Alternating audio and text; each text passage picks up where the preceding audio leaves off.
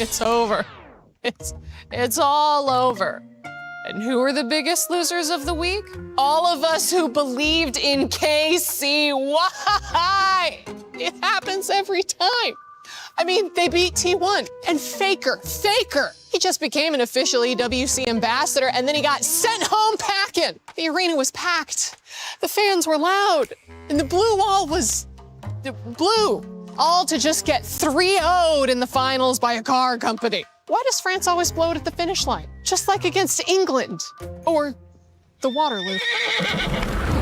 Maybe another game can cheer me up. For instance, our researchers dug up some interesting facts about Mobile Legends Bang Bang Women's Invitational after they were able to finish reading the title. The competition for these lady gamers, or as I call them, lamers.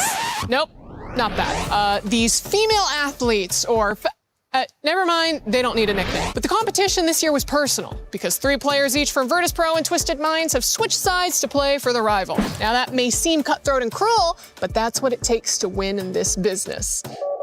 What's that? None of them even made the playoffs? They weren't really a threat and Vitality won once again?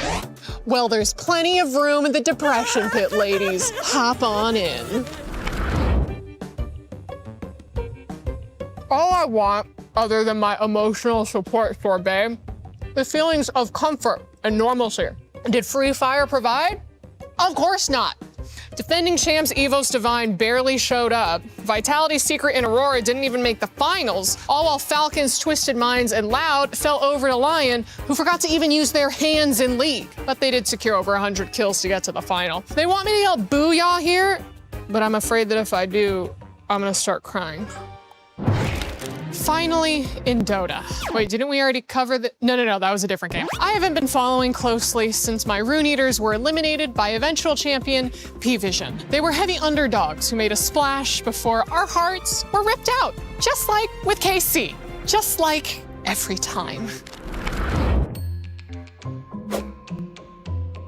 Now that we've cheered and laughed and cried together, I only have one more thing to ask. KC fans, can you please stop camping outside of my hotel? I said that I was sorry about all the French jokes. Someone threw a hardened baguette through my window and it hit me in the forehead. I even got hate mail engraved on a croissant. Okay? Please, stop. S'il vous plaît. Please. This is Cadrill's fault.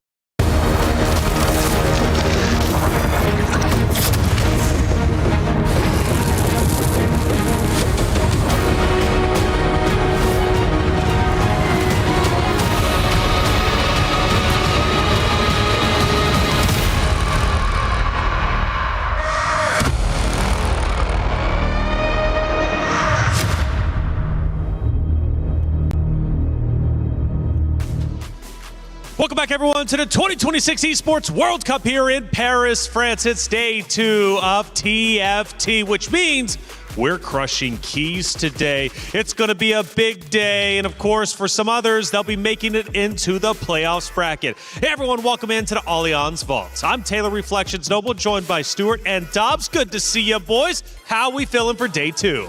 Super excited for day 2. As you said, keys are getting crushed. Players are going to be moving on to the playoffs. Yesterday was a bit expected, but today is going to be very hype. Going to be hype indeed. Dobbs crushing keys, 4 of them, in fact. It's hard sometimes to watch them get crushed because that's the hopes and dreams in the heart of the competitors. I mean, it's hard for the competitors. I feel like for us, it's amazing. I love the key crushing stuff. That's cruel. I think that this is the thing that I want to see in here. Keys getting crushed. That's right. Well, you're going to see it for sure. Day 1 was a wild ride and a lot of fun, and Clement and Casanova are going to catch you up. Day 1 of TFT at EWC was insane, full of upsets and close calls. That first close call being T1 versus Weibo. In what was a championship caliber match, our reigning champions did prevail and sent T1 straight into the lower bracket. The next matchup was Zeta Division versus JDG, and Zeta Division bringing maybe the strongest roster they ever had. After falling short in 2024, they're able to get the first match here, taking down one of the CN powerhouses. For CN though, JD Gaming was the only team that fell into the lower bracket. All 4 moved on. One of them was Vision versus MKOI in a clean 2-0 sweep. And the last match of A's stream was Vitality versus the Flash Wolves. The Flash Wolves able to upset the giants that are Vitality, trying to make them repeat the failings of 2025. And in what was our most heroic moment, Dasik flew back for Godlike just in the nick of time to complete the 2-0 sweep of Fnatic. Amazing play. Insane day of games on day one. I can't wait to jump straight in to day two. Thank you for the recap. Day one was exciting. Day two about to get started, but the hit on day one a little bit more. We had two streams, A and B. A lot of matches ended up taking place. There was one matchup I specifically remember saying to you, I believe it was, and you getting incredibly excited about it. It was Noxium Red Force on the B stream going against Aurora Gaming, and I said they're tied up 1-1, and you almost lost your mind. No, it was crazy. I mean, you can tell that some of these teams, you know, the power of friendship that we always talk about as well, these teams that come in as the underdogs still have a chance against some of these powerhouses from China. That's clearly the case, and we thought T1, Dubs, might have had a chance to take down Weibo at one point. Yes, they started very in high tempo in that first game of the series, but Tian Long did a great job. He showed after getting an 8 on the first game, he finished second twice, and then Weibo got the win. Yeah, I mean, that T1 was incredibly close. We knew that that was going to be an incredible game. Casanova and Clement put it perfectly. It was a match that could have been the semi-finals, could have even been the grand finals of this tournament as well. Of course, T1 going into the lower bracket means that they have to claw their way back up, but I'm sure they're going to have a great time today. We watched Movie Star Koi, we watched Vitality, so many different rosters fighting to move forward in the upper bracket. Of course, for some, Dobbs, they ended up dropping down to the lowers. Yes, I mean, you never want to afford another loss when you're into the lower, and I feel like T1 is the biggest team that is playing on that side. Absolutely. But I think they might have the best tools to come back. I think so. I mean, given T1's history, especially at EWC, we're talking 4th place, 2nd place, respectively. They are here on a mission. They no longer want to be second. They no longer want to be first. They want to be the winners. They want to be the title defenders like Weibo Gaming is. But they've got a little bit more work to do if they want to get to that point. Let's take a look at our schedule for today for both Stream A and B. We've got the action all day long. We start with Weibo Gaming once again, but this time against Godlike Esports. Vision will play against Flash Wolves, T1 and Fnatic, and then Movie Star Koi and Vitality. Those two lower bracket matches for Group A will be an elimination match. Keys will be crushed, and same thing for Stream B. Starting off for the B stream or B group, we've got AGAL versus Zeta Division, Virtus Pro, Aurora Gaming, Mouse, JD Gaming, and Team Nemesis and Noxium Red Force. A lot of powerful teams there to play, not only for a playoff spot, but also, of course, to protect their key. And we've been saying keys are getting crushed today, and we've got to prepare for it. It's officially Key Crush Day. Where are my inspectors, though? I hired them like 2 hours ago. No, Kitty, it's okay. Raw TV, we got Damascus as Traffic well. was crazy. You guys got hired for this? You guys have credentials? Damascus, the glass, brother. The glass. You are supposed to do this, Rob. Why is it so ugly? What are you talking? Oh, actually, most importantly, guys, I've got something special. What you got? What do you got? We gotta test the key crusher. No, Rob. No. This is no. dangerous, but this is for the keys. You don't put your hands in them. You're crazy. You're fired. Rob, you're fired. Damascus, you go on stage. We need stage hosts for day number 2. Be careful. Safety is important. And of course, this is the Teamfight tactics at the Esports World Cup 2026, day number 2. I don't know, with those three, hopefully we'll get those keys crushed. I've got faith in them, but right now they seem a bit chaotic, Kitty. You need to keep Rob and Damascus in check, because clearly they need some help. Hey, the club championship is well underway, and they're playing for the trophy. What does all that mean? Let's find out. The Esports World Cup, the most elite competition in the world. Its trophy system is built to match. The Club Championship Trophy, awarded to the one club that rose above the rest and reigned supreme across all EWC games. Every participant earns a key engraved with their name. That's their right to compete. Reigning champions hold a key unlike any other. The Game Trophy is the ultimate prize for every game's champion, incomplete until a champion's key is inserted. The champion's key frame is locked into the totem, a stone marker of legacy, etched with every EWC champion. The losing keys are crushed. The champion claims 3, a personal reminder of who they defeated. The rest are preserved beneath the totem in resin. Every fallen contender captured forever. Will you be remembered or forgotten beneath the totem? At EWC, nothing is granted. Everything is earned.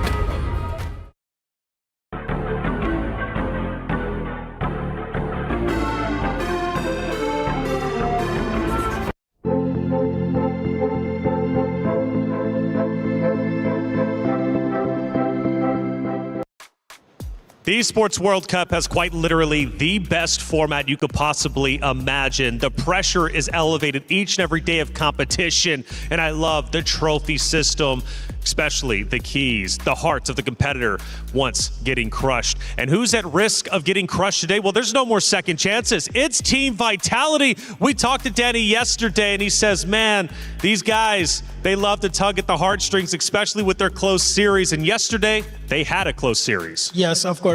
Speaking about their games, I feel like they had the chances and they were getting the first places in the game, but they couldn't avoid the 8s, and that's very important in a 4v4 series.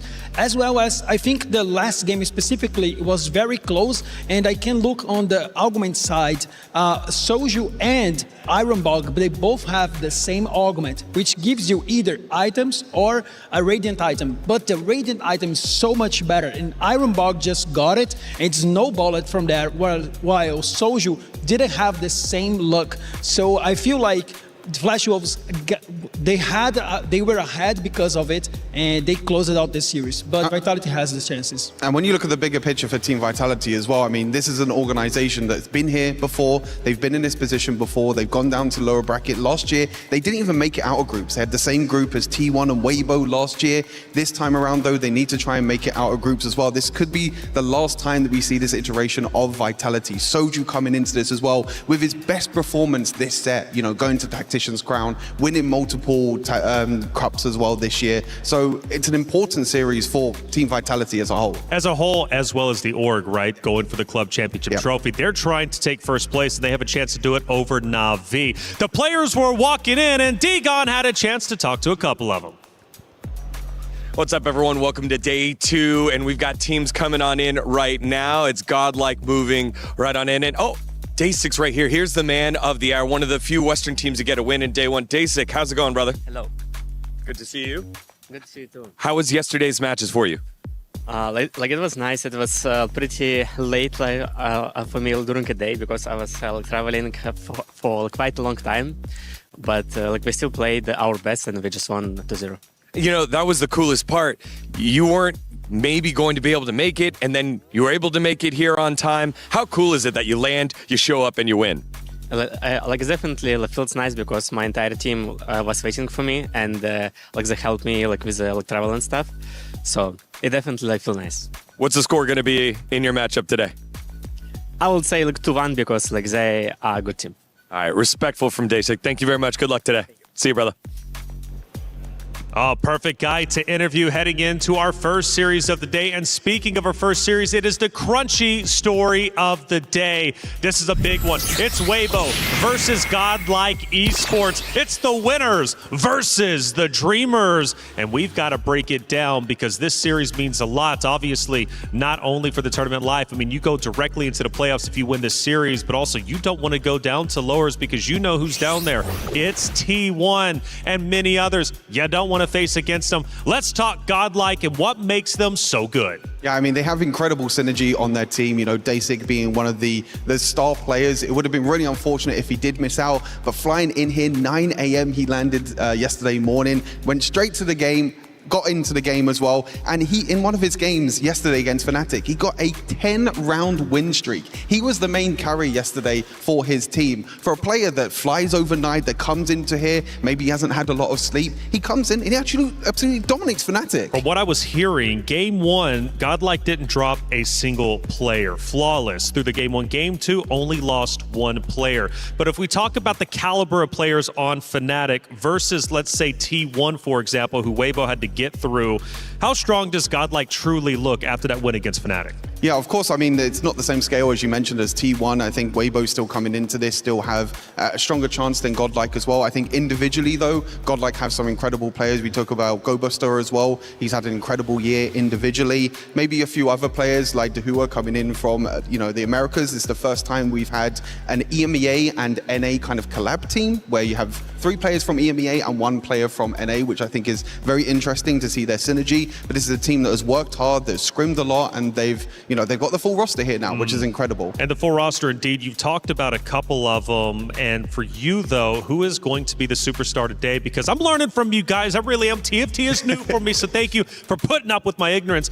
But if you had to put a player, a.k.a. setting them up for T1, for top 1 place, who would it be? It has to be Dasik. I mean, of course, he comes in here and he's one of the most storied players here as well. He's been playing all the way since set 3 from a few years ago as well. He's been playing this game since really the start. He's a content creator as well. He's been helping so many players across the world, in terms of tier lists, in terms of knowing so much about the game. So he's the player that's going to be the standout and take his team to victory. Well, it takes 2 to tango, and they will tango indeed. It's Weibo, the title defenders. Let's talk Weibo, what makes them so good, because that series against T1 Dobbs was exciting, but let's face it, T1 could have won that series if things would have went slightly differently. Yeah, I feel like Weibo confirmed that they were the favorites. I mean, it was a thrilling matchup against T1, and they actually overcome after losing game 1. T1 looked so good on that first game, but Weibo was able to come back as T-Long helped them,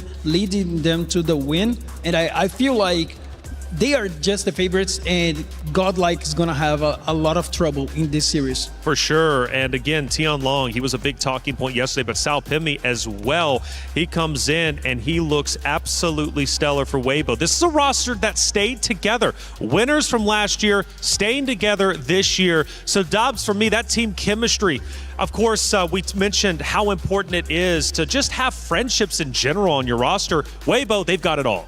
Yeah, I feel like synergy is one of the most important things. We usually to call that power of friendship. That's what it is, At the end of the day, it's synergy. These guys know each other. They know what the teammates can do. So when that happens, you have much more chances to find the wins. Yeah, I mean, I think this Weibo team as well, I think they took a lot more risks yesterday against T1. We saw that in game number 1. They play a lot more of the high variance lines. They try and go for emblems. They try and go for the win-out players. Godlike on the other side, they tried to play for more tempo. They didn't really have a lot of players that were playing for streaks during the early stages. We talk about stage 2 and stage 3. Dasik was really the only one that had that streak, that big massive 10-win streak in game number 2 yesterday against Fnatic. Whereas Weibo, they try and guarantee the streaks. They lose the early stages of the game because they want to try and get that win-out player that can try and win it all.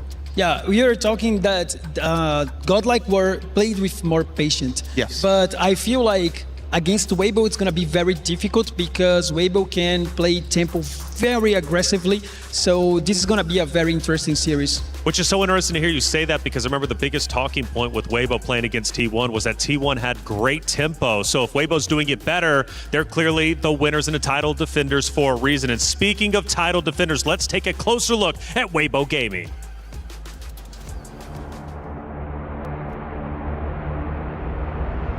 It's Weibo Gaming! 准备好了 It starts with Sal Pimi. It's finished by LBTZ. And Weibo Gaming are the winners of TFT at the Esports World Cup. 在夺冠的时候捧起奖杯的时候，我觉得我们非常的开心吧。然后能和队友拿下世俱杯的冠军，非常的激动。The MVP of TFT at EWC. This is where they get to pick their keys. Totally deserved. Amazing gameplay, amazing teamwork. 我没有预料到自己能成为这个 FMVP。回想去年的话，我觉得就是打好自己吧。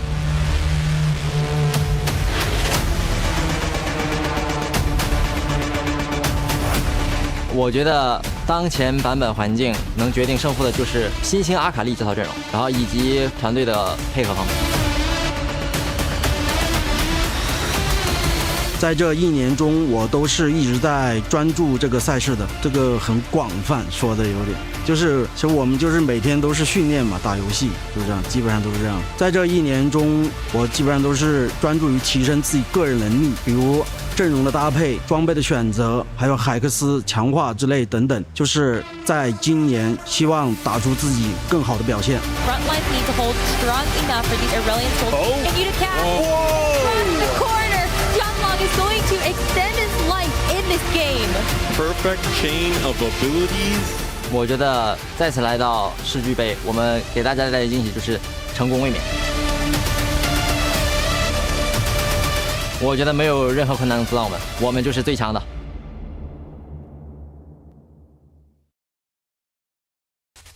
It is time, it's EWC TFT Day 2, and we are ready for our first match. But before the match, we've got a very special guest, Rob.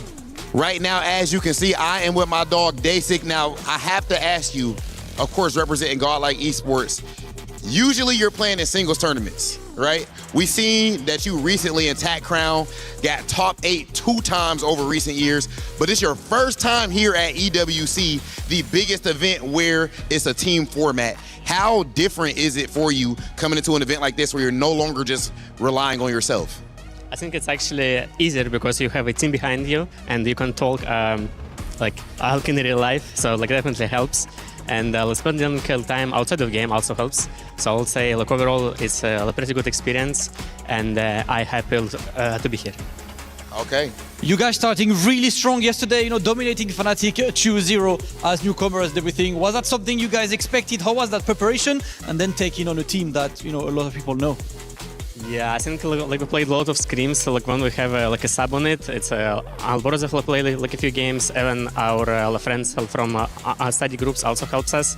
So like we never played with only like 4 people like roster basically, and we have like minimum like 5 people behind the scene. So like we have like a different view on the game and stuff. Like definitely helps overall. And today's game is going to be very interesting. Okay, and just one last thing. We're only going to do 2, but I have to ask you about the fact that you almost weren't even here, right? A lot of people thought that you might not be able to make it because certain visa issues. So last second, you come here yesterday, if I'm not mistaken, and heroically pull up and are able to get a big-time victory. What was that like for you, almost not being here, and how did you perform last second? Honestly, I remember like a few things about yesterday only because it was like a very long day, and I hope like today is going to be also like a good memories after like we're going to win. Okay, ladies and gentlemen, Damascus, I do think it is finally time for us to get to our first playoff qualification match. It is going to be Weibo Gaming going head-to-head with Godlike Esports. Best of luck, brother.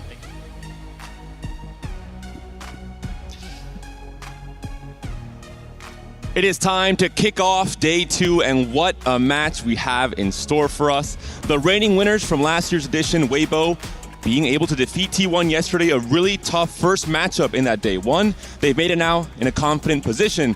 But this Godlike team, maybe the hope of the West, the hope of EMEA for sure. Dasik arriving as a hero yesterday, alongside Gobo, the 2 players who really, I think, performed at a really high level versus Fnatic. But this is a whole new beast today, Hupeson. Yeah, 100%. For Dasik, that's the wild card, right? He didn't have enough rest, and he popped up yesterday. And now he's even better. It looks like he got some sleep. He's looking great. He has great energy here coming into the game. And Dohwa, I mean, we have it here on the front. This is a player that gives the joy to the team. Raiko, also a wildcard, top 1 player that has the possibility to do so much and so much damage to the team.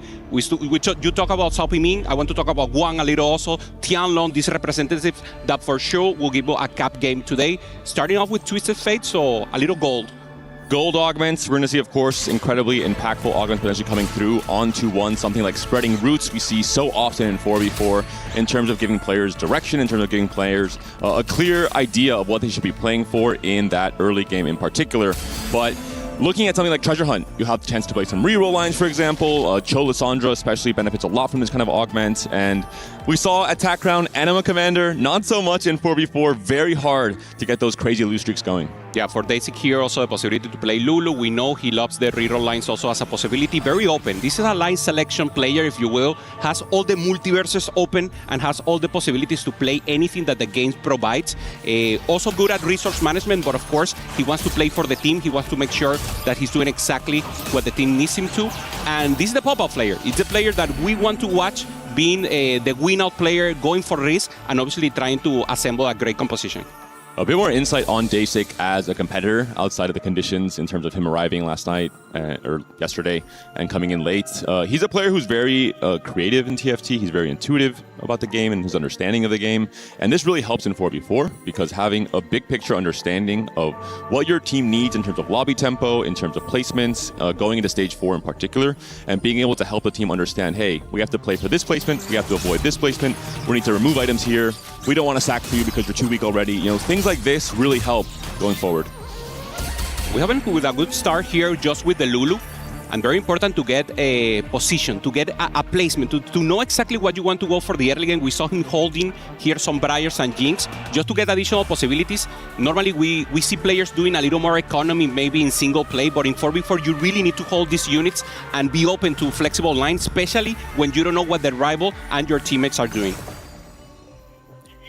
Gold augments coming through. We'll see the different options for our players. For Daisy here, has a chance for Birthday Reunion, which is a fast 9 augment we saw so often played into Nova fast 9, and is one of the possibilities, one of the options to become a win-out player. This is something we absolutely need on every team. Someone at some point in the game has to rise up and say, hey, I can play for the win, I can be the tiebreaker player if we move into that top 4 where we need to get the first place. And it will be replication for Daisy. He's a player that often plays more for a tempo game plan.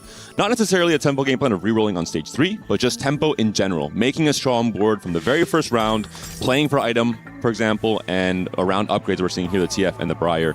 For Raiko, it will be the spreading roots. We did see their Primordian and the Space Groove.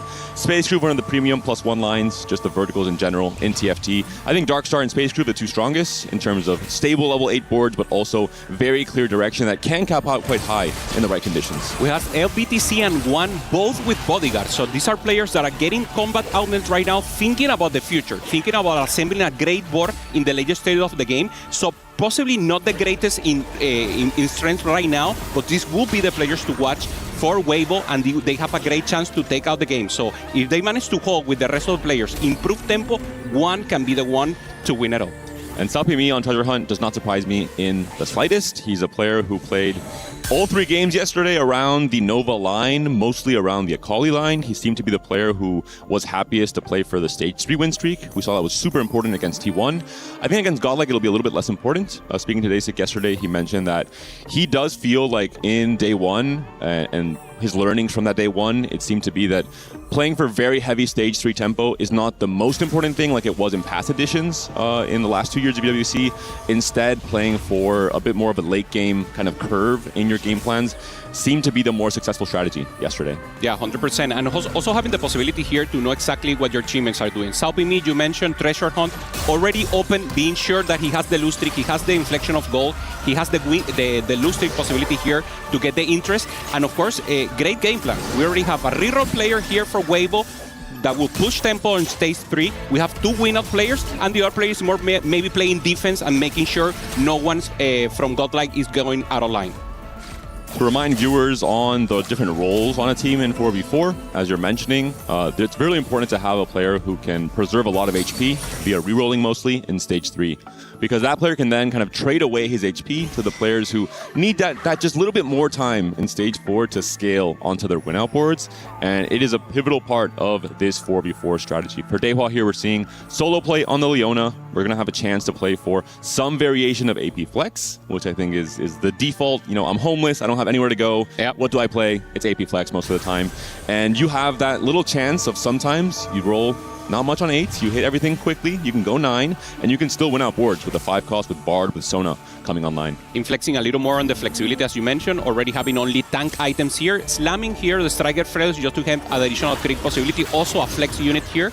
And Tianlo, on the other hand, this was the the flexible player, if we will, for Weibo, and we already know he has a wingsuit, very flexible. He could stay on the Nard that we haven't seen that much. You can print it and go. Normally, this should be a LeBlanc angle, but already having the meeples, I think it makes good sense to stay on this Nard, try to print a lot of Nard in the early stages of the game, and then try to pop off together with Bart in the late game. The Stargazer will be Medallion, so not really a chance to play for Xayah with that Rageblade. It really will only be potentially LeBlanc coming in later, or maybe even the Kindred if he decides to play into the AD variations instead.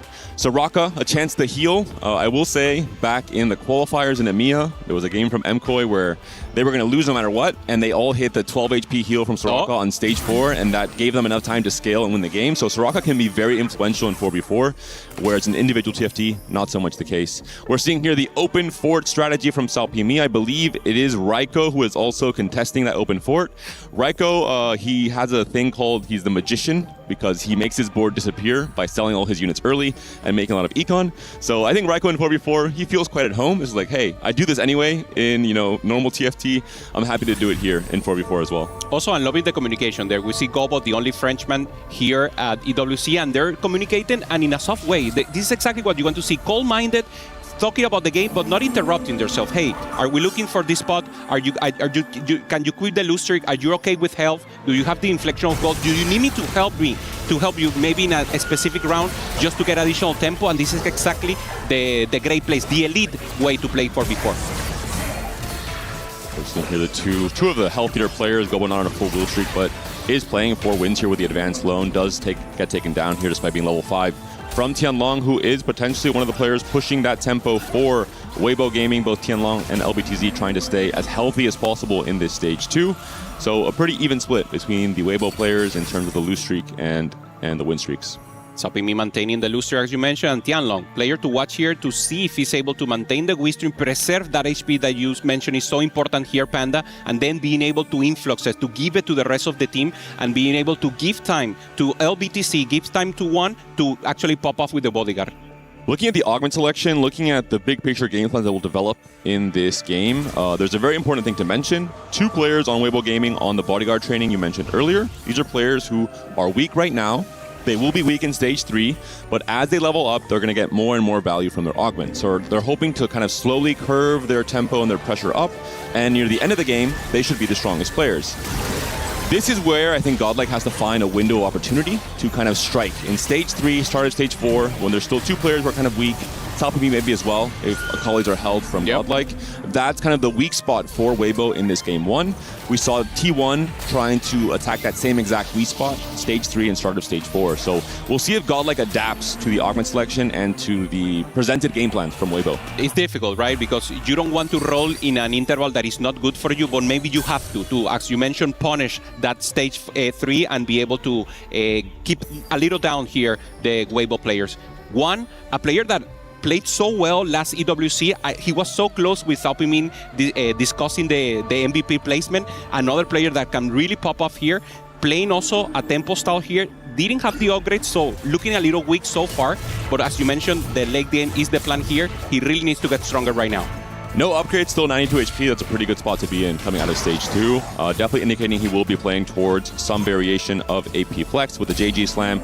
Could still be ASOL, not locked to LeBlanc, so still completely versatile in terms of his game plans going forward. Similar for Gobo, he's just playing on Advanced Loan. Lots of extra econ. We're seeing how rich he is, how much he can hold on his bench while staying above 50. Has the early LeBlanc as well. Doesn't have a bow for the Rageblade, but has still a component Anvil. He can potentially find Rabadon's JG Rageblade LeBlanc on 3-1, which is maybe a formula for a bit of a win streak going forward. Also the early Morgana that is always great to watch here. The best tank in the game right now. Decides to wait. He doesn't know who he's going against, maybe waiting for the last moment to pop off the Anvil and make sure if he wants to pressure tempo right now or maybe take it cool. There it is. He finds the Rageblade. Item's going to be on the LeBlanc for now. As you mentioned, doesn't have the slam just yet. He is going to be facing Dasik. We'll see if he wants to go for the win here. Dasik definitely does. Full slams onto the Lulu for now.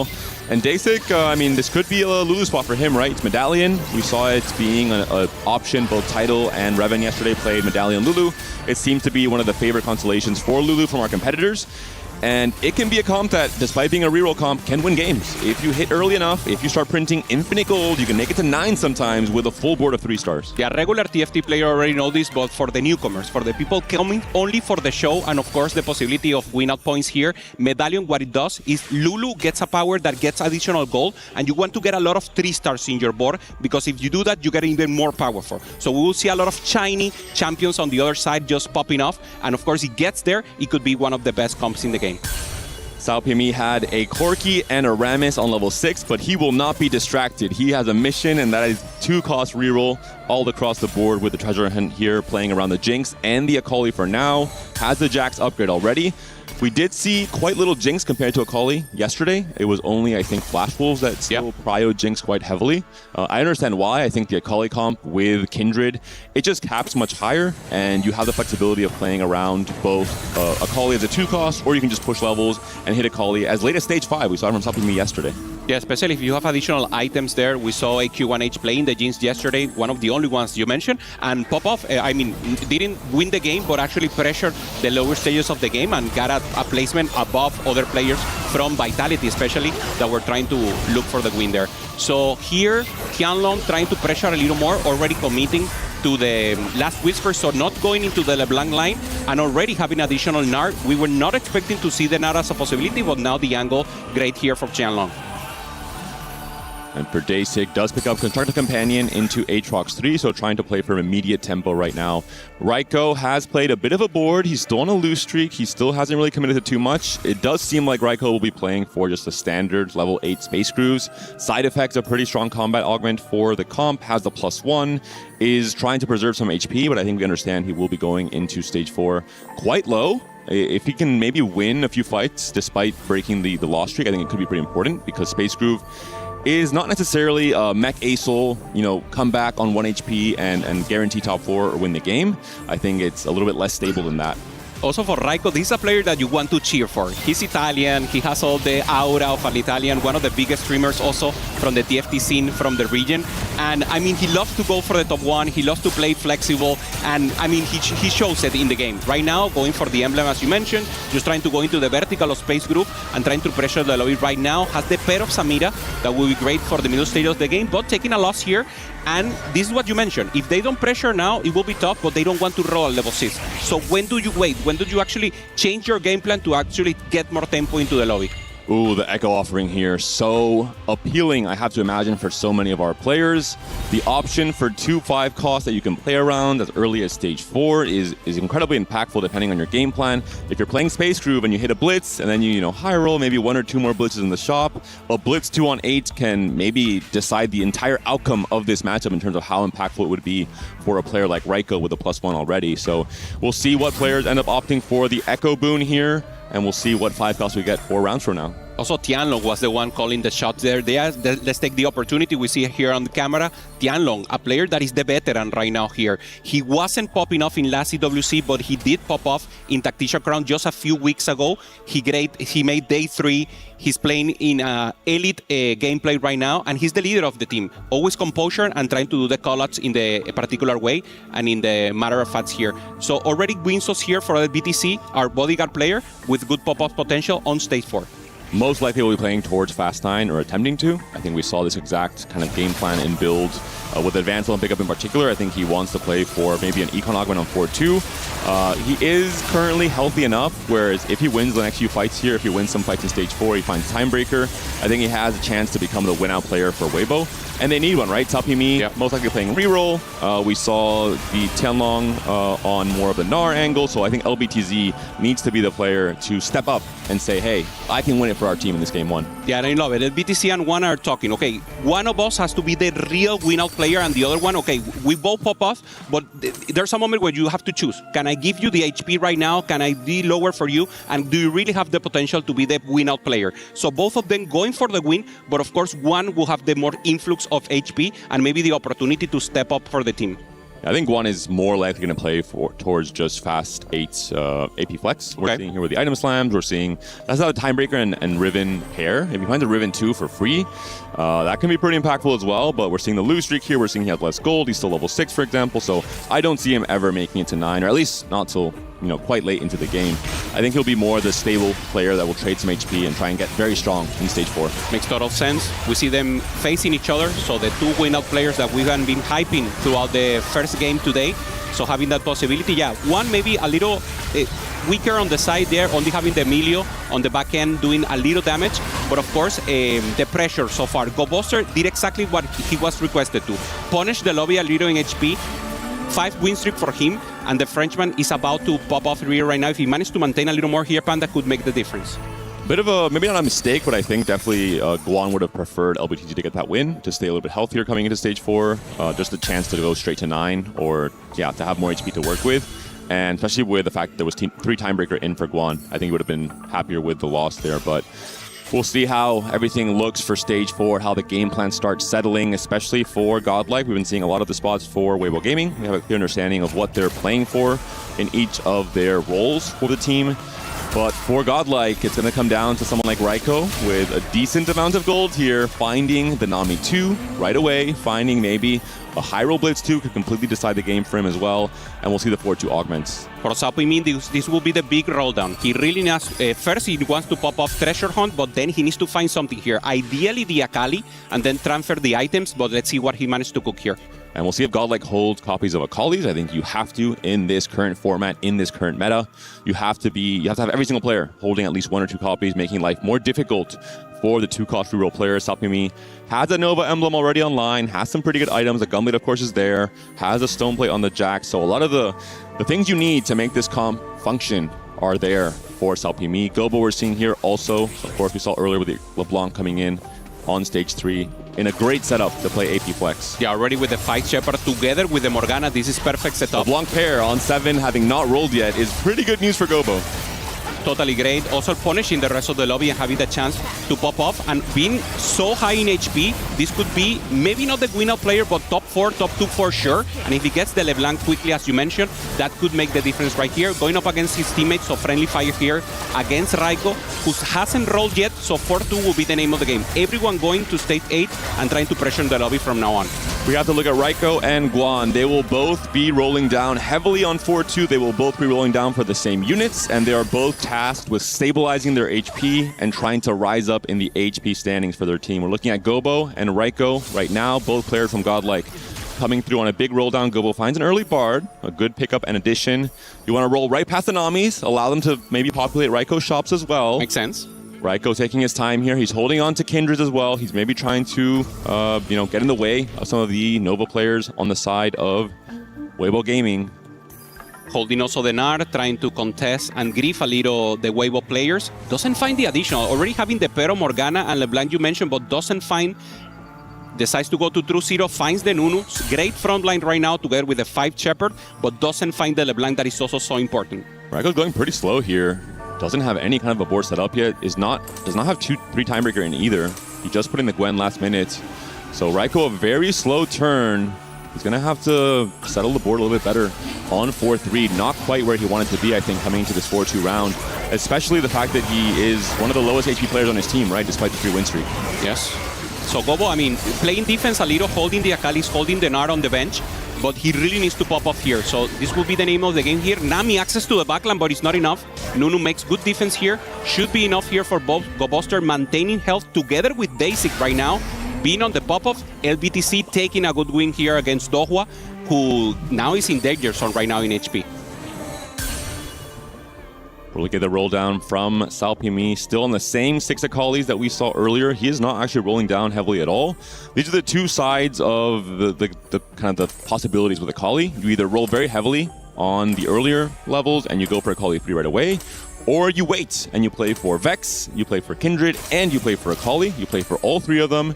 You kind of slow roll for Akali on level 7 or level 8, and you end up hitting Akali maybe in stage 5 like we saw yesterday, but that's good enough to really still have a good performance for your team.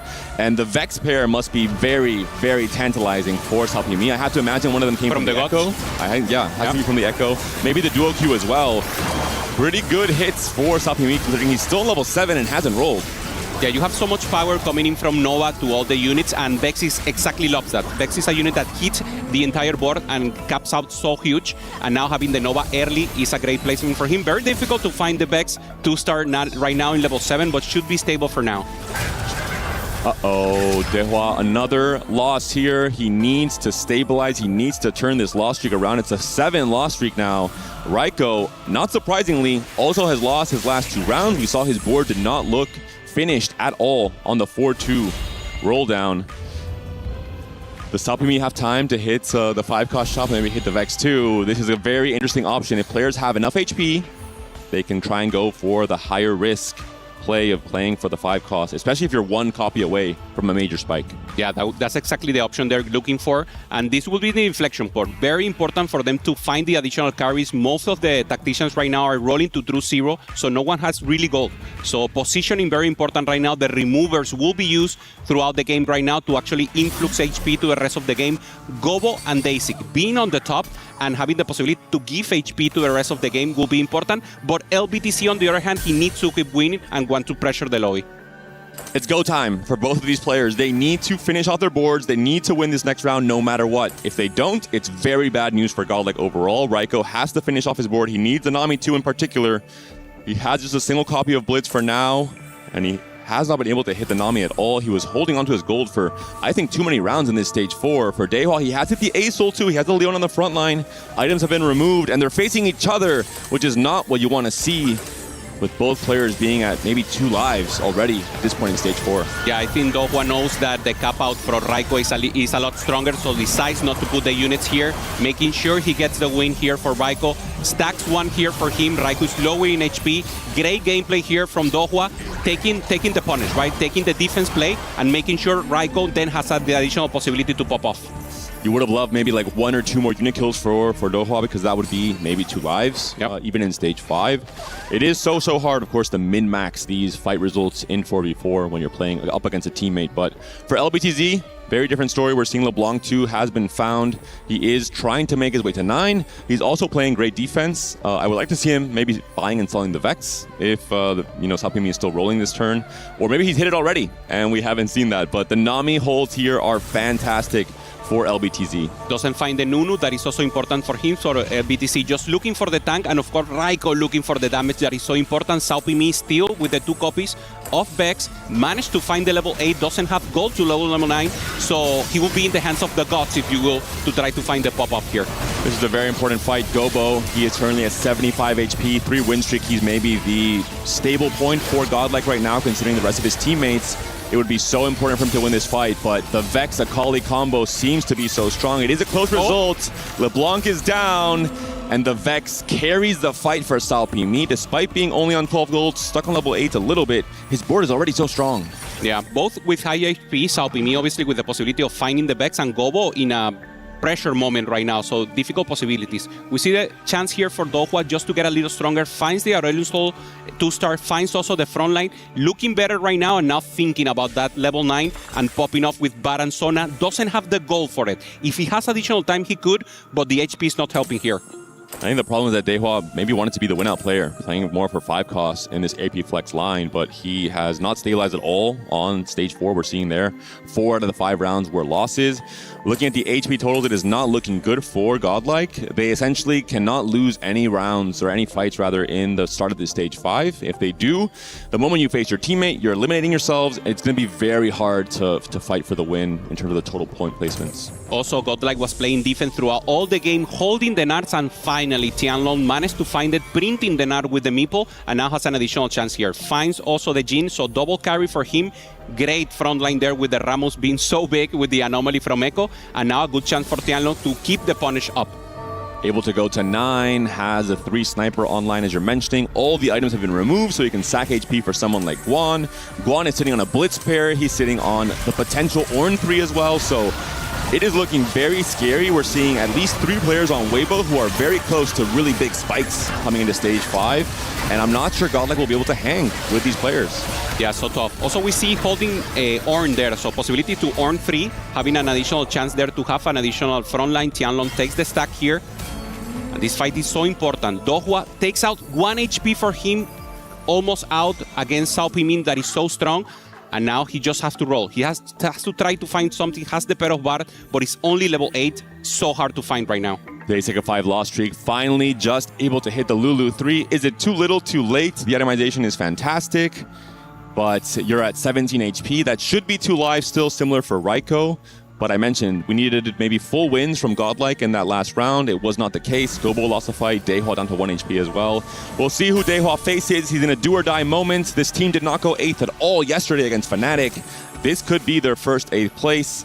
And it's Gobo versus Daehwa. Items have not been removed from the LeBlanc. They have been removed from the front line. Yep. Is that enough for Daehwa to stay alive? Is Gobo able to throw a lifeline to his teammate? Should be enough. The Leona is holding strong here for Daehwa. So Gobuster playing defense, making sure he has an additional chance here for Daehwa to roll for the bar 2-star and then have a possibility here to maybe avoid that 8th place that is so important. But 3 members down there is just too tough here, Panda. There's a bar 2. That might be exactly what the doctor ordered.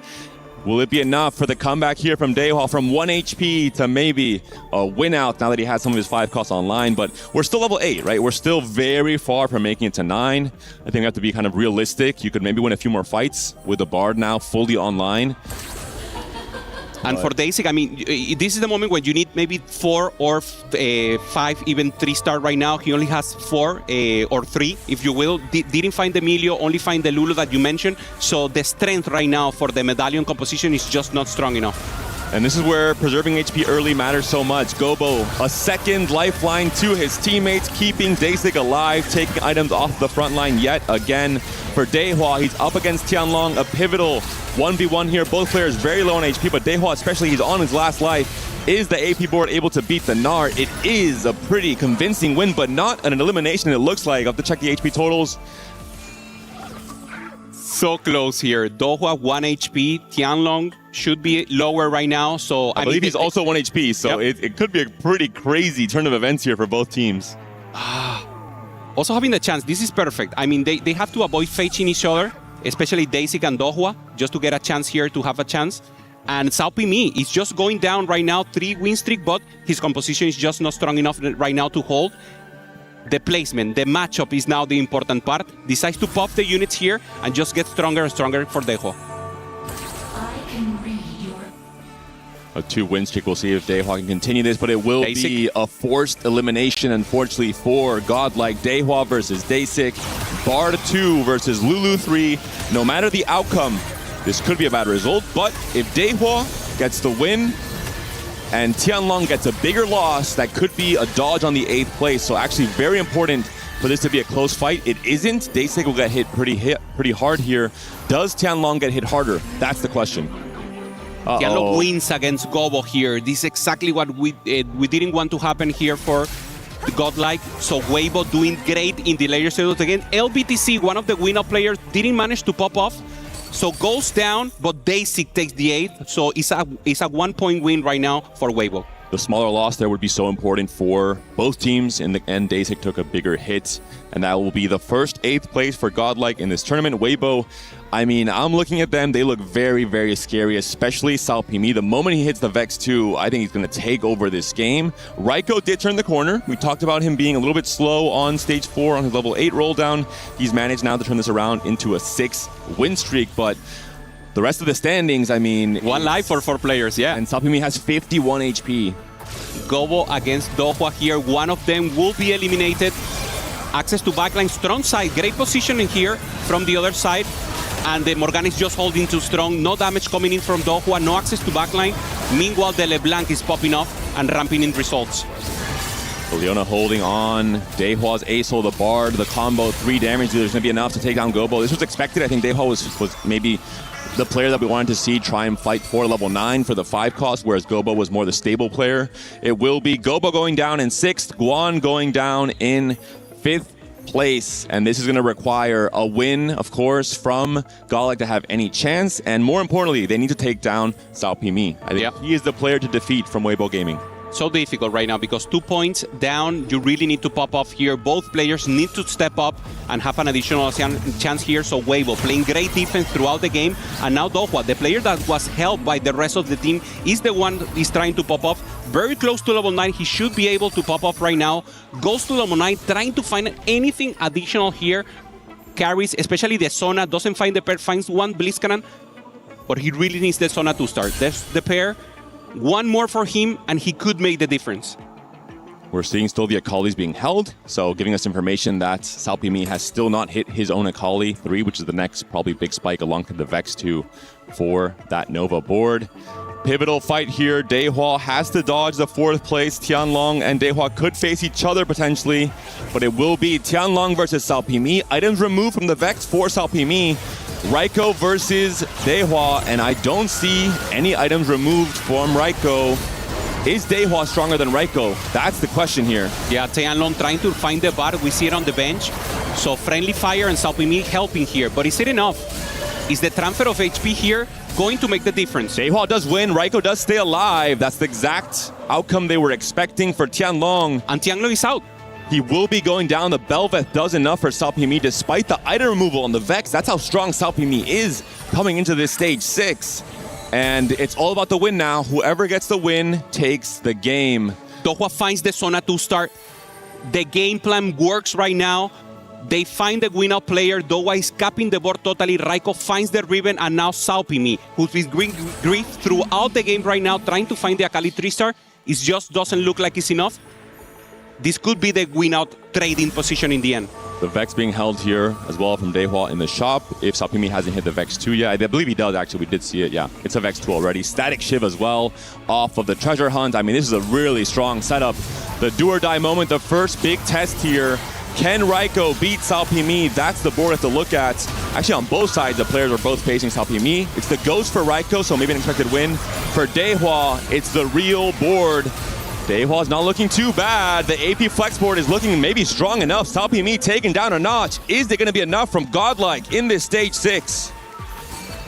It doesn't look like nothing else can be fine for Salpimi. He's looking for the Hail Mary right now, trying to look for some position, but Dohwa just managed to find the inflection point. The moment where he's so strong right now, having everything in place, and Salpimi couldn't find the Akali. Well hold, well played defense here by Godlike, and I'm just impressed. They play for the Hail Mary for Dohwa to find the Bard at level 8. He managed to find it, and now the possibility to turn the game around. And Salpimi holding down the fort against the 2 players from Godlike, both on AP boards, very different variants. It will be Daehwa versus Raiko's Ghost here. Daehwa, I mean, currently seems to be the strongest player. Already beat Raiko earlier on without any items removed from Raiko. He's on a 6-win streak right now. Raiko versus Salpimi. Salpimi on 22 HP, that should still be 2 lives. So even if Raiko wins here, the game will continue forward. And it looks like maybe both players from Godlike are currently stronger than Salpimi. The Vex 2 is not enough to win these fights. Access to backline there. We saw Daehwa just popping off here, going down, but Salpimi doesn't have the gas here to fight it out against Raiko. Raiko just won against the Ghost, and now with a chance to take the win for Godlike if he wins the next round against Salpimi. And Raiko isn't able to go 10. He knows it's the last fight of the game, considering that both players are on their last life. So he's rolling down for anything he can do to improve his board, even a tiny bit. But what else do you need? You've hit all your upgrades. You have the Blitz online. Your last item popped. So the positioning looks pretty standard here for Raiko. Not much more to change. Also block the Hail Mary. Salpimi maybe could sell something and try to find something 3-star. Very difficult, but just trying to make sure he was holding the units there. Salpimi couldn't find that 2-star. Yeah, the Shen, the Akali, not yet upgraded to the final form. Having a chance here, Raiko taking the win here. Full damage here with the Space Group. Nami doing so much damage. Blitzcrank 2-star. Everything assembled for Raiko, and it's just not enough for the Nova board. The Blitz is still healthy, but the Kali's onto the Nami. The Nami is taken down. The Blitz is down as well. Salpimi wins the only fight that matters. Weibo takes the game 1. The hero, yet again, the MVP for Weibo Gaming. We thought it was over. He lost fights to both Daehwa and to Raiko, but in the end, he turned it around. That's what happened was you have Akali. The emblem was doing, the community knows, and Salpimi, experienced players you mentioned, our MVP for 2025, now having an additional chance, gets a little elongation here, just having a chance to pop off. They don't believe it, but they play to this. They play for the angle for Salpimi to pop off, and in the end, he made it happen. We see the expression here. They know they had it, Panda, and now making the loss, they need to reinforce the mental and try to pop off in the next one. Godlike with their first loss of the tournament in any game, really, after their 2-0 against Fnatic. A bit of a shock on their faces. I think a lot of plot twists throughout this game. Coming to stage 6, we thought Salpimi would be the strongest player. Didn't hit a Kali 3. We thought there's a sliver of hope maybe for both AP players on Godlike. Raiko and Dehua back-to-back wins against Salpimi's real board. But in the fight that matters, the only fight that really decides the game, Salpimi comes up clutch yet again and takes it for his team. A Game 1 lead. Different to what we saw yesterday against T1. Weibo Gaming started off on the back foot there. And now a different story coming into Game 2. Godlike forced to step up, to bounce back, to get their mental in check, to have someone like Daysik maybe leading their team with a composure, with a calmness to try and bounce back and recover in the upcoming Game 2. And we know Salpimi, when he starts strong, he keeps getting stronger. The emotion here, I mean, he feels the pride. He knows that he actually pop off, and this is exactly what you need. And if you have Weibo win in the first round, normally they manage to close it. This is really difficult for him. For Godlike, they have to know they played it great. Elite gameplay in 4v4, transferring HP, doing what they have to, just checking additional mistakes here, and they really can pop off. So, I mean, we see the expression right now for Raiko. I mean, a player that can for sure ramp up about this one, but I mean, just in the last moment, this is just too tough for them. And if it's working, don't change it. Salpimi, his 4th game on the Nova line, a lot of Akali as well. And it seems to me he has the best idea. But we're going to hear from Kitty in an interview on the stage. Hello everyone, I grabbed Salpimi, our MVP for Game 1. So I wanted to ask, when did you know that Game 1 was a WBG win? 想问一下 Salpimi 选手，第一把你是从哪一刻觉得这把已经拿下了呢？从那个寻宝第2个出了一个金铲铲之后，我觉得这把应该就拿下了。I got a golden spatula in the 2nd round. Thank you so much, Selfie 选手。可以下台了，谢谢。Thank you so much. That's going to be the mid-game update.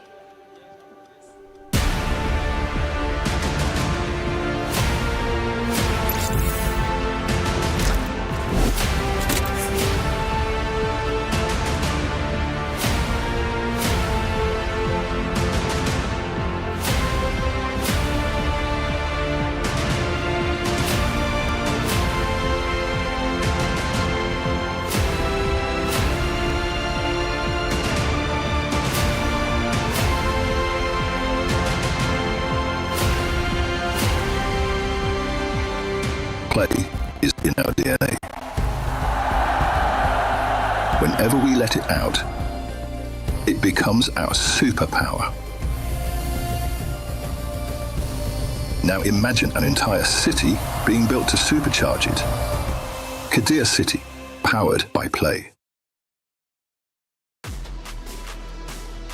We knew it was going to be a great series, and it didn't disappoint. Back and forth they went, but Weibo Gaming get the job done to lead 1-0 in this best-of-3 series. And let me remind you, the winner moves forward to the playoff bracket. No drama, no lower bracket. They just go straight into it. But whoever loses, well, they've got their tournament life on the line, fighting for their key. Who's it going to be? Let's find out. Welcome back into the Allianz Vault studio. I'm Taylor Reflections Noble Stewart. Casanova, good to see you too. What a game it was. Casanova, Kitty, pulled one of the players aside. Salpimi had a chance to do a quick interview. What did we learn? Well, we did learn that he felt that the win came when he found that golden spatula. He got it off of his treasure hunter, and since he's in the uncontested Akali line, getting that Nova emblem is a huge difference maker, putting Godlike on the back foot because there's always the looming threat of that first place. Our FMVP from last year looking great and poised for potentially another win and another title defense. Of course, we'll have to wait for that. Walk me through start to end, because there was a lot of back and forths, and at one point we thought Godlike Esports might be able to take it. Yeah, it all started off with really the early stage 2. I mean, we saw this yesterday, something I brought up in the pre-show as well. The stage 2, Godlike don't really play for the win streaks and the loss streaks. You know, we saw the, Day6 and Raiko only had like 4 streaks in the end, and it was actually Weibo that had the 5 win streak, the 5 loss streak. And you thought at that point, it's like, will that come back to bite them? environment? Will that be something that it's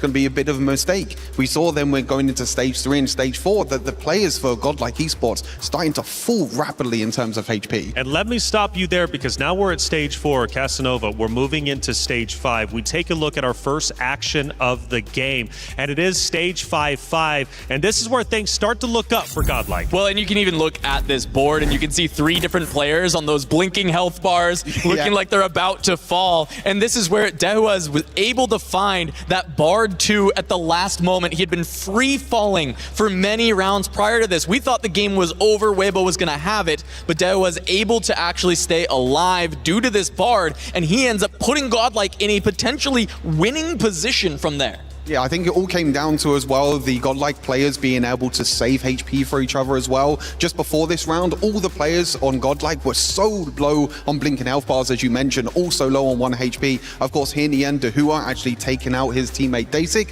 who went 8th in the end as well. And on the other side, it was actually Tianglong that stayed alive and avoided that 8th place spot. So at this point, we're thinking, Godlike, hold up a second. They went from looking down and out to potentially coming back.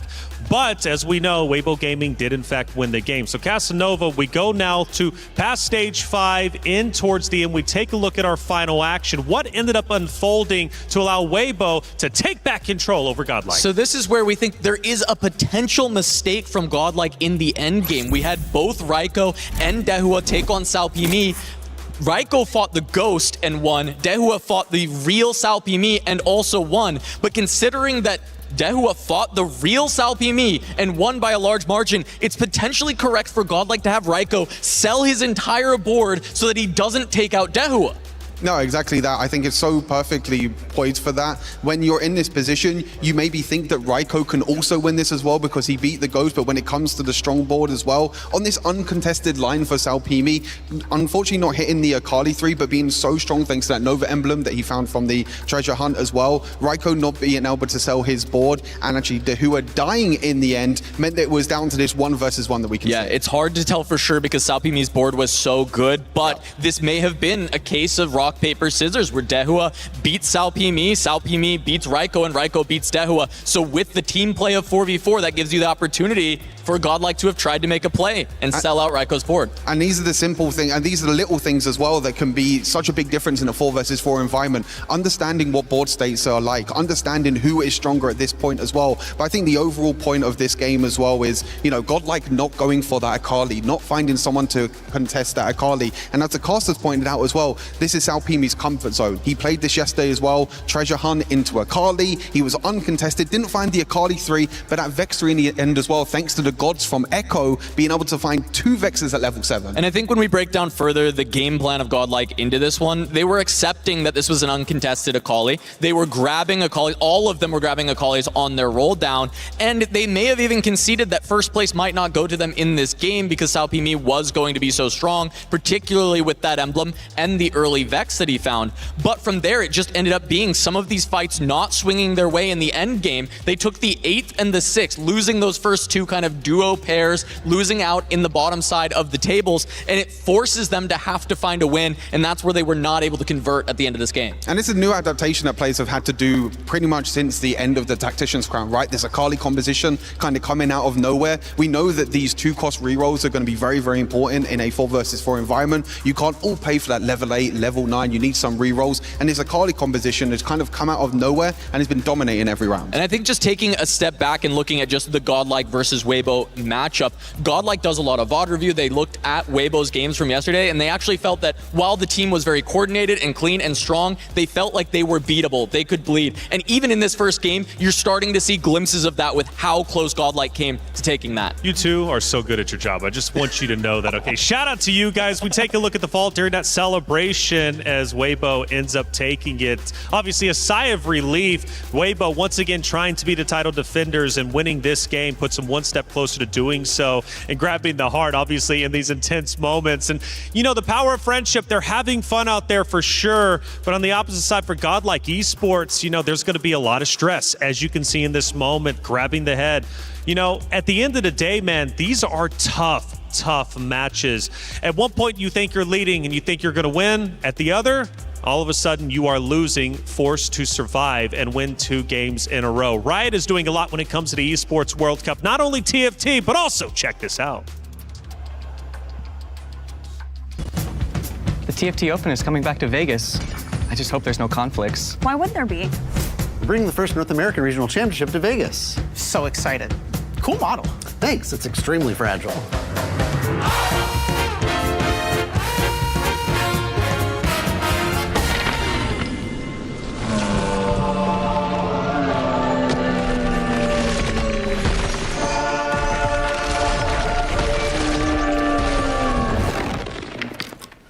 Where's my TFT Open? And my first ever NA Regional Championship. They've combined into some sort of Convergence Fest? 2 games in one place at the same time? Can we do it? We have to.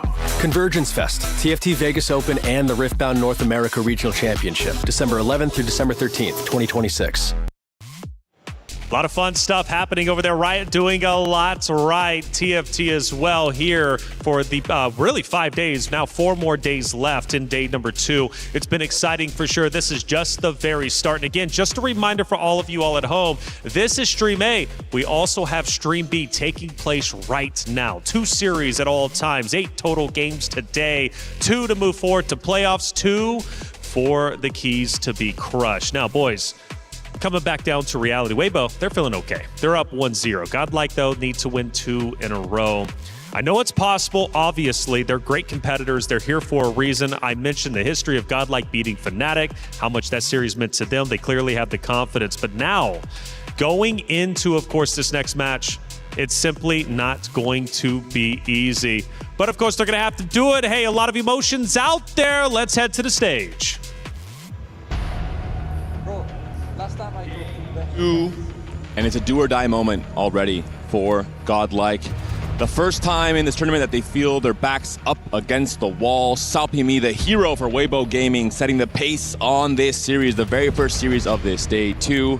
We'll see how and if Godlike can bounce back. 100%. Weibo is showing why they are the title holders right now for EWC 4v4.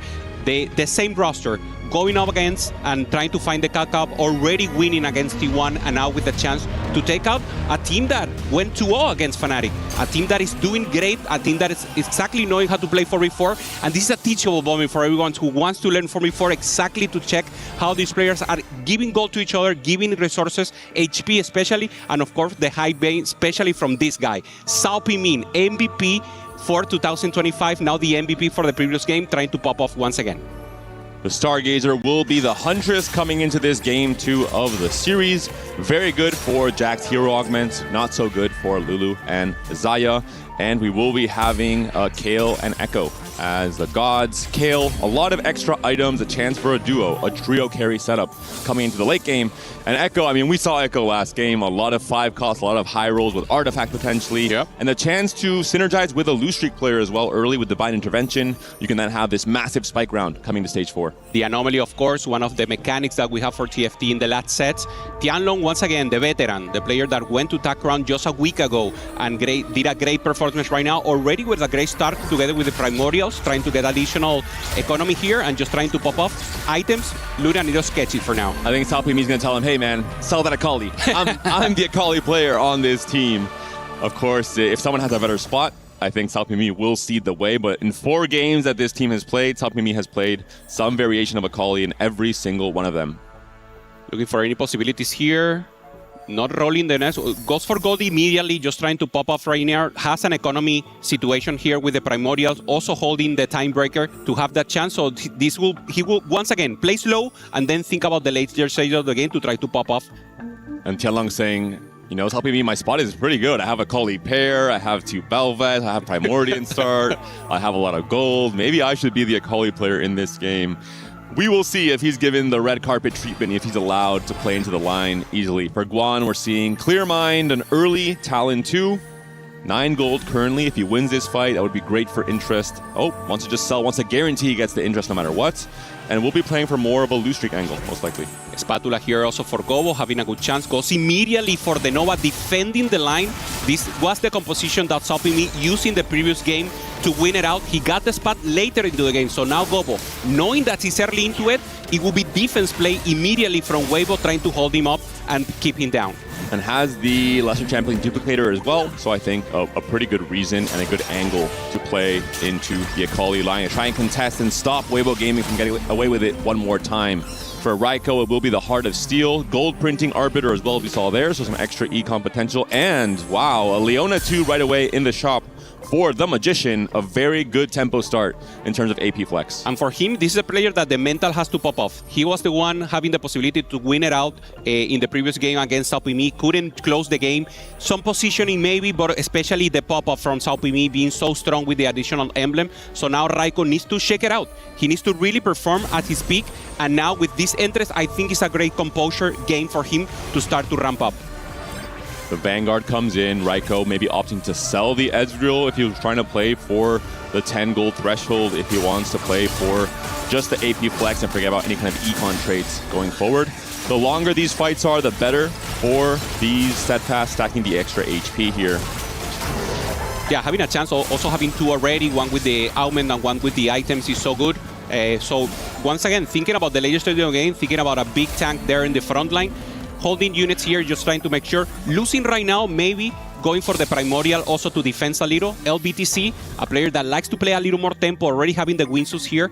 Good front line with the artifacts, and now just trying to... He's the player to pressure the lobby, maintain health, and then try to transfer to the others. With the artifact coming in, wants to be the win streak player for Weibo Gaming in this stage 2. A great combination, Rage Blade Slam, you want these longer stage 2 fights when there's just so little DPS for most of your units, and then of course the chance for the Light Shield Crest to put in a lot of work here. See the face-up right now, 3 players already still with 100 HP. We see here, 1 with Clear Mind, thinking also about leveling deep.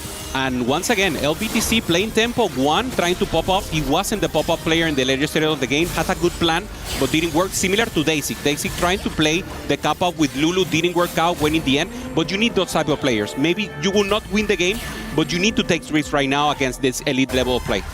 How does Salpimi do it? He has hit treasure hunts again.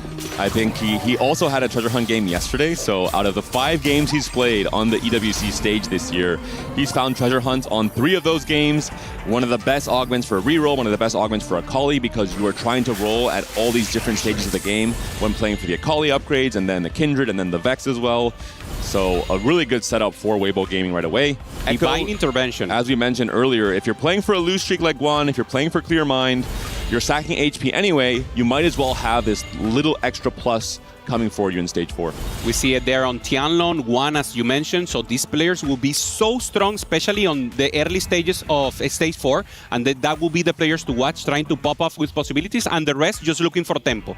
So once again, total spread right now, and the teammates are already doing their plan. And once again, the players who want to pop off in the later stage of the games is Weibo. So now, more important for them to try to pop off and maintain the win streak throughout the game. We saw some Arbiter options there for LBTZ. Not too convinced for now. I'm not sure selection came through in the end. They're just going to play around this Caitlyn for now with the Fate Weaver online. And we'll see if he wants to go for LeBlanc with a Rage Blade Slam or if he's considering playing around some variation of AD. We mentioned Xayah, not really an option with the Huntress. And I think the Nova line will be quite populated. We're seeing it from Gobo. We're most likely seeing it from Salpimi as well. Yeah, it's a difficult spot right now. Difficult to play Xayah also, maybe Vex, but he will need a very high economy on the later stage of the game. Keeping himself open, getting additional possibilities, getting the Vanguard, also Chance and the Arbiter to maybe try to go into that Shepherd line that you mentioned. That's obviously the default, so we should be seeing LeBlanc here. Meanwhile, we see Gobo holding deep here with the Nova emblem, and already with a plan. This is exactly what you want to see. Probably Salpimi will be the one contesting with the treasure hunt. And LBTZ yesterday seems to be the player who just fills in whatever role is needed. He's kind of the flex player on the team. He played some Corki yesterday. It's a great success, actually. One of the few players who had good results on the Corki line, the Fast 8 line in Stage 4. But of course, with Rage Blade, not going to be the case here. Looking at the win streakers and the lose streakers, this is the 2 sides of the coin for Godlike. Dehua, he's playing for Birthday Reunion. He's playing for fast 9. Timebreaker. You can't really full loss the entire game to get to 9. You have to start winning at some point and try and preserve some HP with some like tempo window to get to 9 in a comfortable position and not to be on 1 life. But this is the 2 flip side. And yeah, perfect matchup. Gobo on the 4 win, Daehwa on the 4 loss. They meet right in the middle, and they get exactly what they want for the team. Also, just in case, taking out the Cho'Gath in the last second just to make sure he maintains the lose streak, and now in a perfect pop-up place, as you mentioned.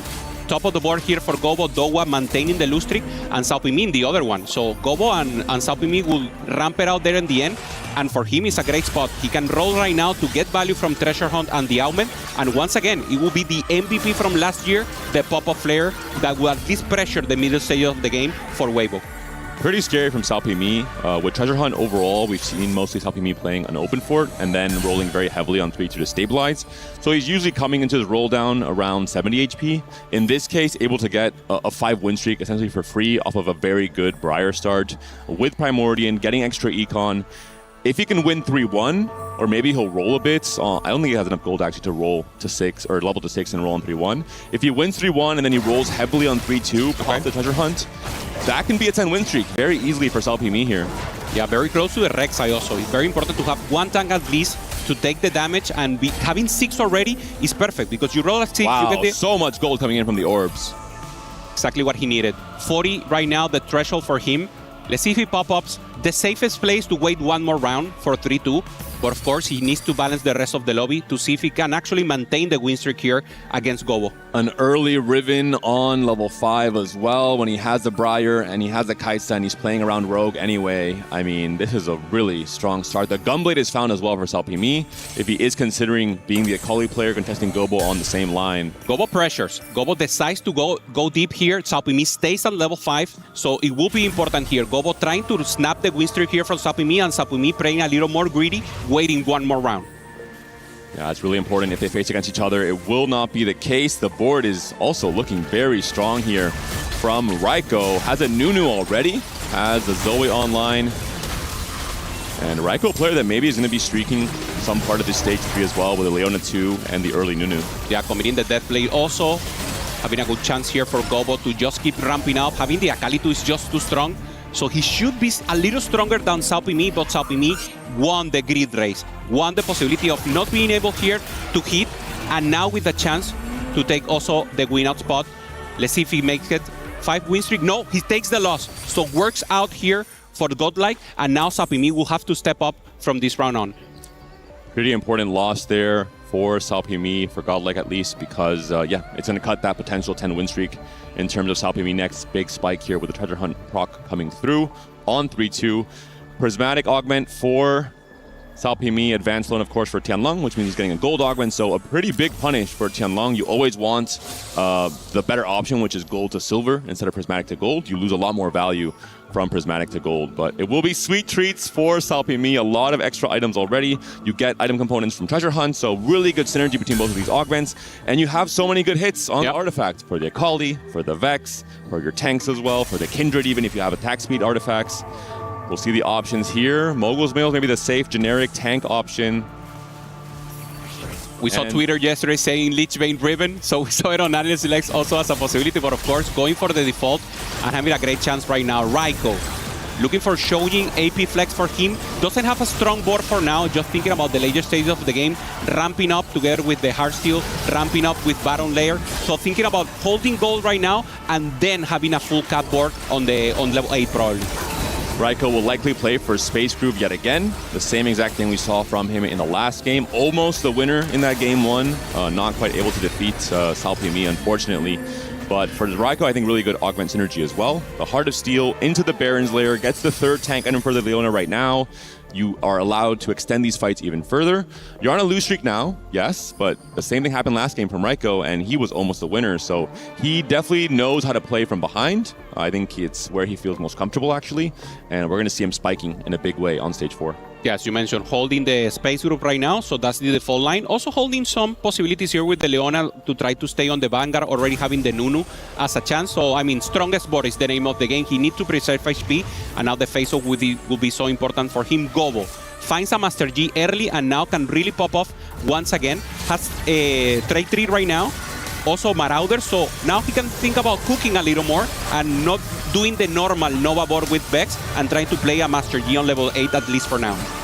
The Stargazer won't be super relevant, but everything else is, I mean, pretty fantastic. Marauder +1, Nova +1, Brawler +1, Bastion +1 on level 9 can all add value to a Marauder Yi-ish kind of comp. And this board can reach a really high cap if Gobo is able to make it to 9. And I mean, this is one of the more creative players, not just on this team, but in general in EMEA overall. I think he's a player who can definitely navigate this game to a very high cap board. Increase HP permanently here for Echo, but no, people are going directly for the items.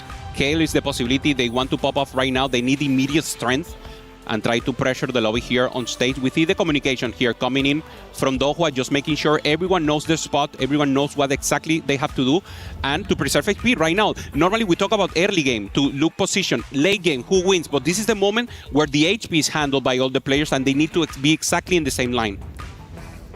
Compared to what we saw from T1 yesterday against Weibo, it seems like both of these teams are happier playing for higher cap. They're not so interested in playing for extremely deep roll downs on level 6 on stage 3, outside of Gobo, for example, and it's paying off for him. He's on an 8-win streak now, and he's already level 7 as well. So Gobo's continuing to push very high tempo here. Dowa, the player with the low HP right now, coming on for Godlike Esports, and only has a Guinso here. Decent frontline, not many upgrades, finds an Deadly Riven that is not doing too much for now. Just holding on to the time breaker and having a chance to pop up later. Echo, Divine Intervention for Dehua. Invested, Birthday Reunion. If he gets gold from Echo, once he drops below 30 HP, and if he hits the right augment on 4-2, this could be a very similar game plan to what we saw from Flancy in that Team Vision versus MKOI, where Flancy went 9 on 4-3 and he hit a ton of 5 costs and he won the game outright. That's the game plan Dehua is trying to commit to. Also, not having a great game in the last time, and now once again having the chance from the teammates to take confidence in him. Yeah, go for it. Go for the full greedy play and the flash possibilities of this. Taking the loss that we know he will have to, and now only 32, so very close to pop off that Divine Intervention from Echo. Next round will be the one for him. The benefit is that Gobo on 100 HP and a 9 win, and Daysik at 80 HP, they can say, hey, Dehua, you're in my pool.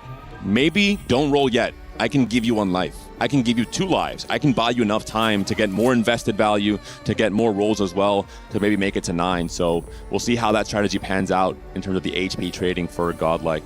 For Tianlong, also a difficult spot right now. He managed to preserve HP, has a misfortune, holding the Master Yi, holding additional possibilities here, but not an ideal spot, if you will. So he will really need to transition, play defense, and try to maybe take unit out of the rest of the players to be relevant for the team. Can Salpimi do it again? Can he stop the win streak from Gobo? It's an attempt at a 10 win, a stage 2 and 3 perfect from Gobo, or Salpimi, who's on the treasure hunt, who's on a 3 win streak, who's the healthiest player for Weibo, trying to stop Gobo in his tracks. The Akali is onto the backline for Salpimi, but it just won't be enough. The Kindred with a Rage Blade off of the TG, putting in work, and the Sweet Treats HP making the difference. Out of player also, Salpimi getting exactly what he needed and taking a great win right now to pressure even more the lobby. Dohua has found his additional possibilities. There it is, Divine Intervention, some gold and probably items that we're not seeing right now but will be relevant in the next stage. Dehua really wanted more gold here, I think. He wanted to go straight to 9. Now, he can still do it, but with a little bit less confidence. 19 rolls? Yes, but you need the gold to actually make it to 9. If you make it to 9 with 100 rolls, if you don't have the gold to buy the units, it won't be enough. Yep. Great chance here. Salpimi also, level 6. Hasn't found the upgrade, but is stable right now. Now on stage 4, everyone will be so strong, so he will really need to roll deep right now. And he doesn't have additional pair. Only the Maokai close right now with 2-star units, and the possibility for him to really miss right now. So how much do you roll? How much do you wait here, Panda?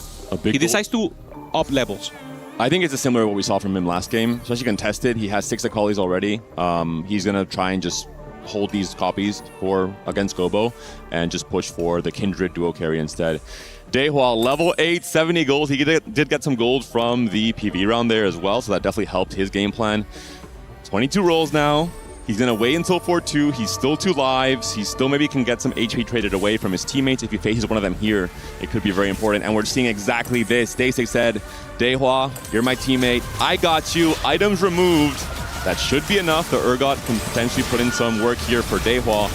And that's maybe one more round of greed. One more round of gold generation. Similar game plan, or almost exactly the same as last game. Dohwa with a cap-up possibility, and now Daisy with the HP lead, transferring that to him and being the chance to pop off. Would it happen the same? Will Weibo have a chance to pop off and transform this to completely on their favor, or will Dohwa be able to pop off? That's the name of the game. So far, 1-0 for Weibo, and really they want to wake up. Godlike wants to win this game and bring us to a game 3. Augments for Daehwa. He's trying to find maybe some amount of gold. Gilded Steel is an option, but I think you really want more items. You're going to play so many 5 costs anyway. I think Gilded Steel is not the best option. And Daehwa does pull the trigger. He does go 9 right away. Finds a Fiora 2 off the birthday reunion. 23 gold to work through. Maybe wants to go for a Fiora 3, but I think going to opt to buy the rest of the 5 costs instead. Finds the Graves, finds the Blitz. Needs to find the Vexes in particular as well for this Nova past 9.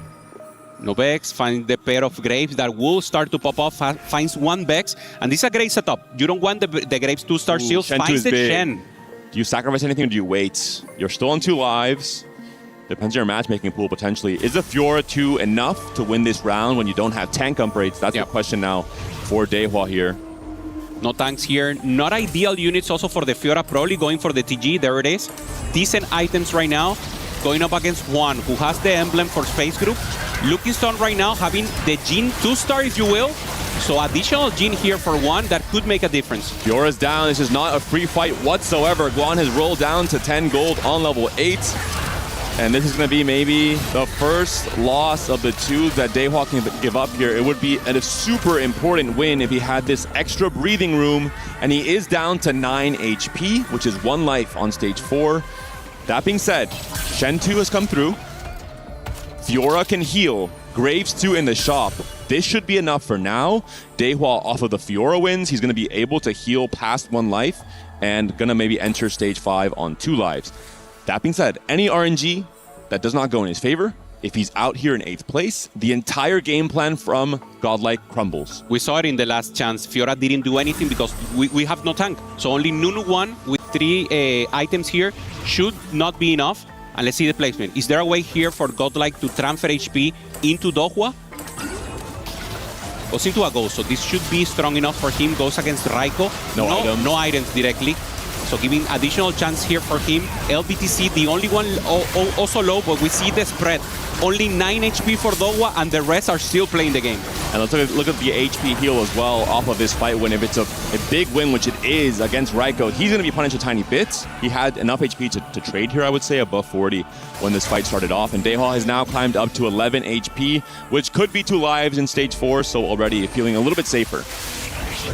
Got selections here. Artifact after 5 rounds. So greedy if you want to go there. The people with high HP have a chance. Dohwa probably is going to that. Everyone's going to this one. Only Juan wants some possibilities here to pressure. And I think it would be a great pickup for someone like Gobo, for example. You exit stage 3 at 90 HP, essentially. You're not going to be strong in stage 4 because that's when everyone else is spiking, who've been more greedy, who've had, they've saved their econ for the 4-2 spikes. I think Gobo can kind of pair with this low tempo position in the game round, pick up the Echo Artifact, and then have a second spike on stage 5. Saupimi trying to use Treasure Hunt as much as possible. That's why his rolling still finally finds level 8. So playing tempo here for Treasure Hunt, only finding the front line. So just trying to find the Kindred, trying to find something to really do damage here. He should start losing some HP. But I mean, he's playing what he has to. He couldn't roll. He was being contested with the Akali and decides to meet maybe the highest EV line possibility. Great to see from Saupimi.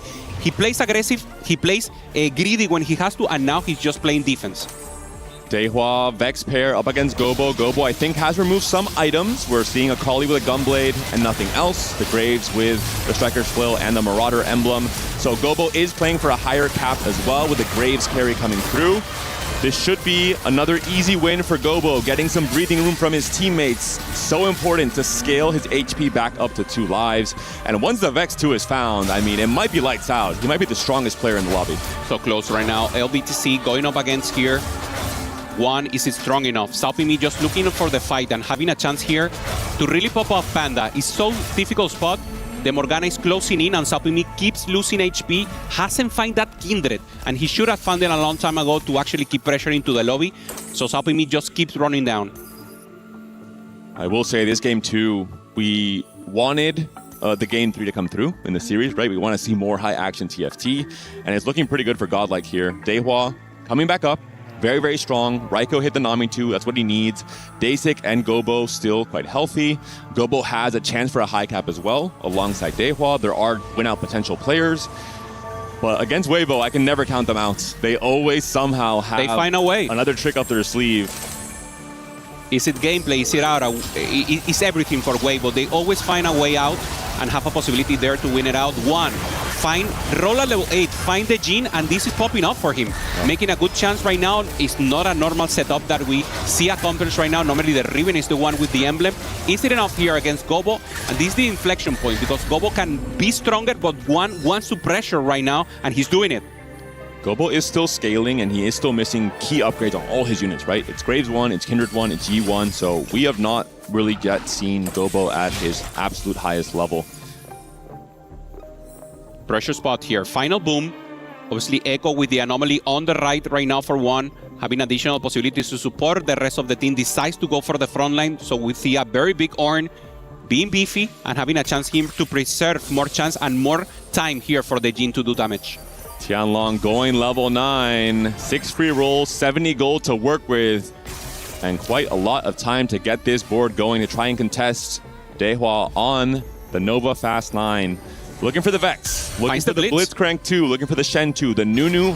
He needs at least one copy from Nunu here, or else his front line might be a little bit worrisome without the Vanguard online.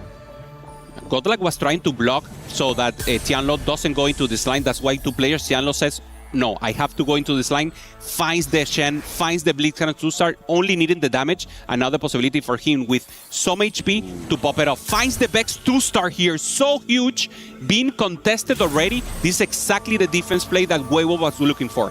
A lot of items to slam here if he's facing off against one of the players from Godlike, and not that much frontline. That's the biggest concern here. The Vex 2 is fantastic, but she needs time to ramp. We're looking at a Blitz 1, a Nunu 1. It's just the Shen that's upgraded for now. He's up against his teammate Guan, so maybe not going to be so important to immediately slam everything and take his time a little bit more.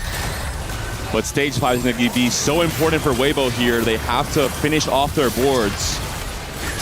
Morgana holding strong in the front line, and it looks like it's enough here for one. Juan, the one who was just trying to pop off here, just being strong enough, and now being down with good goal to also make some things happen here. This is a turn for Guan. He has to go 9. He has to find his final board. He's on 1 life, 12 HP for both LBTZ and Guan. Nami? And the middle of the pack is all Godlike players. Depending on the matchmaking, potentially we could be seeing Weibo going down in 7th and 8th if they're not able to clutch these 2 fights. These 2 boards need to get as strong as possible right now. Knows that Tianlong already has the Vex, so holding 1, really trying to find the Nami, doesn't have 1, and that could make the difference here, Panda. Doesn't find the Blitzcrank, his front line is not the best one, so can 1 win here? Goes against Saopimi. Saopimi is not stacking. Full units for Saopimi right now. No items removed. It might be Guan being taken down. He is quite strong with the Jhin 2. We'll see what happens there. For LBTZ, he is up against Gobo. Gobo, did he find his upgrades? The Graves is still 1-star. The Kindred is still 1-star. I think LBTZ might be strong enough. No access to backline there. Hey, look at LeBlanc, Graves. no? Graves immediately goes against LeBlanc and takes a huge hit against LBTC, stays alive, and still has a possibility. Weibo in the back of the ropes, but still with a chance to pop off once again. Very important for them to avoid the last placement, and especially the 7-8. Yet again, 1 HP and a dream. A perfect loss for LBTZ. The only loss he could have had to still stay alive, considering he was on 12 HP. And they succeeded, right? Both Guan and LBTZ have stayed alive here. Maybe Daesik will now drop out in 8th. He's also on his last life. What a close matchup here. Look at the HP totals, Kupeson. Doesn't find the LeBlanc here, yeah. Everyone's so low. Daesik trying to avoid the 8th. His composition doesn't look perfect so far. Doesn't find the LeBlanc that he has great items for her, but it's just not enough. Goes against Gobo, who has, I don't think he has all the units, but I think the removers are just gone right now. LBTZ is going to be up against Tianlong. Tianlong did remove items off of the Vex. Not the strongest variation. I think LBTZ will be staying alive there, facing off against his teammate. The Akali's onto the backline for Daesik already. She has been taken down by the Sona. The LeBlanc is still stacking the Flicker Blades, the Rage Blades, and the JG. Is there enough burst damage? Is the Graves going to carry for Gobo again? It's a very close fight. The Graves does kill off. Sona kills off Daesik. In 7th, though, Guan drops down to 8th by 1 HP. That could be the difference here. So players almost tied 1 point up against here for Godlike. And this makes the whole difference. Just avoid having 2 players on the back means the game is so tight right now with a chance for both of them to pop off. LBTC on screen, being strong, finds the LeBlanc and popping off. Gobo being the hero right now for Godlike, giving HP to all his players. The best possible outcome in that last round for Godlike. 3 of their players win. The HPs have now flipped. There are currently 1, 2, 3 in the standings. And Dasik, despite going down, goes out in 7th instead of 8. This is exactly what Godlike needed to try and mount a comeback, to try and win this game 2 and force a game 3. Pivotal matchup here yet again. Salpimi is on 11 HP. These players could be taking each other out. It is Salpimi versus his own teammates. Having everything right now, what he needed, finds 1 Vex at least on level 9. Great items here for her. No access to backline. Akali is down here for Salpimi. Our MVP for the last game looks like the gas is just not strong enough. So we will be losing Salpimi, and Tianlong will be the one who will make the pop-off, at least for Weibo, and that's the win-out player. You have to be nervous if you're Weibo Gaming. Your 2 remaining players are currently on 1 life. 5 HP for Tianlong. 1 HP for LBTZ. Dehua is still on Vex pair. We saw him on Vex pair a whole stage ago. And because we saw Tianlong hitting the Vex 2 and the rest of his teammates holding onto the Vexes, Dehua has not been able to hit his next spike. We should see if LBTC or Tianlong goes out here in 5th place, it will be over. That's 3 players in the bottom 5. So that could be the end of the game. So Dohua facing LBTC, having a chance here to tie the series 1-0, 1-1. He couldn't be the hero in game 1. Can Dehua be the hero in the game 2? A pivotal fight here. A win against LBTZ would give Godlike the commanding position in the game 2. The stuns come out onto the Graves. They delay so much of the DPS. The Morgana is still holding on. The Vex is almost down as well. It will not be enough. Dehua is taken down to his last life. The extra HP helped from the Fiora, but Gobo is down in 5th. Things have been evened out. 2 players from each team remain in the top 4. This is perfect for Weibo, exactly what they needed now to have the possibility to pop off Tianlong with a great chance to win the game, and LBTC the same. LBTC is holding strong with the AP line. Dohua is strong but couldn't find the Vex, who was Grief. Finds the Graves just to have a Hail Mary possibility, and Raiko the same. So Weibo, once again, transforming the game in their favor and doing exactly what they must in the 4v4 angle. Taking additional gold here, Dohua trying to roll deep here. Use all his gold to grief additional units and find any additional placement. The choke finally finds, and now this is pop-up placement for the Graves. Decides to pop off and put ideal items. This is the carry right now for Dohua.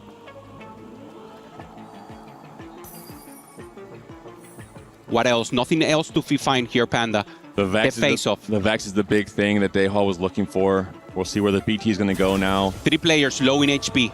This will be the pivotal round. And both Raiko and Dehua are the heroes for Godlike. They're both in the top 4 yet again, trying to fight for that first place, which is what they really need here. Friendly fire for both. Dehua against Raiko. Ideally, Raiko can stack 1, but LBTC against Tianlong, someone will be taken out. LeBlanc holding deep. Good access to backline right now, holding the Morgana. Very strong in the front line, and it will be LBTC.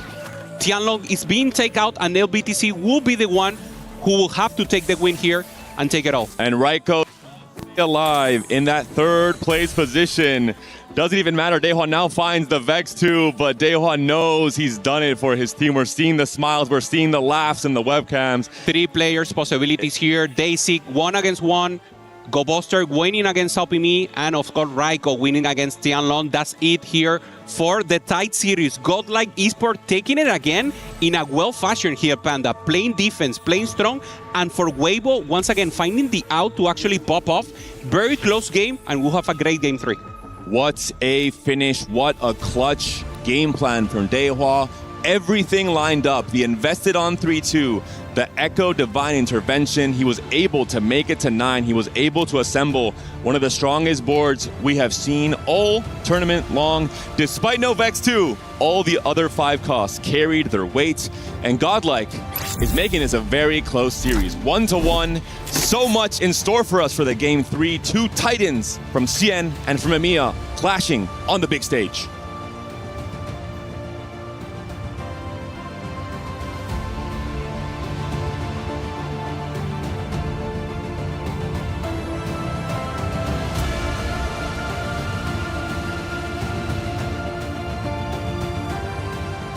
there. For every click, every clutch, every respawn. We were there for the years of grind, and we're here. Now, the proud founding partner of EWC, powering the biggest event in gaming, shoulder to shoulder with the world's best, making history. Greatness deserves a stage. Lenovo Legion, reach your impossible.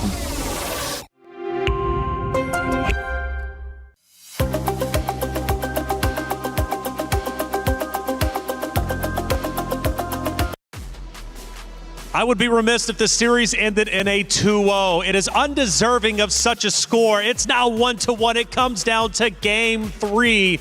Who's it going to be? Well, Godlike are looking great. They tie up the series, but they've got to go a little bit further, win the next game. But Weibo Gaming is looking to shut them down.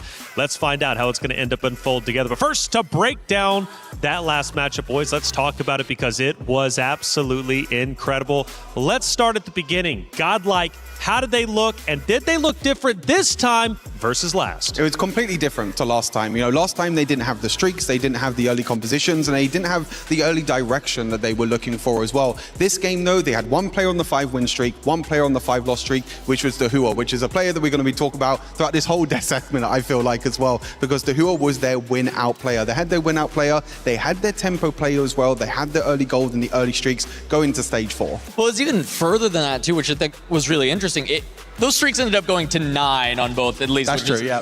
Very, very valuable for them as far as the gold and econ there. But they also had a second win-out player with Gobo with the trait tree. So they had 2 players with win-out equity and 2 players playing tempo. And I think if you can draw it up, that's pretty ideal. It's not always that you have the spots for it, but it felt like a very good, nice little present for Godlike in game 2. Now, I heard stage 4. Let's go to stage 4, where a big turning point in our match ends up taking place. We take a look at our first action of the game.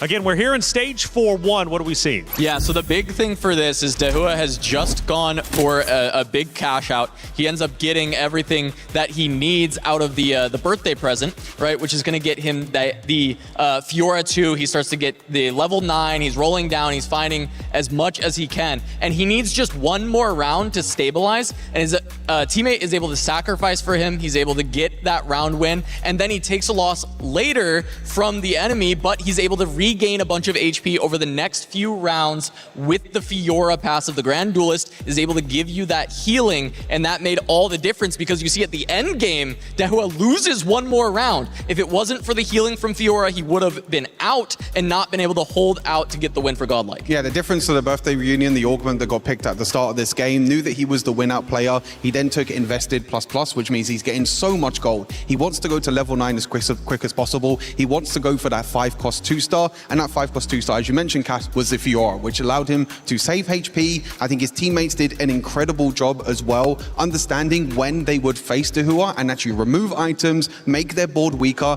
and save Dahua as much HP as possible. And that came down to the big difference of why Godlike took this So game at this home. point, Dahua seems to be one of the star players there for Godlike that they're putting a lot of emphasis into. We go to our last action, which is the very end, where Godlike starts to tighten the vice grip and chokehold Weibo Gaming. Now, is Dahua still in this final clip, in the final moments? Is he still as instrumental as he was during that stage 4 breakdown? Yeah, he's still incredibly important because Dahua is the player, the one that's trying to win it all. You know, in here, this was actually Weibo, as you can see on the clip, kind of team killing in the end. And then the other clip as well, it was Dahua who won against Raiko. So at that point as well, with Weibo team killing, they knew that they had the victory. And we were at the point of the game where Godlike had actually gotten the better out of Weibo on the bottom end of the life totals, right? Weibo taking 8th and 6th versus the 7th and 5th from Godlike. So all the rest of Godlike has to do is not allow Weibo to escape 4th place, right? So all that needs to happen is Dahua wins versus Raiko, and one of these Weibo players will fall, meaning that as long as Dahua can survive the round, Godlike will always win, and it's exactly what happened. And I feel like this is something that Godlike were missing in game number 1. Like, they didn't have the Akali player, they didn't have the win-out players. This time they went from 0 win-out players to 2 win-out players, with Dahua and also Raiko as well, with that spatula, with the Akali coming online. Well, it is a tight series, but from what I'm hearing, Stream B is equally as close. Kitty, give me the updates. Quick update from Stream B as we have Zeta Division versus AGAL in the upper bracket currently being scored 1-1. AGAL was able to bounce back in Game 2 with that Grace 2, however, title in Game 1 was so dominating with 20 wins to 1 loss. So let's see who comes out on top in our upper bracket between Zeta Division and AGAL.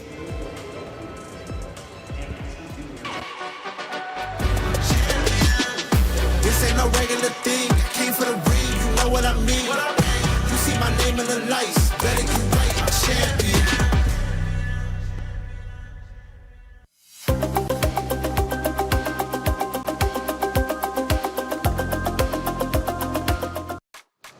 Ooh, both Stream A, Stream B, both tied up 1-1, coming down to the third and final game. We've touched a lot, obviously, on Weibo and Godlike, but just real quick, AGAL, Zeta Division, all tied up 1-1.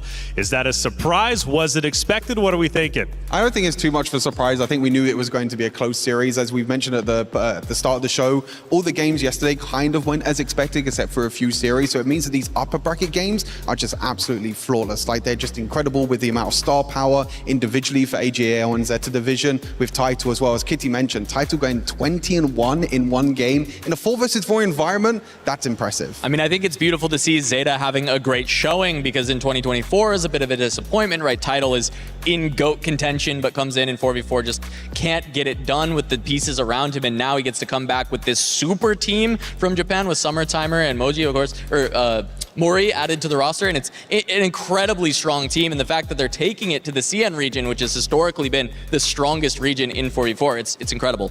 Yeah, we know that the CN region is going to be the one to beat. You know, Godlike are trying to do it here as well, of course, with the title defenders, Weibo. Zeta Division are trying to do it on the Stream B as well. So it feels like at the moment it's kind of CN against the world. It seems to be the case. Clearly one of the best regions out there, obviously. I love that you mentioned Title, because he was a big talking point yesterday when they were here on Stream A, and he's going to continue to be so. And even a little bit deeper for AGAL, specifically when it comes to the club championship race, the standings are very close. And for AG, winning this series, just going to the playoff bracket, I believe secures them at least 200 club championship points, which, hey, 200 they'll take that. Obviously they're shooting for the 1,000, which means you've got to win the entire event. But we'll start small. But for AGAL, they're looking great as an organization so far. Going back to Weibo Gaming and Godlike Esports, again, just an update, tied up 1-1. It comes to the game number 3, and it is going to be a tense one for sure. Godlike bringing in some different strategies, playing a little bit better this time around against that of Weibo Gaming. So as we go into game 3, who's got ice in their veins? Weibo was just in this same situation, right, yesterday against T1, and they closed out the series. Godlike have got to take a page from their playbook. I think, you know, I'm going to be a little crazy here, because I think, you know, crazy. Weibo, I would expect to win this 9 times out of 10, right? This is Weibo Gaming, the title defenders. But I think Godlike should have already 2-0'd this series. I think game 1 was theirs to lose. I think they tossed it away. And I think Godlike is looking so strong in both of these games. I think Godlike's going to take it. Yeah, I think it's going to be incredibly close either way. I think Salpimi, if Salpimi can get the treasure hunt again, he's already got it 3 games in a row now. The same augment, the same direction, the same composition. If he takes that home again, if he's not contested, then Weibo can still take it. All right, well, it's about time to head to our stage in just a moment.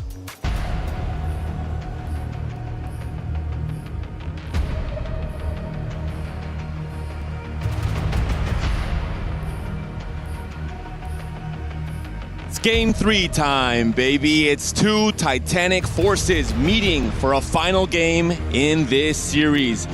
Huge wins yesterday from both teams. Weibo up against T1, Godlike against Fnatic.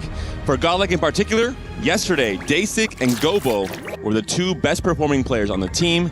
In the 2 games today, it's been the opposite. It's been Dehua and Raiko carrying the load forward to force the game 3. For Godlike Esports, I mean, the spirits are on their favor. They win the last match in a fashion way. They have their tranquility on. For Weibo, I mean, they always find a way to win out. Even in bad matches, in matches that feel tight or contested, they find the win. Saupimi, the player we have to watch, and obviously the one popping off. Tianglong, also the veteran who went to Tactician Crown and has the chance right now to pop off once again in 4v4, having a chance. And the hero no one was expected, Dohua, right now on screen. Daysik was the one popping up before. And this is a player that normally doesn't play Fast 9, and he got the spot, he got the recognition and the confidence from his teammates, and he's the one popping off. More of a scavenger player, more of a top 4 player, similar to Soju, for example, playing for placements, playing around level 8 comps instead. But hey, in the spot he had last game, you had to commit to Fast 9, and he did so in a spectacular fashion. It will be silver scrapes for the encounter, so an explosive final 1v1, 70 gold injection for both players at the very end of the game when only 2 remain. Yasuo and Evelynn are going to be our gods. Yasuo, of course, incredibly strong for powering up specific tanks in reroll. I'm thinking about Cho'Gath. I'm thinking about Ornn, Jax as well with the Kali, and with Lulu.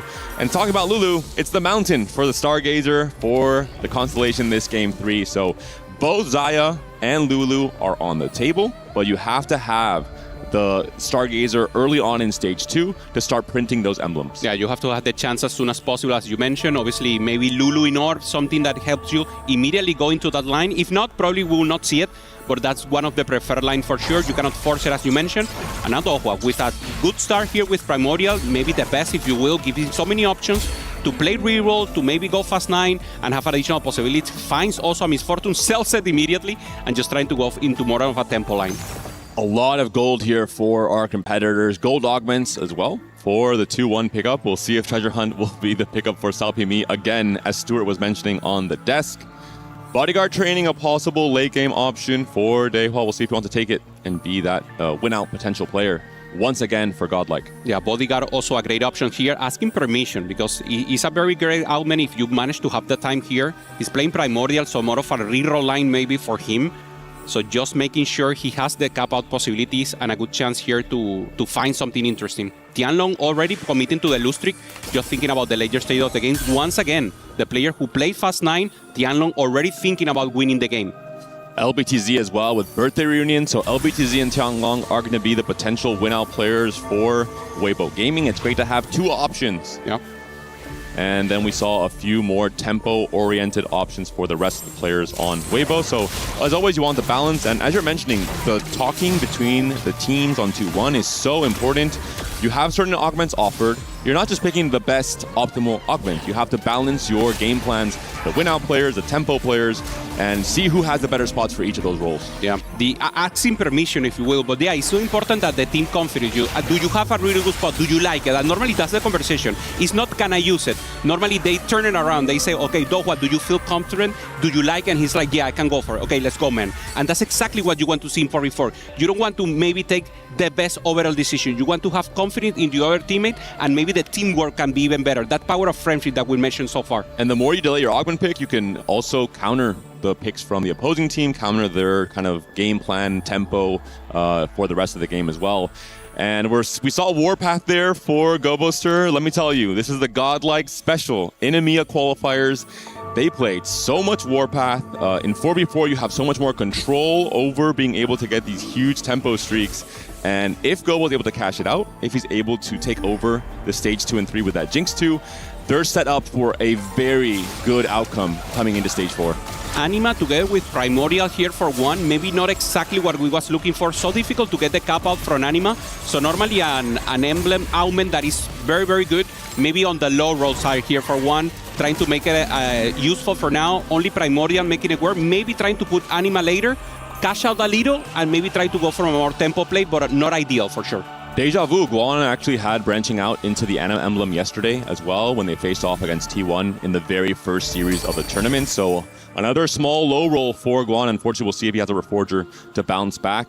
Salpimi in this case will be playing around the Frontline Foundation, will be playing around the Brawler emblem, can of course play into the overall Nova line, either with a Kali or Yi or Kindred, or for the 5 cost later on in the game. We'll see what he commits to, but I think Salpimi, he's sent a message across every single game he's played in this tournament up until now. He is very comfortable on the overall Nova game plan. Yeah, having so many carries and also the possibility here, Tianlong playing defense immediately. Of course, he has the augment for this, and we were mentioning, he's stacking completely the early stages of the game, making sure no one stakes out of line. He will maintain the lose streak and just trying to pressure later into the game. Gobo is the one who wants to win. He wants to stack the warpaths as soon as possible, but going up against one who has a very interesting board right now. And Guan has leveled to 5 precisely because he had Gobo in his pool and trying to stop the win streak, trying to stop the warpath game plan. He has succeeded despite going below 10 gold, despite not playing for Econ. A very smart move from Guan. Doing exactly what the most. And yeah, that's exactly what we want to see about Weibo. Our reigning winners from last year, they have the title and they want to keep it. And of course, we have to set it up here, Panda. This is upper bracket. Whoever wins goes directly to playoff, and they want to have that possibility immediately and then study. Have the possibility to check the rest of the game, being in peaceful mode. And of course, if you win 2 games in a row, 2 cities in a row, you have to be considered the favorite.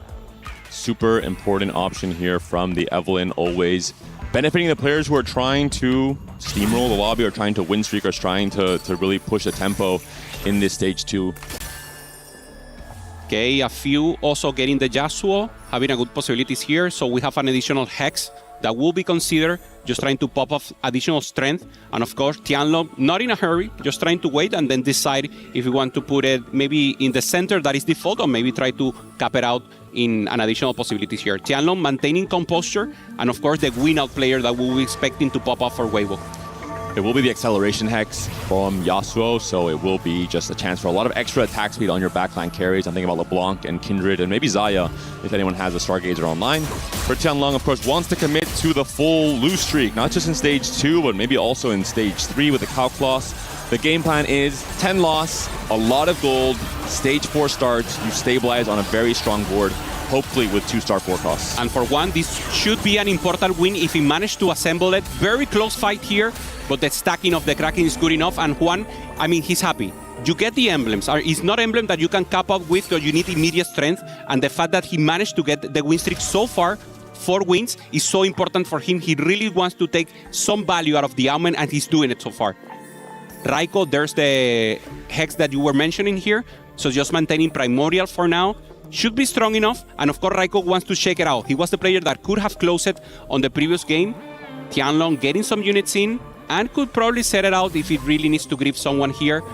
Basic playing around already the Krakens and thinking maybe later into the game to play a Xayah.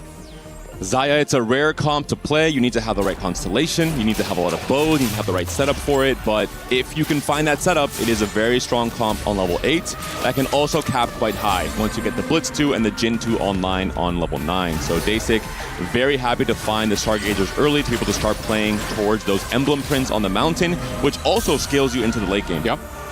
And if someone can play a difficult line as Xayah has to be Dasik, we're checking a little of the replay from yesterday when they 2-0 Fnatic, and he plays spot that normally people don't play it that way. Very, very different, very confident in his playstyle, and of course looking for the angle at whatever the game can give you.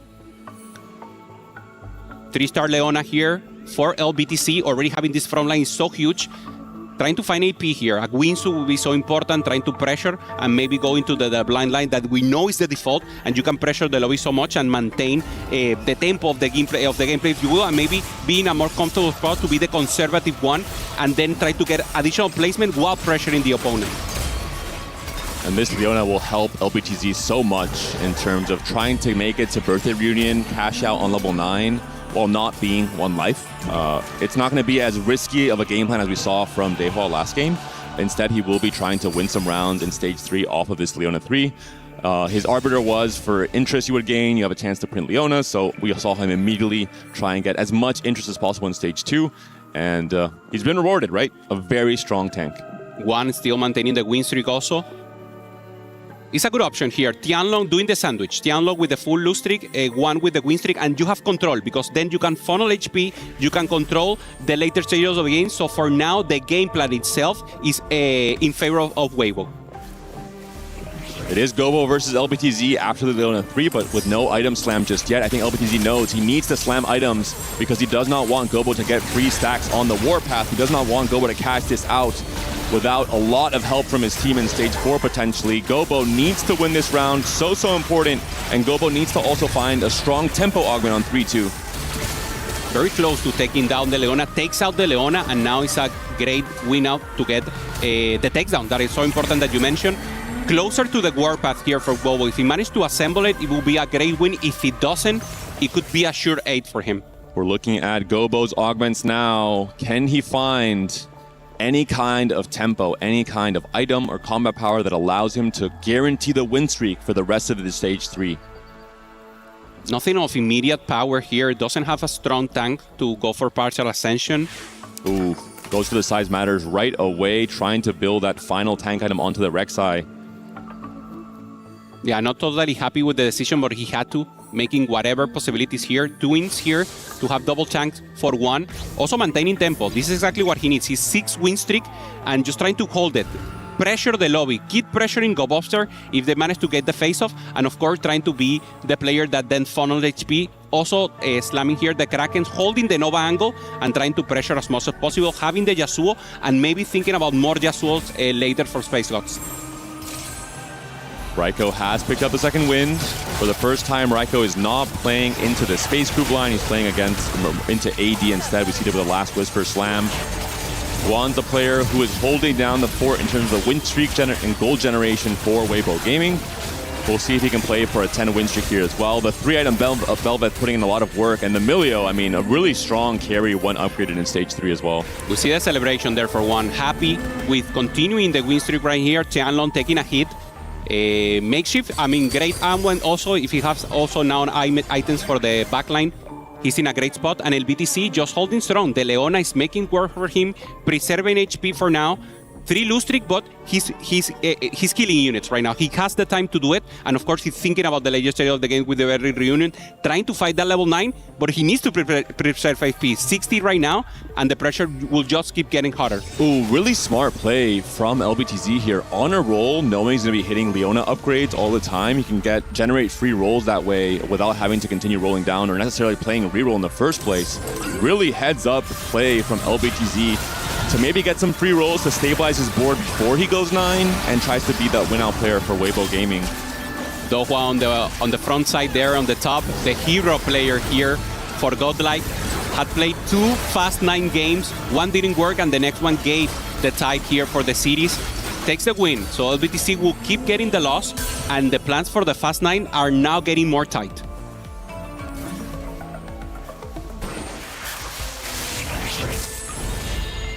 Storm Hex from Yasuo. Jin, of course, one of the best holders for this. Someone like Daysec who's playing into Xayah going to be very happy to see this offered from the Yasuo here.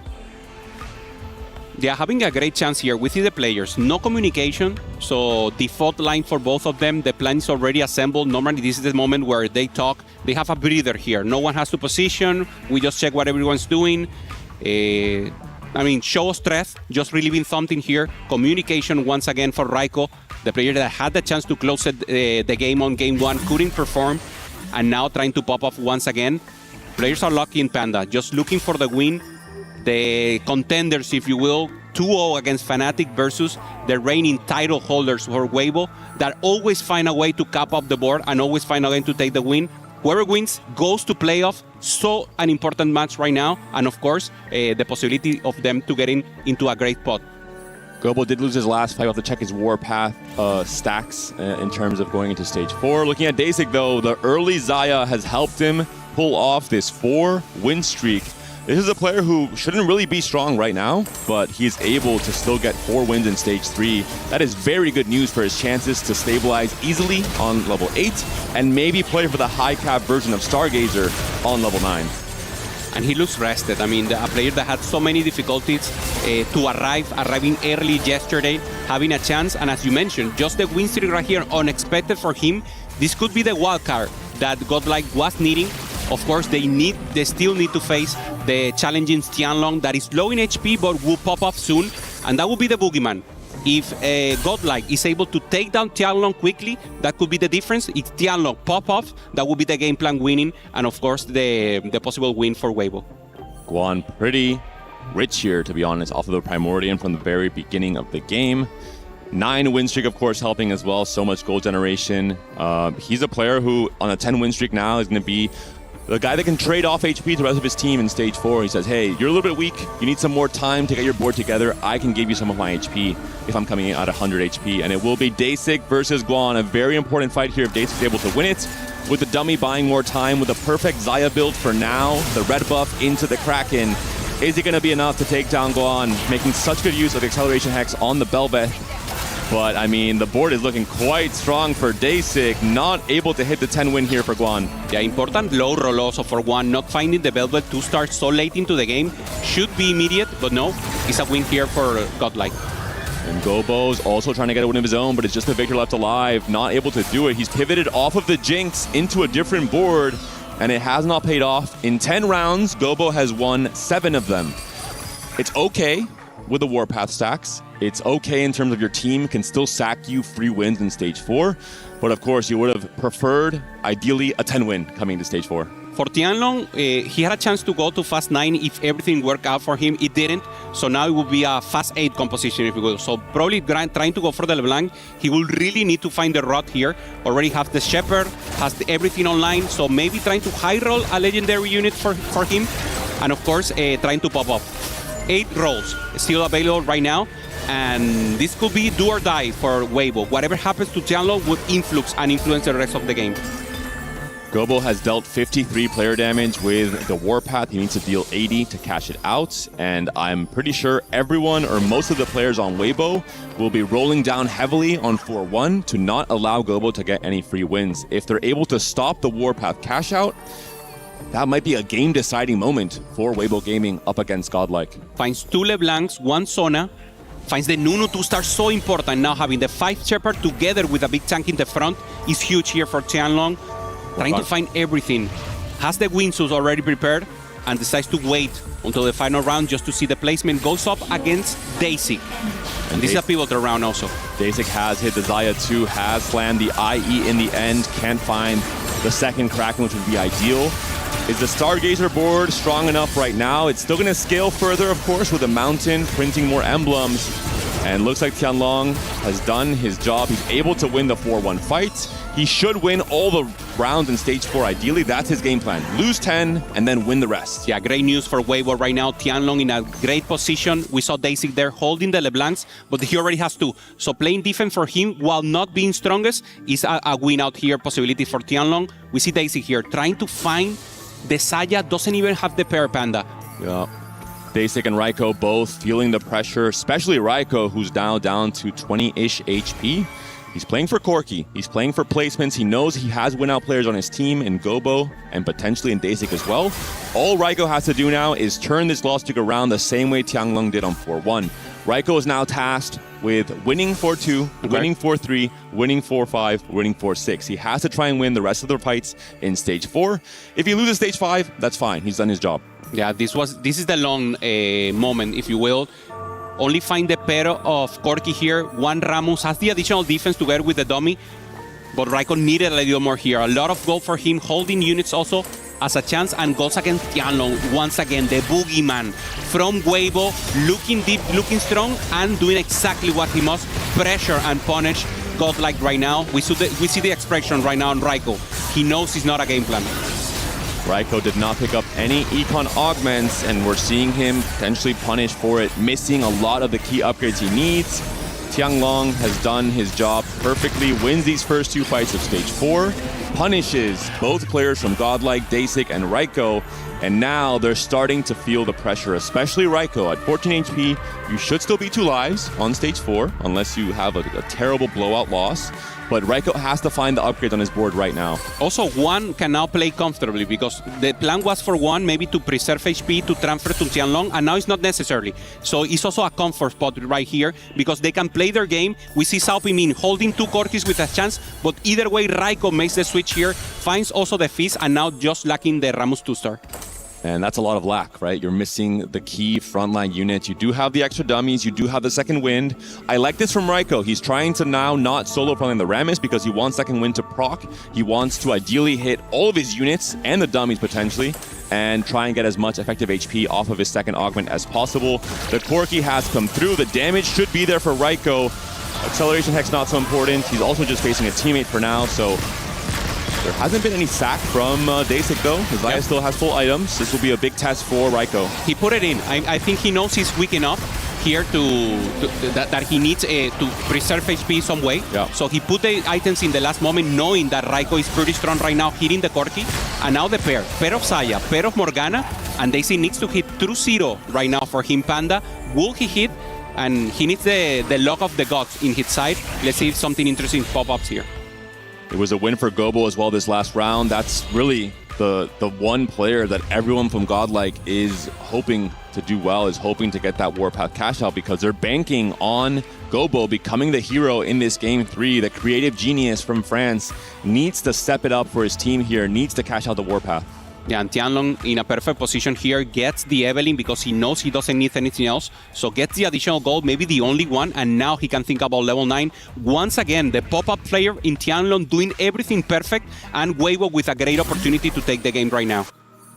Gobo is on 77 player damage dealt on the Warpath. 1 win away from cashing it out. We'll have to see who his matchmaking pool looks like. He also can't really ask his teammates for the free win because, Dehua and Raiko are both quite low. Yep. It's only Daisy that has a little bit more HP to work with. Gobo is playing into the mech A-Soul board. We haven't seen so much this tournament because Anima is the easiest path to get here. Who is Gobo going to face? One of the most important rounds of the entire tournament here, or at least this series for Godlike. He's facing his teammates. Dasik has not removed items. Is Gobo strong enough right now? Yeah, Gobo has everything upgrade, at least not lacking the Aurelion Soul. No damage for Dasik, having full items, but not enough with the Saya. So it should be a close fight here, Panda. Very important for them to preserve AP, having a good chance. Both of them still healthy, so Pralin is it's a great down. chance. Can the A-Soul carry it by himself? The dummy's still alive, tanking HP. Gobo is not able to win this fight, and this is very bad news. Not the worst news possible, but it's delaying the cash out from Gobo. Yeah, he really needed that possibilities here. So close to cash out the Warpath right now, and he needs the kill, he needs the damage, he needs A-Soul 2-star, has the pair, and just trying to find the pop-ups. We see the concern in his mind.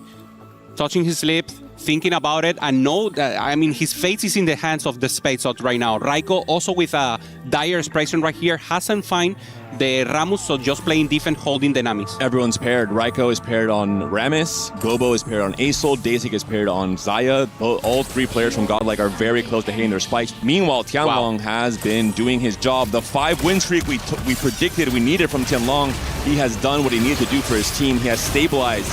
He's become the Grim Reaper of this Stage 4. Can he finish this off against Gobo with another win in Stage 4? Good area damage here for GoBuster. He shouldn't be able to win the round, but he's accessing the backline. He's killing some units, but still far away from the Warpath here. It's 54 HP Panda. Should be enough, but he will be very close to the cash out. LeBlanc almost went down there. The Gunblade put in a lot of work here. Gobo, another loss now. 43 HP for him. Dasik, despite winning against Gobo, does lose this next round as well. Doho is also down here, 7 HP only. Raiko also with a bad possibility, finds the meeple but doesn't find the Ramus still. We see him, yeah. Very close here, holding also the Namis as a possibility. That's the option here. 5 Namis for Dehua, 2 Namis for Raiko. Nami 1 for Salpimi. So we are seeing grief fight tactics from both teams trying to deny all of the forecast. It's a very forecast-centric game plan for both sides, right? Yeah. We're seeing so many players revolving around, hey, I hit my 2-star forecast, I'm stable. I don't, I'm in trouble. Yeah, for Dohua, he needs to avoid probably only Tianlong, that is the strongest right now. BTC also with a 5-win streak right now, being so huge. Nothing else to be accomplished here. Trying to find the Nunu, not even the pair. So Dohua just playing defense. The moment that Raiko and Dehua go down, if they go down, they are on 1 life. We are in Stage 5. All these Namis are back in the pool for Salpimi if he wins this next round, and then he can bounce back in the HP totals as well. So really important round for everyone here. Gobo trying to catch out the Warpath. Dehua versus Tianlong, one of the strongest players in the lobby right now on a 6-win streak. From 4-1 onward, he's taken over. It is a Nami 2 for Dehua, but he's missing the Blitzcrank altogether. The key duo carry for the Space Group line. The Hail Mary for him is for the Nami to access the backline, but he's just too strong here for Tianlong. He's talking, he knows he's winning. giving high hopes LeBlanc here is for down, the team. but the Nami has so little health. The tanks are coming for her. Stone is still alive as well. Daehwa taken out in 8th. Does Raiko stay alive? He does. And he takes out Salpimi as well. So both Nami players have now gone down in 7th and 8th, but Daehwa took the 8th place. Yeah, first point goes here for Weibo, and it's important. The best way you can see it with the points is you need to win against 3 players. So right now, +1 for Weibo, going up against Daehwa, and in the leader spot. And we already know that Tianlong is so strong and pressuring the lobby. Raiko, 5 win streak, 14 HP here, Panda, and he should be able to be the one who pop off. Gobo now closer to the cap-up. I mentioned the win against Dasik being so important, and we're seeing why. Gobo has now lost 3 fights. He still has not cashed out Warpath. He should be the player winning all these fights in Stage 5 post-cash out. We're looking at the board now from LBTZ. He has gone 9. He is playing around the 5 cost, but it's Gobo that has to cash out, has to become the win-out player for Godlike. If he's not able to do so, the entire game plan crumbles. Daisy's stacking. Daisy's doing it for him. Right now, taking the units out for the items out of Saya, just making sure that Gobo has the cap-out possibility. There will be a close win, but a win nonetheless for Gobo. Dasik gave him that lifeline. And now we'll see the cash out from Gobo off of the Warpath, and we'll see what Gobo can do in terms of trying to win this game.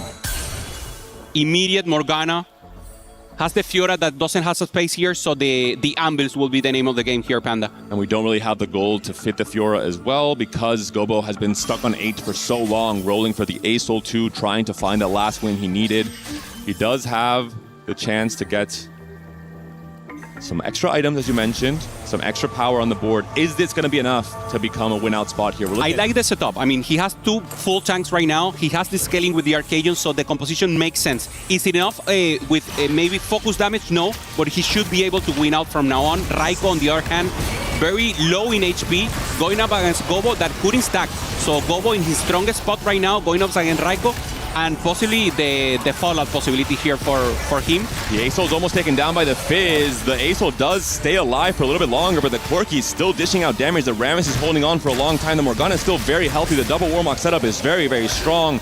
And the Asol staying alive has swung this matchup in Gobo's favor, but he's eliminating a teammate. Raiko down in 6th place, and Dasik on 4 HP on his last life. Weibo looking so strong now in Stage 5. That's 2 points already in favor of Weibo. If they manage to win one more face-off, is a win directly for Weibo, advancing directly to playoff. So Dasik needs to really avoid the 5th place right now. If he doesn't, it will be a pop-off, and the damage possibilities here for Godlike. Dasik finds, finally, the Saya 2-star, but is it enough right now, Panda? It took so long, and for Weibo, they've done such a good job of executing their roles perfectly. Tianlong, huge win streak, now takes a loss, now is going to fall off a tiny bit considering he was playing around that level 8 board.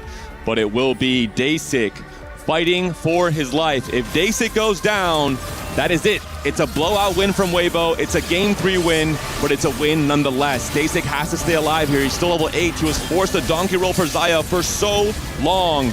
The Nunu stun is absolutely massive. Every single unit on Dasik's board is blown up into the air. The Xayah is still scaling. The double Kraken build now, the strongest possible build for the Xayah, but so much time is being bought by the Nunu snowballs coming through. The dummy's the last life alive, trying to defend the Xayah. She's not able to scale enough. Dasik is taken down.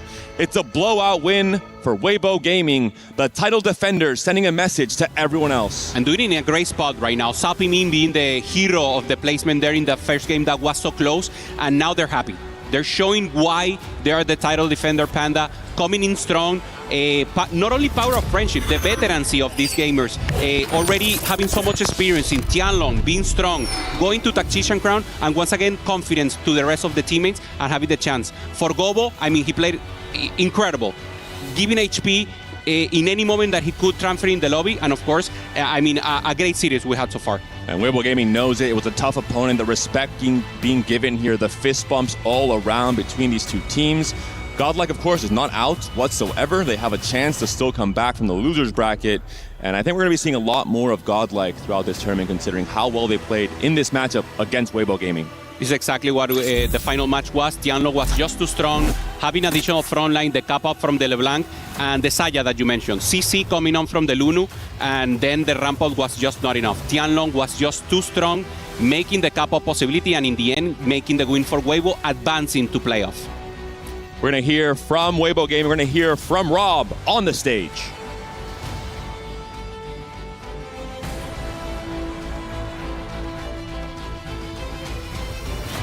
Okay, ladies and gentlemen, of course, we are live here with Guan from Weibo Gaming. Of course, these are the title defenders from last year. First and foremost, last year when you came here, you were not favored on paper as a team. There's other teams that have TAC Crown champions and things of this nature. Why is it that you guys are able to get better results than other teams that are favored on paper? 关少，第一个问题，因为去年你们现在是卫冕冠军嘛，但我们再回闪一下，就是去年当时你们的发挥，因为当时你们进入电竞世界杯的时候，可能当时不是公认为就是最强的战队，可能也有其他战队在就是往年的这个成绩都比你们好，但是你们去年当时夺冠了，你们当时是。相当于是怎么做到的？尤其是在这种不算是热门夺冠的战队的情况下呢？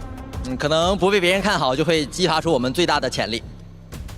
I said that being underestimated might have been part of the reason for our victory back then, because even though we weren't like the most favorite team, like the tournament favorites, I think that also contributed partly to other people not researching us as much and us being underestimated.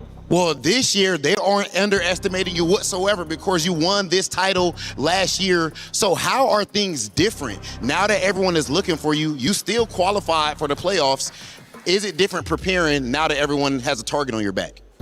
那今年就不一样了，毕竟作为卫冕冠军，今年应该说是所有的战队都有个目标在你的背上，每支战队都在研究你们，都在针对你们。那今年你们的准备会是有怎么样不同呢？因为现在你们也是成功晋级到了后面的淘汰赛。我觉得我们打好自己，我们依然是世界上最强的4次团队，所以可能不太需要做出什么准备，就是打好自己。Well, we're really confident in ourselves. We just have to play to the best of our abilities, and I'm sure that we'll be able to beat whatever challenges that comes our way. Confident, and that is with good reason, ladies and gentlemen. Congrats again to Guan and to all of Weibo Gaming as they try to hoist yet another title right here at EWC.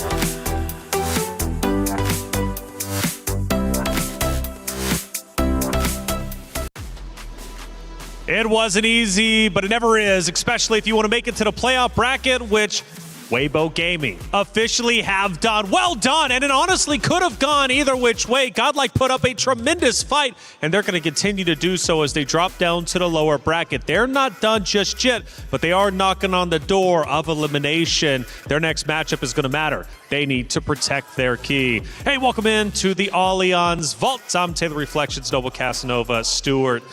What a game that was. What a series in general as a whole. It went so back and forth, but in the end, it's Weibo, the title defenders, who get the win. Yeah, Weibo in the end showing out absolutely huge in this series. Both T1 and this series, though, was very, very close. So I feel like there are opportunities for other teams to come out on top, but Weibo in the end being absolutely huge. We got some stats to look at, boys. Yes, let's take a look at the stats from that game number 3 and start to tell the story. And obviously looking at it, seeing a lot of 17s up there, 16 wins. Overall, it's pretty close, but of course, I'm newer here.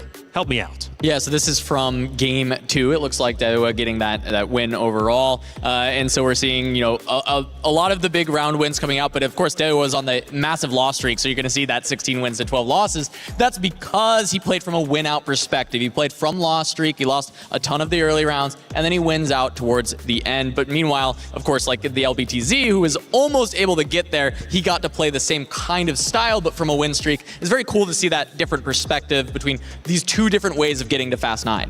Yeah, and that's the interesting thing as well, is that Dahua in that game was their win-out player, and when we go into game number 3, Dahua wasn't the win-out player. He tried to in game number 1 and game number 2, but game number 3, that completely changed. Well, let's start walking through game number 3. Like you said, it completely changes. We have a clip from earlier in the game, starting in stage 2, which I find very interesting because normally you guys want to go a little bit deeper into the stages. Why did we choose a clip from so early on? Yeah, so the big thing here is that Gobo takes an augment called Warpath, which you want to win rounds and you want to win very, very quickly. But Guan on the other side for Weibo actually levels very aggressively. He has 0 gold left in his bank, and that's because he wants to try and stop the win from Gobo. So Gobo actually loses this round, which is really, really huge later on, because when we get into the later stages of the game, Gobo actually takes way too long to get his Warpath online. Yeah, and for those who don't really know what Warpath does, is basically when you win rounds and deal damage, it gets you towards a cash out, and with that cash out, you can become a win out player from a heavy win streak angle, which is so valuable in 4v4 because you're saving health for your team while also positioning yourself to win the game. You can then sacrifice rounds for teammates later on while still being the player that can hold your own, and it's so impactful to stop and delay that from the other side, and that is exactly what Guan does. And as Stuart was saying, it took forever for Gobo to cash out, so he can't dispense punishment onto the other team. So that's early in the game, but walk me through the later stages, because at some point Weibo clearly took control to get the win. Yeah, it was all about Salpimi as well. I think there were some other players that could definitely have performed well for Godlike, but Salpimi in the end denying the Corkies, denying the Rammus. We saw 2 Corkies, 2 Rammuses on the bench as well. And as we mentioned, I think that Warpath, Gobo not being able to cash out is really, really huge. They didn't really have that other player that had the loss streak that could try and win out the entire lobby. And we've realized that in these games, and as we've been playing, as we've been watching this tournament more and more, you need to have that win out player. But Godlike put all the eggs into one basket onto Gobo, and he didn't get his cash out in time. Casanova, we take a look at the ending of game number 3, and this is when Weibo starts to take the win definitively, but Godlike is still putting up a tremendous fight. Towards the end, why was Weibo such a favorite to win out the series, win game 3, and close it out? Yeah, so the big thing is looking at Day6 board now, he does have that Xayah too, but it took forever to get there. This had just been hit. Day6 had a lot of health to work with, and he actually does have a spot that potentially could have been a win out if he hits on time. He has 2 Stargazer emblems. He can look to cap this Xayah board extremely high with the best in slot Xayah items, but he was stuck on Xayah 1, essentially what we call donkey rolling for that last Xayah, which means he's at 0 gold, just continuing to roll down every single round, trying to find that last copy of Xayah. If he's able to hit that on his early roll down, he gets to push to level 9, he gets to actually continue to cap the board, and he potentially could win the game, but he low rolls on his Xayahs, whether that is because Weibo was holding it or he's just getting unlucky. Either way, he's not able to get there, and because of that, Weibo punishes and is able to send Day6 to the bottom 4, and that just closes out the game. And on the other side as well, Tianlong was the player that went for the loss streak, waiting for the calculated loss, the open fort that we like to call it, where he's selling his entire board, which we realized during the series that Godlike doesn't really like to do that. They don't really like to open fort. They don't really like to give up that early game that they might have. They might have some units they want to keep hold of. And because Tianlong got so much gold, he got that early Nunu 2-star, he got the early LeBlanc 2-star, and he was able to stabilize much earlier on. It was a tough series for sure, and a lot of emotions were showed on that very stage between both of the rosters. Of course, sometimes elation, sometimes heartbreak. For Weibo Gaming, though, it wasn't easy. Almost reminiscent of that T1 series. It was a little bit different for the T1 series. After all, they had to win back-to-back maps, which they ultimately did. But in this case, obviously, for Weibo, they had to hold on tight to what they got. It was up to Godlike to come back. They did, to their credit, but Weibo, with their experience, was able to hold on tight. Again, you see some of the grimaces, man. These matches are simply not easy. But luckily for some, as well as most, you got the friendships on your roster that help you get through it. But what does this loss feel like? What do you think it means for Godlike? I mean, you're losing to the title defenders. So that's one thing that you can say, okay, cool. We know we can do better next time.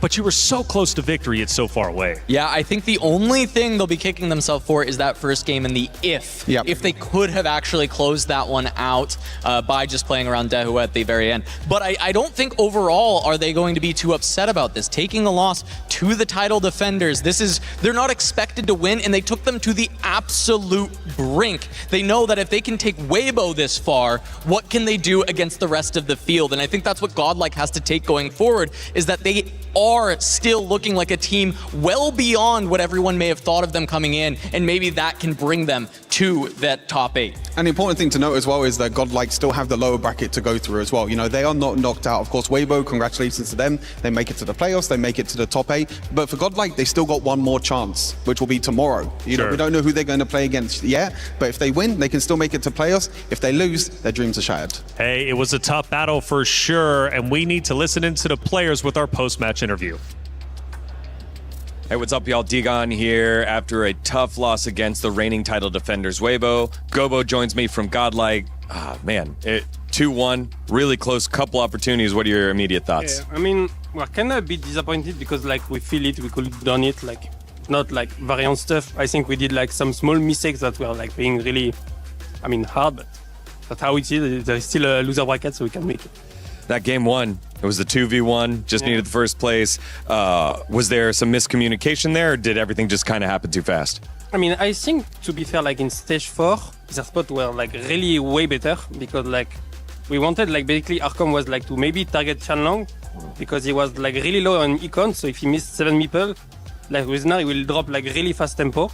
But in 4-2 he got like dupes plus Ramus 2, if I remember correctly, so like his spot is kinda safe. I mean, he's not playing for first, but he will like save top 4, top 5.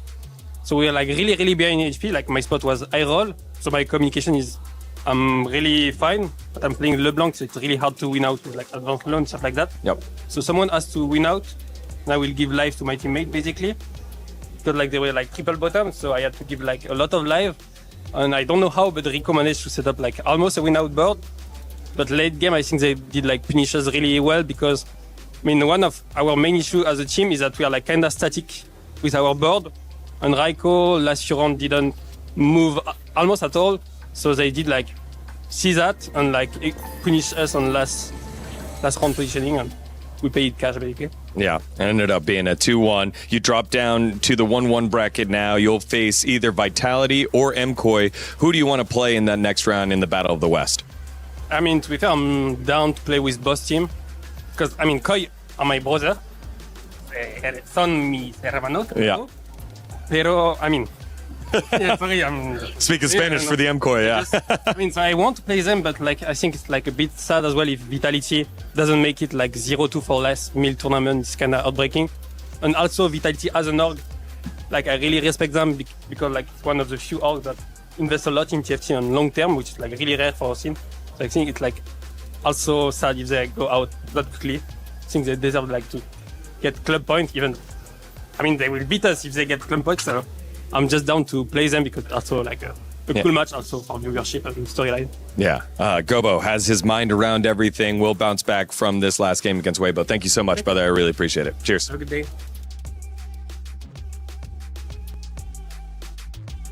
Digon for the interview. Shout out to you, Digon, for the interview. Obviously, there's some frustration there, naturally so, but also encouragement. He knows this next matchup is going to be tough. He doesn't care who he plays, but either way, he's going to get the job done. Now, big update, by the way, for Weibo Gaming. This is huge. For them securing a top 8 finish by default now in the playoffs, it means Weibo Gaming for the club championship race is now eligible for club championship points. This is a big deal because for organizations entering into the club championship race, they have an opportunity to earn millions and millions of dollars depending on where they place. So for an organization such as Weibo, the money could be tremendous. Riot is doing a lot of great things, and this is some of them. The TFT Open is coming back to Vegas. I just hope there's no conflicts. Why would there be? We're bringing the first North American Regional Championship to Vegas. So excited. Cool model. Thanks, it's extremely fragile.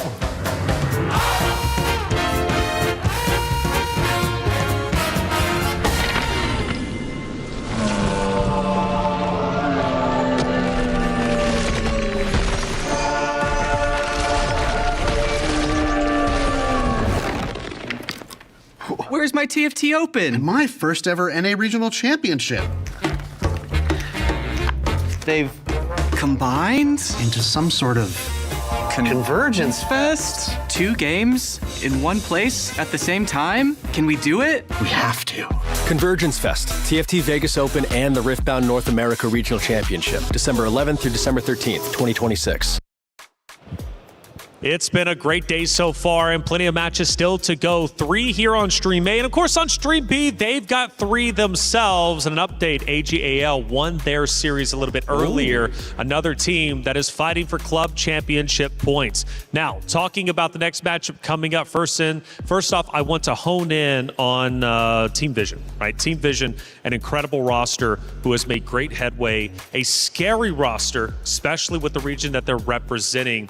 And they're going to be going toe-to-toe, of course, against Flash Wolves, who were absolutely stellar yesterday. Now, when it comes to Vision, what do we think about them in this series? Because again, just like the previous, whoever wins secures a spot in playoffs. Yeah, yesterday we saw Team Vision against Koi. I think that was one of the most dominating series that I think we saw yesterday. I don't think we've seen the full package of Vision yet. I think it was just a pretty unfortunate performance from movie star Koi with it being so dominant. But a player that we always call out for Team Vision is Flancy, one of the most dominant players on this roster, one of the most experienced players as well. And for them, they're going to look to continue that momentum. Haven't lost yet. They could lose here, but they're not looking to. I mean, we're talking 2 heavyweight rosters in this moment. And I love the Flancy call out because Flancy, I would say Emoji as well, right? Gets the most attention when we're in the discussion for Team Vision. Yeah, I think Moji ended up getting a lot of attention for the 8th places in the last series, but I think that a lot of that came due to the fact that they were able to still have a lot of impact, right? Because what we saw out of Vision was their ability to grief the strong players of MKOI by contesting their spots with their weakest players, which was exactly what Moji was able to accomplish. Yes. Meanwhile, it opens the door for Flancy to run away with it. So I agree. Moji and Flancy were exactly the players that I was looking at from Vision after yesterday. Even though they'll make fun of Moji for the 8s, he still was playing his role successfully. Team Vision takes the stage in just a moment's time. Let's dive a little bit deeper into who they are. Hello， 大家好，我是 Team Vision 战队的选手 Flancy。然后我的队友是真白、秦吹维和摸鸡鸡。摸鸡鸡是团队的大脑吧，因为他就是相当于是我们的指挥。然后秦吹维更擅长于连败锁血这样。更擅长于玩那种深蹲型阵容，然后我和真白是属于全能补位型，就是我们玩到哪个位置都可以。我们平时就是还是队友之间就是还是比较轻松氛围，就比较轻松，比较就是没那么严肃的那种。但是去打比赛的时候，就大家还是非常严谨，就是不会嘻嘻哈哈这样。就非常感谢支持我们的粉丝吧，我们也会尽全力打好每一场比赛，然后用尽全力去赢得冠军的。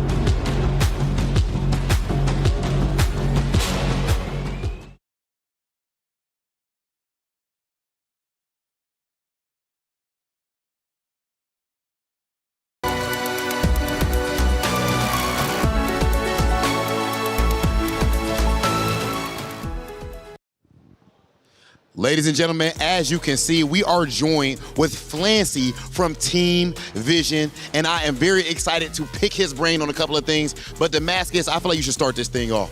Of course, let's do it. No, Flancy, good to see you there. Obviously, you guys have been playing amazing. But there's something cool about your team. You are the one player with EWC experience in this team, leading this. You got back-to-back first yesterday. How is the vibes of the team? Are you acting as a leader, or are you all friends vibing on the stage?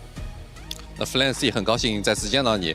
在你们战队里面，你是唯一一个有多次电竞世俱杯的经验的一位选手。那能不能跟我们说一下你们现在战队氛围是怎么样的？你是否是作为一个相当于一个老将在带这些新的成员，还是说你们都是比较要好的朋友在那边比较放松的打呢？因为我们私下也是关系比较好的朋友，然后也是经过了很长的这样一个训练和磨合嘛，所以说我们战队整体心态啊什么都是比较放松的。对。Well, I mean, everyone on the team, we're really good friends, and we've been through a lot. It has been a very tough year, training and just gelling together. So I would say that right now the team atmosphere is really great. We're all just really relaxed, and we're all here together as a team.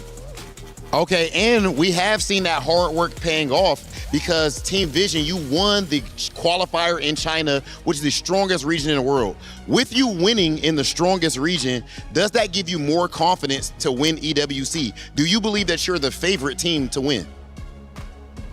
那现在 Team Vision 也是通过中国的这个预选赛晋级到了电竞世俱杯的，而且众所周知，就是中国赛区现在是最强的赛区。那你相当于在最强的赛区晋级的话，你个人认为你们是否算是夺冠热门呢？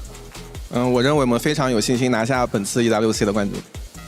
I would say that I'm pretty confident in being the champions at EWC this year.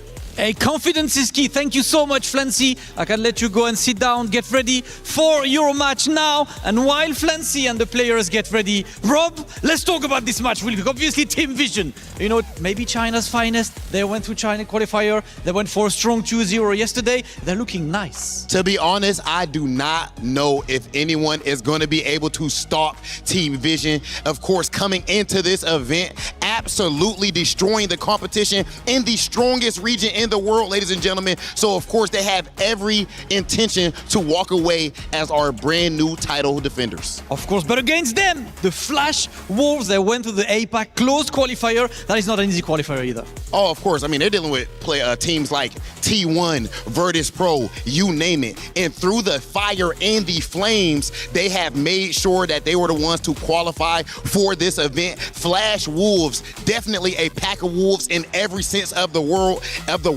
And I believe that they are a formidable opponent for anyone here. It's so much aura right now on this stage, so much tension. It's even tossing me off, Damascus. Listen, all we have to say right now, Rob, they took Vitality down yesterday. They're gonna look to take another team down. Is it time? It's about that time, ladies and gentlemen. Let's get into it. It's time for Flash Wolves versus Team Vision. Thank you so much to our amazing host for setting us up for our second promotion here on Stream A. Honestly, you know, my name's Clement here alongside Clement for this series. So far, looking across the day, as I mentioned before, the CN region has been dominating. We've had two promotions, one on Stream A, one on Stream B, both CN teams. We could be seeing a third promotion here. Vision looking to go 3-0, and I have to say this matchup is one that is near and dear to my heart. Both of these teams are in the same study group. They're APAC and CN, and I have heard them in endless discussions on how to improve themselves. They know each other very well. It's a battle between brothers. And I love seeing as well, we saw particularly, we've heard from the Vision time multiple times as we were getting our first game that started off here in a second. They are relaxed but focused. We can definitely see that from the attitude on the stage. But let's get started with Varus and Thresh to kick off game one of the promotion series. So we have two of these God Boons that really can offer you a huge variance of different items. I think this is going to be a fairly level playing field. Both sides are relatively open, and we have the two component anvils coming up early, so very strong carries could appear in stage 2.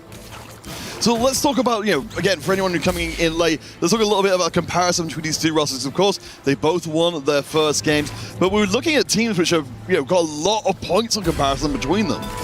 Exactly. I think for the side of Vision, we heard Cass talk about it, they are masters at dragging the other team down, making sure they don't get to their win conditions. And it's a very fun contrast because Flash Wolves is a team known for playing the slowest out of APAC and also stacking their team with the most win conditions. So you're going to see that sort of balance between, you know, is Flancy going to get that free runway to be the highest scoring player, or is it going to be K-Baba on the side of Flash Wolves able to carry the game? Well, let's talk, you know, since we got a little moment before we get things truly kicked off, so just making sure all of our ducks are fully in a row. I want to talk about some of the ways that teams can be looking to win out here. Certainly we saw, you know, of course, these very high-end boards, but we've seen, particularly from the Flash Wolf side of things, they have got that flexibility when the moment arrives. That's exactly what makes me so excited for Flash Wolves. When we watched their Vitality series, Game 1, Game 2, standard Flash Wolves. Very, very slow, trying to play for highest cap, and they got ran over multiple times. But in Game 3, they flipped the switch. They went for 4 reroll compositions and were up by 120 HP over Vitality, sending them into the lower bracket. So I think it just adds more wrinkles to their game. It shows that when given the spot, they can still break the mold. Yeah, that's going to be so important to see those spots and go through. But another part, which of course we're getting into a little bit more as the game goes on, but I do want to bring up, since we've got the opportunity to spend a little bit more time on this, is for Vision so far. We've seen Moji coming in, and both games so far has been in 8th place, but there's a lot of nuance to that fact. I did run into them at the buffet yesterday, and I asked, well, was that a game plan for you to kind of just, target Dallasum in the games? And he was like, well, I found myself in a bad spot. That's all I could do, and I went for it. And it was really funny because the rest of the team members, just like Clancy was saying, they have a relaxed atmosphere, and they were kind of poking fun at Moji, asking them to, buy them a good dinner in Paris and everything. So I really enjoyed their play style and the friendship that they've been building. Oh no, certainly when we were setting up here, I was thinking Koyui, I believe, leaning over the side with a big smile on his face coming into this one, which is so fascinating when it's such a high-stakes game that they've got the kind of team atmosphere that allows for this. Of course, we're getting things really kicked off here in a second, but, you mentioned before, we saw Clancy being given a lot of the tools to go for the number one spot. Ironbog, we haven't talked about too much as of yet. He definitely feels like a standout player between both rosters. No player has been to TAC Crown more times since set 11 compared to Ironbog. He has the highest rate of making it to that final destination, and I feel like if you look across the field, he probably has the highest prestige right now just in the game. We're gonna go into our 2-1 augments here. As we talked about, there's gonna be additional items coming from the Poppy encounter, so I do expect Econ to be a little bit more favored coming into the first one here. Ironbog already picking up the learning augment for extra experience. As you said, we can see on the left-hand side, we've seen that from Zenbai as well, going for the cluttered mine. So our players have definitely got their eyes on some of these later game boards.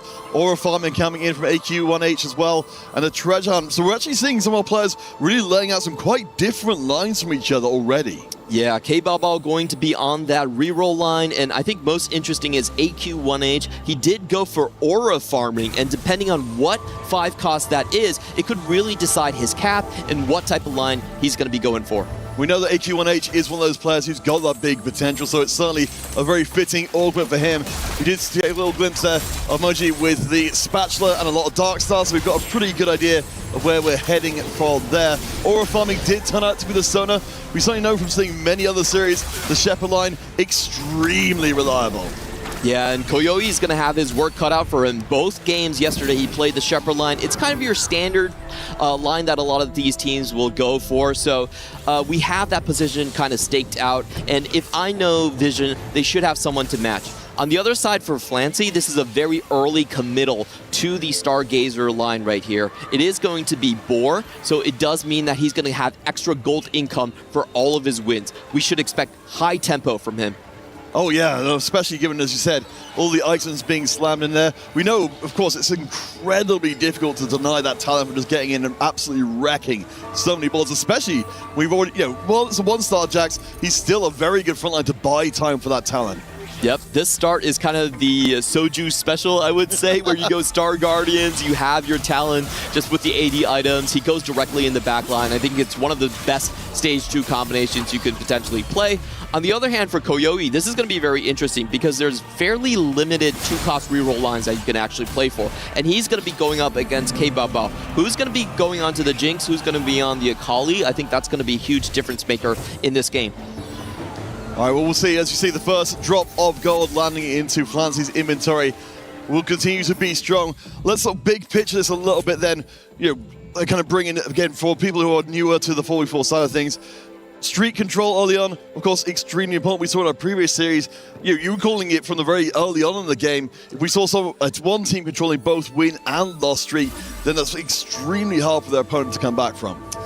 Yeah, and talking about those win streaks and loss streaks, I feel like Vision is set up a little bit easier right now. They have very clear loss streakers. You have Moji trying to lose as much as possible, and then going on to his reroll for Cho'Gath, clearly angling for a Dark Star right here, at least at the start. For the side of Flash Wolves, they have the more nebulous positions. They are harder to navigate. I think Terry with Pandora's items early on, you kind of question that, why he's going to go for Pandora's. It's not usually the highest cap. It's usually fixing your item mistake. stakes. And on the other side, Patient Study from Iron Bog is also a fairly kind of middle-of-the-road augment without tempo being played here. So I feel like Vision is a little bit better staked out on their positions. You have your Darkstar player, you have your Shepherd players coming in, and you also have your Temple from Zimbai and Flancy. I was hoping we get to see a mini Reaper mobile plate, and we will have Emojis going to go for it. But yeah, so far we're keeping things nice and smooth through the early game. Is Moji actually going to go for it? Because he was holding on to all his chosen Lissandras. It might signal a pivot, maybe into the Space Groove line. So we'll find out where he goes after that. Checking in with Terry, you mentioned, of course, the ability to be very flexible with, of course, those item components to give more ability. Has managed to put together a decent streak here. We'll be up against Zenbai as the Wolves win, or Flash Wolves win streaker. We've got ourselves, of course, maybe we're moving through the Zion line later on as well. Very interesting for Terry because his items actually signal he wanted to play the Xayah, but judging by the fact that Flancy has the boar in already and has the Xayah items built, I feel like Terry might be the one forced to pivot into a different direction here. If you look at his items, this is fine for, a Jinx reroll, or if I was in Terry's position, I would just try to win streak as much as possible and then play it by ear. See where the rest of my teammates end up. I can pivot elsewhere. Well, as we start to get further into stage 2, I don't want to kind of bring up a more general thing as we absolutely see here, win streaks and loss streaks on both sides. Talking about the kind of idea of tempo games for teams and more, high cap win out games. From what we're seeing so far, where were we kind of on that spectrum between the two? Ooh, so I do think Stage 3 tempo is going to be relatively fast with the two treasure hunt players, but one thing that is going to decide it a lot is if K-Bao runs into Mochi. I feel like that is going to see if K-Bao can play for even a higher cap board. We have seen Treasure Hunt just be used as a standard Fast 8 composition as well. You're not forced to go into the reroll here. If he gets the full loss streak, I feel like you have more leeway to actually go into a Fast 8 kind of board. Mecha A-Soul might be open from this position. Yeah, and he'll run it into Flancy, of course, who's not very inclined to sell off his board just to try and grief the Anima. So keep an eye on Mochi if he's able to do a similar thing, but K-Bao, gets above 100. Looks like we will see a battle of our win streakers here. Again, this is very important, and it will be Vision who take the lead. Zenbai making good use of the Clutter Mine to get the level 5 board online. Shepherd already active, looking very good very early. Small HP lead coming in from the side of Vision already. Zenbai, Flancy, and Koyoi in the top 4, but this is kind of the Flash Wolves game plan. We have seen this over and over again against their matches in T1, is they tend to fall behind early and then come back with their high cap type of boards. And right now, I still like feel like they have a lot of maneuvering to do. We actually got a cash out from K-Bao. So very important to note right here that he's not going for the higher cap boards. He is going to try and contest on one of the reroll lines. Yeah, well, I mean, of course, we've got the treasure hunt there waiting to be farmed up for as much extra resources as we can put in. Right now, it does seem to be the Jinx board. Of course, we've seen it across the tournament. We saw it coming into the tournament. We knew this would be a board that a lot of teams would just lean on because it's been so reliable. Absolutely. You get a lot of leeway because so many players are taking Akali's away from the pool as well. It's actually pretty easy to hit your Jinxes and Bel'Veths. So I think K-Bao is most likely, as you're saying, going into the Jinx Bel'Veth line. On the other hand, for Koyoi, this is very interesting because he is setting up for an Ornn Samira, holding onto that 4th copy of the Ornn.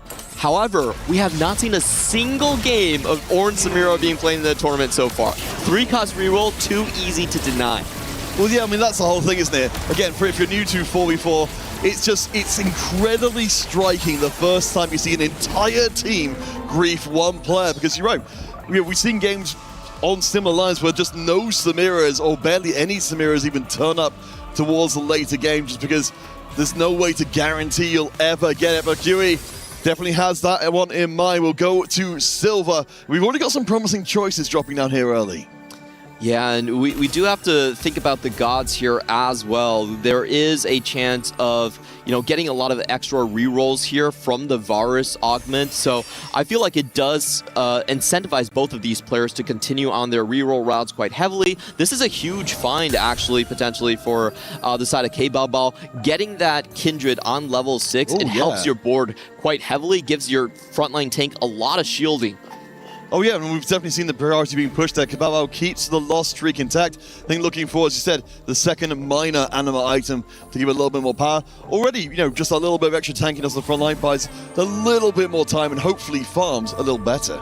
This is when we see the most important part of 4v4, the stage 3 tempo battles, because you can afford to roll some gold to continue your streaks. On stage 3, you have the most agency in this section. We've heard Panda talk about it a lot. Stage 3 is when these teams decide on their overall strategy. We have Zunbai deciding to continue his streak. He's already on a Victor 2 with full items. Very powerful AP line here.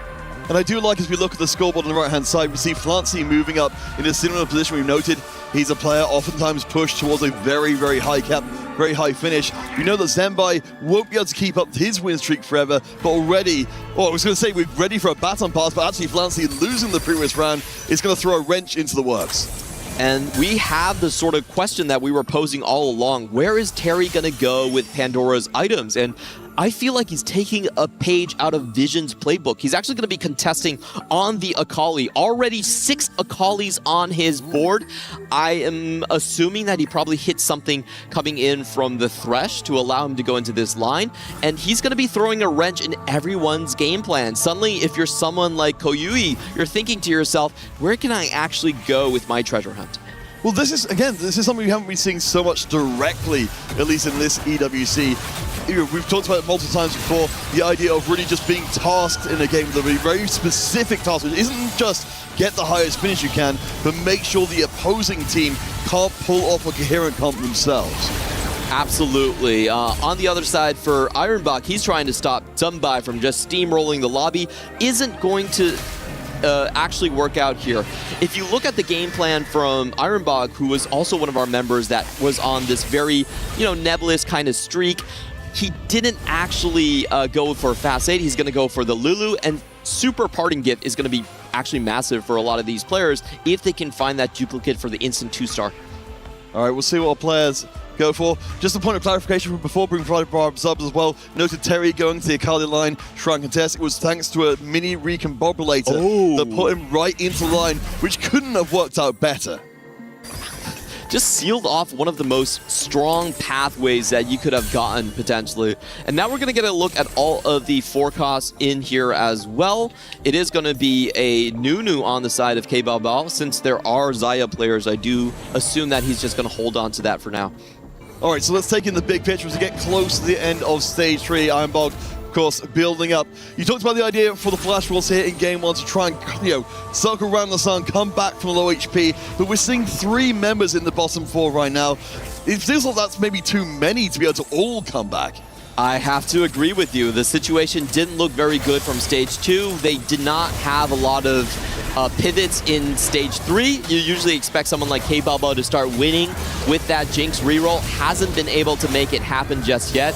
And on the side for Ironbach, he also gave up playing the Lulu. He looked at the Varus God boons and he said like, oh, I'm not getting a duplicator from this. So he's actually just going for a standard AP route now that he got the karma from the earlier Thresh. Look like Zenbai will drop the 8-round win streak. As we said before, that was never going to last forever because, of course, he's been spending and trying to push levels to keep ahead. Does find a Vex very early on. He's going to be tempted away from the path of the Shepherds. But right now, Zenbai in a decent spot. As we mentioned, Flancy not doing so well. But overall, looking at the Vision squad, we've got all 4 members in the top 5. That's not to be sniffed at either. And Zunbai also has a level 7 1% Vex. So yeah, things going very well for them. Even though Zunbai did just take a loss, I still think 92 HP, your position is rock solid right now. If you're looking at the entire lobby right now, I have to give a massive advantage over to the side of Vision. AQ1H, you look at him, he's getting contested by Zunbai here on the Shepherd line. He's very far away from the champions that he wants to hit. He's basically playing an alternate board right now while holding all the Shepherd units. He doesn't want to lose as much HP, but he's still bleeding out regardless. Hasn't been able to stop the tempo attack coming in from the side of Vision.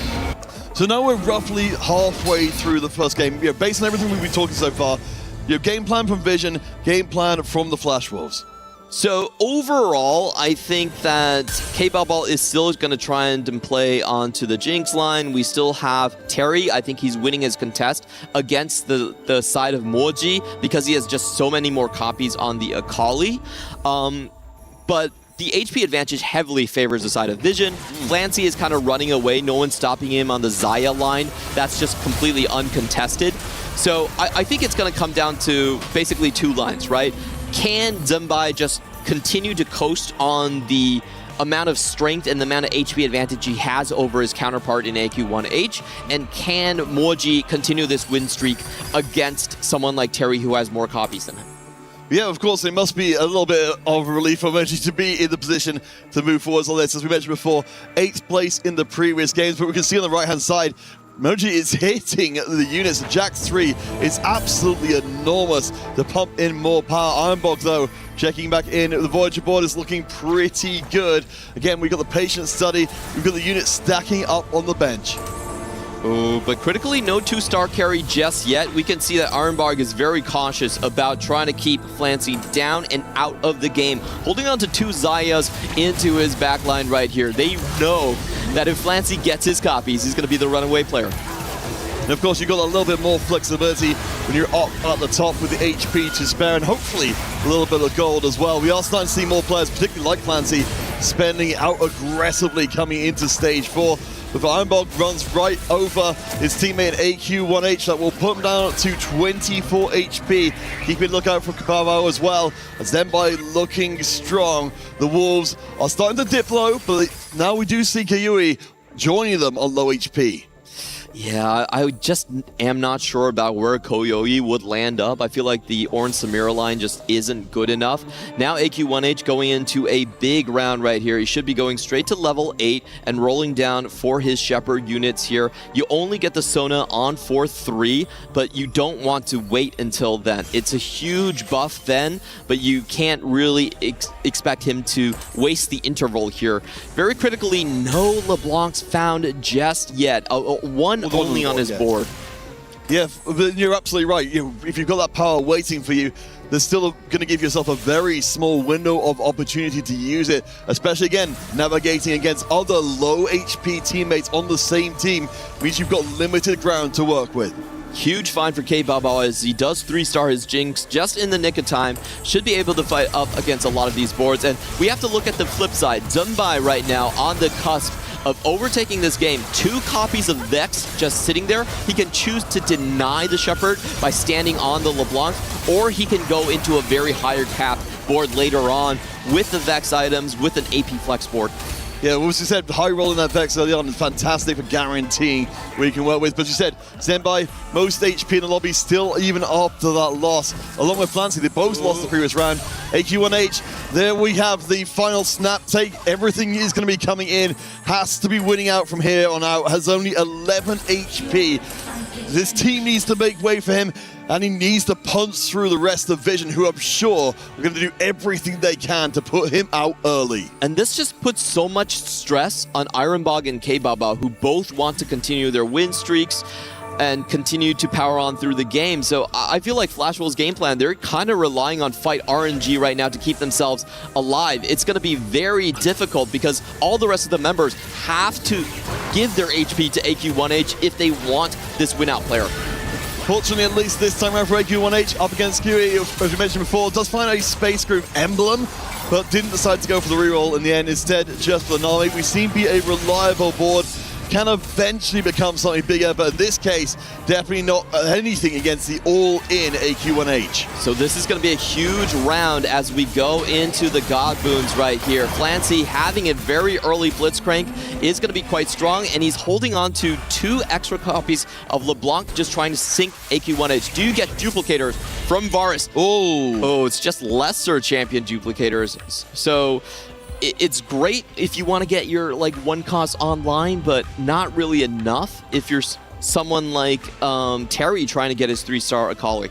Well, yeah, I mean, we certainly in other games saw, certainly falls Lissandra and Cho'Gath kind of reroll, but definitely not in this kind of game. But yeah, I mean, if you're looking for the race for Akalis, this is a significant moment. Terry is doing very well, even with the 2-star Akali pushing up into second place overall, I believe, and looking very good for being a strong point for the squad.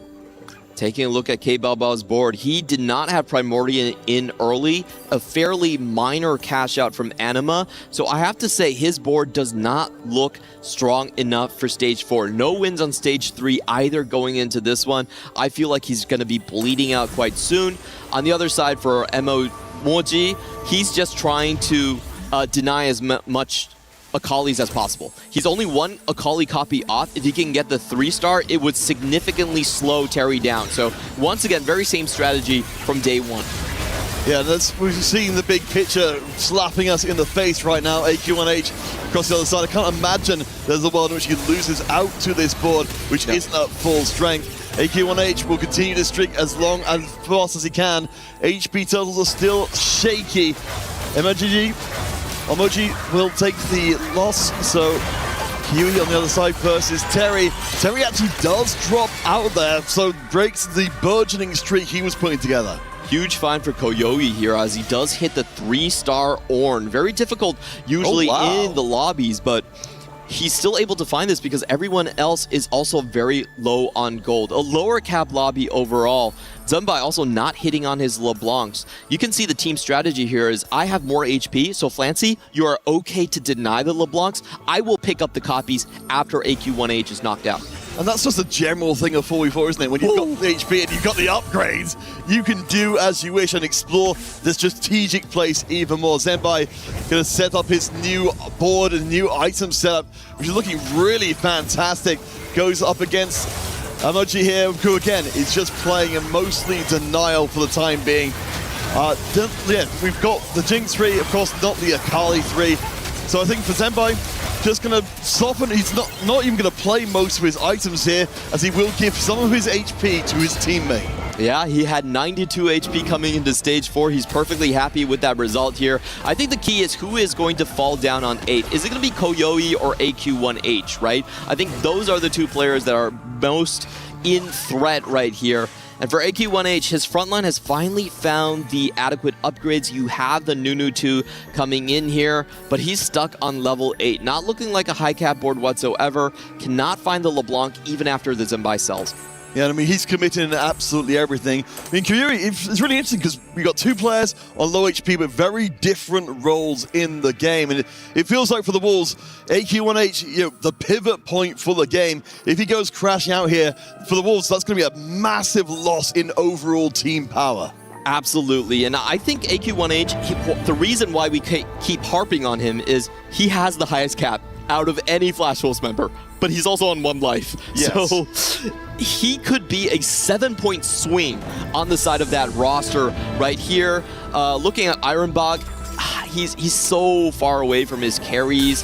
The Bard is just like 1 copy off, and they're trying very, very hard to deny Flancy 4 copies of Xayah being held.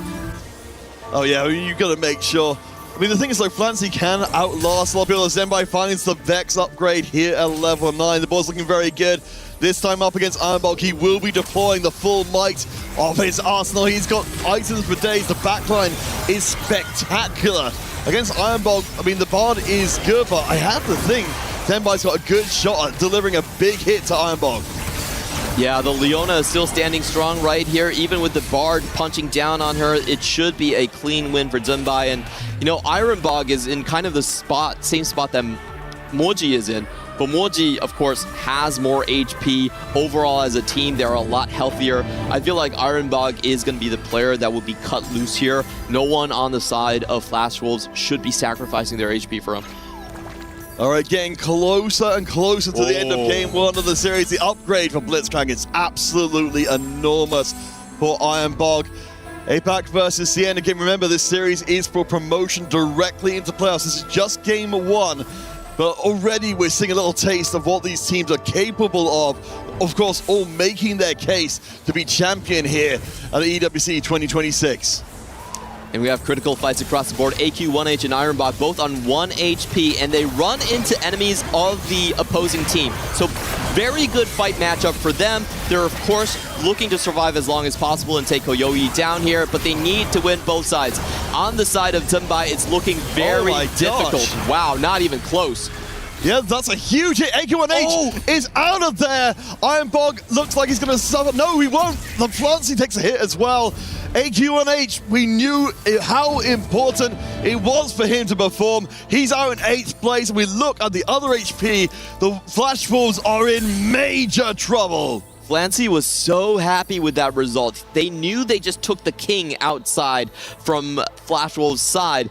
And now Ironbog, though he did survive with that assassination blitzcrank onto the backline, he can't really win out at this point. Like his front line, look at his front. It's Ross. Not much. Oh, Bard is another huge find though. Ironbog has to be the secondary win out carry. Both K-Baba and Terry are playing 2-cost reroll. I don't think they're going to take them there. At least he's up against Moji, who is a softer target, keeping an eye, of course, on Terry on the other side as well. Up against it's a huge AP board, I believe, of Zenpai, who should be... No, it looks like it won't actually be good enough. The Akali dashes to the backline is the 3-star version, and that means that it's going to be a big hit through. Terry surviving for the round. Zenbai gets the win over Bao Bao. The Wolves do take another step to close to the edge as Flancy is dropped in 7th place. The denial works. Ironbog holding on to 6 copies of Xayah, and Flancy dies without a Xayah 2. What an amazing turn of events right here. Flancy, you can tell he's not smiling anymore after being knocked out there. And now Moji also taking a big loss. I was very surprised at the result that Terry was able to take down Zenbai. Must have been a wrap into the backline for that to happen, and things are actually heating up. It's Ironbog actually, keeping steady and being able to hit Blitz 2 and Bard 2 on less than 10 gold. Well, right now we've got 3 members from both teams remaining. Moji, you can see here, up against his teammate. I have to imagine, we knew sooner or later he was going to be quitting the field, having done what he needed to here, just trying to do his best to slow down the Flash Wolves. Zenbai carrying the long-term potential will keep her eye on that Akali, which is just an Akali 2 in this case. I think this configuration, Zenbai steps forward. Zenbai has no removers. He didn't put on his Thornmail, but it still wasn't enough to lose to his teammate. Moji does go out, and that actually means that we are tied on the bottom. Whoever wins will take this game. Yeah, that is astonishing compared to where we were initially. Though, of course, while the points are being reset, and you're right, first place is the only thing that matters. From the Vision side, we look at the win streak, we look at the HP from them. It feels like they've got 2 different options to move into that first place. Ironbog has made it through the toughest parts of the game. He was initially just trying to play spoiler against everyone else, but then certainly after AQ1H was knocked out, he was tasked for winning the game outright. Can he do it? Can he assassinate 2 massive win streak players? All right, we'll check in with Kiwi, who is, of course, needs to stay alive. Terry and Ironbog both on a single... Akali in the back! Akali assassinates the Nami, one-shots her into the backline. The wrap works out on the side of Terry. Yeah, and that's all it's going to take with no damage left on the board. That's going to be ripping through absolutely everything. Terry doing absolute work. So after that round, we're left with Kiwi down to 2 HP. Zenbai still has 24 in the tank again. First place is the only thing that matters. But for the Flash Wolves, hope is born anew. Both win streaks being snapped on the side of Team Vision right there. I felt like Koyoi with the Ornn definitely had a chance to take down Terry, but the positioning, the solo tank did not work out for him. Now this is going to be a huge round. Whoever is able to steal the Elder Dragon will have a massive advantage. Does the steal come through? And I think it does! For Zenbai, he gets a 6,000 HP tank out of nowhere. I mean, that's got to be the difference maker. We do not see any other dragons on any other benches right now. Of course, it's worth noting, coming into this one, Vision of 2-0, they have not taken a loss in EWC Teamfight Tactics so far. The difference maker being the dragon would be spectacular. Oh, and Ironbog is thinking about how to position his board right here. I feel like Ironbog should be the win-out player compared to Terry's Akali, but it's going to come down to fight matchup. Who are they going to play against? So Koyoi on the top side right here. I do think that Ironbog is slightly favored. A lot more single target damage coming in, and when you have the Blitz too, you can just knock the Ornn back for a lot more damage. On the other side, we do have Zenbai up against Terry. This should be slightly Zenbai favored. unless Terry can once again find assassinations onto the back line. This time the Akali does not make it in there, so there's time to ramp. Zenbai gets the win against Terry. We do see Kyori taken down pretty much as we would have expected between the two. We're left with a 1v1 for the victory here in game 1 of the series. And it's the comeback champion Ironbog versus Zumbai that have been coasting all the way into stage 4. Who can actually take out the other? Zumbai has to fix his positioning right here. That solo tank, when you have an enemy blitzcrank, it's way too easy to collapse your lines and just deal massive amounts of damage. I think if you're looking at the combat augments, this is also where it comes a lot into effect right here, because whoever rolls more on the Thresh is going to get a sizable advantage. All right, we'll keep our eye most closely on Ironbog's board as well. Of course, remember, he's on a 5-round win streak, but only 1 life in. Zenbai can afford to take the L. We've still got on the backside the Elder Drake waiting to enter the field. Frontline collapses relatively quickly. We've of course got the scaling of the Vex to bring out as much damage as possible. I don't think the DPS is quite there. This round, Ironbog's going to take it. And I feel like Zumbai has some tough questions to answer. He's thinking about if he should drop the Karma or not and just place onto the Elder Drake. This is such a close fight for him. He's going to level 10 and he can put on the Elder Drake. So that's going to be a huge boon. That's what he's been waiting for. Not wasting any of his items. Sorry, I wasn't paying close enough attention to the XP bar just there. And this is the real fight. Finally, you see Zumbai moving his front line back into the front. He can do some final moment swaps to make sure he can trick away the Blitzcrank. That's going to be very important, not to let that Blitz have that easy one punch and displace Leona. All right, let's see if Zenbai can keep the undefeated streak here at EWC 2026.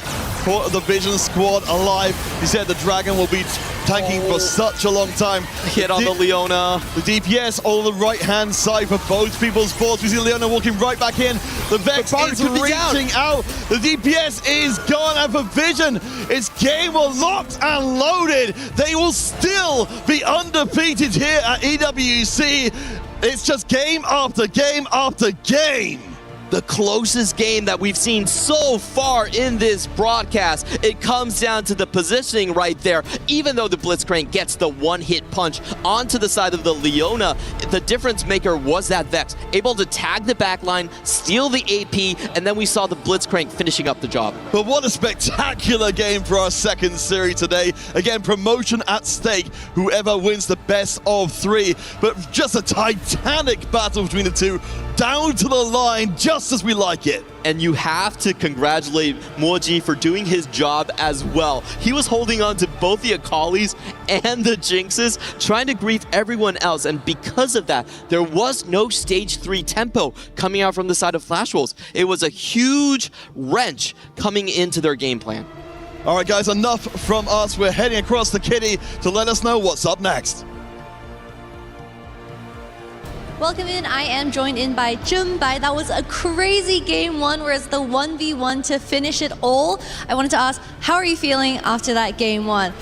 首先恭喜你拿下了第1场，最后那里是真的是太刺激了。所以在这此刻，你觉得你现在有什么感受呢？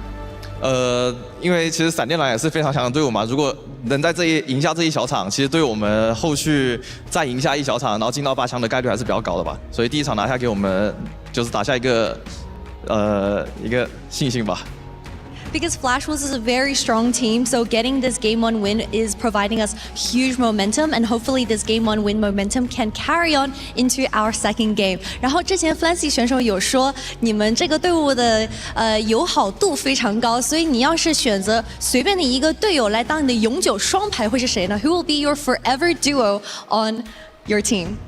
那应该是挑 Flancy 吧。为什么呢？因为他很全能啊，什么都会啊。I would choose Flancy as my forever duo because I feel like he's a very well-rounded person. 谢谢, thank you so much, and I hope you prep well for the second game. Back to you guys.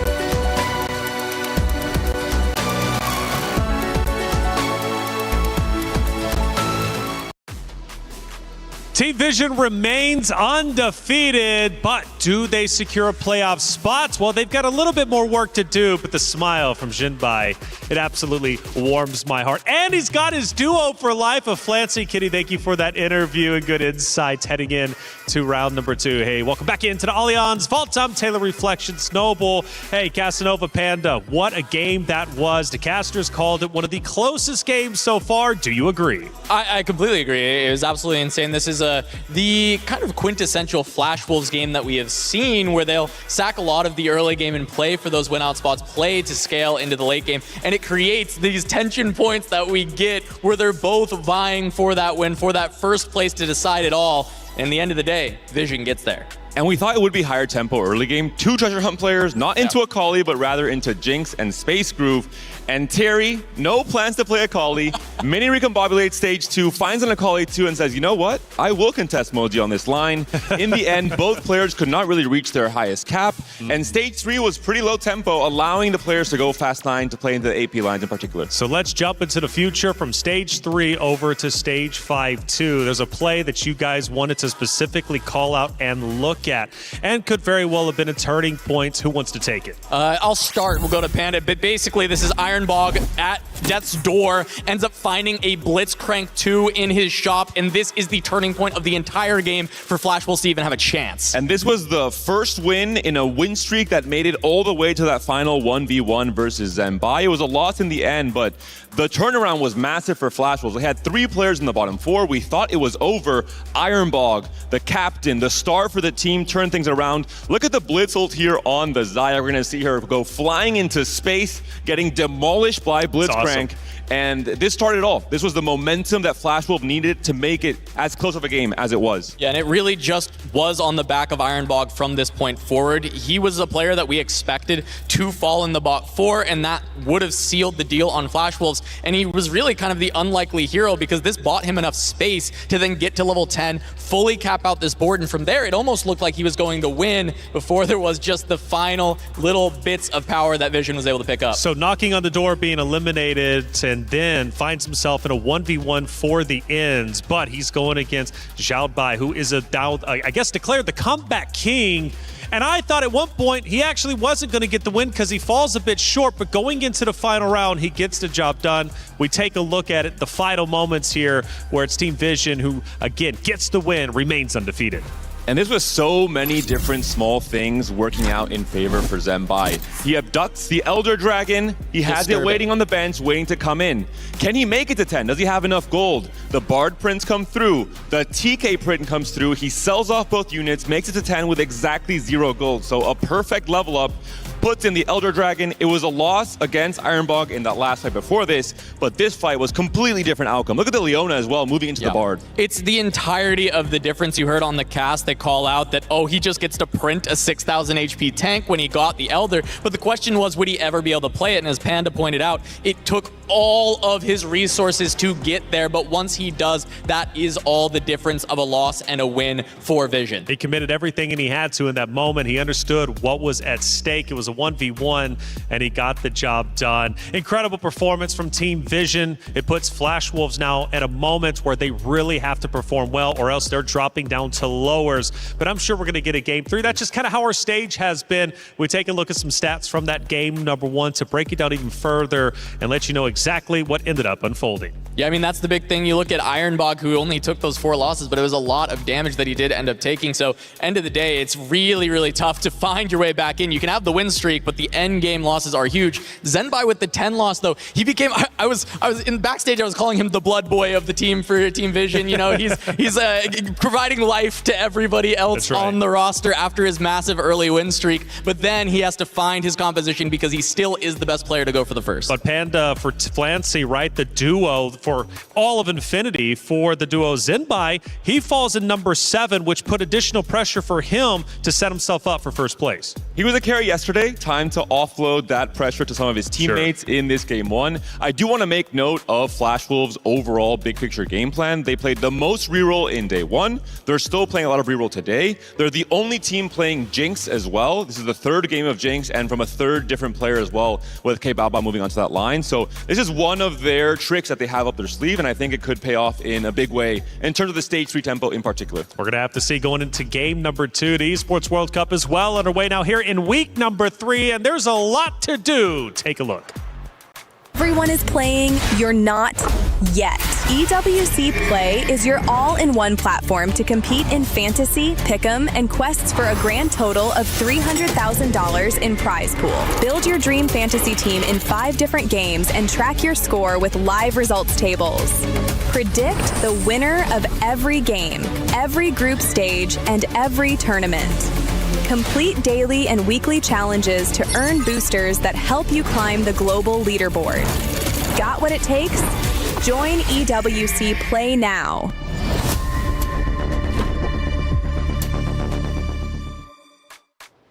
All right, Team Vision, they're up 1-0, but they're not out of the woods just yet. They've got to do it one more time against Flash Wolves, who now have to come back. We'll be heading to our stage in just a moment's time.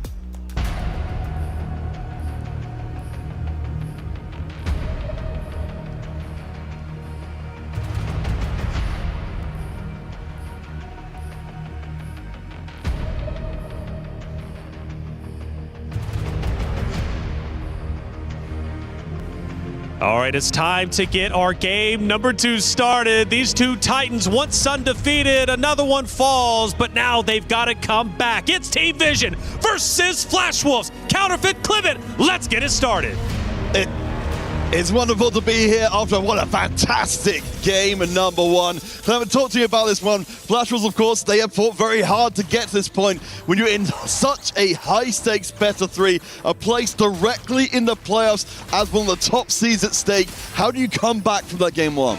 We have to talk about the stakes. The first seed is so huge because you don't have to play other first seeds coming out of the different group right there. You get the easier pickings going into the playoffs. And for Flash Wolves, they have to tell themselves it's possible to come back. We've already seen 3 comebacks in just the past 2 days. AGAL, of course, managing it. Zeta Division doing it. And Weibo Gaming also managing a comeback against T1. Anything is possible. Everything is earned. Absolutely, and of course, you know, if you weren't here for game 1, you wouldn't have seen AQ1H. We thought it was all over when it had this incredible board operating on basically 1 HP for a good part of the game. We thought it would be a game-winning board, dropping out in 8th place. A lot of teams wouldn't be able to recover from that at all.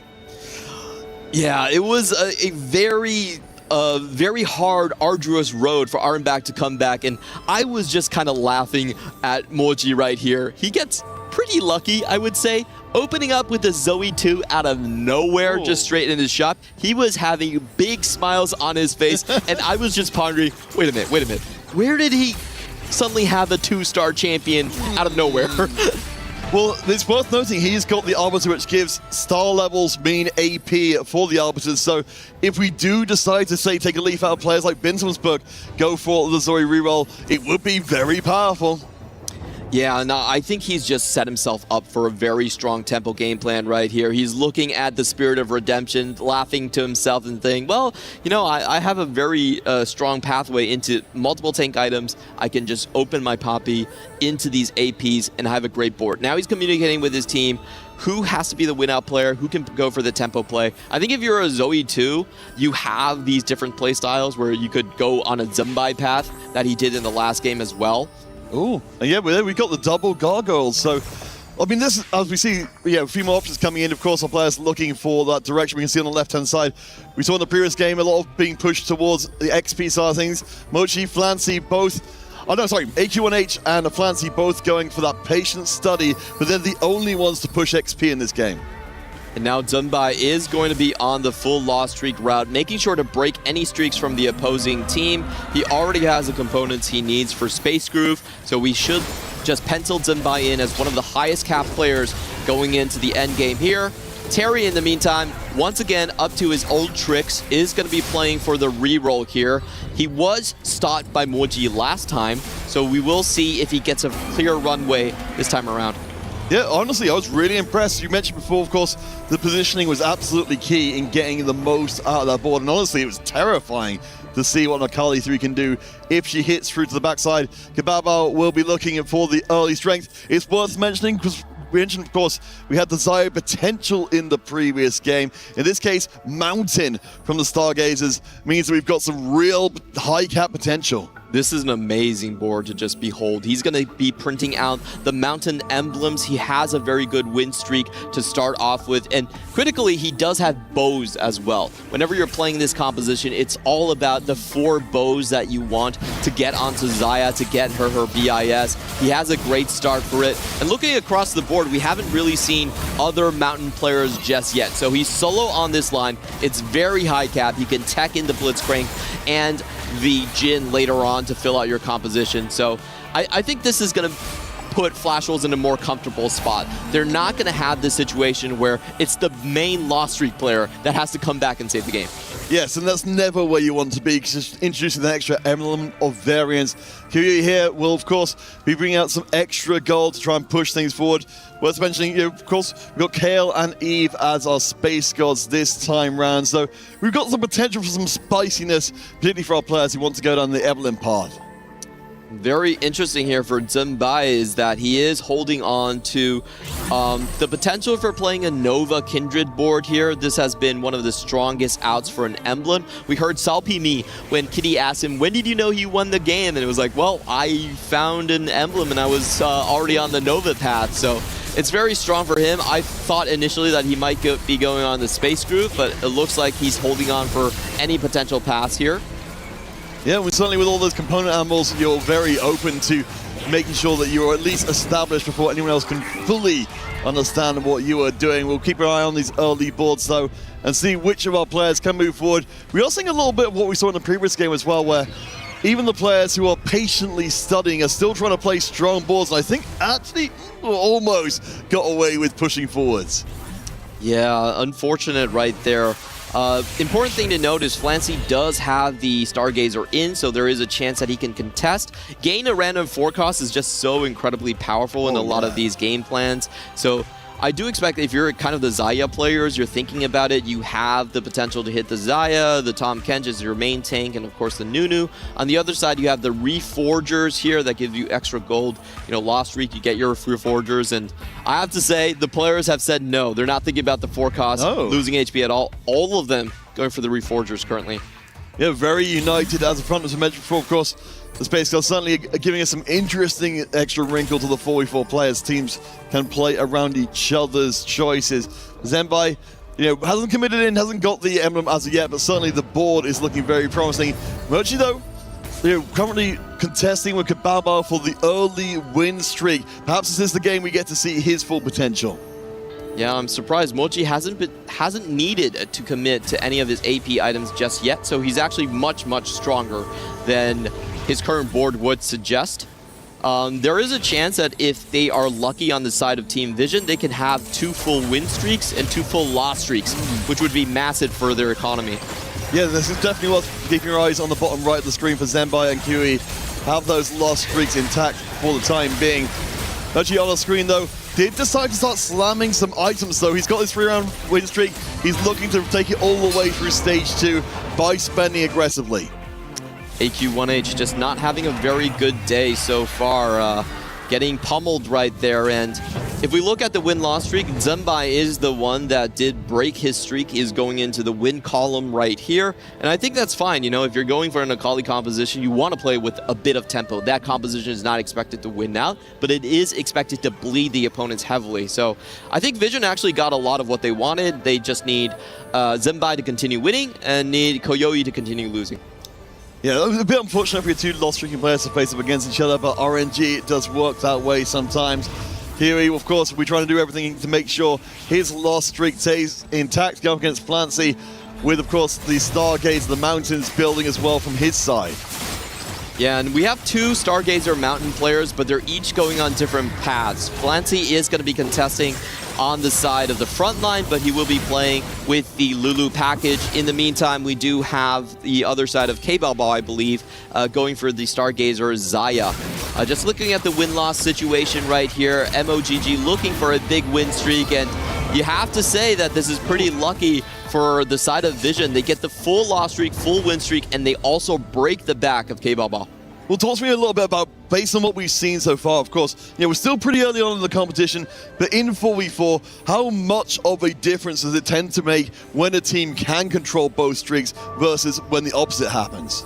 It's just so easy to play with. Not only is it about the econ, it's also about the HP preservation. Moji now has a chance to play the role that Zenbai was doing, the Blood Brother role, where he's able to lend a lot of that tempo in Stage 4 to the rest of his teammates. You can see Moji again smiling. He can't believe he was able to get a full win streak and also get an Aurelian Soul in shop. That's not allowed. Yeah, this is just getting ridiculous. Yeah, but it does mean, again, as we look on the right-hand side, Ironbog is jumping at me from the middle of the table there as a player from the Flash Wolves who is starting to build up a little bit of momentum. Of course, Ironbog, we saw from level 4, is actually got Trade Sector in place and is building a Shepherd board, so fascinating to see where he ends up going long term. I'm not usually a huge fan of these sort of middling econ augments. You know, they're better than nothing. A lot of the combat augments on 2-1 are unclickable, but you would rather play the AP flex lines from a winning position. I think that's always a stronger preference to a mid-econ into lose streak, into actually no streak for them. So I feel like Ironbog, again, whenever you find yourself in this spot, you have to be a little bit lucky. Like they were last game, hitting on the Bard or Blitzcrank really quickly to come back. My least favorite spots in general. We'll see how he does longer term. I mean, right now, he's certainly one of the bright spots, but as we see Terry getting knocked over by Mochi, it looks like we're going to continue that streak through the stage. So the slammed red buff as well makes sure the power keeps on coming. Ironbog is building out from the center, so eventually those two are going to face each other face to face. We have Moji and the side of Koyoi here, trying to look for their compositions. On the side of Moji, he already built a Jeweled Gauntlet, so Jeweled Lotus might not be the best for him. He's still communicating with his team. He's obviously going to play some sort of AP flex board. The Aurelian Soul, I think, leading into Mecha in 4v4, honestly, just a standard Mecha ASO board without Anima is strong enough. Oh yeah, I mean, we can see already we're starting to move towards that direction.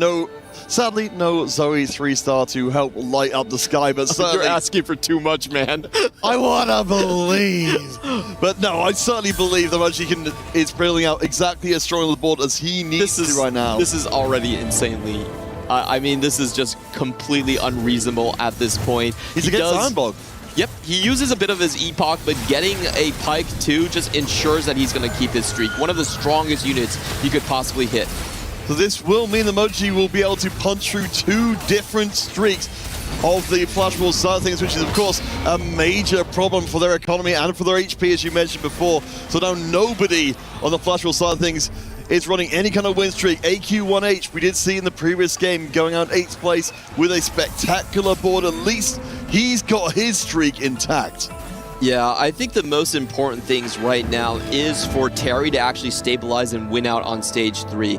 He is playing for the reroll, and I feel like if you're on Jinx Belveth, you cannot wait until Stage 4 to spike. That was a major issue for me in the previous game, that both of the rerollers actually lost Stage 3 to Zenbai. So they don't want to lose this time again against Moji. I do want to see Terry roll a little bit deeper to stabilize, and to be honest, I think Moji's board is actually very beatable. Even though he has the Aurelian Soul, he's not even playing it.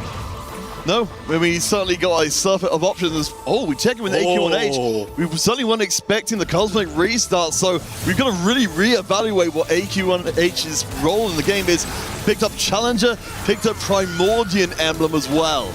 I like what he's doing right here. I think both him and Ironbog's spot were rather dubious. Now they can pivot off into something completely different. AQ1H clearly saved his items for this point, trying to go into a different direction. The Primordia is going to give him a lot, and if he can just find the Kindred, that would be absolutely massive. All right, Evelyn is going to tempt a few of our players. I mean, certainly getting the 3-star 1 cost even if for the purposes for selling it, it's still really worthwhile. We've been mostly adhering to KL up until this point, but again, in the overall game, Moji is the only player fully win streaking. Otherwise, we're getting a relatively even spread between the teams, unlike previous games where we've had one team really heavily occupying top spots. We really have to take a look at K-Ball because his 3-star is probably going to be the most impactful. He has the chance to go into Aatrox Mountain, which is absolutely disgusting. He could play a Nova board off of that. He can hit Caitlyn. He can hit the units from the Stargazers as well, just like the Talon or the Twisted Fate. He has the most outs of anyone on this lobby to just profit massively from the side. Oh, and he low rolls. Never mind. It's a wreck side. I listened to all the options, and unfortunately, this is definitely not one of the better ones. No, sometimes fate just turns against you.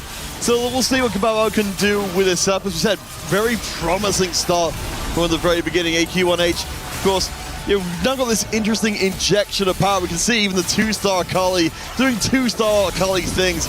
And at least in this game, I don't believe we've got anybody else. No, sorry, my apologies. But Zenbai does have a few of those Akalis in the lineup as well, so not completely uncontested.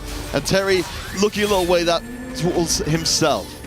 Yeah, we will have to check up across the board because there were multiple 3-star 1-cots being picked right here, and Moji hits again! What? How is that legal? That's so unjustified. That is absolutely crazy, but when it rains, it pours. Again, we're looking to see if we can keep a completely undefeated streak here for Team Vision. They've not dropped even a game so far.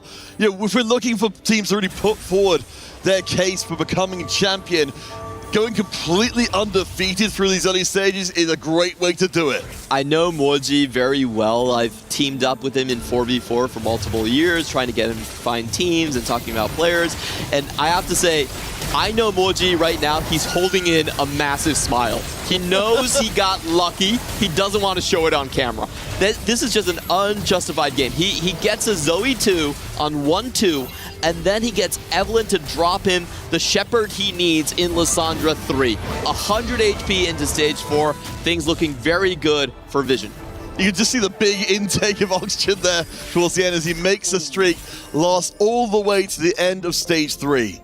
But on the other side, Koyoi, 10 loss streak right here, and actually not as much gold as I thought he would be getting. He does have Money Hungry, which gives him 7 gold every stage, but he needs a big roll down to stabilize, and honestly, I'm not sure he's there just yet. He's no extra lucky Nami copies right here. He probably needs a Blitzcrank to do it. If he falls to 8, it might not even matter how high roll Moji's game is. Well, I mean, it's kind of an ironic part to be in. Moji, of course, was the player who was 8th in the 2 games so far that Vision have won. If we do see Blitzcrank! First roll, oh, okay, never mind. Right. Okay, maybe it's high roll all the way. Okay, let's examine the situation. If Kyrie, even with that Blitzcrank, does go out in 8th place, for Vision, where would the next steps be? So I think if you have an 8th place, but you have a very clear win out and a 1st place spot, you can still play very strongly. In most board situations, the 1st place will take the game, right? If you're matched on the bottom side and you win, you're okay. You're in a completely safe spot. So I think there's a lot of positions that they could still go for, but right now I would expect a lot of this players on Vision's side to slow down. They want to keep Koyoi in the game. Koyoi is 14 HP, so he can take a 6-unit loss. It should be very difficult to knock him out entirely, but they still want to hold their items until Koyoi gets that Nami too, which might be difficult judging by how many Namis are on this board. Well, exactly. We're seeing what we expected to see. The Flash Wolves, they've seen there is some weakness on Vision to exploit, and they're going to try and push Koyoi out as soon as possible if they can. Yeah, we do need a reinforcement coming out from Koyoi to perhaps save his game. Not going to find it just yet. And taking a look at Zumbai's board, our observers are showing us the big roll down on level 8 here. The Akali is 2-star, and the Kindred is just missing 1 copy, but this really isn't strong enough to stabilize. Zumbai currently 7th in HP in the lobby is going to be facing a lot of trouble here as we have AQ1H building up a much stronger board still on that Kindred Nova line.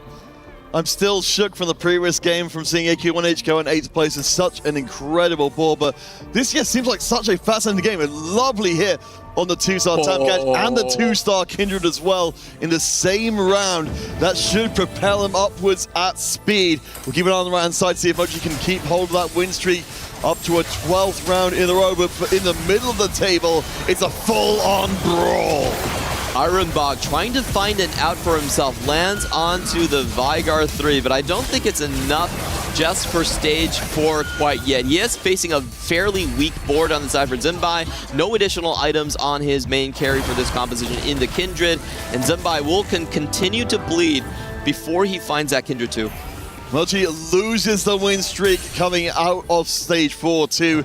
So I want to kind of bring in some more context here from the Flash Wolves. Of course, Moji been doing very, very well up in the top spot, but I can't help but notice, well, there's not a ton of HP in it. We're seeing 3 members of the Flash Wolves also in top 4 with him. Yeah, I do have to say Flash Wolves did very beautiful pivots. I think the idea for AQ1H to just go into that cosmic restart really opened a separate line for him. Terry did find some of the win streaks into stage 2, so they're looking much, much better than they did in the previous game here. Now, this is going to be a Flash Wolves on Flash Wolves action right here. None of them have big streaks just yet, but I would assume that, I would assume AQ1H is actually the one that is slightly more important for their overall game plans and getting that first. Yeah, I mean, Terry certainly put together a very good board. Hasn't quite got the Jinx 3, but it's enough to soften the loss a little bit. That's not too bad when you're just trying. I mean, right now, of course, you talk about donating HP across the rest of your team. Terry in a great position to make that count. 4 copies of the Nami being denied here from Flash Wolves. So Koyoi, even though he survived so far, is going to be in a very difficult situation. You definitely are not going for this Evelyn if you are Koyoi. No shots for 2 rounds. This is going to be very bad for your health. This is only the reward for players that have hit their carries. Yeah, and as we said, for the Flash Wolves, they've got the HP to be able to stick things out for a little bit longer.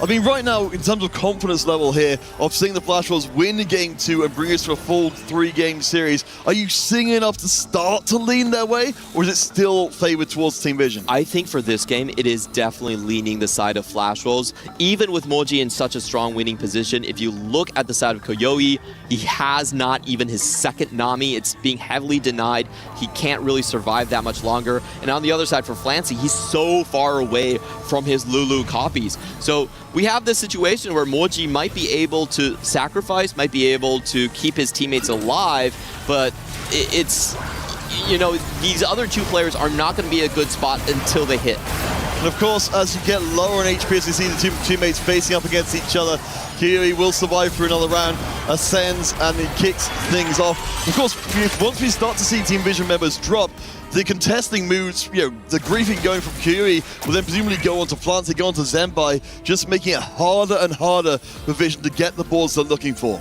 Actually, crazy move by Flancy right here, holding on to 73 gold. He's waiting for some of these Flash Wolves players to drop before he starts his full roll down. So he's just waiting for the opportune moment.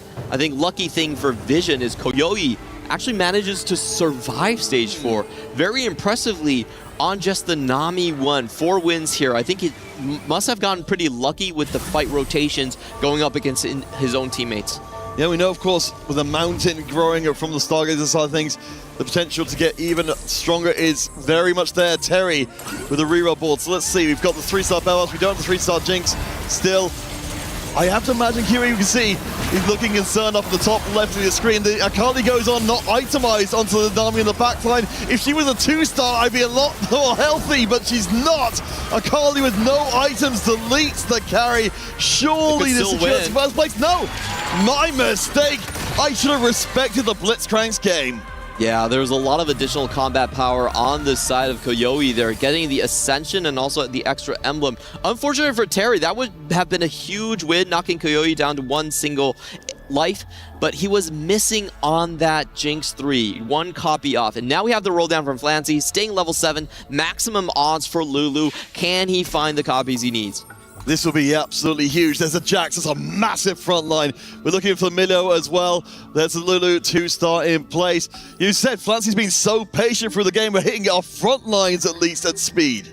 Yeah, I actually really like this play from Vision. So what they did was Moji held on to his items and he went straight for level 9 knowing he had enough HP. Flancy also tried not to reroll too hard and kill Koyoi by accident because if you're playing a Nami 1, Lulu can very easily accidentally snipe your backline. So he's waiting to roll at the last second. We'll have to see if this strategy pays out because they did lose a lot of HP and here it is. Here might be the corner turn coming in from Koyoi. Yeah, we would hope, I mean, again, as we've seen from so many series before, the ability to hold on when you're on the brink of elimination is huge. Terry just hit the 3-star Jinx, so the flash rolls are getting stronger and stronger. We'll go up against that Cosmic restart board that has been building strength. We see a 3-item Kindred. We've got the Kali 2 on the side, but it's very far away from the Nami. I think Yui, if he's ever going to have a chance of being okay, he should be good. The 3-item Blitzcrank stays up for a very long time. The Ascension kicks in. Kiyui holds on for a little bit longer.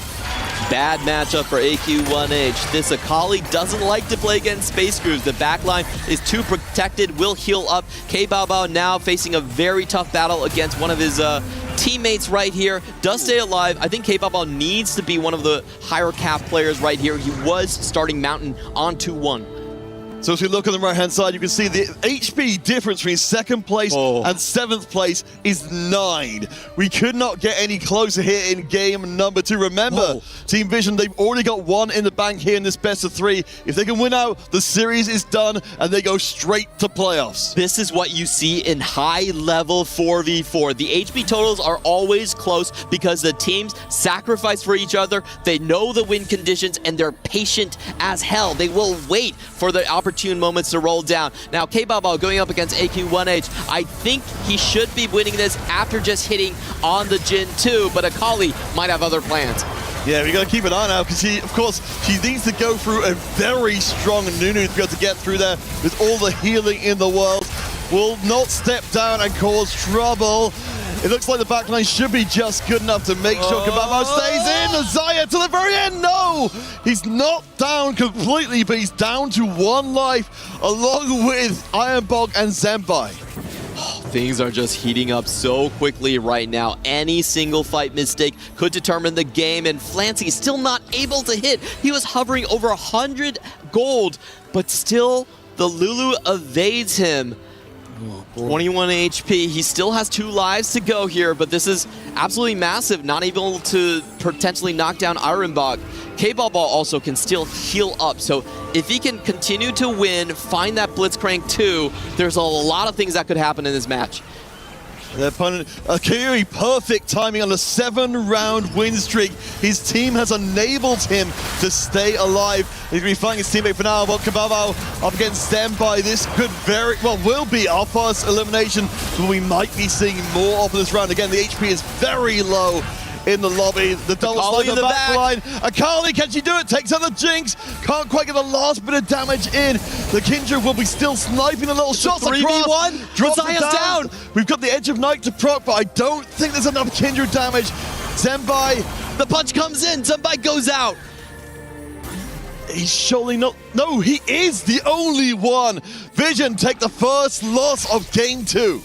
Wow, that was an incredibly close fight. We just saw the Zaya hovering around less than 100 HP, but staying alive till the end right there and knocking the opponent out. That means K-Bao can actually continue to go up in HP. He does have that Soraka item, which is going to be massive in 4v4. Oh yeah, well, as we've seen, just being able to survive the next round is great. So from the Vision side of things, Kiyui looking very good, 8-round win streak, but I'm looking for the second player to be able to join him in doing well, and we're seeing Moji is starting to drop off dramatically. Yeah, he's facing a Ghost right here, so his win is not going to matter. I do expect him to take it down because the Mountain Hexes aren't showing up properly, perhaps. K-Bao on the other side against Flancy. Does Flancy have that Lulu 3? No, the Lulu 3 is still missing, and the Nunu Snowballs goes directly across the entire board. This is a massive positioning win on the side of K-Bao. Yeah, we were looking for the next elimination. Vision have taken the first loss. The backline evaporates in a hurry. Worst case scenario, Flancy is out of there. Another low finish. We do have 2 more eliminations, but that's over. Vision are in the bottom 4. 3 of their members eliminated. An incredibly close game to the end, but the Flash Wolves draw the series even 1-1. What an amazing game coming out from the side of K-Balbal. I think the smartest thing he did was he realized that a lot of the members on the side of Team Vision were sacking for Koyoi. They were waiting for Koyoi to scale up, so he actually played a Fast 9 game. He had the Soraka to heal up more HP. He portioned it perfectly. One last loss to his own teammate, and then he was able to carry the mantle and take the series to 1-1 apiece. Oh my gosh, I thought we couldn't do better than game 1 going to the final 1v1, but in game 2 we end up with basically an entire team versus an entire team. The kind of decision, the pressure on the teams to make the right choices where there's no room for error. Absolute chills coming out from this game. Unfortunate for Team Vision, I feel like not hitting the Bard 2, not hitting the Nami 2 fast enough, and no Lulu 3 early. Those were a lot of low rolls for Team Vision. They should still feel proud in their game plan. No, it was absolutely spectacular. Of course, we've got another game to look forward here. Remember, of course, whichever team wins the next game and therefore the series will be going straight to playoffs, as you mentioned before, with the best seed possible out of the initial stage of competition. So everything absolutely to play for. Let's head to break because we need to recover. Game 3 coming up.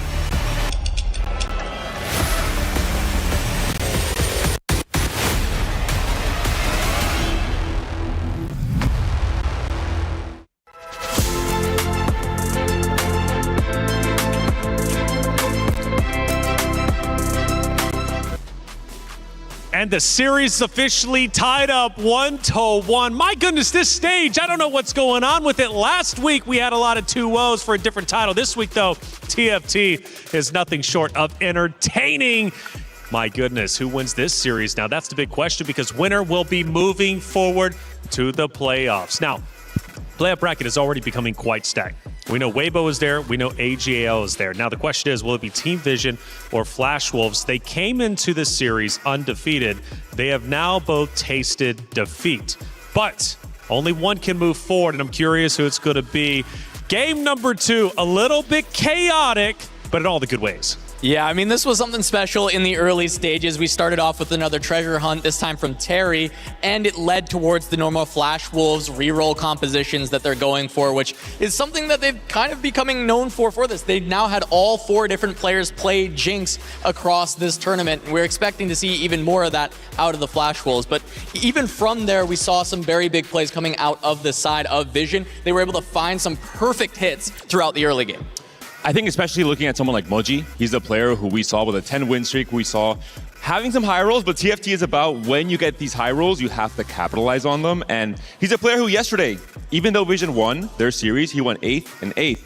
How do you bounce back from that? How do you bounce back mentally and save your team in a game like this one? Well, let's go to stage 3, which we were in the green room. You were losing your mind during this moment, and rightly so. The luck that was needed for this play was just sensational. Walk me through it. Well, and this is what we're talking about, right? They have LeBlanc as one of the, or not LeBlanc, sorry, Evelyn is one of the gods. They end up getting a 3-star 1 cost from this, and the perfect one to fit the composition Moji is playing is going to be that Lissandra. He needed to find that Shepherd, gets the 3 Shepherd in with the upgraded unit, and it allows him to kind of extend this streak. And this was exactly what we're talking about when you find that luck, and how can you capitalize on it. From there, Moji ended up having to spare a lot of HP to his teammates. We were thinking that maybe this is a world where Moji can run away with it. You know, they talked about title on stage B earlier, a 20-1 game when it comes to win and loss in rounds, and maybe Moji was going to get there. That's not what ended up happening, but this was that spot where it's like, oh, Vision might just be able to run away with the game. And if you ask any player in 4v4,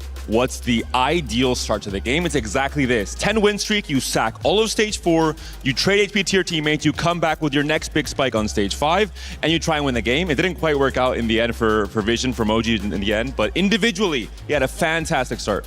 Fantastic start and a great ending, at least for Flash Wolves. We take a look at the final moments here. The last play, the last stance here for Team Vision in game number 2. And taking a look at this, it was just going to be the Lulu from Flancy as it does end up falling to K-Bao. This was multiple fights in a row that K-Bao had to win to end up making it happen. And it all came on the back of this Star Kaiser Jin alongside the Xayah, able to beat out Zenbai on the Akali before this and then take down Flancy, sending multiple players from Vision into that bottom 4 and make it a crushing defeat from what looked like a very strong spot for Vision earlier in the game. It was a really, really insane final fight there, but we have a lot of cool fights in this game as well. We'll see if we'll have a chance to see more of them because there was so many fights in the late game that you thought if this is just a little bit different, this team could take over. Yeah, and a lot of that even came off the back of having Kayuya having the blitz that he was able to pick up on 4-1. He was at level 8 playing the Space Groove line. He's able to find that blitz crank, which actually is another setup from Vision that made us feel like the game was in their hands because that was the player they were maybe gonna have to cut loose, and instead he got to run all the way back and he ended up placing one of the highest of the Vision players in this game. Well, Ben, I think we're gonna go back a step into what, stage 5, stage 6. There's a moment that you want to break down. I love these segments. Panda with Telestration. It was one of the coolest 1v1s we got to see. We're going to see on the screen right now. And it's a cool fight because so much happened. There was an Akali that was about to come in to the backline with the Xayah and the Jin. We're seeing it here. And it's the case where the Akali is coming to the backline. If she accesses that backline and she kills off both the Jin and the Xayah, the fight would be over. K-Baba would be out and eliminated. And we're seeing right there, the Xayah immediately comes into this backline. No tanks defending. Free reign for the Xayah to do her thing. Is she able to do it? That's the big question. The Jin gets taken down, but the Xayah stays alive. Now, the Kindred also has a chance to get some damage onto the backline. We're seeing it from here, and we're seeing the chance for that damage to come in directly onto the Xayah right there. Is that going to be the case? Does the Xayah get taken down, or does she dish out even more damage? She gets taken down. We think the fight's over. Kindred took down both of the backline damage dealers. The Jin and the Xayah are down. That's going to be it. But there's still a Blitz left alive, and the Blitz takes out the Kindred at the very end. And in the end, it was a massive win for K-Bao, which is exactly what Flash Wolves needed to win this series. Thank you, Panda, for the breakdown. Telestrations, I love them. It gives you a visual on what's actually taking place. Let's get a visual on the comments, though. Hey, they've been chatting out there, and we've been watching and looking. What do you guys got to say? You take the first one. Yeah, I mean, Akali. It's been, yesterday was this Akali unit is disturbing. I think we're just continuing to have even more instances of that being the case, and chat is picking up on it. Shout out to you, Loris. Keep the comments coming. We got another one. What are we looking at? I'm looking at reroll in general. I think reroll is just the key thing in terms of the stage 3 tempo in particular. Yeah, and the Challenger Ginsu Shen Cinema, yeah, I mean, carry Shen, not something we're always expecting. And Gora, thank you so much for the comment. Hey, like I said, keep them coming because we are paying attention.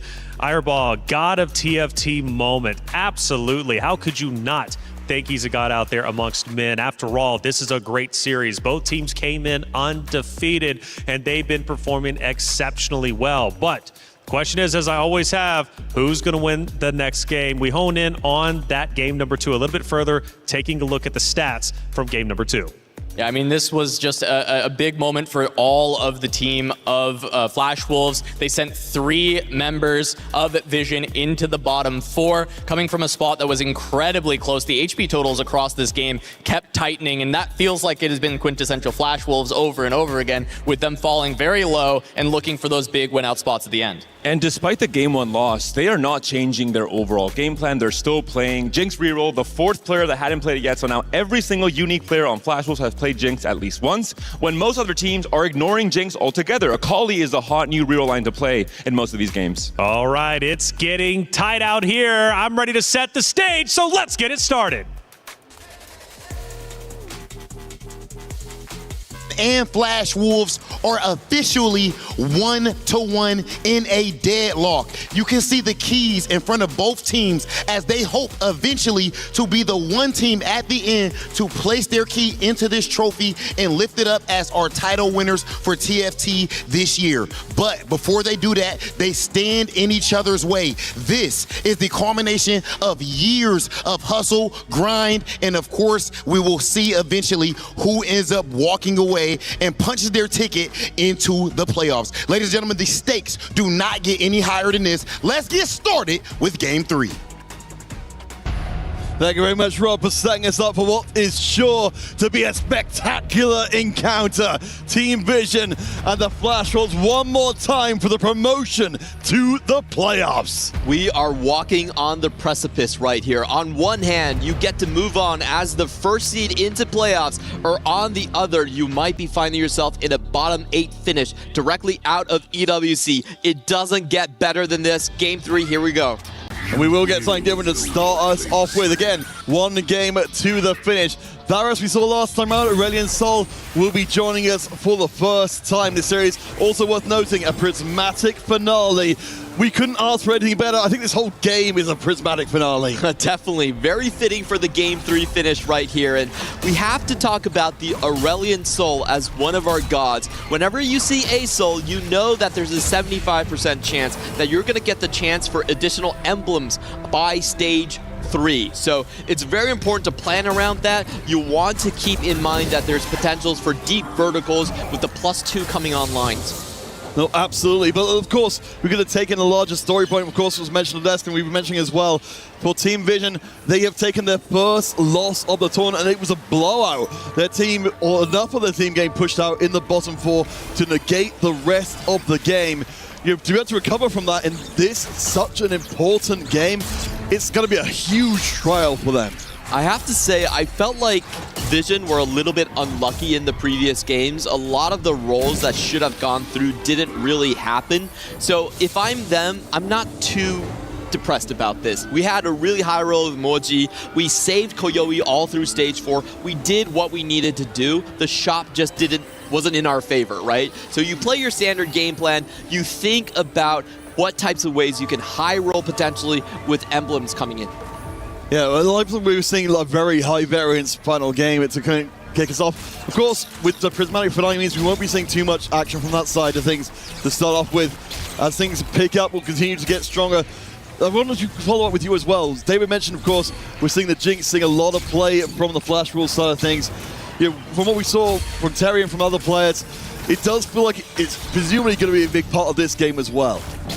Absolutely. There is a lot of teams that just have forgotten about Jinx for some reason, but when almost every single player is taking Akali out of the pool, why not just go on to the Jinx? We saw it both times with Treasure Hunt, so I think it's more understandable why that Jinx line was open, but it's kind of like forgotten tech, and I do sort of understand about it. We have seen players like Moji in Game 1 actually flex the Akali reroll with the Jinx. So oftentimes it's not just you like being able to kind of catch the upstream, you are also being denied in some senses.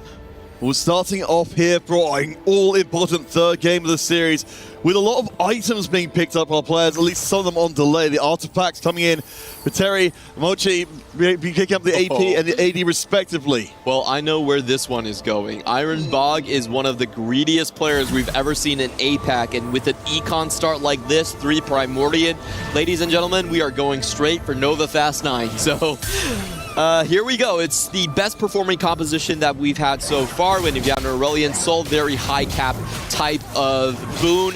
It can give you additional gold and item components just on 2-1, so there is a very high chance of that. We'll be going up against Plants, of course, one of those players on the delay for picking up the artifact later on. But with all those item slams, Iron Bug will be able to cut through pretty darn easily. Having Primordial 3 online early on, as I said, you know, fantastic way to start off with the extra gold coming out from the Ongwin as well. Yeah, and it really lends yourself to both of the potential boon options from Aurelion Sol. You can play 2 Primordian and then flex Belveth into multiple traits to get that early emblem, or you could just hope for Wealth Quest, because you're generating so much gold already, then you can go on to a Fast 9 game plan, and you also know that 4-2 is prismatic, which lends itself to a lot of large econ. Commerce Core can come in, Invested can come in, you can easily round out your Fast 9 boards. Well, very early on here, something is standing out to me as we look on the right-hand side. Mochi, the only player who managed to pick up a win in the first round, is going to put a little bit of pressure on Vision to keep him moving forwards, as Terry, Ironbog, and Kababa all have strong starts. Terry, we see here, really good early board. Yeah, he is just locked into the Shepard side of things here. On the other hand, for K-Bubble, I have to believe that this is printing Leona. Already 5 copies coming in. So overall, I really like the Flash Wolves spots right here. You have the Fast 9 win-out player from Iron Bog, the Iron God, as Ngora has just told us on Twitter. And then you have Terry with the Guinsoo's Rage Blade, already Shepard Online setting up. So there's a lot of very strong boards coming into this one. And then you also have AQ1H. He is, of course, playing the AFK, can't really touch anything. That's why he's not moving anything up onto his board at the moment. But he is also playing for a very high econ spot here. So across the board, Flash Wolves, I would say, have the better outs. It is up to the side of Vision with their 2 latent forges to actually hit. Yeah, and as we said before, we've got less control over the early game than perhaps they would like. We did see Flancy thinking about making the open fort for the time being. Here, of course, we saw the previous game. Has got a decent early board. We are seeing some early slams coming in. I think it might be enough to get him that early win. Keep an eye on the right-hand side for Mochi to see if he keeps things up. Kiwi, of course, did pick up a win in the previous round, so maybe he can move a little bit further forward and provide that power that Team Vision need.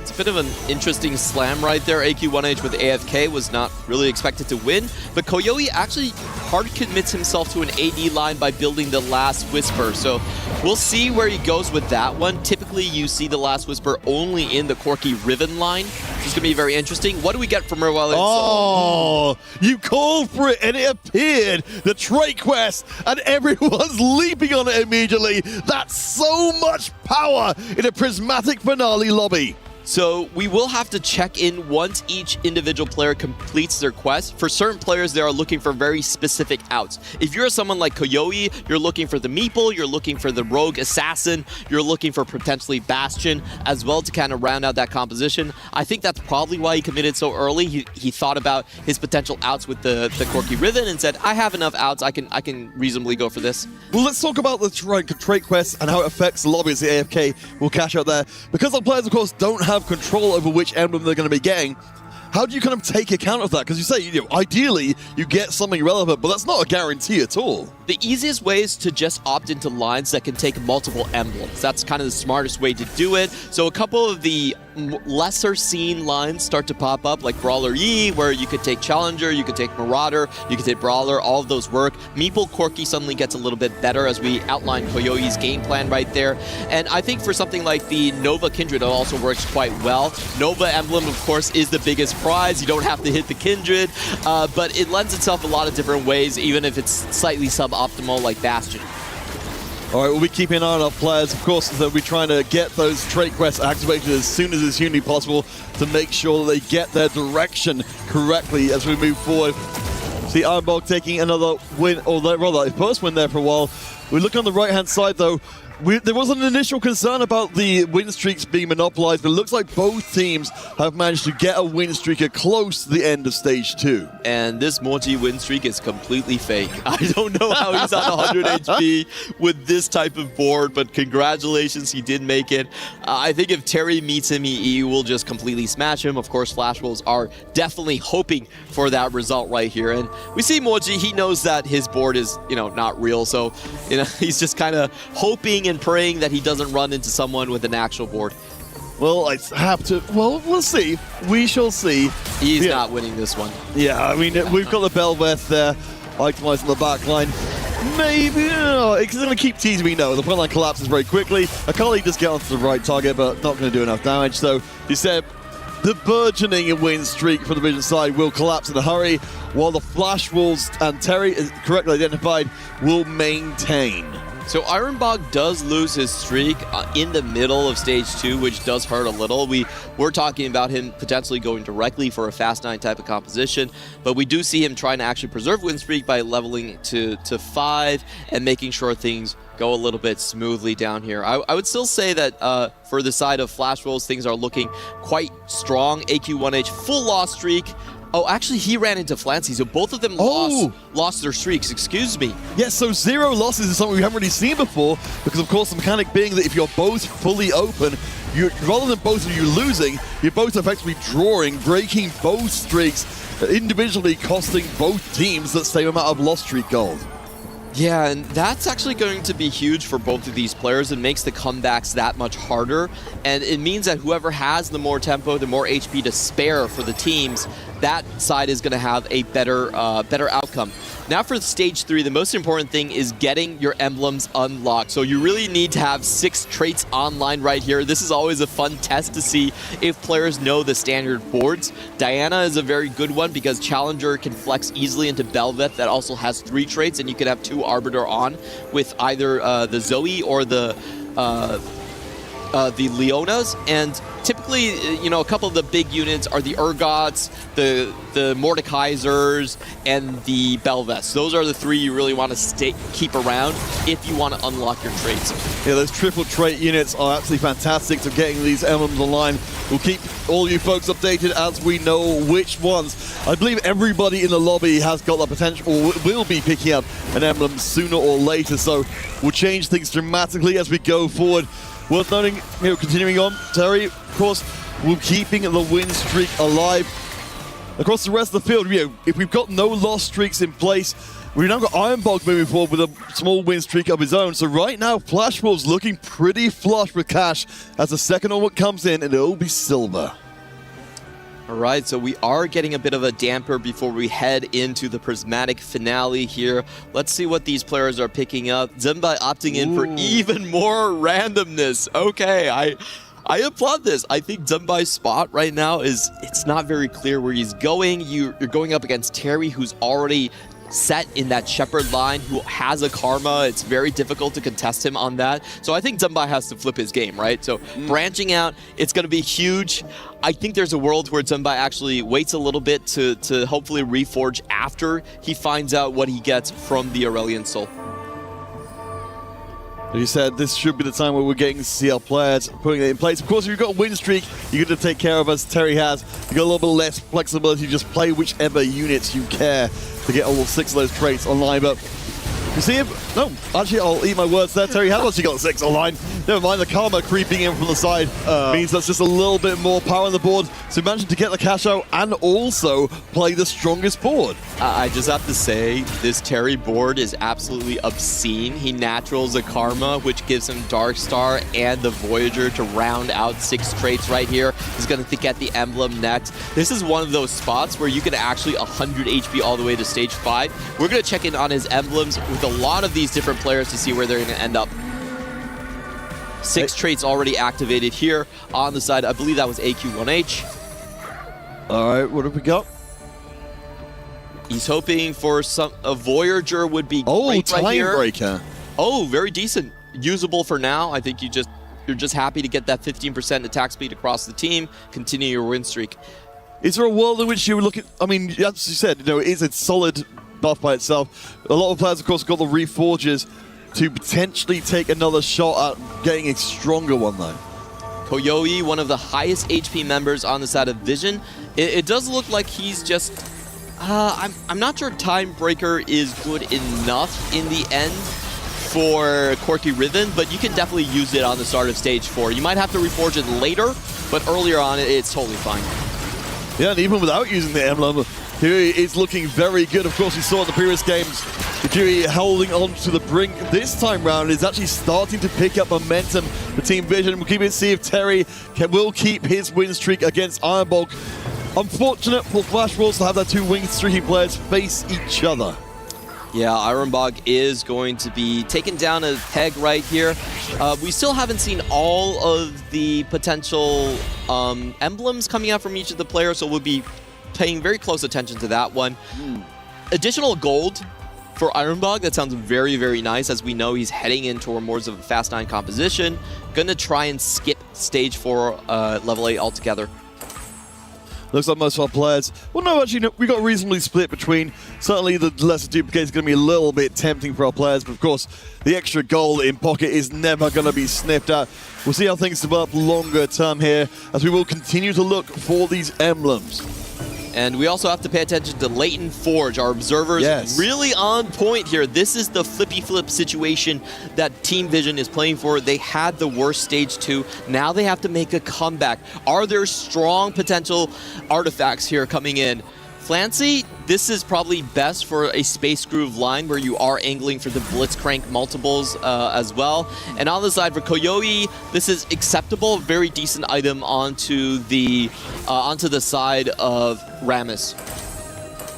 Up against Ironbog in this run. We'll keep updating as more and more of these comps are revealed. I'm really interested to see if Yui can keep hold of this streak here, because right now for Vision, he's the only player in the top 4 at all. The front line is starting to collapse in a hurry, and I think that's going to be it. We're in the situation where Vision are just not getting a ton of gold into pocket. Yeah, Ironbog's board incredibly good right here. He's running double gold econ generation traits right there, going straight for Fast 9, and he's also holding on to his units, trying to wait until he can find something like the Kindred to round out for the Akali items. On the other hand, this is a new problem for Koyoi. AQ1H actually hit one of the best emblems coming in for the Corki, the Assassin, in for the Samira early on, also a Samira 2 that can get him a great win streak. Oh yeah, just an absolute nightmare to deal with, especially considering how much burst she's got to be able to have that aggro drop is fantastic. The AQ1H has been building up slowly from the middle of the table. It's win streaking. It's going to run right into Flancy on a loss streak and 32 HP. We're starting to look like another game where Vision are playing very close to the edge. This is feeling really bad for Flancy. He needs a massive injection of gold on 4-2, and then he needs to hit everything with his Space Groove composition.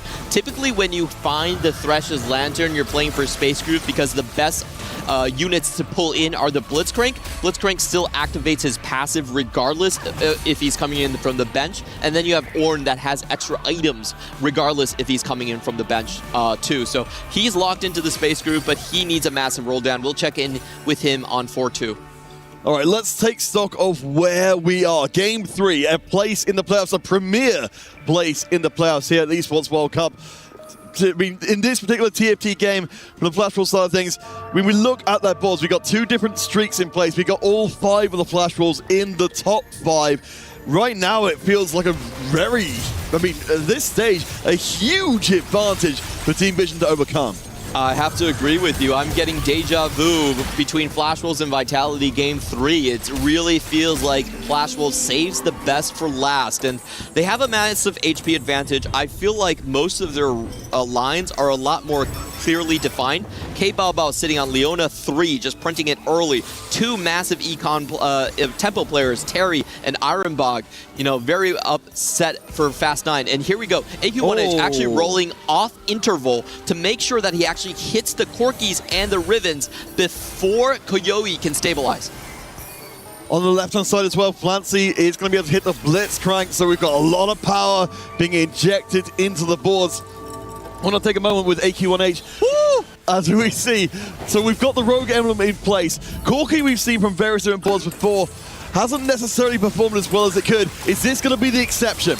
And fortune favors the Flancy as he is able to hit the Nami 2 after we saw AQ1H deny 2 copies. So nice. Massive find for Flancy. This actually takes him out of the danger zone, and now he is expected, in fact, to win streak through stage 4. And so Mochi takes a loss there. The Corki board doing very well. We've got the Ribbon 2 in place as well with the Death Blade, so a lot of power. And of course, with the Prismatic Finale, if you've got your board online already, you can just make it that much stronger. Yeah, it is a huge turn of fortunes for Flancy right here. He doesn't have to play for Econ anymore because he's stabilized and hit the important units that he needs on his board. He has picked up red and blue buff, and if he gets that Blitzcrank 2, he is for sure stable and able to climb out of the 8th place spot. The only problem for Clancy is no gold left in the bank, but he's not alone there. Everybody in the lobby spent everything they had here to put their board aligned. Right now, the Wolves are in control. Flash Wolves with 1st, 2nd, 4th, and 5th places. Very important for 2 players in specific. Zembai, he needs to find that Shepard win out. Where is the LeBlanc 2? He doesn't get it, reforges his emblem, and also doesn't hit. This is bad news. Oh, sorry. Actually, this is Terry's board. I got fooled a little second right there by the camera, but it is Terry. It's kind of okay if he doesn't really land, but I was looking to see if Zembai could have potentially found his Shepard carry in the LeBlanc too. Yeah, I believe just a LeBlanc one for the time being up against Caballo in this round. Terry's been putting on a clinic in this game, 11-round win streak, completely untouched so far. I mean, everything looks fantastic from what we're seeing from Terry in this game.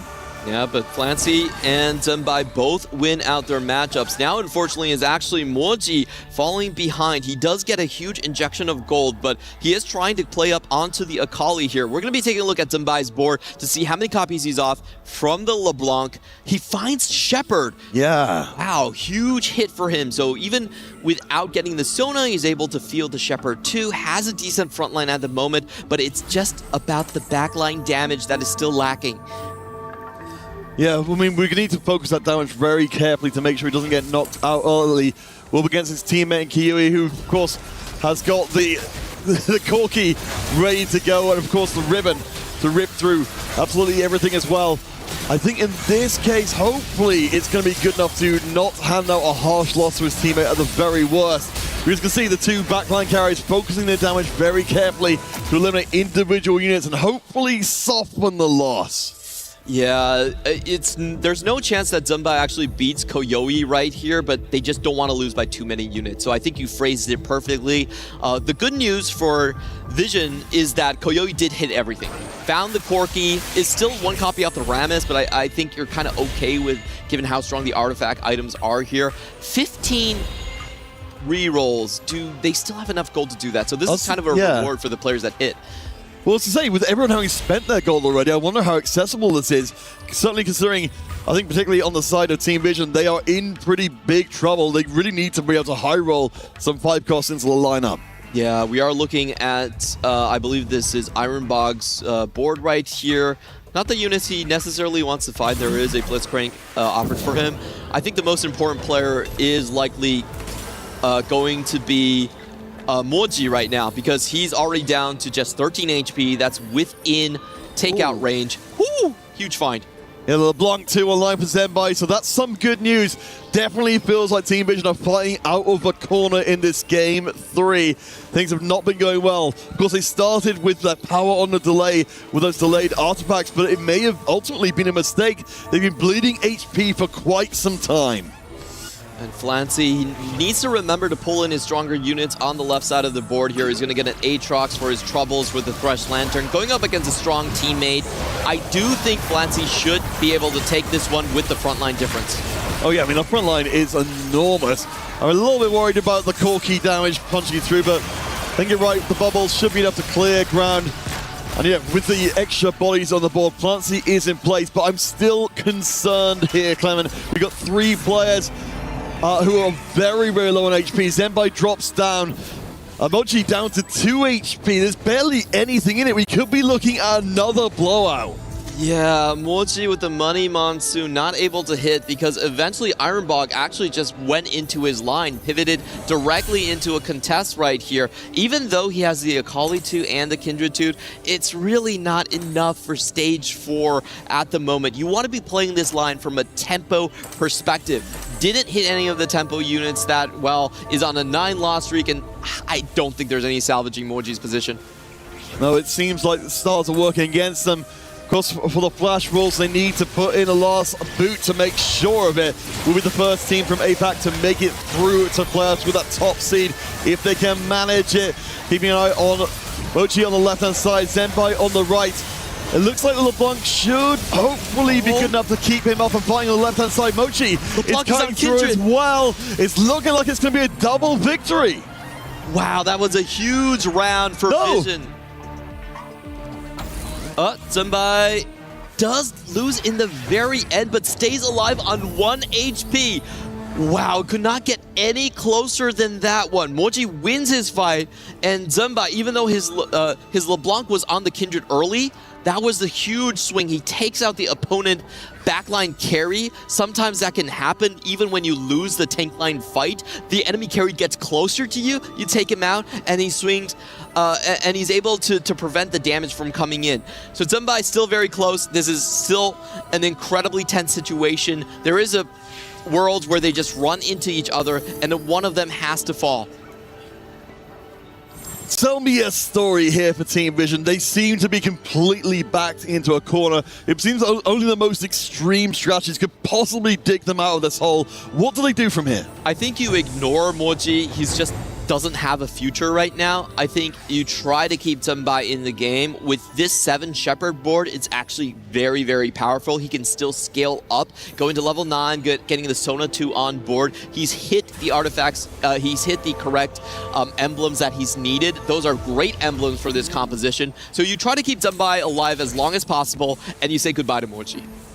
And of course, for any of you folks who are newer to 4v4, 3 players out in the bottom 4 ends the game immediately. You may have the strongest player in the lobby, and it may not matter. You really need 2 of them, ideally, to go through. And every finish matters from this point forwards. If we see Vision going out in 7th and 8th, then only a 1st and 2nd wins them the game. Flancy absorbs the loss on the right-hand side. Mochi on the left also does not die, so we're still waiting to see how everything finally falls out. Oh, huge win against Kate Baobao there. Once again, Kindred jumping forward and sniping out the enemy backline. We are in incredibly knife-edge HP territory. One member of Vision has to go out for this round. 8 HP, 2 HP, 1 HP. They have been surviving for so long, but I don't think they can evade fate. No, they've got to run into each other. This is the advantage of having the HP. You can soak those losses for your teammates, against your teammates. There's no room for error here at all for Vision. Does Flancy hit the blitz too? I really think Flancy and Zumbai are the players you try to keep alive here. We are going to have Flancy, unfortunately, running into Moji, so one of them will have to drop. Flancy did not find the Blitzcrank 2 or use the duplicator somewhere else, so it will be potentially, I think Flancy should still win this one on the left side, but on the right side, it is going to be Flash Wolves versus Zumbai.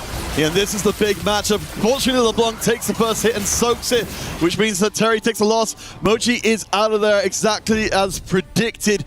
So at least we start to get a little bit more of the shape of things. Kababo is gone as well. So that's actually, honestly, a big improvement of where we could be right now. This is the best case scenario for Vision if they want to stage a comeback. Moji goes out, and then Zumbai and Flancy, who still have very, very high caps, stay in. The trouble with them is Flancy and Zumbai, once they run into each other, they have to team kill one another. So that's the thing that they cannot control. It will happen some point, but if they can delay as long as possible, there's still a chance that they can come back. Yeah, they both got 1 life, so it looks like they'll evade each other for this round. Of course, when you look at the HP bars on the Flash Roll side of things, they're absolutely enormous. If there's any chance of a comeback here for Team Vision, it's going to be an absolute marathon to go through so many rounds and get lucky so many times with the matchmaking. It looks like in terms of actually winning the round, on the right-hand side for Plancy, it's fine. Zenbai on the left-hand side also looking good. I want to say looking good. No, the Edge of Night, Zenbai is down. Plancy still alive. Oh, that was a huge loss. Unfortunately for Zumbai, if he was able to get that level 9, he had the chance for 4 Psionic Radiant items coming in. He could play around the 5 Shepherd. That would have been a monster board, but he gets taken out early, unfortunately, right there. So that's a huge win for Ironbog, and with him going out, I'm not sure Koyoi's Corky board can actually do the job. That's typically a top 3 line. Right now, what Flancy needs to do is to avoid going into the 5th place. If Koyoi or Flancy goes into the 5th place, it's over for Team Vision in this match. The Flash Rolls have been dominant all game long, so we're keeping our eyes closely on both sides of the screen. As you said, either player goes down in major fashion or Flancy at all. It's all over. The Wolves move forward into playoff prime position. Keeping a very close eye on the front lines. It looks like Pacuri, the front lines are good. On the left-hand side for Flancy, though, the Blitzcrank walks in, smashes everyone to pieces, and without a carry, there's nothing left to be said. Vision drop a 3rd member, which means Flash Wolves will be the first team from APAC to head directly to playoffs in pole position. And we have the 4th comeback match of the EWC 2026. I said anything is possible coming into this series. A very strong win by Vision in game 1, but 2 back-to-back blowouts coming out for Flash Wolves. They held the tempo early on. They had the better positions, the clearer game plans as well. And unfortunately, for the side of Team Vision, they had to flip their games. They had to bet on the artifacts. They had to bet on the emblems, and it just wasn't enough. It was really heartbreaking to see after such a hard-fought series for Team Vision, and they came into it with so much positivity as well. Said after game one, it seemed like things were coming together, but the Wolves were absolutely amazing. You're absolutely right here. Look at the way Terry played this one. He went straight level 9 because he had a 10-win streak. He didn't roll for the LeBlanc 2 and was able to take out the enemy team captain in Flancy with the Assassin Blitzcrank. All right, well, that is our second series of the day done. Let's head across to stage and check in with Damascus.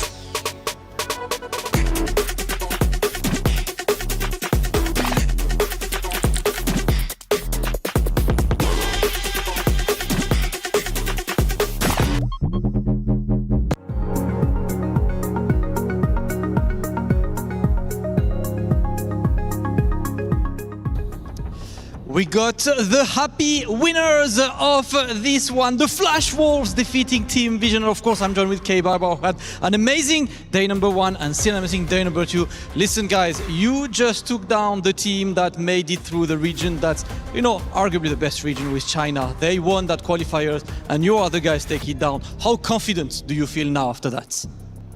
那么 K 宝，首先你们成功的击败了 Team Vision 战队，他们是算是中国区最强的种子了。那你们现在成功的在这里取胜之后，你们感觉信心怎么样？就是我们一直都有保持我们自己的信心，那我们不管对什么人都是保持着，就是对自己都会很有信心。对。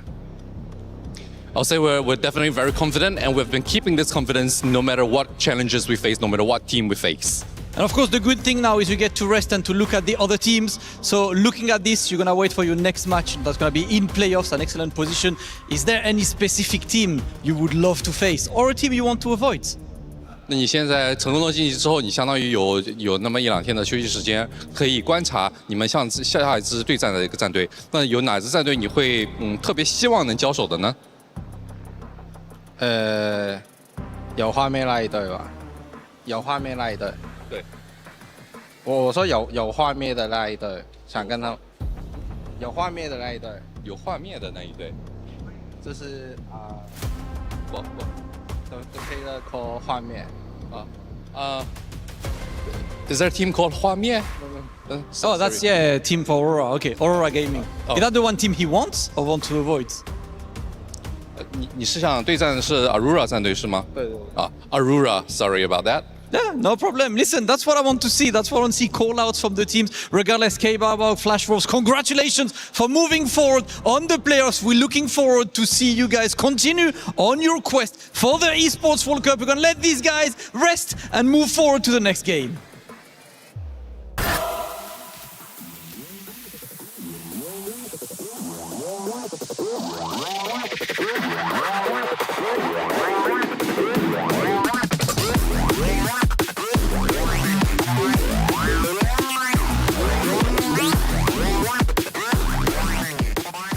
Oh, man, we're back, baby. And I tell you what a series it was. Officially now another team has moved forward, and it was Flash Wolves forged in the fire. These guys had to go through the absolute gauntlet throughout their qualifiers in order to just make it here.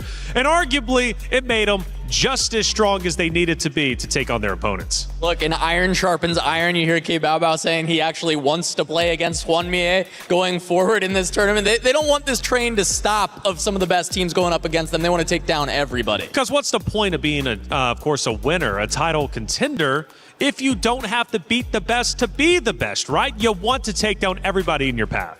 And up until now, any challenge, Vitality, now Team Vision, it seems to be a walk in the park for this team. Especially this game 3 was very lopsided. A blowout win in the end for Flash Wolves. All right, let's go to one of our moments of that game number 3. I believe we're going to stage 2-6. This is a big moment and a turning point for one of the rosters out there, and very well was one of the reasons why Flash Wolves was able to take the win. The big strong point for Flash Wolves in this game was going to be Terry and this massive win streak. On level 5, he's able to find this Karma, which slots beautifully into what he was already doing. He already had the strongest board in the lobby. He gets the perfect 4-cost unit to find. At level 5, it's very hard to find those 4 costs, let alone find the perfect one. He gets the Karma, and he leverages this beautifully. You know how Panda was talking about being able to leverage your high rolls after that past game. Terry does it perfectly with this Karma, extending this win streak from 2-6 all the way to 4-3, where he purposely sacks for his team and finally takes a loss. Also allowed him to very easily unlock the Aesol trait quest, hit the Timebreaker emblem. That's another little bit of extra power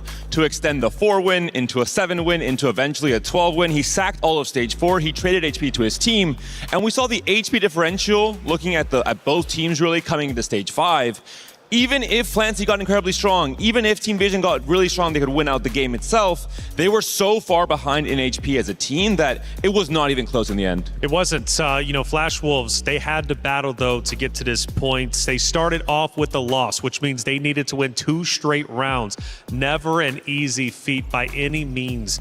Could this have ended 2-0, or do you think it was a well-deserved, of course, game number 3, where Vision did definitively win that game 1? They couldn't have closed out the series because Flash Wolves too strong. I just love how Flash Wolves never wavered from their game plan. They said, game 1, you know what? This was close enough. It's fine. We took the loss, but we're still going to go back to the Jinx. We're going to still go back to the standard reroll game plans that they've been doing, still playing for win-out angles, usually more than tempo, but still, we've seen Flash Wolves, even in the Vitality series, be able to take a win streak and run with it, which they did in this game 3. Yeah. But this has just been classic Flash Wolves across this entire event. Yeah. They didn't change anything. They felt confident they could take the win. I will say, Panda, let's take a look at our final action of the game, and Terry really starts to come into true form here. Flash Wolves start to close in, and this is where they get the win. And you can see Flancy here, the Nova emblem not so helpful. He still was able to streak a lot of the stage 4, but this was the pivotal fight on stage 5. We had 2 players already eliminated from Vision. If one more went down, it was a blowout win with 3 players from Vision in that bottom 4. And Terry, I mean, he was that guy in this game 3 with the win streak early and also the final nail in the coffin at the very end. Just so much power on this AP backline. Yeah, classic self alley-oop for Terry. You know, you toss it up in the early game. Look at the Blitzcrank. Win streak, and then you just get there at the end. Blitzcrank making it to the backline. The rogue assassin Blitzcrank gonna get the job done for Terry. And of course, the Blitzcrank evading Flancy throughout this game. He had some spots to potentially come back early with the duplicator. Never gets that Blitzcrank, and it just can't turn things around. It's nice to hear Terry, right, being a major talking point, because obviously I think coming into the show, we were very much highlighting Vision's Flancy, because Flancy had been absolutely on fire. And rightly so, Flancy is still going to be a huge talking point. Vision, after all, is still a very strong contender. Despite taking the loss, they will have to battle through the lower bracket, where so many great competitors will be awaiting their competition. Hey, Stream B, we need an update. Kitty, what's happening over there?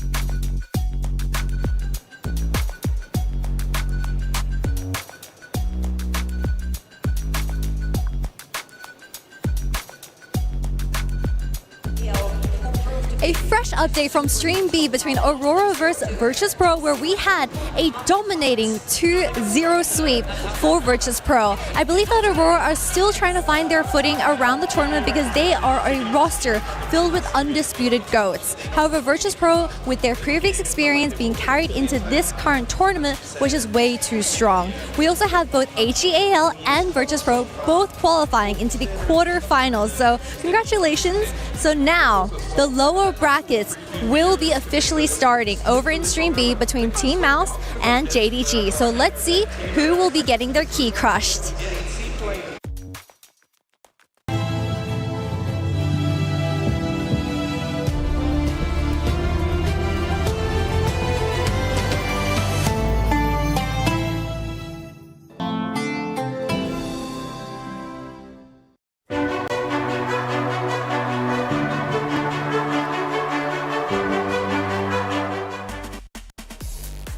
Virtus Pro were powerful last year, and they're looking powerful this year. That's a major win. They move on to the playoffs, beating Aurora Gaming. I know we heard from K-Bao just a little bit earlier. He wants to face off against Aurora Gaming, but they've got to worry about even making it to the playoff stage as they drop now down to the lowers. What does it mean for Virtus Pro to represent in the way they did? Look, everyone wants a piece of Juanmi, I guess, coming off of his big win at the Tactician's Crown, and now it's a big chance for them to prove that last year was not a fluke. This is the same roster for that Virtus Pro, and they are once again in form. Absolutely. Marius also had an insane individual season in Space Cloud Set 17, so I think he's a big part of that puzzle in terms of VP trying to make it back to that final and maybe becoming the winners this time around. Well, Virtus Pro move on. We've got 2 more series here on Stream A as well as on Stream B, and you all can get involved via EWC Play. I would love to know where your predictions are lying, and I've got it loaded up here. You can go to esportsworldcup.com, go over to the left-hand side, click play, go to Teamfight Tactics, and he'll lead you here to this very screen. Now, from here, you can choose the matches and you can choose the outcome. Whether you think, for example, Mouse or JD Gaming are to win. Okay, pick your choice and go a little bit deeper. Pick the series score as well. You earn points for every single time that you are right. You're correct, of course. Put your knowledge on the line. Doing so means you can potentially win tremendous prizes, and I'm talking a lot. $300,000 in prizes. In fact, scan that QR code, get involved. Hey, and maybe we'll even pull up your predictions here on the stream itself, because yesterday we actually saw, I believe it was one of our rosters who had like a 77% chance to win. They ended up being wrong, but we love whenever you guys get involved. The club championship race is well underway, and T1 is going to be a big talking point coming up. Trav, lay down the law. T1 enter the group stage of Teamfight Tactics with 500 club championship points already secured. Unfortunately for them, they were faced with the tournament favourites Weibo Gaming in the first round and were knocked down to the lower bracket in a close 2-1 series. However, it's not over. There's still a redemption arc left available if they manage to win 2 consecutive games in the lower brackets and make it to the playoff finals. That would secure them 200 points and a lifeline to try and pursue glory, as the Korean organisation wants to get multiple title wins in the EWC in 2026.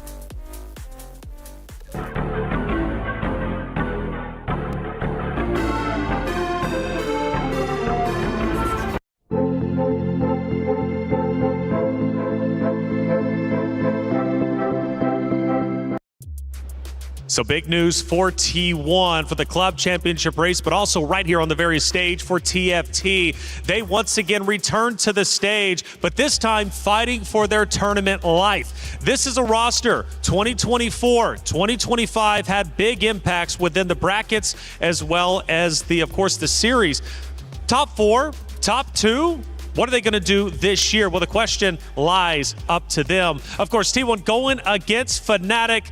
T1 is such a big talking point each and every year. What makes them such a dominant, strong team? Yeah, I think T1 has just consistently been able to show their ability to adapt to each and every single meta. They have the strongest team play, I think, a lot of the times out of the entire field, not just in their region coming from APAC. So T1 is always respected by everyone. They feel like they're a scrim dominant team as well. And so when it comes to the tournament play, everyone has high expectations. Yeah, one of the most experienced teams when it comes to EWC, but they do bring in a young gun of Sangyup, who again still has played in all the EWCs as well, just with a different roster. Has he made enough of an impact for T1 to be a true threat to the contention, of course, to be a winner? I think he has, and I think T1, what they really excel at is all the way back at the very first edition of EWC, they set the meta on how you play 4v4. Every other team, no matter what region they were from, copied T1's homework and said, okay, we have to go for stage 3 pressure, we have to play for griefing, we have to play for holding units, and that's what we're seeing now in this edition 2 years later. All right, well, it takes 2 to tango, and Fnatic is going to be on the opposite side. Let's learn a little bit more about their team. I'm Darth Nub, also known as Darth Noob. Stellar Minhee, he placed top 8 at the TFT Macau Open. He has big clutch factor within him. Philip also won a tournament back in set 11. Bosso Skills was in tier 1 since the beginning. Our team, we've all been friends for a very long time. We all roomed together when we went to the Paris Open, and I think that definitely helps a lot when it comes to 4v4. I think that's definitely one of our strengths, right? I think we're really good at communicating and choosing like the best lines for us. I've been doing a lot of winning this year. I won some tournaments, so I do intend to continue winning.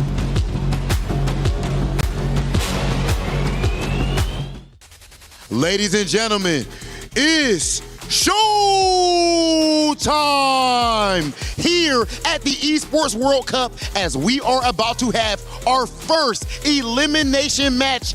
Ladies and gentlemen, in Damascus, someone has to go home. Someone has to go home. That Crusher needs to be fired up and destroy one of the keys. And two teams, we don't want to see them out, especially one of them. T1, brother, already on the verge of potential elimination. T1, one of the favorites in this tournament, coming into it to go ahead and walk away as a potential title winner. But their first match happened to be up against Weibo Gaming. I mean, this is the title defenders. That match could have been a grand finals match in itself. Absolutely, and you know what? Sometimes it's good to trip at the beginning and go through the trenches. So it's time for the trenches for them, but against them, it is Team Fnatic. That might be a new roster, but it's not non-experienced players. Oh yeah, okay, so Fnatic, this is a new gen team, and they are trying to show that it is time for a new era when it comes to TFT. But again, as you said, their players are experienced. We have to make sure we know that Darth Nub actually even won a TAC crown just this year. So that goes to show the experience is as high as you need it to be. But as a team, T1 does have more experience. Well, you know, experienced newcomers, whatever. One of them will have to leave the stage at the end of this match. So without further ado, we have already checked the Crusher earlier today. We know it's ready to crush a key. We don't know which one will stay alive. It is time right now for the first elimination match of the week. T1 versus Fnatic. All right, thank you so much, guys. It's been a day of promotion so far, but now everything changes and kind of it again. This time, joined by Dobbs. Some dreams end here, and a potential path opens for redemption as well. We just started the best part of the day. I mean, promotions are amazing, but I mean, I want to see some keys get crushed. Well, of course, coming to this one has already been established. This is a David versus Goliath kind of situation here. T1, of course, the team we'd expect to see, as was mentioned, potentially even playing in the grand finals just by default. That's really where they belong, deep into the playoffs. For Fnatic, they've been laboring under the Fnatic curse over the EWC so far, not winning a single series with 3 different rosters so far. Yeah, I feel like T1 has been one of the favorites just because they showed it. And they were like too good on the first season. They almost won it all, finished it as a runner-up, and then later on they actually played the semifinals as well. So we always have high expectations on them. But as the Fnatic side, I feel like bringing a new hoster maybe get some new energy for them, and Dartnub is the guy that we need to follow. This guy just won a Tactician crown this year, so he knows TFT. So let's see if they can bring that energy into here. I did love how he said he just won some tournaments as he wanted to minimize his own contribution. But we've got a real stark contrast here to see our players readying themselves. T1 on one side, a huge amount of experience across the roster. For Fnatic, we're praising Darth Nub, but for the rest of the team, they do not have comparable achievements. It feels like there's a lot to ask for them to come together as a squad and face down T1. Yes, of course. T1 has been one of the teams that didn't change much their rosters across the seasons. So we have Bintam that played EWC 3 times as well as CSC. So we expect them to be better as a team, but when it comes to the EWC, we never know. You know, sometimes the team that has less experience, they can pop off. So I feel like nobody's out of contention just yet. Well, yeah, I mean, certainly, of course, T1 heavily heavily favored. I don't think they could be more favored heading into this matchup. We saw them, of course, in the first round against Weibo, almost upsetting our reigning champions. But as we look at the roster here again, decorated players across the board. I would not be wanting to be facing down this team in a 4v4. Yes, I feel like when they were playing Weibo, they were so close to the win, but they just reset. They have to do everything again, and now they're facing Fnatic, a team that didn't have the quite success so far, and they faced Godlike, getting swept 2-0, not the start they wanted, especially for Dartnub. He went board for twice, and I think like if Fnatic wants to succeed, they need him to show up, as well as other players like Minye that played in the finals in TFT Macau Open. So these guys know they have the tools to come back, but let's see if they can put them together and work well as a team. All right, we'll be jumping into game one of our series again. This is the first elimination on mainstream of the EWC 2026 for Teamfight Tactics. Right now, Fnatic have got a massive uphill battle to face up against. We do know at least, which we might not know at this point in the tournament, that T1 can be beaten. But for Fnatic, I mean, I guess the question for you, Dobbs, is how much influence can Darthnub, extend over the rest of the less experienced roster to try and bring them up to his extremely high level?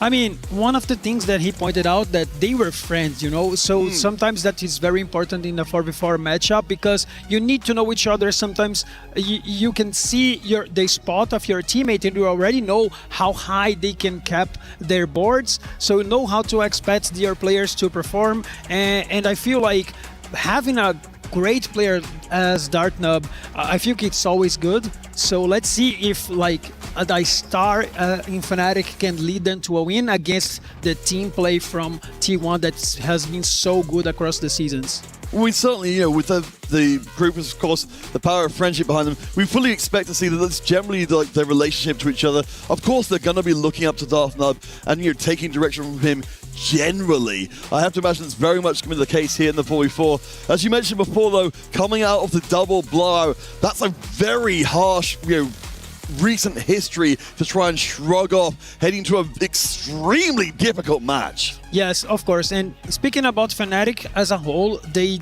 didn't have a single win in a series so far here in the EWC in the past seasons. But this is a different roster, right? So we don't have to judge them by the scenes of the other rosters. But I feel like this time they have to trust themselves. So I can say that in a short series of 3 games, you always can win, but it's very difficult to ramp up the whole thing. So let's see if Fnatic is able to take this step. All right, we're heading into game one, our first elimination series here at Teamfight Tactics at Esports World Cup 2026. Fnatic presented with the most horrifying matchup they could face off against T1, fresh off of almost pulling off an incredible upset out the first round. It's going to be a huge uphill battle. Golden Gala means that we'll be at least seeing things in a more predictable fashion than we might have otherwise. Yeah, speaking about the gods of this game, we have Varus, which is a god that gives you extra units, sometimes 2 costs and 3 costs, maybe some duplicators that can enable some tempo play or even enable a reroll line. And Ahri on the other side, we have experience and roll. So players might aim to get that to try to reach those compositions, late game compositions. Well, let's go back out to the big picture here. So Golden Goal in place. We know from the Fnatic side of things, of course, Darthnub can definitely play whatever's thrown at him. If you're working with less experienced teammates, they're still very good regional players, but players who aren't at the very bleeding edge of what's possible. What kind of a general approach would you want to see from Fnatic to overcome a team that on paper is very, very strong? I feel like they have to play their best, their best outs. I feel like targeting a specific player in T1 might be a mistake because they have so many tools to turn around. So I feel like maybe if you have a spot to win it out, just take it and try. Sometimes you can try those high-risk augments that can lead you into an instant win. All right, we'll be getting our first augments coming in a second. Again, there'll be gold across the board. So hopefully, I mean, you have to imagine coming into this series, Fnatic, as you said, will be vastly more willing to take riskier options, just knowing they need to get some kind of high roll in here to get out of the gate swinging. Of course, what a world it would be if Fnatic do manage to get the Game 1 victory and, manage to further injure the pride of T1. Yes, they didn't win a single game yet. Of course, they just played one series so far, but of course, winning the first match always help you the rest of the series. Of course, with gold augments in place, we do have some interesting options coming through here. The hero augments, treasure hunt we've already seen. Earth, of course, giving you routes that you would maybe otherwise not be able to be contested on. Yeah, I feel like Earth, it's an amazing augment. If you have a good opener, you can play either Dark Star, you can play Groove, that is so popular, it's so strong. Also, you can tempo Meep into the game as well, but instead he takes another augment, very strong augment for the early game. Yeah, the Electro Charge. It's really interesting to see that Darth just going for immediate power.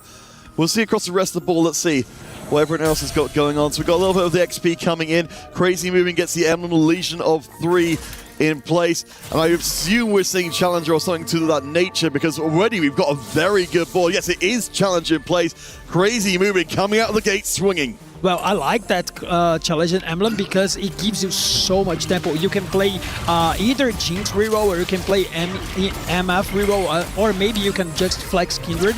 So you have a couple of lines that you can take out of this emblem. All right, we're seeing a few other early choices here. It looks like T1 are not messing around in this early going.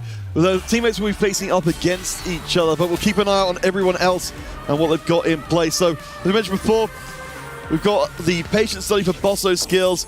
A couple of, one epoch in place. SCSC, interestingly, pick up the aura farming.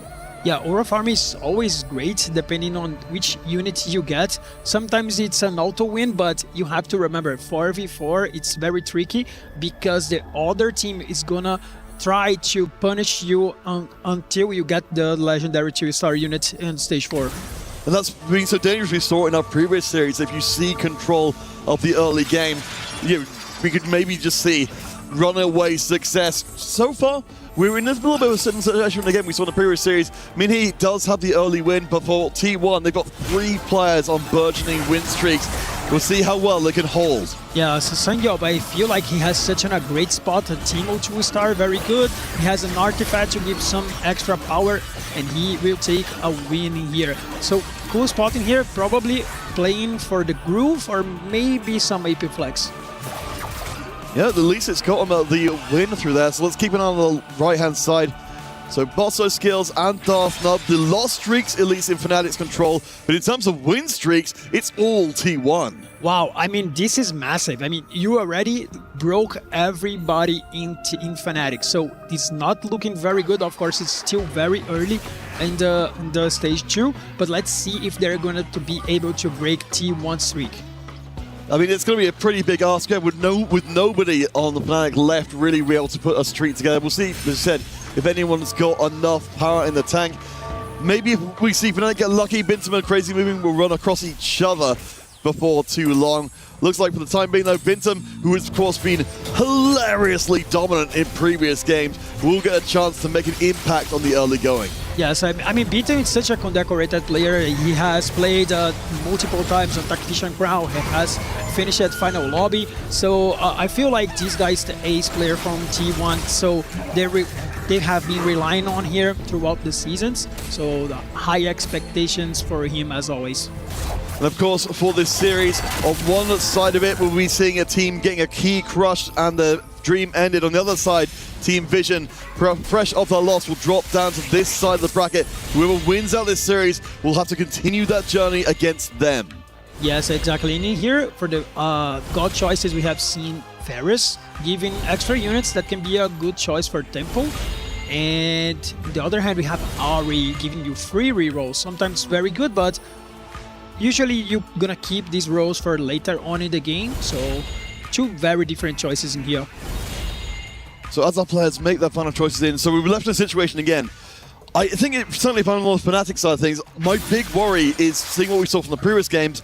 Fnatic getting blown out early on. And with, sure, they've got the loss streak from Bosso Skills, but without any win streak, I worry about Fnatic's HP preservation to avoid that blowout. Yeah, I feel like when you play just 2 games, it's hard to tell because sometimes you just didn't have the spots to streak. But maybe we are seeing a pattern in here. No one of Fnatic will have a good early game because they already lost some of the fights. But the game is just starting. Let's see what they can play. Well, Bosso Skills, certainly with the patient study, that's a good setup. He's the lost streak holder for Fnatic. He's also getting the XP poured into the tank. But I think the big thing for me, Dobbs, is to see sure, Bosso Skills' plan is working. I want to see somebody else from Fnatic starting to look promising as well. Yes, I feel like Patient Study is such a flexible augment because you can either play tempo or you can just have like a good lose streak and then come back later on. So it ends up waiting for to see what composition he will pick. Well, of course, if things don't go well for Fnatic, we know it will only get worse because, of course, T1, they've got the aura farming waiting with a Fiora too. So if Fnatic don't get established enough, they're just going to get rolled over once we start to see the aura farming come down and the plans of T1 come to even more fruition. Yeah, the Fiora is such a great unit to have in the aura farming. Not the best one, but I would say very good. And I feel like when you're having a Fiora, you can always roll for a Kali early on, so you can save a lot of HP because this is a comp that you can roll down very easily on level 6, save a lot of HP, and then reach the Fiora and try to come back after that. The 2 win streaks of T1 will face each other as they inevitably would. Nearly managed to make it all the way through stage 2 with 2 win streaks, which would have been absolutely devastating. But ultimately dropped one of them towards the end. I imagine Bosso Skills will keep hold of his loss streak. Sang Yup immediately moves in with another win streak as we see more going in. I mean, for T1, the stage 2 has been spectacular. Wow, this is such a great early game. I mean, despite the fact they just have 1 player 100 streak, they still have Sang Yup with a very good early game. Binto as well. Almost 50 gold. I mean, this setup, it's looking very good for T1. So let's start to examine kind of some of the pieces Fnatic have got going forwards. I mean, Philip has got the Treasure Hunt, has got the Jinx Ball coming together, so if we're looking for some kind of mid-game power, we at least got that in the good news. I wonder if, Darth Nub seems to be walking more towards the Dark Star side of things. Mentioned the Electro Charge coming in very early on to give him that extra power. He's not lost a ton of HP, so at least he's got more long-term potential. Yeah, I really want to see how Fnatic is going to play out the 3-2 augments because, at least for now, the game is looking in favor of T1. Yeah, and of course we know all those augments will be golden, so we're not going to see any big surprises like the Prismatics creeping in. But Darth Nub, I mean, right now the Dark Star's looking okay. We've not quite got up to Dark Star 4. We'll face against Bosso Skills, of course. That patient study, his teammate, will be building up long term. I mean, but right now, hopefully at least Bosso Skills can soften that loss. It's worth noting, of course, Philip, another planning member also on the 3-round loss streak. Yeah, Bosso is very rich right now, 40 gold, level 6, already have a Tank Kench. It's always a great unit to have early in the game because it will give you a lot of rewards as the game goes through. And on the side of Dartnub, he doesn't have a great streak, but he has so many upgrades, so he can start building up momentum right now for Fnatic. All right, so second one coming in, of course, units are plenty for the booster pack, but spreading routes has got to be very, very tempting for any, particularly, again, for our Fnatic players who are looking to play more risky. Cosmic Restart, another chance to throw it to the wind, decides to reroll it in the end. Here come the emblems. What's it going to be? I feel like these emblems are quite important for Dartnub. He doesn't seem to have like a great spot by now, but the emblems can actually change his game. I believe he's going to be reforging them. Reforged them, yes. They were not the ones he was looking for. Ideally, we'll get a Dark Star emblem or something similar in to make it easy. We have got the Kinsus though. There's a Dark Star. Yes. All it took was a reforger, Dubs. Yes, I feel like his itemization might not be great for Dark Star. And he also have Groove, so he will flex between those 2 comps, but so far he's actually very strong because he's relying on a Kai'Sa 2-star, and his front line is very strong as well. All right, so we do. Oh, it's worth noting as we get deep into stage 3, Sangya, of course, keeps the win streak intact. Fnatic starting to build a little power. Can see Minhee with the 3-round win streak as well. We'll see if he can actually keep it up against this board from the Darthnub. I think, the Darkside's a little bit too strong, so Minhee will have to step back as Darthnub steps forward. Yes, I want to see if Darthnub is gonna able to cap his board very high. I feel like he's just very strong right now, so he can actually build up a win streak point from here. Maybe it's gonna be difficult for him to win out because he doesn't have items that scale so well with Darkstar emblem. Yeah, it's going to be a concern absolutely going on. I mean, looking at the overall scoreboard right now, T1, they still got 3 members in the top 4. They've still managed to keep things going very well. The win streaks have started evaporating, and of course, Butterskill's loss streak has also been snapped as well. So, economically, the team's on a roughly even foot. My concern still does stand with Fnatic with their HP turtles, but it feels a little bit like they've addressed the sharp decline that we're seeing before. Yeah, they have some good setups in here. Also getting the spatula can also help him to cap high the board. And in the other side, we have Philip with a Treasure Hunter, which is a very good augment, but it's a low tempo one. He have to roll a lot throughout the game to get the rewards, and then later on he can be very strong if he can actually build an Akali tree or something and get these rewards to ramp up his game. Starcross upgrade, if you are a person like Philip who could conceivably bring out the Akali 3, that's absolutely absurdly powerful. Yes, for sure, and he already have a Kindred as well, so his spot is very good right now. So if we're looking for the ingredients for a potential Fnatic upset, of course, we're favoring them a little bit more in our commentary just because they are massive underdogs in this matchup. So we've got Philip, moving towards the Akali 3. We've got Darthnub, who's riding towards the top of the scoreboard with the Darkstar, including the Darkstar emblem, and Bosso Scales, of course, who's been patiently studying for quite some time. I want to highlight something that I just saw. Darthnub has 6 Kaisas. That's something, maybe he's cooking a Kaisa 3. It used to be a great unit back then, now not so strong, but here we've seen Philip having a 2-star Morgana very early into the game, so that's massive. Like taking the extra goal out of Augment as well, try and get the treasure hunt. Well, as you see, already has cashed out that as much as possible. Let's see, so it looks like actually he spent the Varus 2-star on making up some more Jaxes towards us, I believe. We'll face Darthnub in this round. As you said, we've got so many Kaisers. From what we've seen so far in this game, I was really afraid we would see T1 completely run away with this, but again, it seems like Fnatic have stabilized here in stage 3. We're not seeing the runaway for some success we might have otherwise seen from T1. Yeah, that was what I was talking about before the augment selection. I feel like the stage 2 for T1 was brilliant. They were so strong, they were far ahead, but when the augment came, it seems like the game is turning into the favor of Fnatic. All right, SCSC, of course, we'll be able to turn it back quite quickly. We've got very good item ones already on the board to make sure that Fiora comes in and hits like a truck. But SCSC is lower on HP, so I mean, it doesn't seem like there's any real danger as of yet of getting eliminated early on, but still the lowest on the board.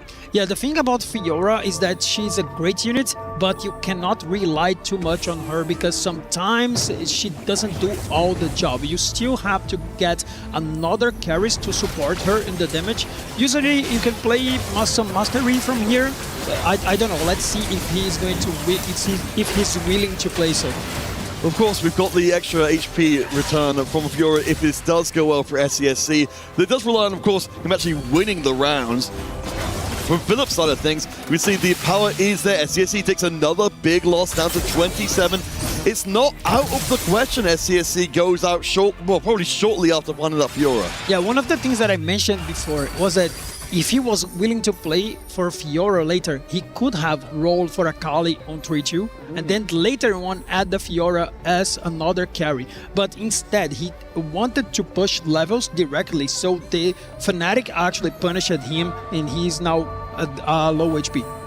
So for Bosso Skills side of things, on the right-hand side, you can see, pointing out the Tamkench dropping down very early on for the extra resources, again, alongside the Spatula and the Patient Study. we're really waiting to see Boss of Skills unleash his full power in the lobby, but everything seems to be lining up very well for him. Yes, you can see that he has up to 80 gold. He will run. He'll probably roll a lot on next round. Let's see. Yep, straight up to level 8. And we'll see what Boss of Skills has been studying for all game along. We're seeing even more Tam Kenches coming in. I'm really liking, again, from Fnatic side of things, again, massive underdogs. They don't seem to be panicked here in game 1. Yeah, I wonder if he's actually playing Nova because he was willing to do so.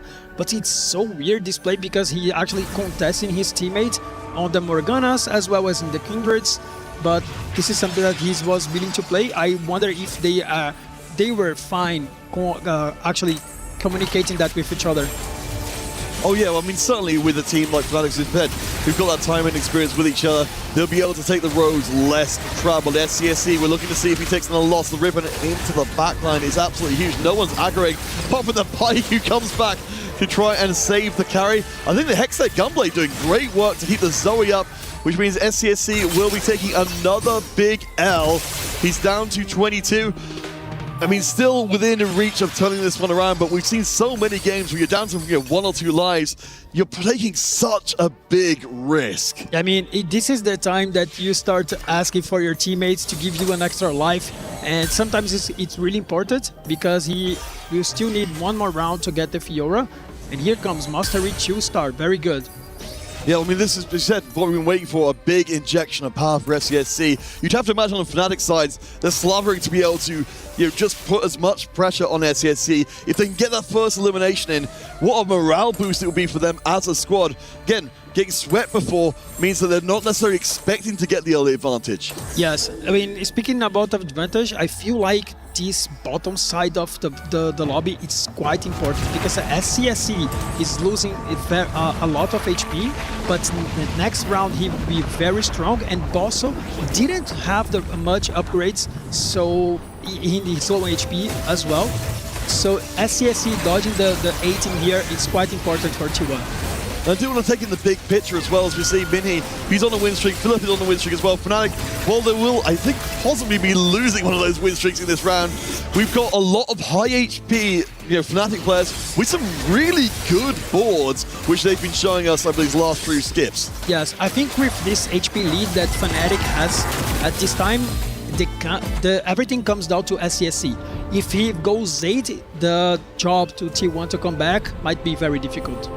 Oh, for sure. I mean, right now, there's at least a good amount of HP on the rest of the lobby. And of course, Binton continuing to perform as he has so many times before. Look at that Dartnub's board. He is flexing a lot. Kai'Sa 3 alongside Aurelion Sol. A lot of flexible items, flexible augments as well. And he goes to the duplicators to play some tempo. I don't expect him to win this game, but he played the tempo so well. And it's what we could expect from this one. Darthnub, of course, the most experienced player by a long way in the lobby, playing somewhat utility for the team to say, you know what, I'm going to be a presence in the mid-game, but I'm not necessarily going to be the winning part of it. With Aurelion Sol, against this kind of matchup, of course, this could be the one that gives SCSC the big hit. We have got the Aurora in the mix. She goes right onto the back line. Aurelion Sol does get sniped out, and that's exactly what SCSC was hoping for. Yes, for sure. I mean, SCSC is quite strong right now. A lot of upgrades. The Fiora 2-star with 3 items is doing a lot. He will start to heal as he can finish the fights and win. But Dartnub, on the other hand, he has a great backline, a lot of damage, but he don't have a strong front line yet. And that's always been the problem for the Dark Stars without the big inherent tank built in. So you've got the forecast with Ari in place again with more rerolls. Certainly, as we move further forward, I think the rerolls could be a little bit tempting just to give you that immediate power, and it looks like our players agree. Yeah, I feel like this choice would be way better to pick a strong forecast if you are willing to play some tempo, but in the other hand, a lot of players getting Ari, mostly because of their her boom that will give them extra resources later on in the game. More XP, more gold, it's quite strong. Yeah, it's hard to turn down that injection of power. Boss of Skills again. Looks like it's really out of the question to be able to get the Akali online. Just currently sitting there and waiting to item carry. We've got, of course, the No Realm we mentioned before, how powerful that can be. Crazy moving we haven't seen for a little while. The Challenger board is fully online. The Misfortune 3, we've been working towards this all game. Yeah, I feel like Crazy Moving had a window to play MF due to his first augment. His next choices are so good, and now he's looking very strong, and he also can have another upgrades that are quite strong, as well as the Urgot and maybe some Orange 3-star as well. So this Misfortune board is not something we've been seeing at all. Oh, hold the phone. So, as we said, Darthnub frontline not great, but damage is absolutely off the charts. You know, from Crazy Moving, it's currently in the middle of the table. How far do you think that this Misfortune board can go? I mean, it's quite difficult to win the game with Misfortune, but he's very close to the Orange 3, which is an amazing front line. So I feel like he can be in the middle of the pack, maybe getting a third or second, depending on when he actually gets those units. All right, we're coming close to the end of stage 4, and we can see on the right-hand side, gold has been spent by the bucket load. SCSC has kept the win streak going with a cashed-out Fiora. Nice upgrade for Sangyup. T1 actually a little bit on the back foot here, which again, I didn't expect to be saying here in game 1 of this elimination series, but so far, Fnatic have been surprising us. T1, though, we saw in their first series, they are incredibly dangerous. Yeah, I feel like Sangyup doesn't have like a great board right now. He doesn't have much tanking items on Ornn. He's still not getting the Radiant item upgrade, and he just have the Nami. When you play this comp, you rely on a lot on Riven as well as Blitzcrank, and he doesn't have those units yet. Well, I mean, with the board he's got right now, he does at least get the win over his teammate, but looking on the right-hand side, we can see the HP totals. We saw this on a previous series as well. There's barely anything in it. SCSC catching up now to the rest of his teammates on around 20 HP. Wow, this is amazing. Look at Fnatic. They have 4 players at the top right now. And in the other side, of course, T1, 4 players in the bottom. But we have to remember, SCSC is coming for the win. But who else is going to stand up in T1 favor to actually help SCSC to reach the victory in this game? As we said time and time again, one player is not enough for nearly any game situation. Darthnub has definitely been contributing an absolute ton, but yeah, it's like, again, to see the 4 Fnatic names in the top 4, that's going to be a huge spirit boost for the squad. The Darthnub has been very, very strong. Point out the, seeing the Kaiser 3 in play is not a part of the board we necessarily expected to see, but it's working very well. Yeah, I feel like Darthnub just played what was in front of his face, right? He had some good emblems, but he combined Kaiser as well with some psionic units and a random Aurelion Soul, and he has the damage. I wonder, is this front line enough to hold the game for him? Maybe, depending on the matchup. Yeah, we really need to find some of those more 4-cost versions of this front line. Up against Bintum, this will be a big win. If Darthnub can pull it off, he's certainly be spending the money. Over on Bintum's side, of course, we've got the Shepherd board, which is very, very good, as you pointed out. The front line, at least we got itemized, but we've got just the Vanguards on the front and back.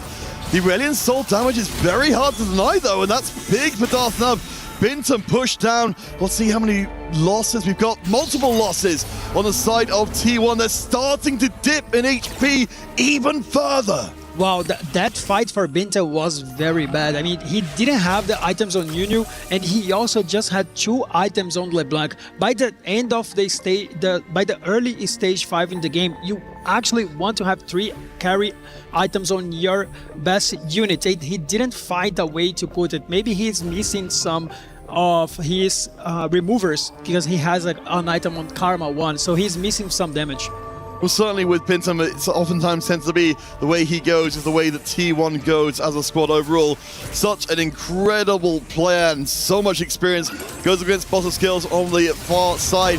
Bosso, with such an interesting game, is still, I think, waiting to unleash his full power, even this late in. On the left-hand side, Sangyup is playing against Crazy Moving. He needs to avoid taking a loss. Of course, we've seen the Nami this time, or this game, built for damage. I'm a little worried this Misfortune might have been a bit too strong and send the first member of T1 out.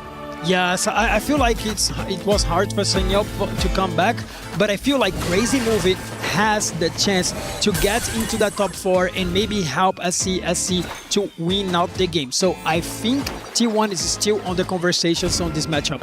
Oh boy, but it's so close. I would have never believed it was possible.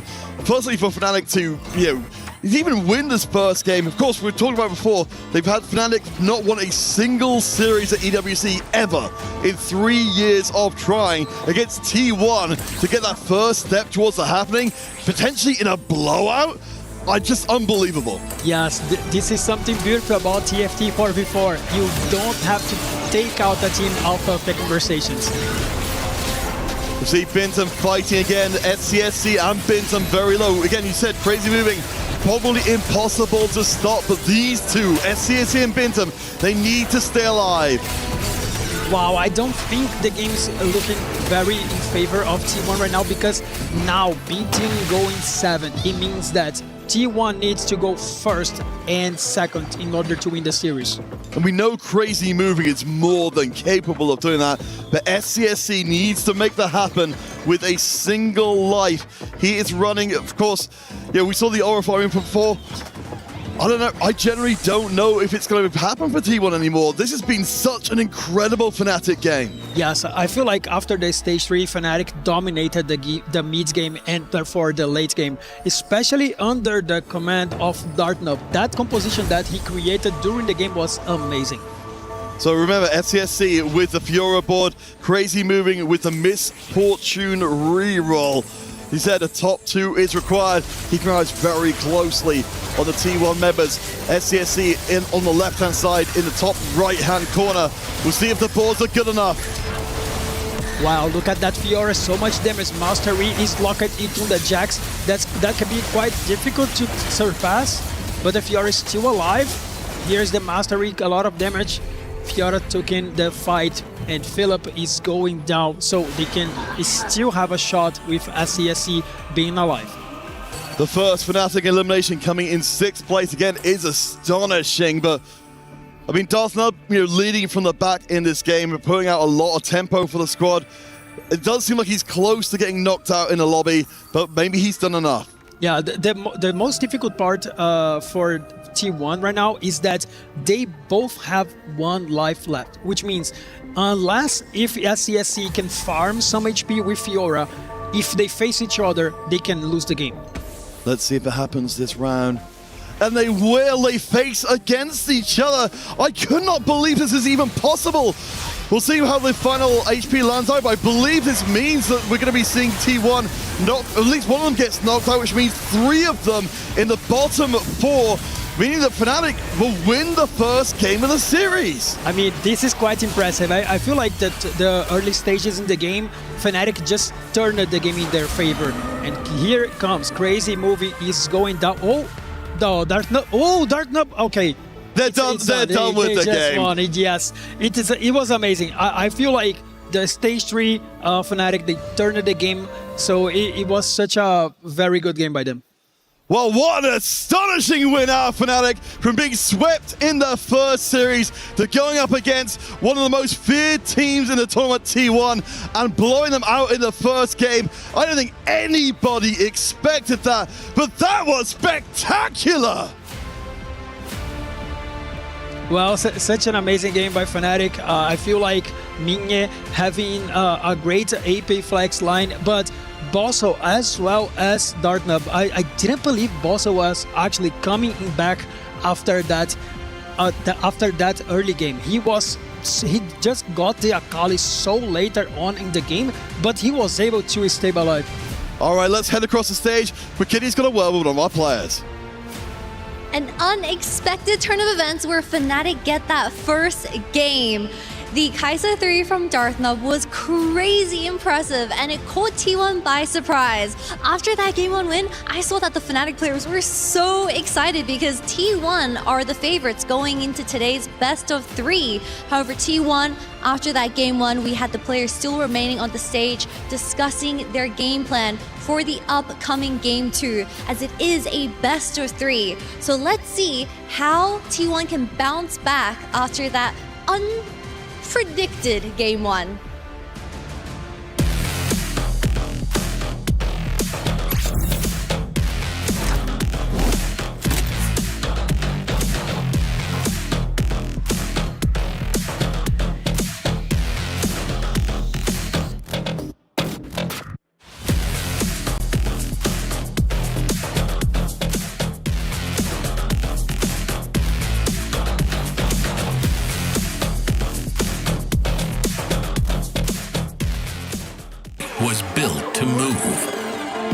not trapped at a desk in one singular posture for 12 hours a day.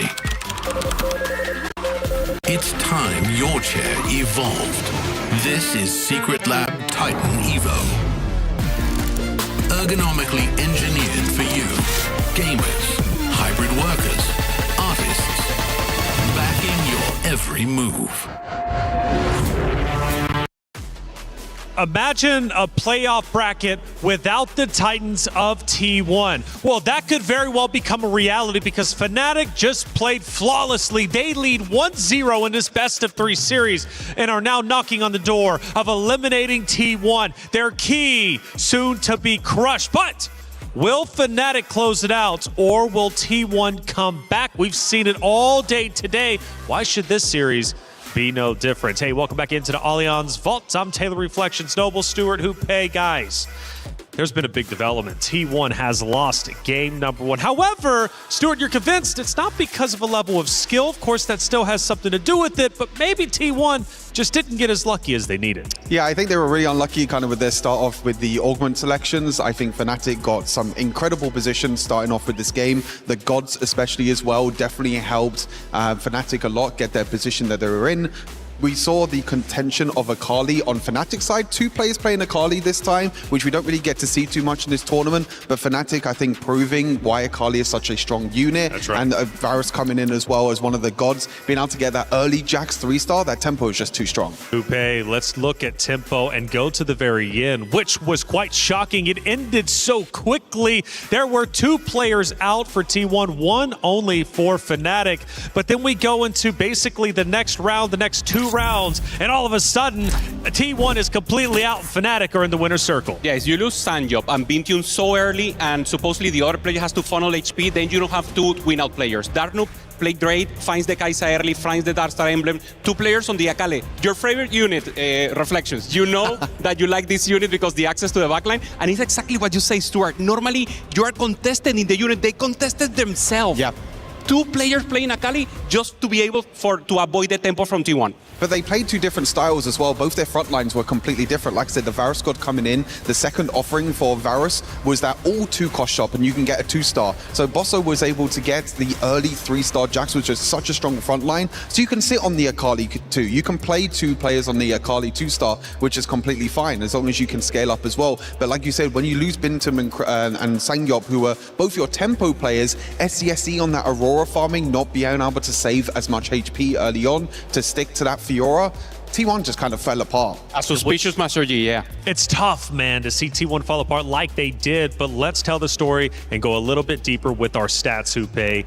We take a look at it, and it really tells the story of Fnatic and how well they played. Minhee, 20 wins, 11 losses. He's going to be your #1 scorer, but you mentioned Sangyop, the new addition to this T1 roster, finished out earlier than expected. Having the artifact early for Sanjo means he needed to step up, but then he couldn't play the game. He was just out tempo every time, and the HP just didn't work. SCSE was the win-out player, but had aura farming. Fiora is just not strong enough, and Master G is not a comp in the meta right now. Yeah, the augment that we don't see as well from Crazy moving, Legion of 3s going for this really interesting challenger board with Misfortune 3, with Urgot 3.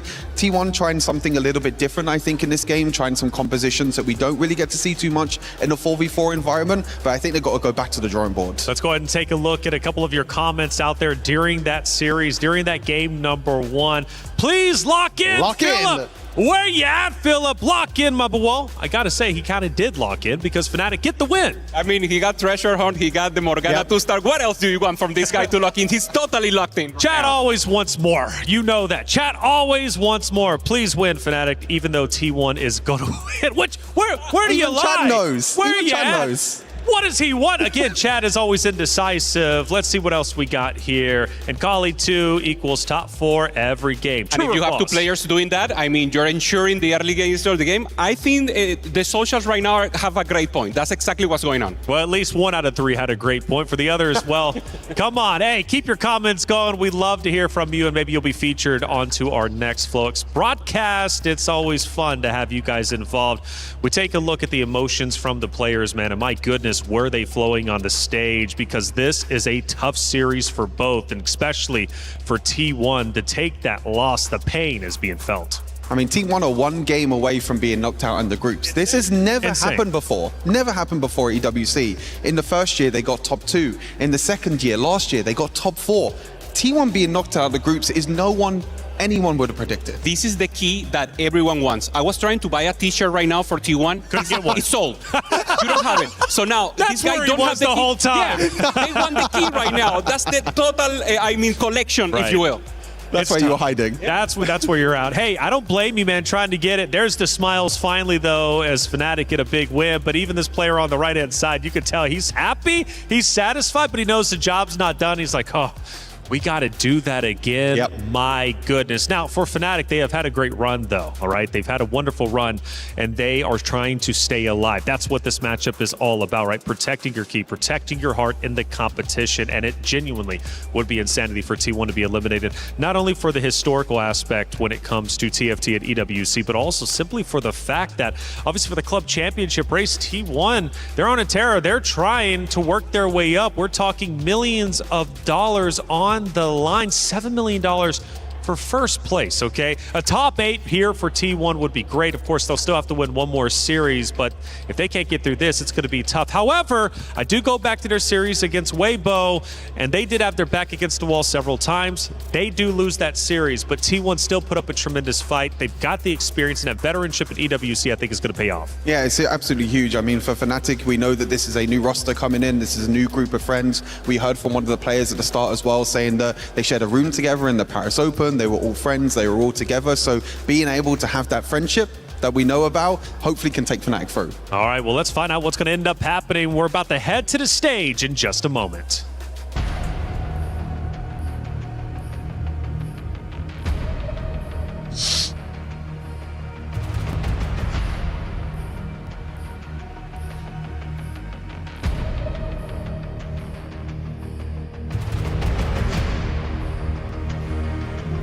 Welcome back, one and all, to the stage where history could be turning. We saw T1 almost deliver the upset of the tournament by getting a win against the reigning and defending champions of Weibo. Now Fnatic look to try and deliver what is arguably a much bigger upset and drive T1 out of the tournament in the lowest ever finish. Yeah, Fnatic might be one of the greatest clubs in esports history, but at here EWC so far, they're being the dark horses of the TFT EWC. But on T1 side, we are believing that Bintium has to lead this team into the wins. And I feel like when they won against Weibo, it was the game that Bintium actually showed his best performance. He finished the game at first, making a statement that he can perform against the best teams, but so far he ended up being bought for 3 times in a row, and these 3 times actually T1 lost. So I feel like he is the key that needs to turn around. If he goes well, T1 might perform well. So let's keep an eye on this player. No, absolutely. And I think you're right. Even if Bintium is trying to play, for the team's sake, he's such a ridiculously good player. It does seem like it can't be done without him, at least based on what we've seen so far. But, oh my gosh. So, of course, for anyone who's just tuning in, at T1 against Fnatic, an elimination series. Whoever loses here gets the key crusher that are staying on the desk. Fnatic, one of the chase keys of the entire event. You can only, of course, you want to leave here with a trophy. You want to leave here with Fnatic's key.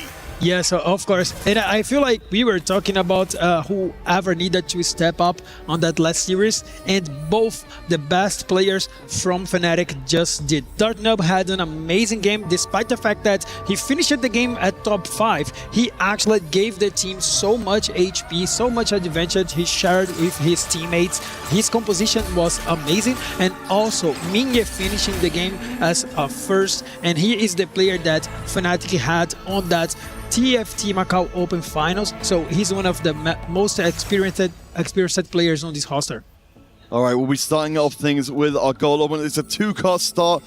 Varus and Eve are gods, and the Stargazer is Boar. So we'll see if T1 can get themselves out of the gate swinging in this game. Tops, if you're in T1's shoes here, you're shocked by that Game 1 result. What would your general approach likely be for this Game 2? I feel like these players are actually used to it. These guys scream a lot. T1 has so many games together. BT1 and SCSC, they've been here in T1 since 2024. So I feel like losing a game sometimes doesn't matter that much because these guys, they have the experience to bounce back. It's just a matter if they can actually perform on this elimination game, which is very important. Yeah, and of course, this does open up the window for Boston Skills and the rest of Fnatic to take a few more risks. They've got the one game already, locked in. They could conceivably afford to lose this game and still win the series overall. Of course, we can't disregard, you said, T1 are an absolutely astounding team. If any team's going to be coming back from this deficit, it's definitely going to be them. Crazy Moving will pick up the early augments, going to get for that steadfast start stacking.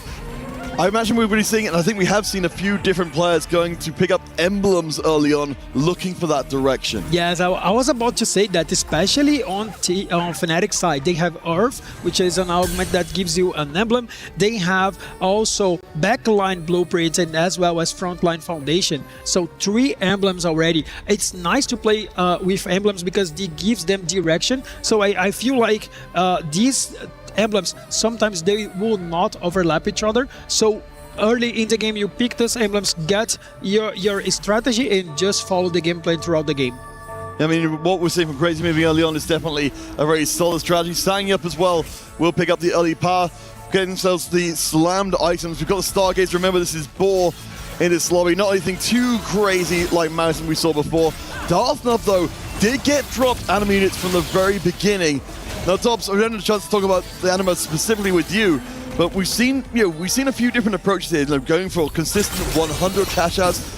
It seems like it's very, very hard to go for more than that. Yeah, I feel like usually Anima, it's a comp that you can rely a lot on the high cash outs, the 400 stuff, but in 4v4 it's so difficult because players are willing to sell everything in order to break your streak, and sometimes you can force on another team, the opponent's player to sell everything. It can be a good thing, but you have to be prepared to actually come around certain circumstances, not being able to get those high cash outs. Well, that's what observers are highlighting here. Both Darth Nub, both teams managing to pick up the anima early on. So Bintum and Darth Nub will be trying again, I imagine, to get those early cash outs as quickly and as often as they can. Apparently, Philip already griefing Bintum, according to our observers, in the previous fight. So even if we are going for those shallower cash outs, it still can make a difference just to delay that buy round and maybe mean that someone late game has got one less half item than they should. Yeah, I feel like unless you lose every single round in the early game and also as well as the stage 3 with Anima, you cannot have like great cash out. So I feel like both teams are willing to sacrifice a round or so in order to stop their opponent. All right, let's see what our players have got in mind early on. Of course, we do see one of the emblems. Of course, we're talking about for the idea we're saying with Fnatic picking up the three emblems in Potentia early on. We've got to see one of them, Bosso, with the Challenger emblem. We certainly saw in the previous game for Crazy Moving how powerful that Misfortune Ball could be.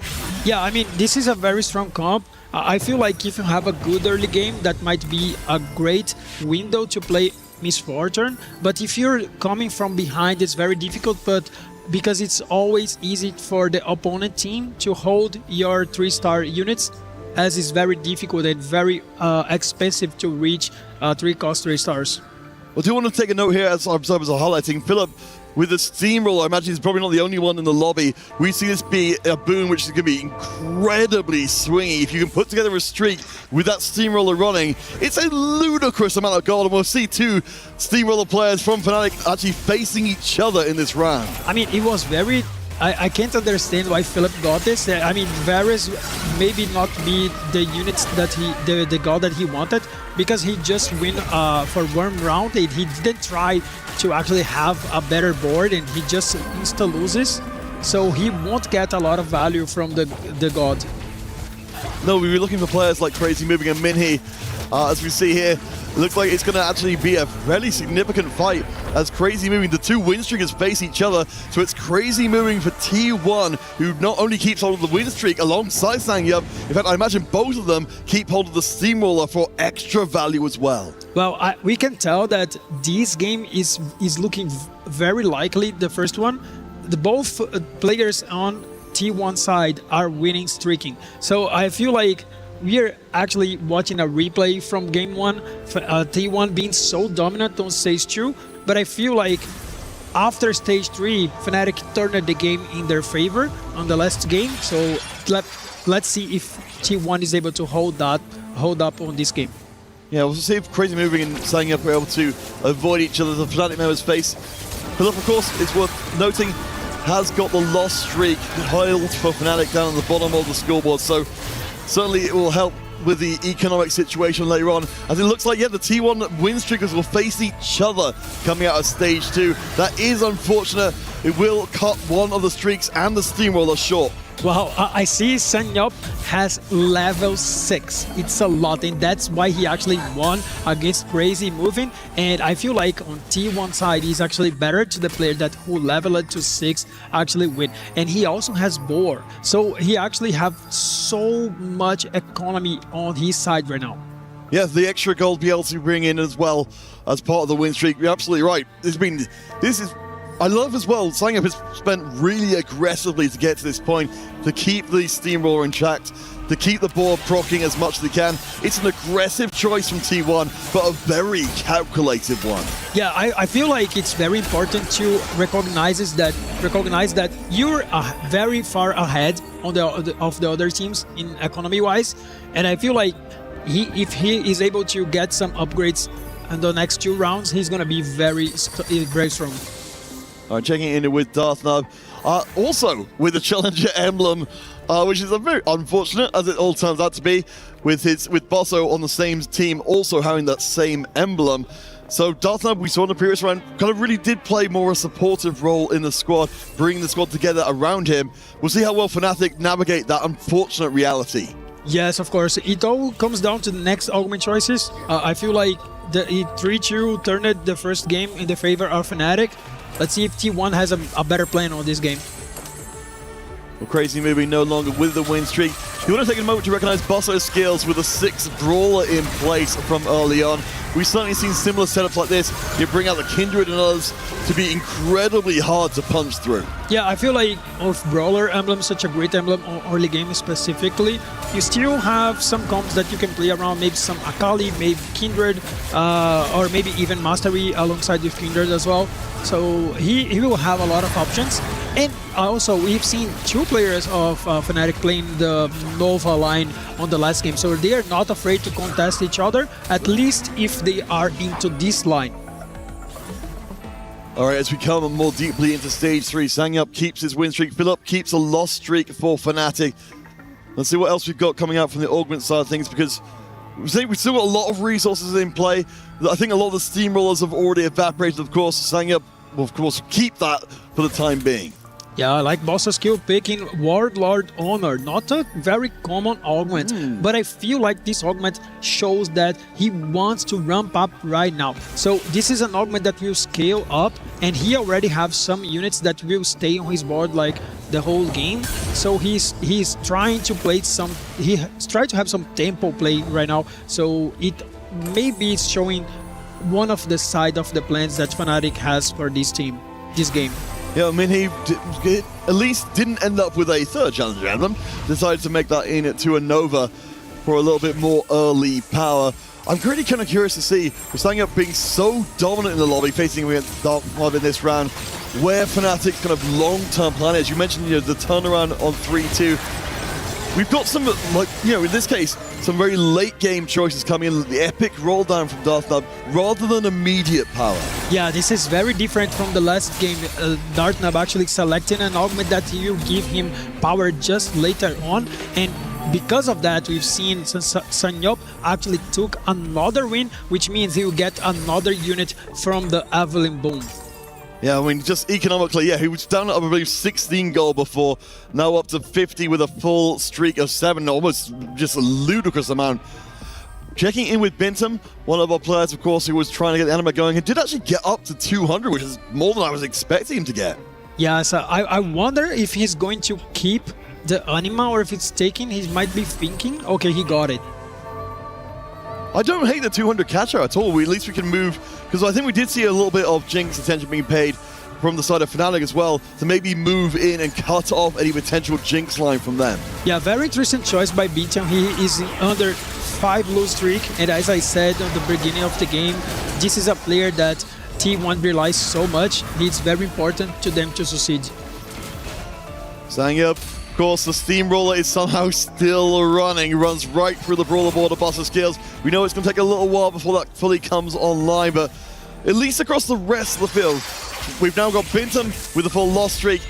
Ephemeral rerolls coming in for some of our players who want to try and hit a little ahead of schedule.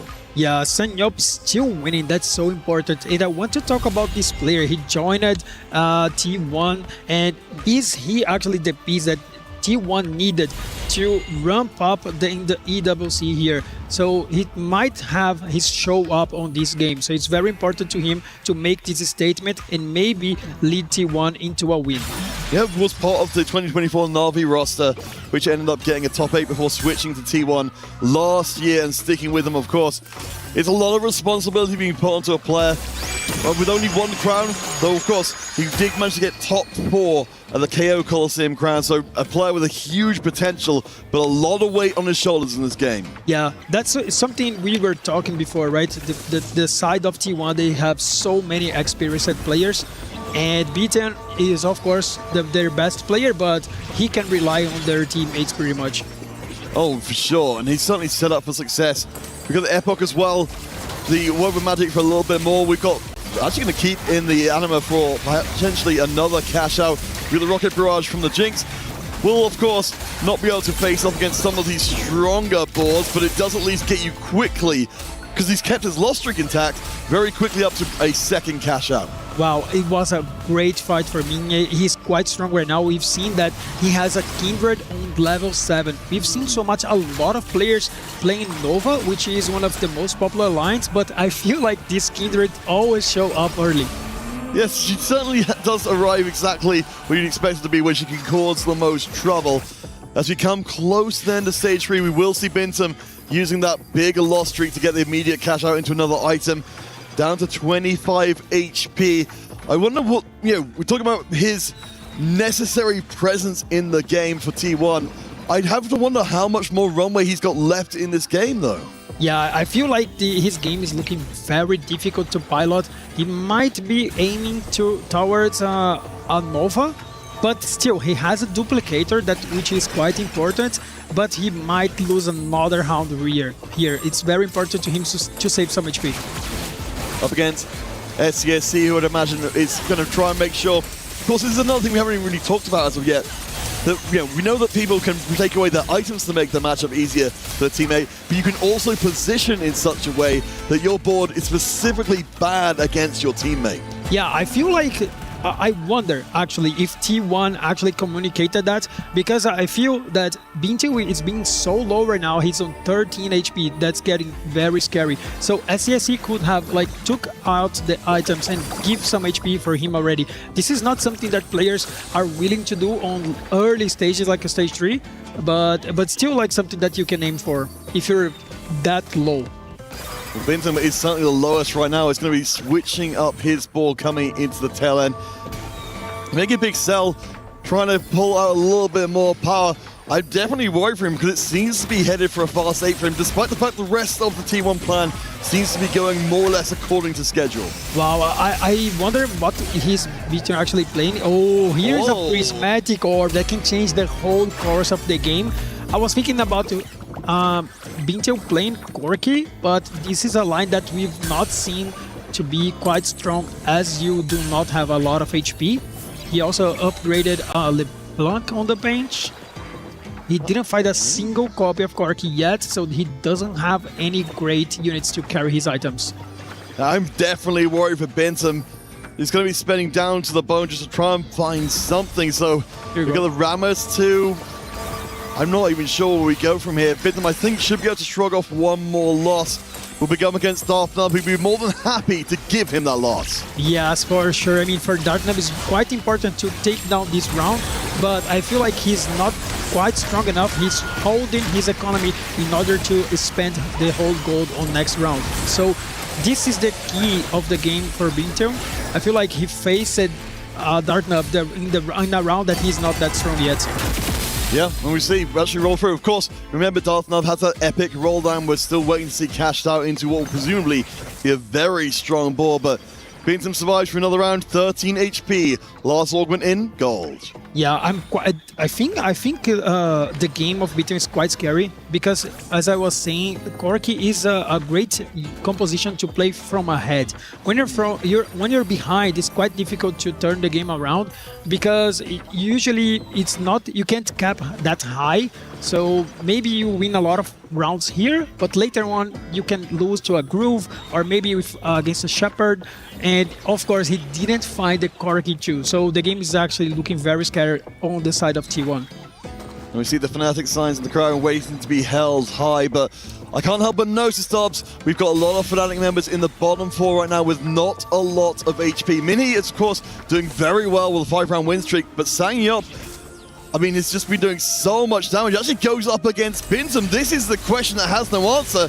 You've got to keep your steamroller going, but Bintum presumably just becomes a victim of it. Yeah, I feel like Sangyup is so strong right now, and maybe they have to sack Big Tommy here. It's not the play that you wanted to do, but sometimes you just have to, right? Because he wasn't able to get a single backline upgrade just yet, but maybe they can give some HP to him. They have so much HP on the side of Sangyup. Yes, okay, it looks like Sangyup does donate his win streak and his steamroller to his teammate to keep him alive for a round longer. I think a very calculated loss there. Buzz of skills. Let's see what he's got for us. So we've got the Brawler now down to 4, the Primordial in place for extra cash as well. We mentioned we're waiting for the Kindred to arrive, hopefully, as you said, ahead of schedule. Wow, I feel like this game has great points by now. Since Sangyup has so much HP, we'll be able to cap out the game and actually win, or even beat him. Can he actually beat a single player of Fnatic side? Because when your game is actually that low, when you're so far behind, if you win against one single player, that can actually matter a lot for your team. Oh yeah, just trying to buy a few more moments, as you said. Fnatic, they've got multiple members on 30 HP. The winner opportunity, the T1 could be closing on them. We've got Crazy moving. He's going to be able to hand out a big loss to SCSC, which will strip away some of that HP lead of T1 and bring things much closer together. Wow, I feel like Dartnub is in the danger spot as well. He doesn't have any great combat augments. I feel like he's just trying to push tempo and try to stay alive while Bintel can actually go 8. The God of Temptations there. We've got the chance to potentially pump a lot of power into the boards. We can see T1, especially those players up on the higher HP totals, very happy to move in and get that guaranteed power, or not really even suffering from the HP loss at all. Yes, I feel like this game is coming to an end, and I feel this is very important to look. Whoever is going to get the 8th place that can change the entire course of the game. Maybe it's Beaten, maybe it's Dartnub, maybe it's another player from Fnatic that is looking very down. Let's see, Philup's board, it doesn't seem quite strong as well. He's playing some ASO, that is a unit that you actually want to play a little bit when you're ahead as well. So a lot of doubts so far. At least Bintum's streak remains intact. Philip is setting up here as one of the contenders who can potentially move after Crazy moving. Of course, has been working for a while, and yeah, has a very impressive looking backline. Wow, Crazy moving, having a bar 2-star at level 8. That can actually turn the game around for T1. This is a unit that usually you go to level 9 to play, and then you had to have that on level 8 as well as a Sona. We can see that his augments are actually quite strong. He will scale up a lot. It's just a matter of is he going to be able to get a strong front line to hold for this board? Yeah, with the bar without the strong front line, it's not going to mean so much less. Keeping an eye very closely on the right-hand side. SCSC takes a loss. Sangyup As you said, he's got the HP, doesn't need to be winning anymore. He's got basically infinite gold in this game. The Sangyup can just cruise up the rest of this, but SCSC dropping down low. We've got so many players, 20 HP or below. Wow, I'm impressed. I mean, Sangyup has so much HP, but he's not willing to give to his teammates. I mean, are they talking about that? Maybe this is an opportunity they want to even kill their teammates because they need Sangyup to be the strongest, maybe finish the game at top 1. So I wonder how they can actually perform later on the game. I mean, we certainly got, if the ingredients for any one 4v4 game are just a top 2, nothing else matters at that point. Sangyup, crazy moving, we certainly got that potential there. Binton still got the the win streak intact. We'll go up against Mini in this round, who's on a lot streak of his own. The Kindred is in place, and we actually get to see even one item. That is such a strong board. SCSC takes a huge hit to the face. I mean, that's why you actually play Akali Temple so much, because CSC had Akali 3, Jax 3, but at the end of the fight, it didn't matter. The player that was level 8, he was able to secure that fight. The Akali 3 got focused by the Akali 2, and she was unable to do the damage that SCSC needed into that fight. Based on what we're seeing right now, it doesn't seem out of the question. We could see T1 getting eliminated in 7th and 8th. As we said before, there's still a possibility for T1 to go 1st and 2nd. And of course, it's better for T1 if they don't see those early eliminations. But when we look at those HP totals, we're riding on the brink of what could be a very bad time for T1. There's only one game separating them from being eliminated from the tournament entirely. Yeah, I feel like this game is very open right now. Binton was able to win a lot of rounds, but he just lost a fight. So he's trying to upgrade every single unit. Now he has done it. Is he able to surpass that and save the game for T1? Gosh, this is not a position again with the T1 losing the first round to Fnatic, now being on the edge of something very terrible happening in this game. It's not a place I expect to see T1 at all.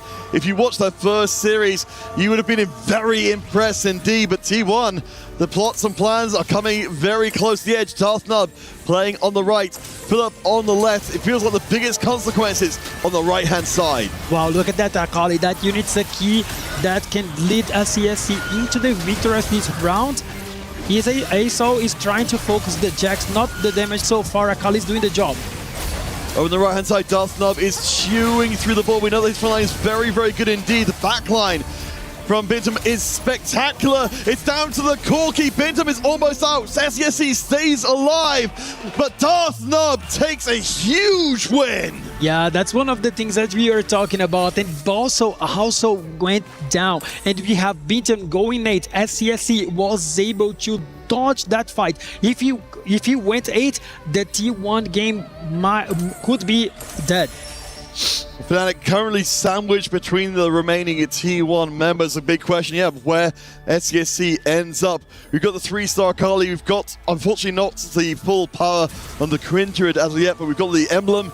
SCSC, this next round could change so much. Look at the position. He's trying to Akali to go into the bottom side of the other player, but he is facing a friend right now. T1 against T1 on the left. And we know we've got to be seeing that positioning we saw from before. You position to make sure your friends do not get eliminated. Right now, of course, we see all the damage going to the tank line. The Akali, exactly as you said, can walk in and clean up the matchup. Oh, look at Dark Nub on the right. He's not surpassing the front line. He might be dead already. This fight is very important for Fnatic. There will be another elimination in. There's no way, surely, the Nami can get any more. So that's going to be a second Fnatic member out. If we see SCSC drop now in 5th, we will reduce the game to a contest of who can get first. Wow, I feel like SCSC is in a spot that, I mean, I can't believe it. He just lost to Akali 2 with this board, and then he was able to get 2 wins straight. So the position that he turned it into these last 2 fights could actually turn the game in T1's favor. Sangyup, of course, has been the headliner here with an absolutely ludicrous game. As you said, his success has been extraordinary, but he hasn't necessarily been able to pass it to the rest of the team. We'll see how, again, SCSC does. This is such a big difference maker. If he survives through the round, this could make all of the difference. Mini has got the 2 items on the Kindred. Not exactly what you're looking for. The Akali is creeping closer to the Kindred on the right-hand side. It's looking like he's not even going to be close. Wow, look at the difference between this fight and the last one they have with each other. The positioning mattered so much, but CSC was able to take this down, and Minye is now maybe going bot 4. If he does, the game is over. I mean, I would honestly have been astonished if this game had gone any other way, just because, of course, the end of T1 in EWC 2026 is almost unthinkable, but opportunity slipping away from Fnatic to close out the series 2-0. Philip is still up there with 17 HP, but Sangyup, he feels like a mountain of a player that no one's even close to climbing. Wow, this game is actually very difficult to Fnatic to come back. This last round will tell us a lot, but Mia is relying on Akali too so far, so he might get scaled up. This is game 2 of the elimination match. Fnatic did win the first game in shocking fashion. Mini needs to stay alive here and stay out of 5th place. The Akali gets stuck on the tank line, not wrapping for now. The double Warmogs and the heart. Akali does get freed up, she doesn't go to the back. The Kindred kicks in as well. This will be a 1 round, and that means Crazy Moving dropped out in 5th.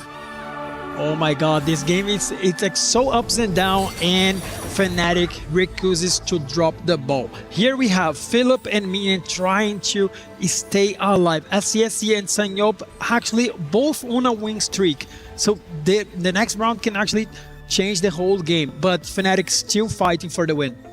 Yeah, for Fnatic, they'll need to land someone in top 1 and then at least a top 3. For the T1 side of things, they just need to get 2 players into the top 3 at all. They have the advantage right now. It's theirs to lose. I think like Sanyop has the better chance in here. He just upgraded a Shen. He has the 2 Namis on the board, a Blitzcrank with great items. This fight is gonna be maybe the last fight in the game. Yeah, Fnatic just don't have the HP anymore. They're both fighting for their lives here. There doesn't seem to be any way forward. They're trying their best to win out the rounds and extend this game a little bit further, but it's not going to happen. Fnatic will get knocked out there. They needed the top 1 finish. They're not going to be able to find it, and we will be drawing ourselves even. It's 1 apiece. T1 and Fnatic, we're going to game 3. Wow, what a performance from T1. We can see the smile on their faces. They just did an amazing job after Sanyop. Actually, after Sanyop having a perfect game, he understood that he had such an amazing opener. He finished and punished the whole game from Fnatic. All right, guys, but it does mean we get to see one more time which of these 2 will be eliminated. Honestly, an astonishing game. T1 firing back in big fashion. Of course, this is all in the shadow of that amazing Game 1 win. Sangup, of course, with a game of his life. So stay tuned. We will be taking ourselves a short break. When we return, the decider between Fnatic and T1.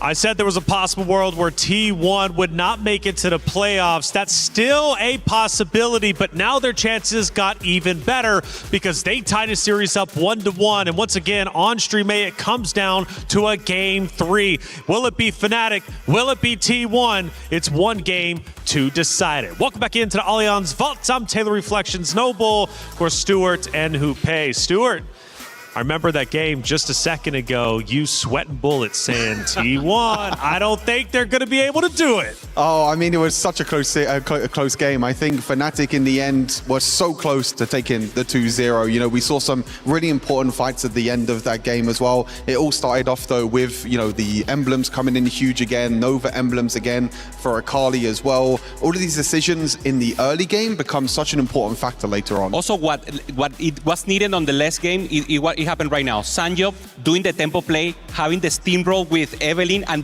being so aggressive to win so many rounds, 88 HP on the start there, pressuring the lobby every time, and that's exactly what they needed, and then they could manage the lobby in a little better place. Yeah, happy to see Sangyop do as well as he did, because game number one, he was first out. You know, there's going to be a lot of questions about T1, and specifically Sangyop if they don't make it to the playoffs. He is the new guy on this roster after all, but if they make it to playoffs, Sangyop, we can sing his praises. Let's go to stage 5, and we're at 5-3 specifically for our first action of the game. Now, this is a big moment, of course, for the side of T1. What are we looking at? We're seeing a SCSC on the bottom, and he actually needed to win this round so importantly. He already lost before Stellar Minhy because of positioning, and he was winning. He had the strongest board. He just needed to miss position and be in a perfect spot. So that's exactly what happened here. And the possibility is you need to win the Akali round. You need to win the face-off, and that's the important thing. T1 winning this already pressured the lobby, and he couldn't pop off in the end. Yeah, it's so important because we knew from the start of this game that both these players were going to play Akali. You got spreading roots on one side, you got the spatula on the other side, both of them going Nova. The interesting thing though is that SCSC stayed level 6 and re-rolled for Akali 3-star, and Minhy went for the tempo Akali instead. A few rounds before this, it was actually Minhy that came out on top, and we were like, wow, is this Fnatic turning things around because the Akali 3-star was just too much? One more level there for SCSC, getting that 3-star, and like you said, the positioning in the end, keeping that Akali 3-star protected in the end made a huge difference. You need to have the confidence here to stay on that level and be greedy, and that's exactly what T1 does. And to do that, you need to be confident. So the team confide there on Sanjop, and he made it happen. Let's take a look at our final moment from that game number 2, where it was T1 closing it out. Now, Stuart, one of the things you mentioned earlier from game 1, T1, they got very unlucky. This is their true potential, what they can do when things go right. Exactly. If they have a player on tempo like Sangyop here, look how big his little legend is. You know, look how huge he is. He's been tempoing the entire game. He's been win streaking the entire game. Like you said, Hoope, you know, Evelyn God coming in huge, getting that 3-star 1 cost, getting so much extra gold and extra economy onto Sangyop. He was able to win streak this entire game, and that was a big difference for me between games number 1 and games number 2. Also, it's very important that it wasn't an easy accomplish because Bintium went 8th, and they really needed to pop off. So the rest of the team was the veteran fall out, but then the rest of the team was just stepping up. So, I mean, 2 games. Tight series here, Reflection, and we'll have a hype game for the third one. It's always going to be hype, and we knew it was going to be hype with these 2 great orgs going against each other. We take a look at our stats from that game number 2. Sangyop, again, a big talking point, getting first place. This is a big moment for him. He has now proven himself. An impressive stat line as well. 25 wins, 12 losses. I mean, he really pulled out for T1. Yeah, he was an absolutely huge performance, like you said as well. In game number 1, when you go 8th place, you might feel a little bit disheartened as well. But you have to remember, in this 4v4 environment, even if you go 8th place, your job's not done. You can still communicate to your whole team. You can still help your whole team as well. Sure. And a player like Bintum that can go out in 8th place, he can still help his entire team succeed. Well, this is an elimination matchup, and let's not forget StreamB also had an elimination matchup where a key was crushed. Kitty, lay down the law. An unexpected series outcome for the lower bracket here on Stream B between JDG and Mouse, where Mouse was able to sweep the competition with a 2-0, eliminating JDG from the Esports World Cup 2026. And it's great resilience from the Mouse players as they are bouncing back from a crushing defeat against AGAL, going 0-2. So amazing stuff from the Mouse boys. And of course, JDG will have their key destroyed with their disappointing run ending today. But that's not going to be the only key that is being destroyed. For tonight, we have Team Nemesis versus Nongshim Red Force for a second key to be destroyed. So let's see whose key will stay in the competition.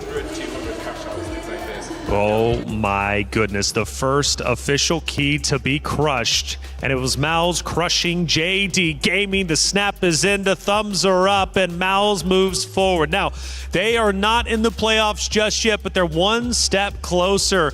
Hoope, this is the reality of the Esports World Cup. Keys will be crushed. And Travis was looking for that. We saw there popping off, and the joy for him to crush a key. This is exactly what he came for. And he made it happen for the first time. He wants to crush some keys more. That's it. Now, keys were crushed, but let's praise Riot a little bit. There's some good things coming your way. Where's my TFT Open? My first ever NA Regional Championship. They've combined into some sort of Convergence Fest? Convergence Fest, TFT Vegas Open, and the Riftbound North America Regional Champion. Key was crushed, and now it comes down to this final game. There's another key on the line. It's T1, and of course on the opposite side, it's Fnatic. Now for T1, they're doing decently well when it comes to the club championship after all, but making it to the playoffs is imperative for them. And the same thing for Fnatic, who currently sit at 0 club championship points. They're in other titles, but this is the title that matters right now. Fnatic need to get to the playoffs, get top 8, because they need to get eligible for the club championship points. This is going to be a close race to the finish, and only one team will move forward. Who's it going to be? Let's send it to the stage to find out.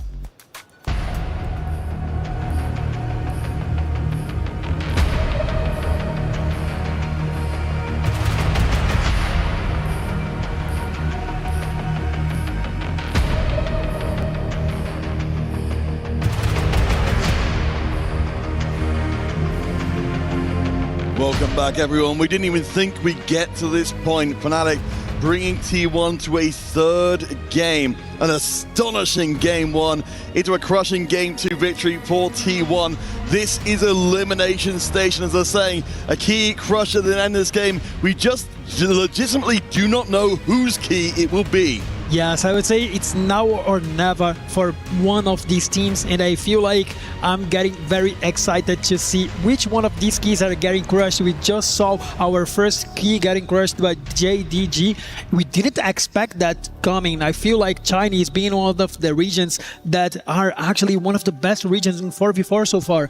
But another thing that I wouldn't expect in here would be T1 dropping this series. I don't expect that. They actually showed they can come back with a statement. Last game they played so amazingly, and I feel like Sanyop had an amazing job leading the team to win. But will Fnatic actually overcome that?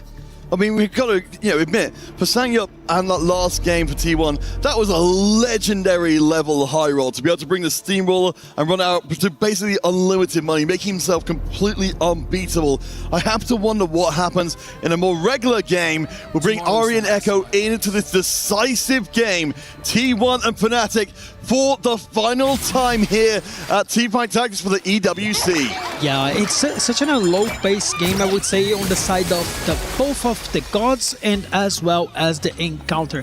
Meeple just gives you an extra 2-star units. Nothing crazy, not a prismatic augment so far, but we will never know. So it will be, of course, as we saw before, Orion Echo in place. The Mountain Stargazer is going to be a little bit tempting for our players if they want to push through and get that ludicrous finish. I kind of want to bring back some of the Game 1 discussion we're having, though, because, Fnatic, of course, won the Game 1, a shocking result. What's kind of most in your mind heading into Game 3 if Fnatic are going to pull off one of the biggest upsets of the tournament and actually win their first series in EWC ever by eliminating T1? I feel like the conversation starts in who is actually stepping up.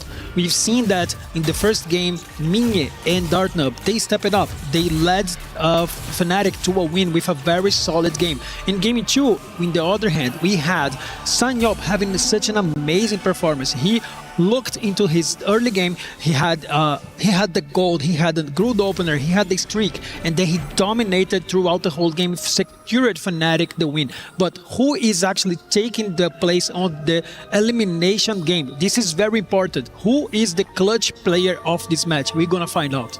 And of course, if you're coming in new to the broadcast, again, the elimination game, one team eliminated.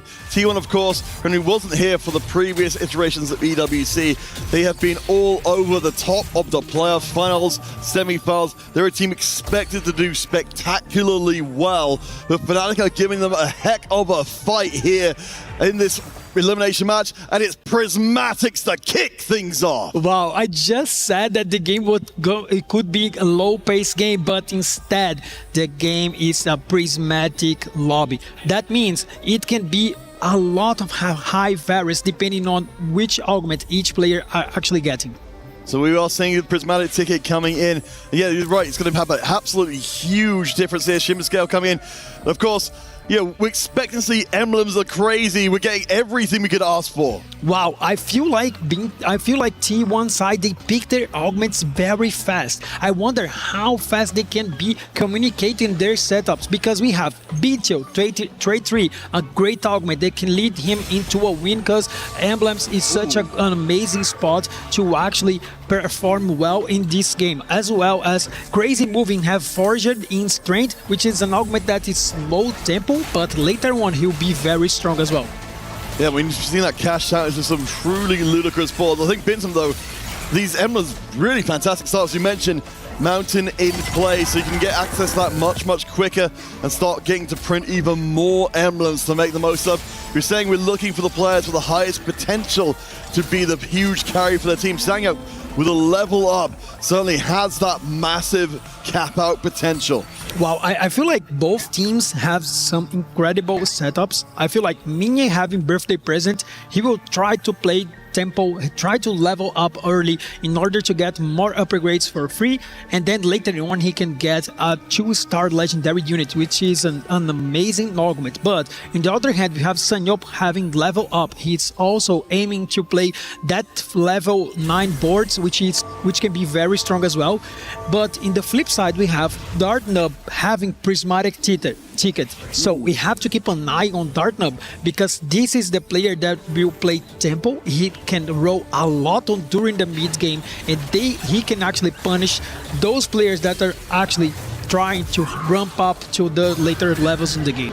And certainly we saw that from our game one. Dartnub being a very strategic asset for the team, not necessarily being the complete focal point, but making sure the rest of the team revolved around him. Again, it's worth reiterating, the Fnatic squad, with the exception of Dartnub, vastly less accomplished on the international stage than really any member of T1 in the field right now, but still, in game one, they made it work. Yeah, I feel like history, it's important, but at the end of the day, what matters is what in the convergence. And we've seen that Philip actually have a great setup. This artifact is one of the best in the game, because you can pull a unit from your bench to your field, and then you have one extra unit on the board. So he's trying to play some tempo play. He has the Living Forge, which will have much more artifacts throughout the game. So this is an amazing augment. If he can play well, he can pop off a win. Yeah, I mean, especially when we've got so few units in play, that's going to be a significant difference to get the Meep seat online. Unfortunately, against Bintam, who has got a very strong board indeed, that Teemo does stay up for the time being. This is, of course, for Philip, one of the win-streaking players from the Fnatic side of things. If you can keep this win streak against Bintam, that will be huge, and he will. This is looking like a better start than Fnatic than we saw last time round. Yes, as I said, this artifact is actually amazing. Having one more unit on your board, it's good for the whole game.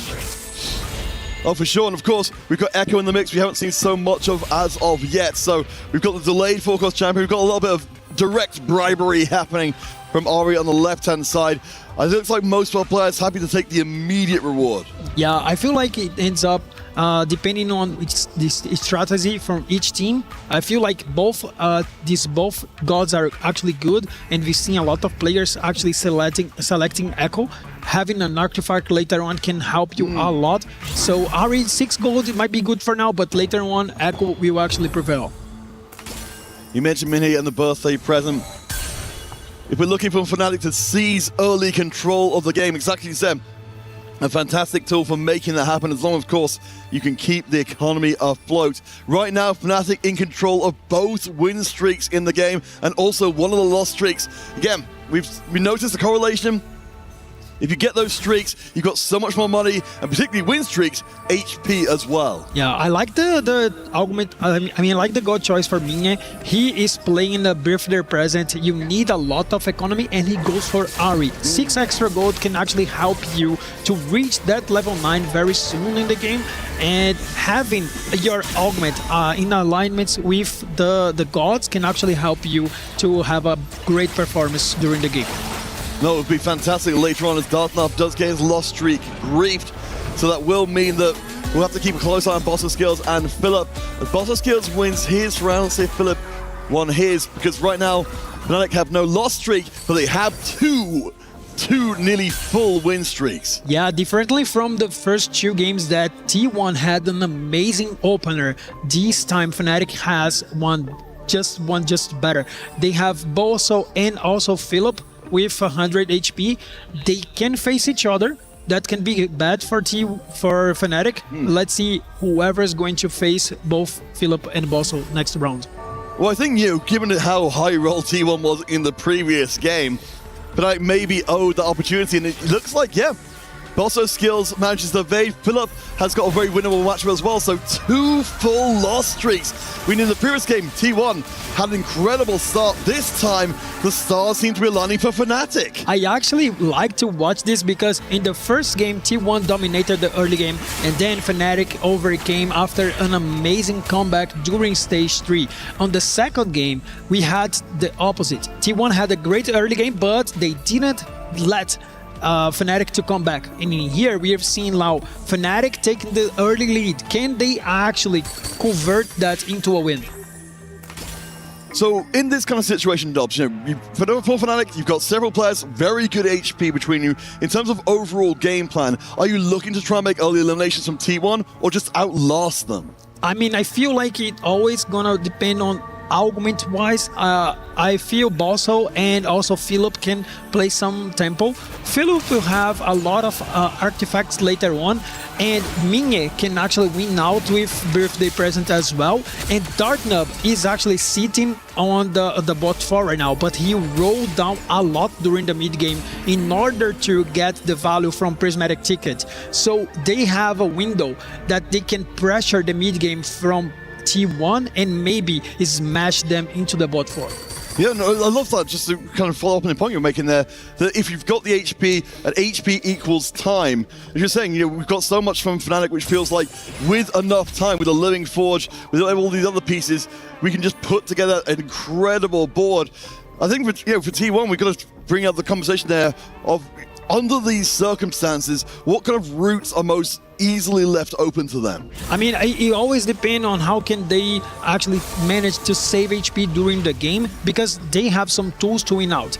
Level up is a very strong augment. You can go to level 9, build up Fax, Graves, a lot of great units, and you can win out the game, as well as Forger in strength. We've seen this augment being very strong, but the problem with Forger in strength is sometimes you lose so much HP that you cannot come back.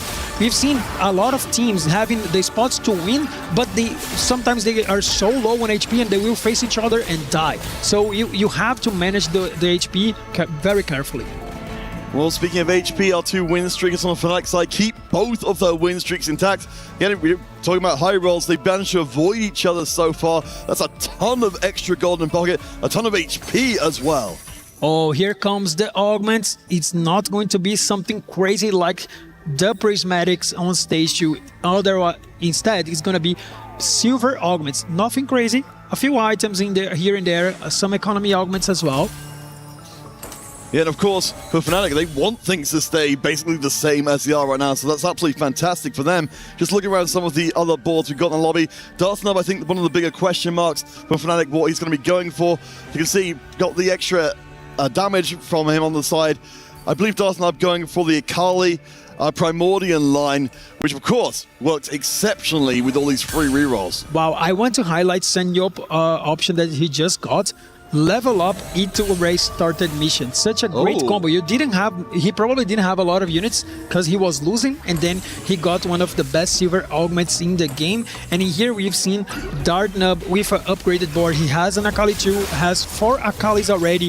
He might go into the reroll Nova line that we've seen to be so strong. We already see Bintum on the other side with the Collies on bench immediately.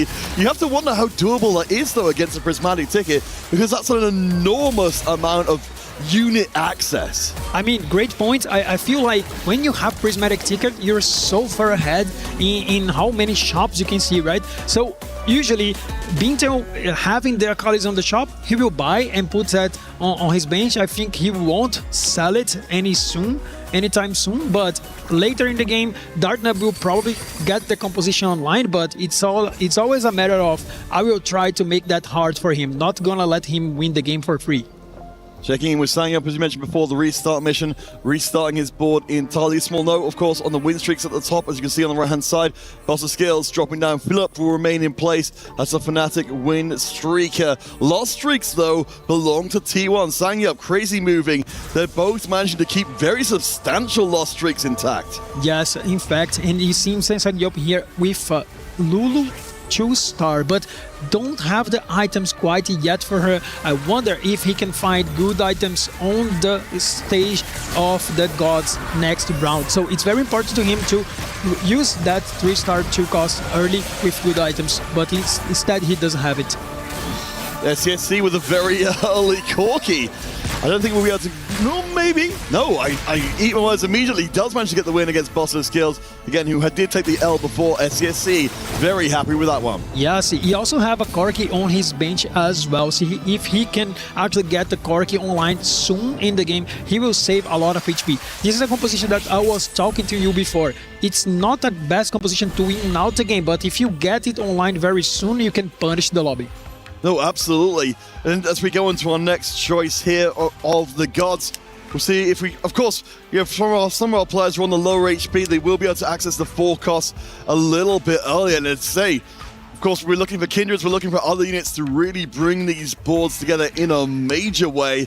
And already, we've got some of them there. Again, T1, they've been playing from behind for a while. We've not seen this necessarily go well for teams before, but again, T1, they've definitely got a plan here, and it's going to be scary when it comes together. Yes, exactly. And I feel like the God-wise, we've seen a lot of players going for double echo, which means they're already locked into that God, having such a great item later on in the game. And I feel like in the side of Fnatic, it's looking very good. Philip having so much HP, he will survive a lot to see a lot of artifacts, in fact. And if he does, he can actually win out the game, because the more he survives, the more he'll get artifacts, and that can mean a lot. And thank you, observers, for also showing us crazy moving. The other artifact player in the lobby, he is griefing what we saw from Darth Nub, the Akali board. We've certainly seen the difference between the 2 and the 3-star. We were talking about before, it seems like it's only going to be slowing down Darth Nub, but I suppose at the same time, you certainly can't let him just run away with the game. Otherwise, even if you're going to have to give up a player to make sure that happens. Yeah, I wonder if Darth Nub is willing to actually push levels, because if he has Prismatic Ticket and the other players are holding the Akali, he still can have some more upgrades like MF. Maybe he can find other units as well to help his game plan. But it always depends on which line he wants to get, because for a crazy moving, he doesn't need the Akali 3-star to perform, because having a lot of artifacts gonna have enough power for him later on. Darth Nub is spending a little bit of that gold to fish for the Akali. Just see how many of them are biting in the water. He said one away from hitting, decides to stick at 20 gold, knowing that this could still, even with a Prismatic Ticket, this is going to be an expensive final unit to find. Yeah, very interesting that he didn't roll until hit, because he is missing just one Akali, and he also have 3 Jaxes on the line, so that means he will be staying on level 6 a lot. Yeah, we'll be able to take a loss streak into the PvE round, which is something with a little bit more money. As if you want to take stock of where Minhee is, we noted the Boss of Skills dropped off before. While Philip has maintained a full win streak, Minhee has also managed to get another win in there. So Fnatic have stepped up to again control the win streaks. SCSC doing his best to challenge. Look at Minhee's augment selection. He had birthday present as well as late game specialists. Crazy line. Crazy gets the cash out. We're looking very AD heavy. Crazy, of course, this is a huge pivot point for T1 in this game. Again, a crucial elimination game. Every decision must be on point. I mean, this is such an amazing combo that he just got. I feel like having Bruiser artifacts for this combo, it's amazing. I feel like he's lacking one artifact for his front line. If he had it, it would be for perfect. Yeah, I mean, unfortunately, it seemed very unlikely that Kali is going to hit the 3-star, but we do find a Fiora, so maybe we can just make do instead. Yes, dual Fiora with 3 artifacts maybe sounds very good, right? Even a Graves on the shop, maybe not the unit that he wants. And you've seen here, Darknub actually got the Akali 3, but it's still missing the Jax. He's with 40 HP. Here we are starting to drop a little low. Crazy moving. Darthnub very much sharing a spot. Several team members also looking low. Philip trying to keep that 10-round loss streak intact. Mini just below with 6. Fnatic trying to pull out every inch of power they can. Crazy moving though. He is keeping the Akali in play. The 2-star Akali jumps to the back line. Immediately, Timo gets exploded. Crazy moving unveils the plan that's been building all game. Wow, what a combo of artifacts. Getting gold execution and also making Akali jumping through the back line. This was an amazing fight by Crazy Moving. Darthnub, even with the Akali 3 in place, will take the L. Prismatic to end us out here as the way we started as well.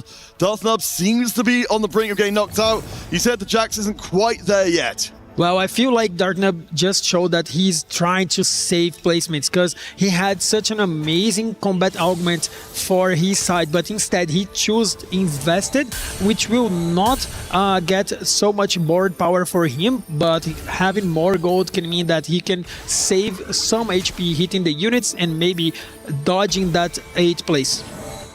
Philip's win streak collapsing off the previous round means SCSC is the one left with the opportunity to push up through the table. But Philip and Minhee, they preserved a lot of HP, as has Bosso's skills. Darthnub really standing out. Yeah, and in the T1 side, SCSC having a great combat augment at the end of the day for the Corki Soul Awakening is such a strong augment. And on the other hand, we have in here such a great fight. This augment will give so much rolls for Philip. Maybe he's trying to win it out for Fnatic side. Yeah, that is absolutely crazy amount of power that's of course been kept off the board as he goes up against his teammate here. You can already see, even while keeping most of his power on his bench, he's still going to win the round. And I guess a slightly less bad loss to his teammate at least. Yeah, Minhee is not that strong yet because he's pushing into that level 9. So team play was quite good in here. You save some HP for Minhee, you still give the win for Philip, and then Fnatic maintain the HP very high, which is very important because Dartnub can actually go 8. So it's very important to save a lot of HP right now. As you said, Darthnub immediately invested to bring his board online as much as it's ever going to be, pretty much immediately. Up against Philip in this round, who's again keeping most of his items in reserve, making sure Darthnub lasts a little bit longer. Look on the right-hand side, we can see Crazy moving. Sangyup, they're in the 20s on HP-wise, so Darthnub's got quite a long path to get out of 8. Yeah, this is not looking very good for Dartnub game-wise, but he got their teammate on his back. So they're trying to give him an extra life in here, maybe waiting for a player for T1 to drop the game. And that's a strategic asset that Fnatic have that T1 do not have anywhere near as much. Sangyup down to 9 HP.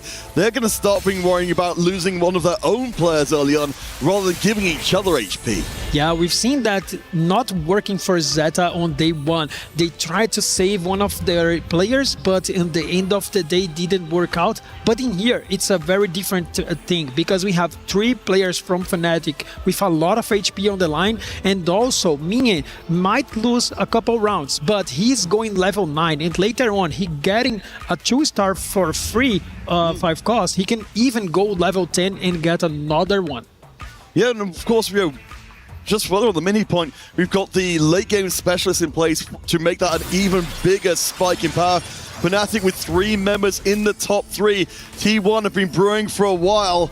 They're looking for the early elimination. Sangyup is very low. Here comes the level 9, it's a Sona. What an amazing unit to have when you have 3 AP items. I feel like the game just turned it in the favor of Minion. He's still rolling, trying to find a better front line, and I feel like if he gets it, he can go straight to 10. Here comes a Bard 2, and he already have a Leona 3. So this board is so amazing, and he also is playing some Ahri. He still can go level 10 and get another 2-star legendary unit. Well, for me, you just the focus on his face, not even smiling at all. This board is astronomically strong. Up against Sangyup in this round on 9 HP, Darthnub as well on 9 HP, playing off screen. We're looking to see who's the first one out. He's changed the game. Sangyup reaching up. He's thinking this round rather might be beyond saving. The bard is so strong and scaling with the Archangels.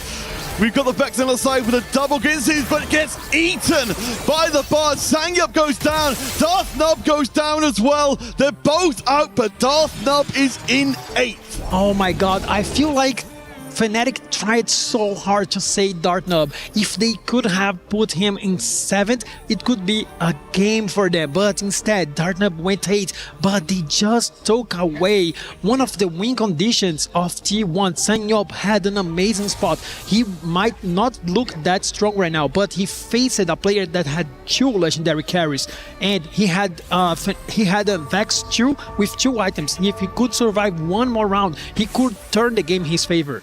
But instead he's dead. Well, Crazy Moving is still alive. He's got the Graves with the triple items, of course. Those Fortune strength artifacts going to make very strong. Philip has now unleashed the full strength of his board. We've got a Blighting Jewel in the corner as well to help cut through these major tanks. Watch out for the Akali though, because she is an absolute nightmare. I do not think there's remotely enough to stop her. Crazy Moving keeps on moving up. My god, I mean, that Akali was amazing. Look at that. She was jumping through the back line, and then Graves did so much damage as well. We have to keep an eye on Crazy Moving because Akali can do crazy stuff with that combo, and as well as Graves. As the game passes through, the game is gonna get much more upgrades. He'll be even stronger later on.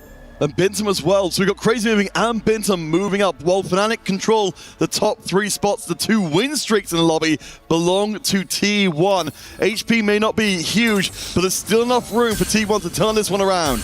I mean, this game is so open by now because we have both teams with chances of winning it out. So it's nothing decided yet. Yeah, we certainly wouldn't be expecting to see Crazy Moving going out. SCSC, it's lower on HP. The Solar Awakening you mentioned before for a little bit more power on the board. We are duplicating for more in the bank. Frontline is a little sparse for the time being. We're only going to have, of course, with the Echo Boon, a little bit more HP to try and prop it up. Yes, SCSC can actually buy the best. I mean, for him, it's a matter of how many fights he can take away from Fnatic, because he might not be the one that would win for T1, but he still can steal some fights. Oh yeah, when Bintum can cash in on that, the Stargazer Emeralds have been printing all game. Of course, a very good output from the trait tree. Philip on the other side is going to see if he can match up with that raw power. The Nami in the corner is very strong indeed. I don't know if there's enough raw power here. I mean, look at what this B2 doing, man. He is so great. He's actually playing Space Groove 5 with 6 Stargazer. He just made up 2 comps in a single composition with these emblems. He is actually getting the mountain together with the groove, and that can be the key to T1 victory. I mean, as we now head deeper into stage 5, again, we see all of Fnatic winning the previous round. That means they kept 2 streaks intact. SCSC moving forward. It doesn't feel like we're seeing from the Fnatic side of things too much more power. Of course, Mini does hit level 10. You'd mentioned the birthday present. We've got ourselves an extremely strong board. Feels like one of the strongest contenders from Fnatic to try and push back. Yes, I feel that once again he got a great unit so far with the augment. He leveled up to level 10, but he also got a Jhin, and Jhin is a quite good unit to have without items because he has some utility, dropping the armor NMR from the opponent team as well. Unfortunately, he gets his teammate in this round, so it will not be a good result, however it goes. I mean, of course, no win streak. In fact, no win streaks really at all for for Fnatic. They've been taking the hits for a while. This does mean that we should be seeing one of the T1 members facing off against each other, I'd imagine.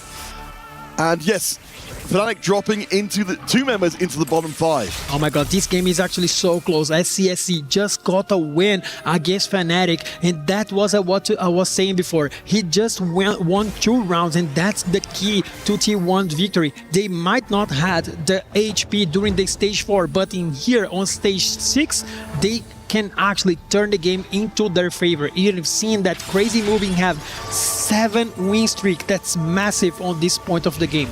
It's absolutely crazy. The Akali definitely the defining unit of so many games so far. We will see Fnatic facing each other again. Again, this does also mean that likely, well, almost certainly T1 will be doing the same off screen, but the HP totals are such that I wonder if that's going to matter for really stopping T1's momentum. Yeah, look at Philip, still in the chance of having a great round, but again, his friend Bosso's will take the loss. Binto just lost again, so this game is still anyone's favor. Oh no, actually Binto just won against the Fnatic player, so T1 might have the window to win it out. Yeah, Binto and Crazy Movie sharing the losses between themselves down to 19 and 17. Bosso Skills needs to stay alive. Currently we've got Fnatic out in 8th place, Sangya from T1 out in 7th place. Wow, look at Crazy Moving. He just got an Akali 3 out of nowhere during the level 9. I mean, this guy is so strong right now. He has 3 items on the Kindred, the Akali with a crazy artifact, a Graves that is actually ramping up, and he still have on pair. So he still can upgrade his board, but he might face the death in here. So let's see if this fight can actually turn the game. Will be up against Philip in this round. We'll keep a close eye. Bosso Skills, of course, one of the most important ones, goes up against Bintum. A potentially beatable board. Bosso Skills has got, let's say, very well set up Zaya in the corner. Looks like it will cut through. That's going to be absolutely huge. You can lock this one down. The backline is gone immediately. Bintum is not in elimination zone, but this will be a huge, at least I don't think he is. Oh my god, gosh! This was such a crazy fight. I can't believe that. Bintel going 6, that might can change the turn of the game, but otherwise is still CSC and Crazy Movie. They are top 1 and top 2. Can actually T1 secure their first 2 spots in here? They can decide the game. Oh my gosh. We're left in the position with Fnatic just try. I mean, at this point, Crazy Moving did take a loss of the previous round, finds the Shen 2. If he can be taken down, that's going to change absolutely everything. That'll push 3 T1 members out in the bottom. Yeah, Graves 2, 3 great artifacts, but he's facing the bot. Instead, he CSC against the Saya. That can be the key round of the game. Yeah, Fnatic facing each other on the right-hand side. Bosso Skills, they stay alive a little bit longer. Fnatic so close, they can taste it. 3 EWCs without a single series win. They could be moments away, and we could just see T1's plots and plans come together. SESC takes the hit. Philip gets knocked down and out.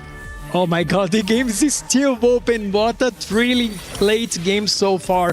Bosso have 2 wins right now, so he just got this grave that is so massive. He still have another emblem to put on his team, so he keeps scaling with this augment, with this synergy that is so powerful late game. And also Min have great 5 cost carries, 3 good items for both Sona and Bard. He's keeping rolling. He has 2 Sonas away from Sona 3. That would be a crazy way to break the 3-year curse. But now we've had the sandwich finish. Fnatic in 8th and 5th place. T1 in 6th and 7th means the only thing that matters now is first place. That wins the game, that wins the series, that keeps the team in the competition. Look at that, Blitzcrank 2, that might be the key to the victory. He just sold the Sonas because he knew that he could not hit that anymore. But you have a Blitzcrank, one of the powerful units in the game, to start on the final fight, maybe on the final fight of the game. Let's see. We'll see how this all plays out. Fnatic fans, T1 fans, lend them your energies. SCSC will drop himself out of contention. We've seen this from before. Crazy Moving being put forward as the winning candidate. Wow, that round, T1 decided to drop SCSC as well as Fnatic decided to drop Mingye. And we're gonna have the last fight of the game between Crazy Moving and also Bosso Skill. That fight could actually change the fate of one of these teams. Fnatic may break the curse, or T1 might try to ramp up into the playoffs once again. Yeah, Crazy Moving with a little bit more HP. We've got level 10 coming in for Bosso's skills. I think everyone in the arena holding their breath. Look at that. Both of them are 3 streaks. I mean, I can't even predict that. That's going to be a matter of positioning. Both players having a Graves full itemized, a Xayah with great items. I mean, it's anyone's game. It's Xayah on. We put the 2 AD carries stuck in the corner. Keep your eye closely on the Akali because she has been the death knell of so many teams so far. Bosso skills. There's the Akali right onto the Xayah. She's going to wipe her out immediately. T1 from behind. Oh my God, I knocked can't down believe that. and out Fnatic. It was so close. T1 will not be eliminated. Fnatic brought them to the brink, but no further. T1 continue in the competition. I mean, I don't know what to say right now. It was such an amazing game. We can see the disappointment on the faces of Fnatic because they almost had it. I mean, both players had 3 wins in a row, so it was a matter. If the Akali could have the back line of Fnatic, they could have won. And so T1 closed out the series. An amazing game. It definitely felt like T1 had the longer term plan in that game.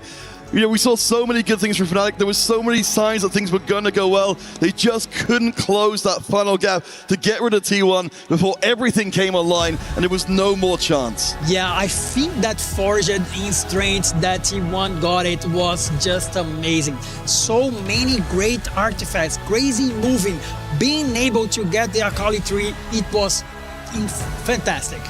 Now they go across to pay their respects to extremely worthy opponents. Of course, we could be living in a very different world. Fnatic putting up an incredible fight there. While they may not break their curse, that was an astonishing showing. Wow, look at that replay. Look, the Akali. She will kill the front line in right after again jumping into Xayah. That was amazing. I mean, what a final game. What an astonishing showing. T1, we knew that Fnatic came into this massively disfavored, but they gave us an absolute banger. Let's head across the stage and hear more.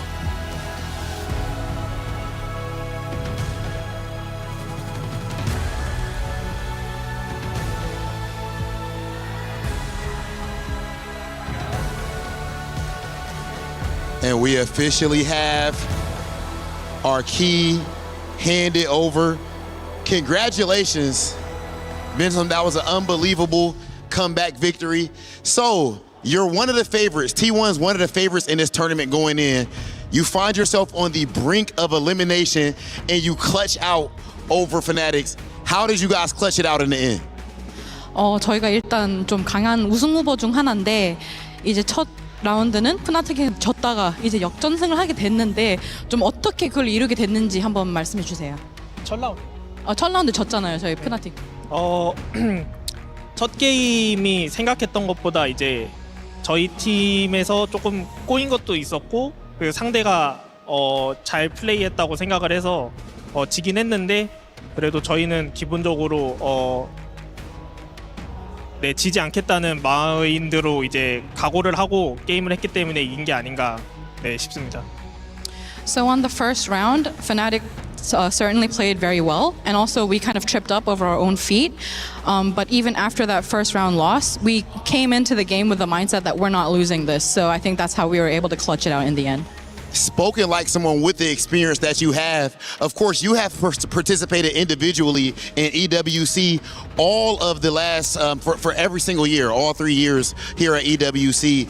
So I would consider you maybe the leader of T1. How do you make keep your team confident that you can still win this tournament, even though you guys had an unfortunate loss early on? 이제 아무래도 틈 선수는 이제 첫 대회 때 첫 EWC 때부터 계속해서 이제 EWC 진출하셔서 아무래도 이제 T1의 리더 같은 이제 프레임으로 이제 바라보게 되는데 어떻게 팀 선수 이제 나머지 선수들에게 좀 이제 자신감을 부여해 주는지 한번 설명해 줄 수 있을까요?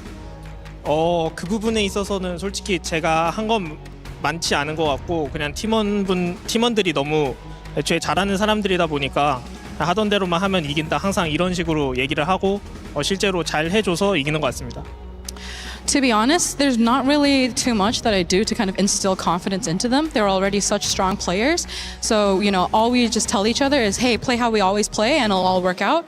And honestly, I think that's how we just did the way we just played the way we usually play, and that's how we got it. And playing the way that they usually play clearly is leading to phenomenal results. Please go ahead to the Crusher to crush your opponent's key. Congratulations again to T1 as they continue to push forward in hopes of qualifying for the playoffs.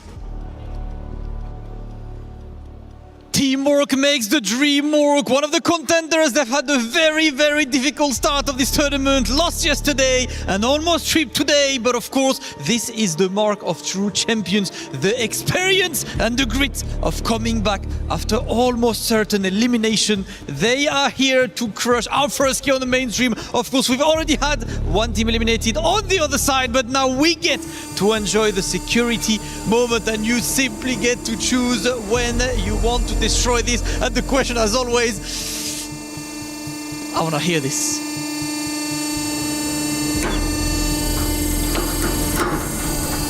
Hey, that was the cleanest crusher we've had for the entire 3 weeks. Cleanly snapped in half. No need for a pop for a team that remains confident and a team that remains strong. T1 moving forward. They are one match away from qualifying to the playoffs after sending Fnatic out. Excellent performance from the team. They will be back tomorrow for one more match, still alive in the tournament, and the hopes at getting the new title are still up. Let's take a look at the highlights.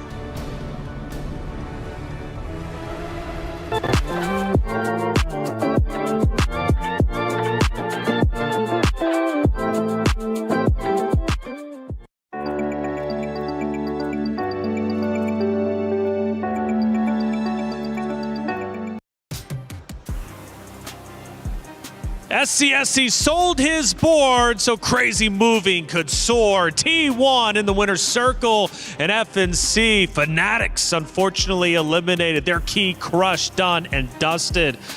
Their heart no longer beating at the Esports World Cup. That's how this competition goes, but for T1, it wasn't easy. It came down to the very end, but they got the job done. Their job isn't done yet, though. They still have more work to do in order to make it into the playoffs. However, they're one step closer. My goodness, what a series. I need a break after that one. I need a breather. That was an incredibly close last game. I think that's one of the closest games I've seen ever at EWC, like even from previous years as well. It went down to, like you said, Taylor, that selling of the final board from SCSC made a huge difference. I mean, Crazy Moving, a player that joined T1 last year, was the MVP of that entire game. What he was able to do from start to finish that game made a huge difference. And doing everything in that game. I mean, doing the early game, pressuring the lobby, eliminating the win streak possibilities or the lose streak possibilities you will for the rest of the game, and then popping it off. This is exactly what they needed, Crazy Moving popping off and having that joy to express it. And of course, watching Bintion in the end, the veteran, crushing the key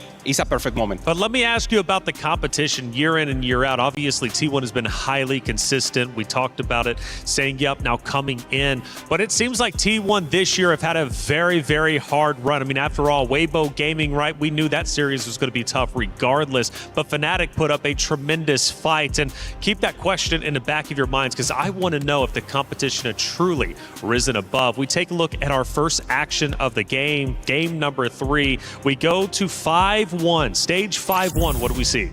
Yeah, Bintium is fighting here, and this is the player that they needed to beat. So Bintium is just strong, having so many emblems right now, and this is exactly what they needed to cook. So Stuart, if you get in straight 3 and you have so many already Stargazer emblems and you get the Star Groove, you don't think about doing this composition. He did everything. Stargazing in front, having good composition, the Nami being the one popping off, so he gets so many synergies that we never see before together, making it happen and being able to pressure the lobby right now to then take the win. And emblems have been such a huge factor, I think, throughout this entire tournament. You know, players are picking things like spatulas at the start of the game, you know, spreading roots as well, being able to get these early emblems. And Bintum here was such a creative board, being able to use something that we've seen a lot, you know, the Space Groove, as you mentioned, the Dark Star, but taking a different route this time around just shows the flexibility and the experience that Bintum has, and that he can play any comp that he wants. But even though that moment was great, the ending moment was even greater. We take a look towards the tail end, and again, it was SCSC selling his board.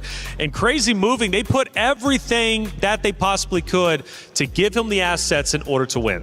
Yeah, I mean, Crazy Moving, like we said from the start of this game as well, SCSC, and I think that's the difference between this series and the last series, understanding whose board is stronger. With Crazy Moving, they understood his board was stronger. They completely sold the board from SCSC, being able to get Crazy Moving the advantage. And then Fnatic also played against each other as well, knocking out one of them players, and Crazy Moving came out with the win. It came out with a big win indeed. T1 are looking great, but again, it was a close series, and the emotions were shown on the players' faces. For Fnatic, there was many times where they had the chance to celebrate. They were ahead of their competitors, but then T1 slowly but surely playing for the end game made it pay off. The scowling, of course, the tense moments. My goodness.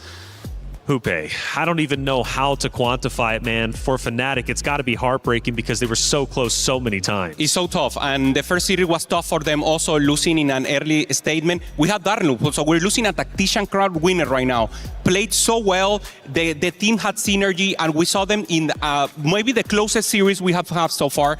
T1 deserved it. Even with T1 losses against Weibo, I had a talk with the general manager. She was like, I think we played well. So we're feeling confident that we can still perform, and even in local bracket, we can take it all. Hopefully they can, but the question is the competition improving a bit too much? Is T1 not the T1 from the previous years? We have to remember that this is a new T1 as well, with Sangyup coming in as well. Maybe didn't have the best of performances, I think, today overall, but when you have a new roster and a new player coming in, it takes some time for the team to, you know, get that synergy. Remember, this is a team that didn't come through the APAC qualifiers, actually missed out on the APAC qualifiers, and had to go through that open qualifier, the last chance. So it hasn't been an easy road this entire time for T1. They've had to go over, you know, bumps across the road, but they've been able to come out on top every single time. Well, it was a close series indeed, and it's time to catch up with a couple of the players. Degon, who do you have? Hey, what's up, everyone? Degon here alongside Minhee from Fnatic. Man, it can't get closer to that. Final match, final fight, final setup. Kind of go through the thoughts there at the end of this match with T1. Yeah, I guess like going into stage 4, we sort of knew that. I guess they had the highest win share on their like Fortune Strength guy, since he basically has like 4 perfect artifacts on like in the best comp. So I think we were looking for like ways to either outcap that, which was why I was rolling for like Sona 3, Bard 3, and then they found one. So like I didn't have a chance to win anymore since my board is like AP Fast 9, so I had to give my life over and hope that Boss Skills won. So yeah, that was just like the thought process going into like the later parts of the match. I mean, I felt like that was the part that I focused on there at the end, but overall in this series against T1, who's been pretty close multiple times here, is there a big moment that stands out to you throughout this 3-game series? I think this game, like, yeah, we just like messed up a lot in like, because we had to basically triple ball for them, essentially. I lost the Bintum, and then so did Philip, so then we lost our chances of triple ball for him, because then our HP situation wasn't good anymore, and we had to start fighting each other as well. You guys are known as the Band of Brothers. You're all friends and friendly with each other. What was it like having this experience at EWC here in Paris? No, I think it's a great experience, because we did like practice a lot together. We spent a lot of time together, like in person, like boot camping essentially for this one event. So it was fun. It's a good experience to have, but we just wish we could have, you know, won some. Series. Well, I mean, that series with T1, super close. It was great having you here at EWC. I know that there are more tournaments in the future. Anything you want to say to your fans? No, just thank you for supporting us. Thank you for like cheering on Fnatic, and thank you for everything. Minhee, everyone, thank you so much for your time. Appreciate it, brother. Best of luck in the future. Thank you. Thank you, Digon, for the interview. Minnie, man, it's tough to listen to some of these interviews. You can tell he was putting on a brave face, but you can hear the pain in the voice, hoping they won a series. It doesn't happen. But I want to celebrate the fact that they made it to this stage. That's a massive accomplishment, and also took T1, who could very well still make it to the grand finals, one of the favorite contenders to do so, to the limit. It came down to the final fight. I mean, we have to be honest here. You know, T1 came in, I think we can all expect as the favorites against Fnatic. Fnatic, a team that's still kind of new together. They have a new roster and everything, so it's very difficult for them. It came down to one fight. The one fight was the difference between T1 qualifying and T1 making it through and Fnatic making it through. And the wildcard is Crazy Moving. That's the player that we have to watch from now on. He was the pop-up player last year, and he's the one who's going to make the difference. Veterancy for Bitium and pop-off and high play and raw show of emotion from Crazy Moving. That's right. Well, that series has concluded. Another one is about to be before you. Another elimination match. One key to be crushed. Let's learn a little bit more about our competitors of Movistar Koi. Movistar Koi, me, Reven, also Dalsom, that is our older guy that is really smart and like a little of the uncle of the team. Then we have Safo, the younger one. He's really talented, he's really good player. And then we have Odessa, that is a kind of special guy, but it's funny. I would describe our roster a really complete team. Had a lot of fun following our journey, getting here. We started like 1 year ago trying to get into this World Cup, and then we just made content of everything, all the scrims, all the tournaments, everything. The people could saw everything. We are a really good team, but especially also on the content part, we fit really good together. We will keep improving, we will keep getting better. I don't know how far we will go here. I hope we win.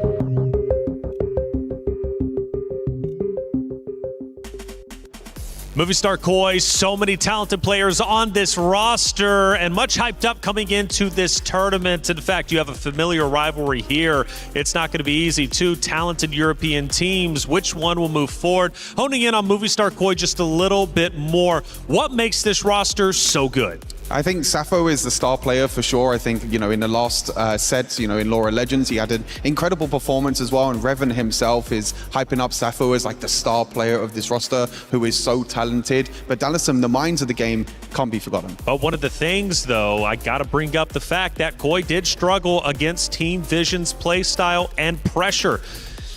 That, to me, speaks volumes, because you look at the differences between them and also Vitality and how they ended up playing a little bit against their opponents. Can this Koi roster show enough to beat Vitality, and can Reven truly be the star? We have to set it up. It's possible for them, but they are not the favorites. The odds are not in their favor, but maybe the expression of community is, they're not only from the Spain representatives, they're also the Hispanic representatives. Okay. So everyone in Latin America, everyone who speaks Spanish is rooting for their team. Reven is the biggest content creator for TFT in the Hispanic community, and everyone's giving that energy and providing to him. They have a chance, but it will have to be a Hail Mary. One thing, interesting thing to note as well, Team Vitality has never lost to an EMEA team. Ooh, in 2024, they beat KC, which was a full French squad. And in 2025, they beat Alcacer, which was also a full French squad as well. So the Americas coming in here for Team Vitality with Soju and Setsuko have never lost to an EMEA team. Could this be the first time? Well, let's keep the conversation rolling. Vitality, they will take the stage in a moment's time, and they are such a good roster, and also here on home turf. But again, unrealized potential. You mentioned Alcacia, also Weibo Gaming, T1. That was their group last year. They didn't have a problem with Alcacia, but of course they had problems with T1 and Weibo Gaming. This year, though, they took the stage day number 1, and they pushed Flash Wolves to the limit. But they took the L, and now that's why they're in the spot they're currently in. Yeah, and these players, they want it all. They want to really win. This is the redemption arc. This is what Prestiven was expressing. We wanted to go deeper. We want to win, at least to go to grand finals, and they can do it. They know they can. In scrims, they said they win 90%. I don't have evidence. All right, but that's impressive. I decide to believe, but of course they can make it. And they have played for before so much. This is one of the only roster that hasn't been changed. Only Prestiven coming in as a new acquisition, and they can make it. They can make it work. Let's find out if they can, but also weighing on the shoulders for Milk especially is his retirement. No, exactly. I mean, we know that after this is Milk's final tournament. The Milk is a player that hasn't really competed that much individually in the 1v1 format because he's been so focused on this. This entire year, this entire format means so much to him. Same for Soyu. Exactly. I mean, he was streaming so much, and only to prepare for EWC, prepare for the 4v4, he diminished his time to stream, and he really wants to pop off. This is his moment. And for Vitality as a whole, right now in second place for the club championship race, winning this, or at least moving forward, we want them to obviously get those points, make the club championship race that much more competitive. For Vitality, though, they had a chance to have a little bit of fun before they take the stage.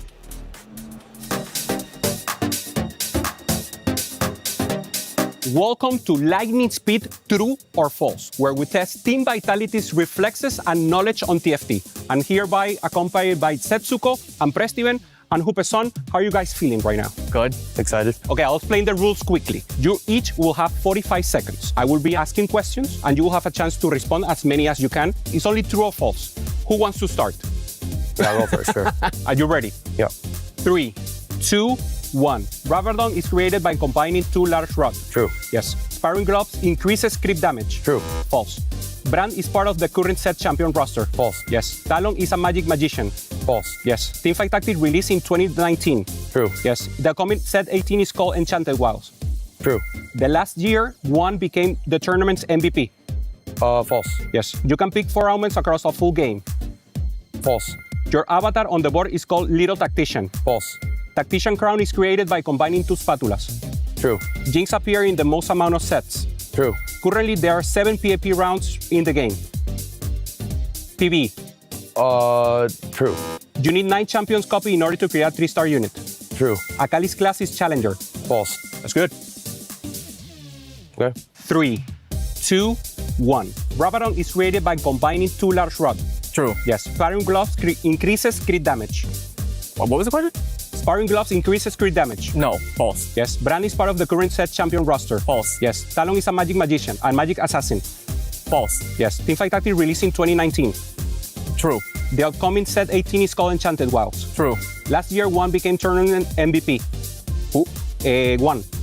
Well, oh, yeah, true. No. You can pick 4 augments across the game. You can pick 4 augments across the game. It's false. Your avatar in the board is called Little Tactician. True. No.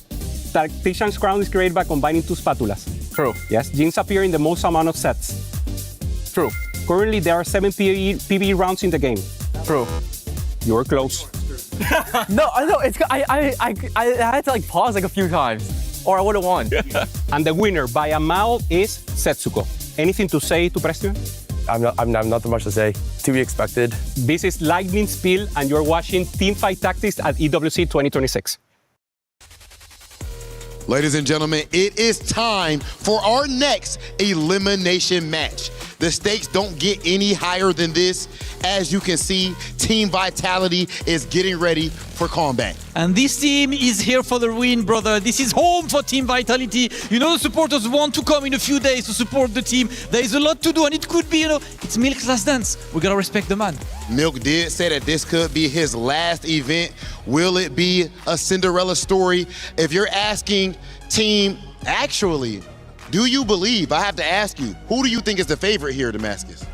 Potentially Vitality, more experience of course the EWC, but Movie Star Koi has the strength and the grit to come back, right? Movie Star Koi, he's talking about comebacks. They already have shown that through it all, they stick with the same squad. We saw with Movie Star Koi before that they actually didn't even qualify last year for EWC, but they stuck to the same squad, and now they are back on the grandest stage of them all. Sticking to the same team, loyalty and dedication is paying off, but how far can they take it? And that's what I love, loyalty and dedication. You've got to trust your teams, and they've been trusting the team. Unfortunately, difficult start for them, but right now there's a huge rivalry, right? France versus Spain, we know the rivalry. France lost in World Cup, there's another World Cup to play right now. So you know what? Let's get this match going. Team Vitality versus Movie Star Koi. One of them will get out of the stage at the end. Who will it be? It's time to start the match. Koi versus Vitality. One will have their key crushed while the other can continue their story here at EWC. Casanova and Panda on the cast. Panda, we're going into a hell of a rivalry, and I can't wait to see how it pans out.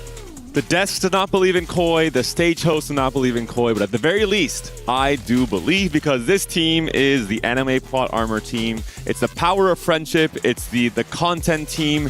It's going to be a hard match, though, we have to say that much, because Vitality has been a roster that has been built for 4v4 from the ground up 3 years ago at the very first edition of TFT, and really, this team is just locked and loaded specifically for this format. These players who are content creators. They are fun. They are sometimes for fun players, in some cases on ladder, some cases from Soju, but in 4v4, it's all serious. Look, you may be a big Koi supporter here, but I am all Vitality. I am on board the train for Milk's last ride, and I want to see it through. So I can't wait for us to jump into this game, David, and see what will happen as these two take to the convergence. But I think that Vitality has to be the favorite coming into this one. They've got the history at EWC. They've got the stacked roster coming into this, and they've got the recency of Soju on his best set yet, with all the prep that's come through from Milk and Soju taking time to dive into the 4v4 format, and also having just the individual success that they've had recently. I think that the stage is primed for Vitality to finally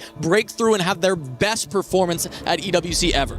I want to touch on the contrast between the two big stars on each of these teams. Revan, last set, Lauren Legends, he makes it to the top 8 of the TAC round. His best ever result in the individual format by a large margin. This set, Soju is the one to do exactly the same thing. Both players had very dominant showings in TPC. It's really the contrast of these two sets back to back, and these two teams and these two leaders trying to keep their teams cool, calm, and collected. Going into game one, it will be Ari and Echo as our gods. It will be Stargazer, Medallion. So Lulu is definitely one of those reroll comps that players might be opting to go for if they have the right spot. Yeah, I mean, we saw Tidal take an entire game with the Lulu. We've seen it be able to take over, but historically in 4v4, it is a bit more griefable on those 3-cost rerolls, so it can be really difficult to find that Lulu angle, but if you do, it can cap out for a lobby win. Touching on the players and just the playstyle yesterday that we saw from MKoi in particular, they had no win-out players in both of those games against Team Vision. They also did not go 8th. So they played very safe TFT, very placement-heavy TFT, but were not able to consolidate any win-out spots in either of those two games. That is something we have to watch out for in this day 2. They have to kind of take out that idea of only playing safe TFT. The contrast is Vitality in their first series. The 2 losses they took against Flash Wolves were with a 7 and 8. Even though they had win equity in those games, they were forced into a position where they needed the 1-2 and they couldn't convert. Looking at Sapo already, a Lulu on the board. Sapo is a player who played a lot of Lulu this set, both at regional finals in EMEA and also on the TAC round stage. One of his preferred reroll comps. We'll see if he finds the right spot to play it, or maybe has a Primordian start instead. Yeah, and we already mentioned the Medallion, so this is the type of game where you can look to go in that direction. Alongside that, we just saw Crazy Moving take a lobby with the Akali. It has been the story of the tournament, is the Akali and the contest on both sides. It has normally found the most success being played from Temple because it's so heavily contested. You use it to get to level 8, you play around the Kindred, and you find yourself in the top 4. But if you get the opportunity to reroll it, it gives you a ton of win equity itself. We have to mention as well what the gods enable for this very first game. Ari, all about going fast 9, all about getting some extra econ and XP to make it that far. On Echo side of things, we have the chance for Divine Intervention, which you saw be so impactful in terms of sometimes going past 9, or just getting extra resources at the start of stage 4, or even a delayed Artifact Anvil. We saw Artifacts being the name of the game for Crazy Moving in that T1 win. Well, and speaking of Artifacts, there was a potential option for Milk, but then he rolls into a Spreading Roots and immediately takes that, so he will be going in that direction instead. We'll see what the emblems are going to be for Milk. It will be Arbiter and Bastion. Checking out the Arbiter effects here. No Leona Print, unfortunately, one of the stronger, more consistent options to play into AP Flex from a win streak position. We're seeing Apotheotic Forge for Setsuko, so he is going to have a chance to play against or into some artifacts. Sapo, no scout, no pivot. I'm very curious to see what reroll line he wants to play Well, that was into. the Lulu, right? That's what I'm thinking. There's a world we just have a Lulu, no scout, no pivot, and Vitality's going to have to look to start griefing that immediately. It might be a Kali as well. That's been the big reroll, of course, across these first 2 days. We'll see what the option will be for Sappho. Definitely considered to be maybe more of a tempo player, especially from stage 3 onwards, but he can still scale into a very strong board in the late game. See the early fights.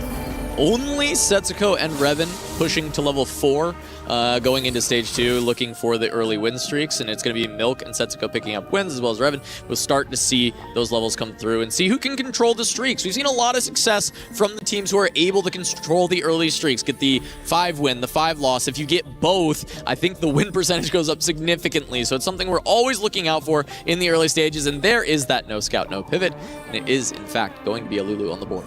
I am scared about this spot from Sappho. I think Vitality, they really understand the 4v format very well. And the fact that you can scout if you want, but you can't pivot your board once your units are locked in, which means Vitality has some very important information. Sappho is going to be forced to play Lulu reroll. Can we stop him? Can we change our entire game plan just to drag Sappho down to 8th by holding a ton of the Lulu copies? Or will Medallion print too much gold where it doesn't even matter? And that ends up being the problem with 3-cost rerolls historically. There are less 3-costs in the pool than there are 2-costs and 1-costs, which makes those compositions harder to fully grief. Whereas 3-costs, you can successfully make it impossible for him to ever hit the 3-star by holding enough copies. And as a team of 4 players, that doesn't tax you nearly as much as it would if you were just trying to do this by yourself. And some teams would maybe be a little bit less focused on griefing, a little less focused on trying to play that maybe dirtier style of TFT in 4v4, but Vitality is not one of those teams. They know what is necessary to win these games, what advantages they can find, any small edges, and griefing, of course, is one of them in 4v4. We see early on, Soju having a pair of Akalis could very well end up in that line himself. We'd seen some Jinx reroll from the Flash Wolves, but that's not been something the rest of the teams have really been jumping on just yet. So expecting the Akalis from Soju to potentially just end up being the direction he goes, as Prestivan is looking to open fort and go for the full loss streak in this stage. We are seeing trade sector from both players as well. Maybe to roll, find some Lulus, hold them in your bench for the entirety of the game. That's going to be, I think, really the focus for stage 2 and 3. I think once we get into stage 4, we'll have a clear idea on how Sappho's game plan will be able to pan out coming to the late game. Yeah, I mean, that is just the story at this point, is will Sappho be able to escape and get his Lulu to that 3-star, or is it going to be a rather quick 8th, as we do have that artifact potential from the Echo? As you mentioned earlier, the value of these artifacts can be immense, and especially when you start stacking them up, and we did have some artifacts already from Vitality, so being able to add to that power can create some extremely high caps and give you a ton of that win equity. And of course, the strongest really interaction with this Echo boon that's offered, as well as with Divine Intervention, is the fact that if you are already playing low tempo, if you're already playing for, the lose streak player on your team, the player trying to go 10 loss and then spike in a big way, you're not changing your game plan at all. You're doing exactly what you're going to do anyway, but you have this next big bonus of having a free artifact coming into stage 4. So we had Prestivan with the open fort, as well as now we're seeing Odessa was playing around the Anima, but has actually sold out of it to try and continue the loss streak, as there is potential for him getting griefed. Has it in the shop, just trying to play a few mind games. I think Vitality, this is not their first time playing a 4v4 tournament of this caliber. They can expect Odessa to have the Briar to buy. He does buy it last minute, tries to make the weakest board possible. Doesn't matter too much for this fight. It will be Setsuko on level 5, the player he's facing. Yeah, Setsuko, of course, is looking to go for that 5 streak, has the Thresh's Lantern, which scales really well into the end game. If you can be pulling in maybe a 2-star 5 cost at that peak, especially an extra Blitzcrank tends to be the optimal pickup off that Thresh's Lantern. But even in the early game, just getting another body on board can be enough for the front line, and Setsuko really primed to get the full 5 streak, because there's actually no one else contending to fully streak stage 2. I do love the trade sector picked up from Vitality on 2 players in particular. I think one of their big strengths is understanding the lobby tempo and how it's all coming together in stage 3 and part of stage 4. And trade sector allows you to roll on off intervals, allows you to roll on weird rounds the opposing team might not expect. And I think Vitality is very good at understanding exactly this. When they see kind of a weak spot in the tempo, the general tempo plan of the opposing team, and they can kind of hit them in that weak spot. And we have Prestivan still looking to try and find that lost streaker, try and make sure the Anima cannot fully stack up and give that opportunity for MKOI to find a player on the win out, and he gets him. He finds Odessa, is going to make him lose his streak and not let the Anima get out of control. And this is expected. I think Odessa is not going to suddenly start crying because his streak was broken. He understands that in 4v4, it is almost impossible to reach the 400 stacks that we saw so much during TAC Round in an individual format. But he's forcing Prestivan to open for it. He's forcing Prestivan to sell some units he might not have wanted to sell. And Odessa, I think, will be quite happy just getting some small cash outs. Yeah, what this does mean, though, is there is no one that gets to complete the full loss streak, as Prestivan and Sapo are both on the largest streaks there. Meanwhile, Setsuko does get the full win streak in Stage 2. Revan and Milk, the only ones behind him, as Revan was able to get a 3-win. It's not optimal, but it's still getting there, getting those streaks going. But overall, I would say Stage 2, a little bit in Vitality's favor, but this is just the start of the game. Revan does have the Legion of 3s, does have the Jinx, has the Kraken right now on the bench, has the Bastion +1 as well. We'll see if he plays more into kind of a general Nova plan with a Kraken already slammed in the Bastion emblem, or if he does try and really index heavily onto the Akali. Half a Rod can be a Gunblade, of course, Akali's most important item as we've been seeing across these 2 days. Well, there's the rest of the Gunblade. If he wants to just go ahead and slam it, he's got the 2-star Akali already, so that's exactly the spot you kind of want to be in to start playing this. And if he ends up being the one contesting it, that is definitely going to be good for MKOI. They need to have an Akali player, and often it's done from lost streak. Like Safo would have been the someone that you would be looking for, but we know he's locked into the Lulu. I love Revan's Jinx on the bench. It makes me think it's like the most pathetic aura farming of all time with a 2-cost ready to come in on 3-2. Oh, wow. Dalsum does, in fact, have just the 3-star Lysandra to go alongside the Cho'Gath for the early game. And it's still plenty of gold. It's preferred, of course, to hit the Cho'Gath 3. That's the really important unit for the scaling, but having not rolled pretty much at all, he's opting to just level here. I don't think he's necessarily playing for the Cho'Gath 3, saying, hey, the Lysandra 3 is enough tempo for now. I'm going to try and give some HP to Revan because I know I'll be very strong with the Lysandra 3, and we'll see if Dadisum just plays for a more general tempo line in the AP Flex. Yeah, we'll see how close this fight goes if he can give some HP, and it looks like he will be able to. Just the Lysandra left does go down. Very good loss and a good trade of HP. Revan, of course, on a small win streak, Dadisum on a small lose streak, so it makes some sense here until we see the 3-2 augments and what kind of direction every player wants to go into, and it will be Prismatic. So a wrench is being thrown into everyone's game plans. A lot of extra resources, items, artifacts, econ coming in. Yeah, and we mentioned that usually Lost Streak likes to end up going into this Akali line. We have all the extra resources, and Prestivan's going to use those rolls from the trade sector and ends up finding a Kindred on 6 to put this together. The Baron's Lair combat augment going to help get a lot of power into this comp after an econ start. I think Prestivan is in a very good spot after the early open fort. Prestivan saying, I know Safa will be rolling now on 6. Despite playing the Lulu, you want to try and get at least the Jax 2, the Lulu 2, the Milio 2 as well. And he had to try and roll at the same time, try and find some early Lulus, try and block the free win streak for Safo with the nose kind of pivot combat power coming through. Yeah, and he takes the Jaxes out of the pool. He's at 4 Jaxes. Safo did not find his as part of the no scout, no pivot. He needs to start finding Jax as well, so the front line has started to stabilize for Prestivan, but just on the Akali 1. Meanwhile, we know Revan does have the 2-star for that already. Prestivan did find a pair, however, so with the trade sector, you have to expect he'll be able to get to that Akali at some point relatively soon. And his board has spiked so heavily with the 5 Nova getting the Kindred on 6. A big high roll as well for Prestivan. I think it's one of the high rolls that you really hope for when you're playing Akali, because it makes your stage 3 that much easier, despite maybe even not having the upgrade on the Akali. We saw Soju quickly there. He is going to be on trait tree. Did find some synergy between the Vanguard emblem and the Arbiter emblem for now, plus that Stargazer. We'll see what he's going to do here. Obviously, the Vanguard is going to be a great third item for now. Does he use a Reforger eventually on the Stargazer? Maybe even on the Arbiter, depending what he's hit for now. Yeah, it makes sense, but no reason to send it just yet.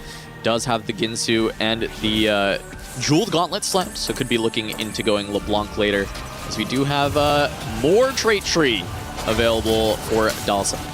Shepherd, Timebreaker, I mean, interesting options for Stage 3 in particular, the Arbiter as well. These are all emblems that can play into some sort of an AP Flex board. You can even play 7 Shepherd on Stage 4 for a while, especially with the Lysandra 3, if you find an early Sona. So this could be a pretty strong AP game plan from Dalsum here.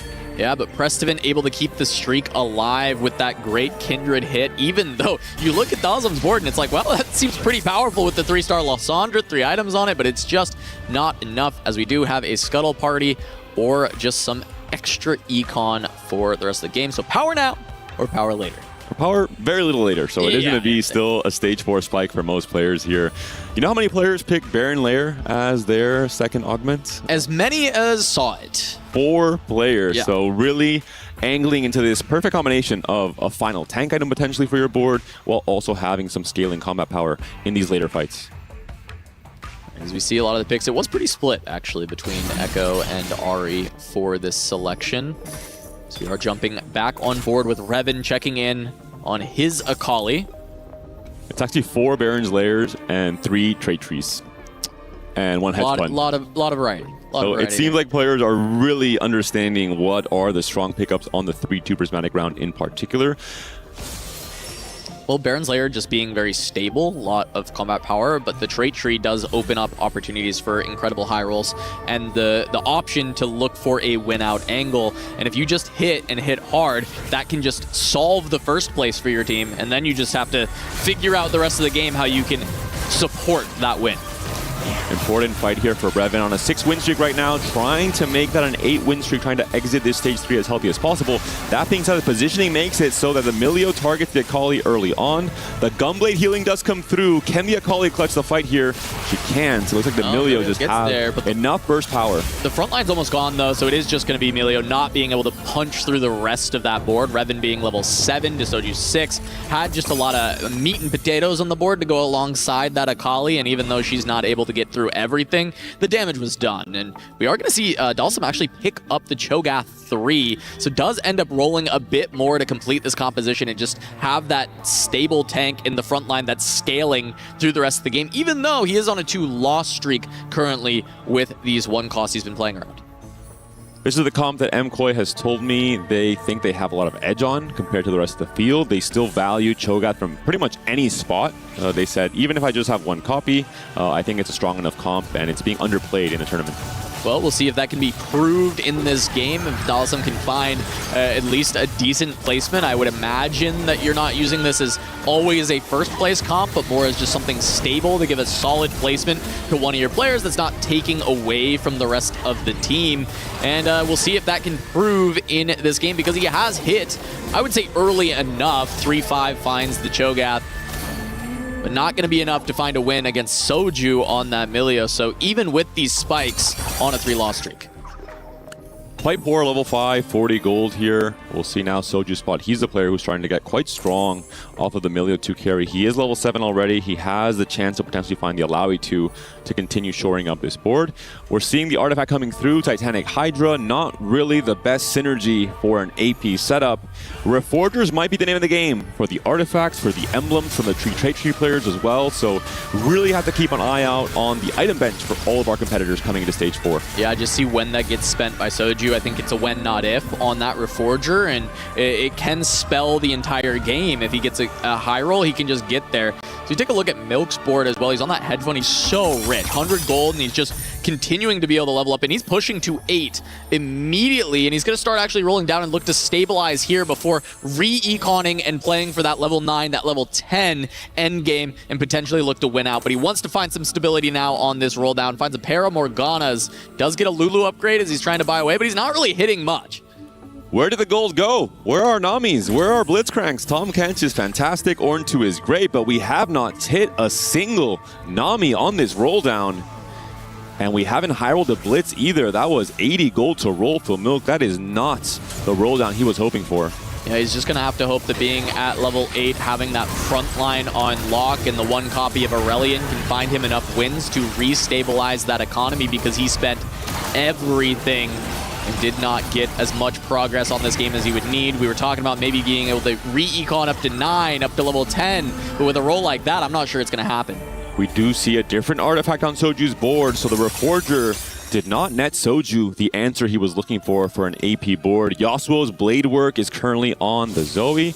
This is an AD artifact as well. This is not exactly what you want to see. Hoping for, you know, a Blading Jewel for LeBlanc, for example, a frontline tank artifact. So we do have Soju sending the roll down, finds the Morgana upgrade for the front line. Does end up finding a LeBlanc and a Karma. Just a single copy of each, though. This is also not the spot you want it to be in if you're Soju. You have free rolls still, but you don't have really the gold to buy the upgrades in any case. Trying to maybe scale into the late game with the Graves for now. Yeah, meanwhile, Setsuko rolling down ends up finding 6 copies of Victor. We have not really seen Victor reroll as a comp that players are looking for, but sometimes you do just scrounge together what you hit, and especially with Sappho rerolling a 3 cost as well, it is opening up the pool to maybe create an opportunity for Setsuko to cook something up with that Dark Star and Space Groove emblems. We do have Soju versus Milk now. Milk has found a Nami, which was what he was looking for on the big roll down, but it is just 1 copy. And Milk forced to take another Econ Augment on 4-2 because of how badly he missed on his 4-1 roll down with Hedge Fund. We have to say, some of the gold is being spent on holding Lulus. We're seeing 4 for Milk. We're seeing 7 1 from copies. He has Soju. 3 on the board. We saw so many copies being held. I think Sappho is not going to be hitting Lulu 3, but how much Econ is Vitality losing holding all these copies? Will it be a detriment in the end? Yeah, I mean, what they're looking at now with Milk at how low he is to try and cage Sappho, send him 8th and Milk 7th, but the HP advantage is in Sappho's court. Milk holding 7 copies of Lulu. He's got the 3 on the board and then 4 on the bench. Sappho is going to have a hard time actually hitting, but he hasn't full sent yet. He feels comfortable enough to sit at 50 gold on this 3 loss streak, and it will come soon, but it has not come yet. Potentially, Mkoi saw how badly Milk missed on his Space Groove roll down and said, hey, if Milk goes out in 8th, all these Lulus are back into the pool. Sappho, you should wait until that moment to then have a 60, a 70, an 80 gold roll down. And the big thing for the rest of Vitality is they now need to hit Sappho hard. They need to get as strong as possible if he's in the pool and try and send him low. If Milk can find a win, though, here, it can start to buy a lot of space, but he does not. He's down to 5 HP, a singular life for Milk, and that opens the door for Sappho. He has 2 lives remaining. He can wait for Milk to go 8th. And go for Ari as well. Bank the rerolls if Milk goes down. So a lot of matchmaking will be of vital importance on this next round. Vitality has to give Milk 1 or 2 more lives. If they face him here in stage 4, his players have to sack for him potentially to not allow those Lulus to go back into the pool. We've seen Tidal play Lulu with Medallion. We saw Revan yesterday as well. This is a comp that once you hit a Lulu 3, you have a chance to win out. Yeah, it can absolutely get there. Now the name of the game is keep Milk alive, and the problem is often in these spots you don't want to sacrifice that much HP. You just want to let the player go, cut them loose, go 8th, because you don't expect them to have a way back into the game. And Milk is stuck kind of donkey rolling, trying to stabilize the board because of this, and that is a huge issue as Sappho actually hits so much here. He finds the Melio, the Pantheon, and the Twisted Fate. Is that going to be enough for Sappho to win these fights without the Lulu? That's a big question, but more importantly, Milk hits the Nami too. Yeah, massive. Is that the stability point he needed? Setsuko on the Victor 3, but Milk up against Prestovin. Prestovin did not remove items off of the Akali, but the Akali's being targeted right away by the Nami. This should be a fight win for Milk. Yeah, they set up the positioning beautifully here so that the Akali does get focused down by the Nami out the gates, making it so Prestovin can still present a strong board if he doesn't hit Milk, but does lose immediately. So Milk is able to stay alive a bit longer. Sappho does go down to 8 life. 1 life for Sappho. If Vitality can send him 7th, it is massive for their overall game. And we mentioned it all the way back in stage 2 with no scout, no pivot. This will be the focal point of this game 1 up until either of these players is going to be eliminated. 30 gold for Sappho, and the thing is yes, he could send it, but Milk is holding on to so many copies. Now it's 5, it's not 7. He had to sell some to make the board that he was trying to put together, but with that many copies out of the pool and only 27 gold to spend, are you hitting 3 copies of Lulu? Can you send it?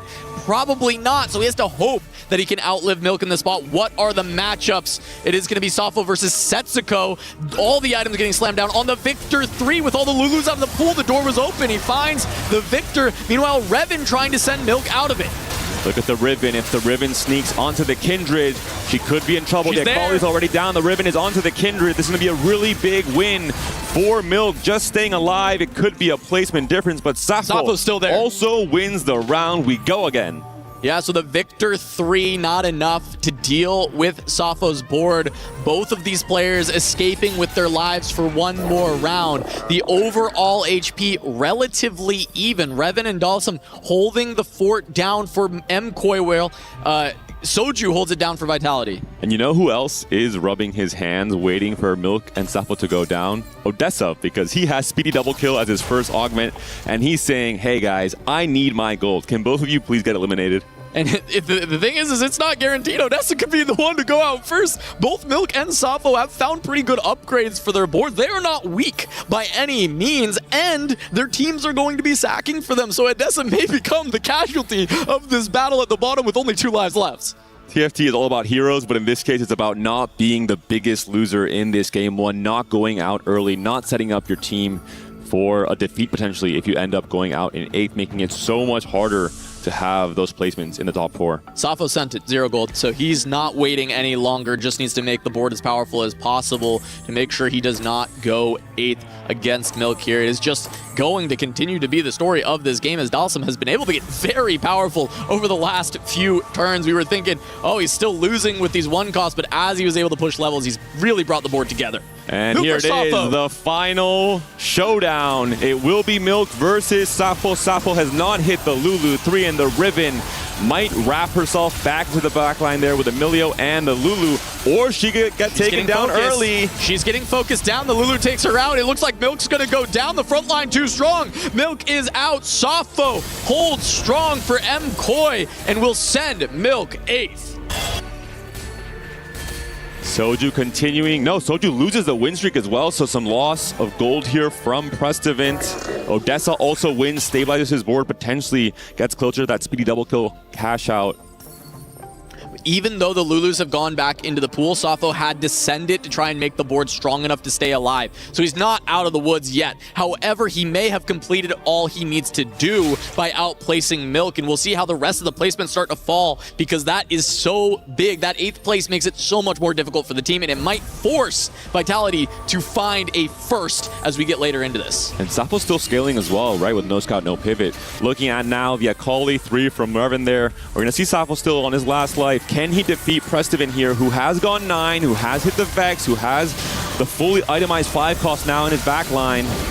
Yeah, the Vex 2 is massive, and it's scaling in this fight. The Ginsu scaling up already, but this front line is just massive for Sappho. The Pantheon has been so incredibly tanky, and even though the Vex has some backline access, it's not quick enough to deal with all the carries. So Sappho continuing this win streak and chipping away at the health total of Vitality. At this point, MKoi has extended the gap significantly. However, most of it is just on 2 players, which leaves the door open for Vitality to still make this happen.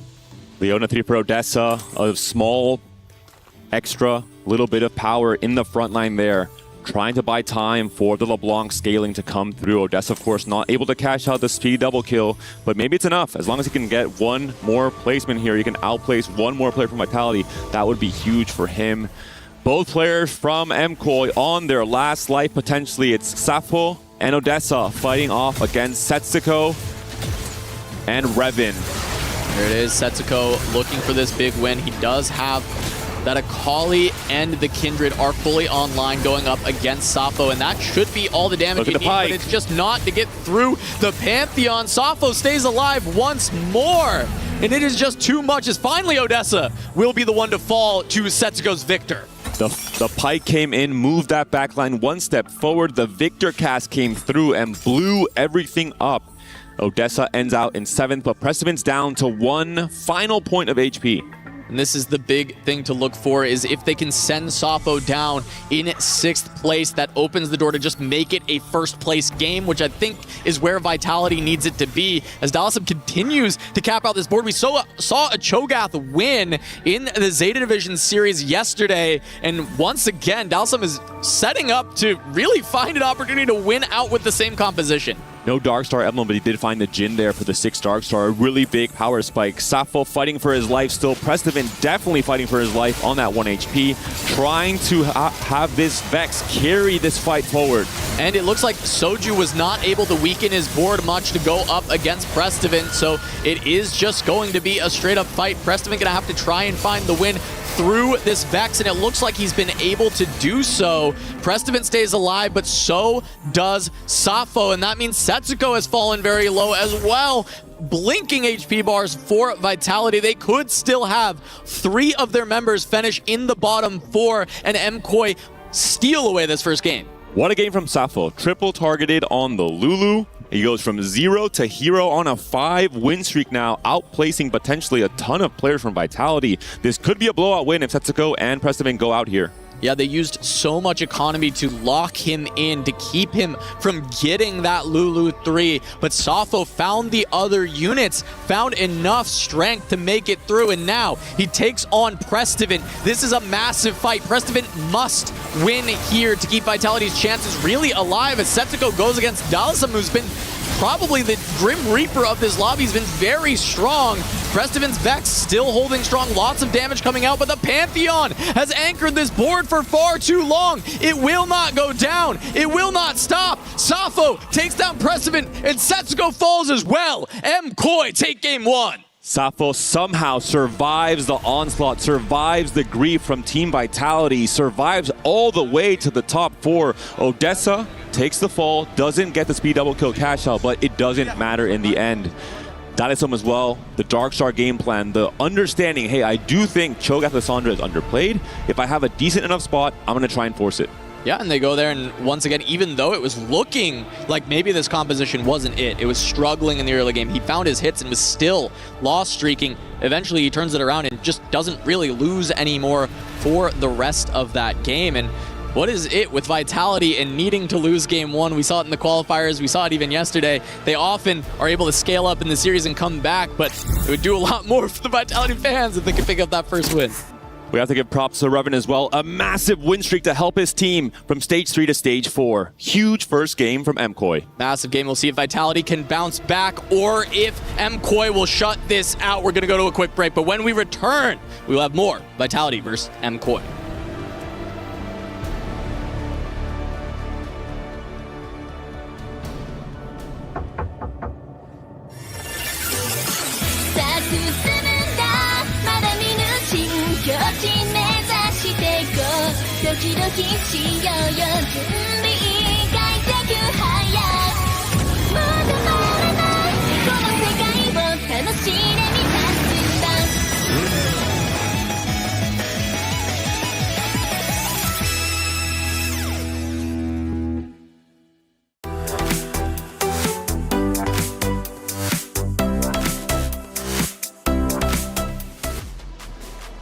Movie star KOI strike first. Vitality now at risk of having their key crushed. Despite being on home turf, it hasn't helped them yet. Can they come back? Well, if anything has to do with our previous series, I'm thinking a game 3 is before us. Hey, welcome back in to the Allianz Vault. I'm Taylor, Reflections Noble, joined by Clement and Counterfeit. Good to see you, boys. First and foremost, this series, my goodness, what a match. And it seems movie star KOI had control the entire time. Well, yeah, I mean, it was so fascinating to come into this one with 2 groups of friends kind of going against each other.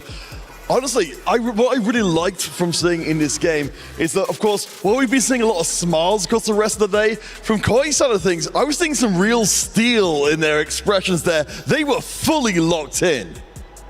Yeah, they were definitely pushed to the brink right there, and I feel like the biggest story of the game was the fact it was a Hunger Games at the bottom of the standings. Safo, the main carry for MKOI, was able to go into that no scout, no pivot, and then bait everyone to hold his copies. We take a live look at our team vaults. Now, obviously, you can see Danny in the background, which means we are looking at Vitality, and well, I must say, it doesn't look too happy over in the vault at the moment, but I do see some smiles, so I think they're going to be just fine. But you know what? They've got to regroup. Look, it's not easy to get off of that stage, go to your dugout, and of course, try and recover within, 7 minutes when you have to be back onto the stage ready to go again. but you're going to have to dig deep if you want to try and come back in the series. Of course, speaking in regards to Vitality, we take a look at our first action from that game number 1. And this was the Hunger Games battle. I believe it was Sappho versus Milk, and Milk loses, unfortunately, which sets Sappho as well as Movie up. Oh, this was a huge turning point in the game. Actually, Milk was holding on to 7 copies, even used his duplicator to make sure Sappho couldn't hit on the Lulu 3, but Sappho still ends up eliminating him. He goes on to kill another of the Vitality players. So this was the biggest turning point. MKOI usually can't find their high cap, but they baited Vitality to play low cap with them as well. Yeah, and of course, it's an astonishing game for Sappho. I think everybody thought that was going to be the end of the line for him. But remember, Milk, he played for the team there, very much selfless in that game. But for it not to matter, it's just extraordinary. Yeah, the game ends relatively quickly after that. Let's say Sappho instead loses that. Milk continues on. Does Vitality have a chance to win, or do they still end up far behind? I mean, I can't think of a world in which I think we were inches away from seeing Sappho thrown out of that game. I think everyone was fully ready for that to happen. You said, while it was a bait, it was an extremely risky bait to take. Yeah. Well, hey, check it out. It is such an impactful matchup, I mean, especially for Vitality. After all, they're currently in second place when it comes to the club championship points. Trav, what's happening at the total? Just wrapped up the final game of the day here at the Kadir City Grid in PUBG, and I've managed to catch up with Lauren, who's going to give us an update on all things Club Championship when it comes to this stage. Yeah, because we are now 2 days down out of our group stage, and today was actually a big day for some of our Club Championship squads. At the end of today, it is VP who find themselves at the top of the leaderboard. Some are going to be paying attention to, but we also have the likes of AGAL, and they were a squad that everyone thought was going to do really well, actually struggled throughout good half of today and didn't do well yesterday either, and then had a massive pop-off performance, rocket themselves up the leaderboard, and save their spot potentially in the finals, as well as Twisted Minds doing well with still 1 series left to play. I mean, we have a lot of squads we're going to be paying attention to here in this game. Yeah, well, it seems like we've got a few common trends with the Club Championship teams across both our stages. We'll keep you updated as things keep going across the week. Thank you, Trav. Glitter Explosion. Yeah, a lot of those orgs that they were talking about are deep into the race for the Club Championship trophy, and several of the orgs mentioned are still in the play, still playing for their tournament life or already into the playoffs. Things are heating up at the Esports World Cup, and I want to keep you all informed with EWC Play. One is playing, you're not yet.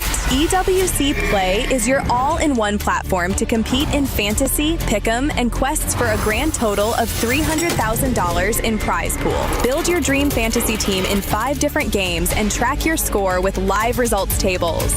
Predict the winner of every game, every group stage, and every tournament.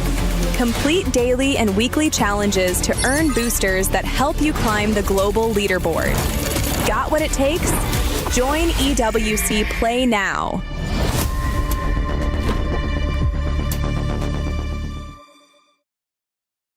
Is in our DNA.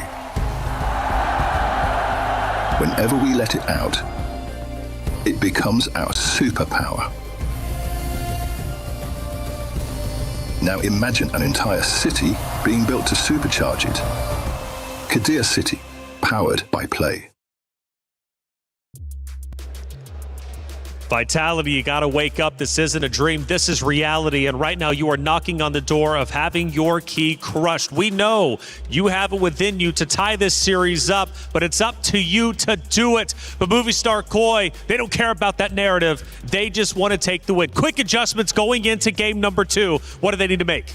Well, I think Vitality need to recognize that they're much better at playing for their caps. Setsuko, if he was able to play all the way, he would have had 3 firsts already in this tournament. He's their big carry. Allow them to shoot for the stars. That's where you're best.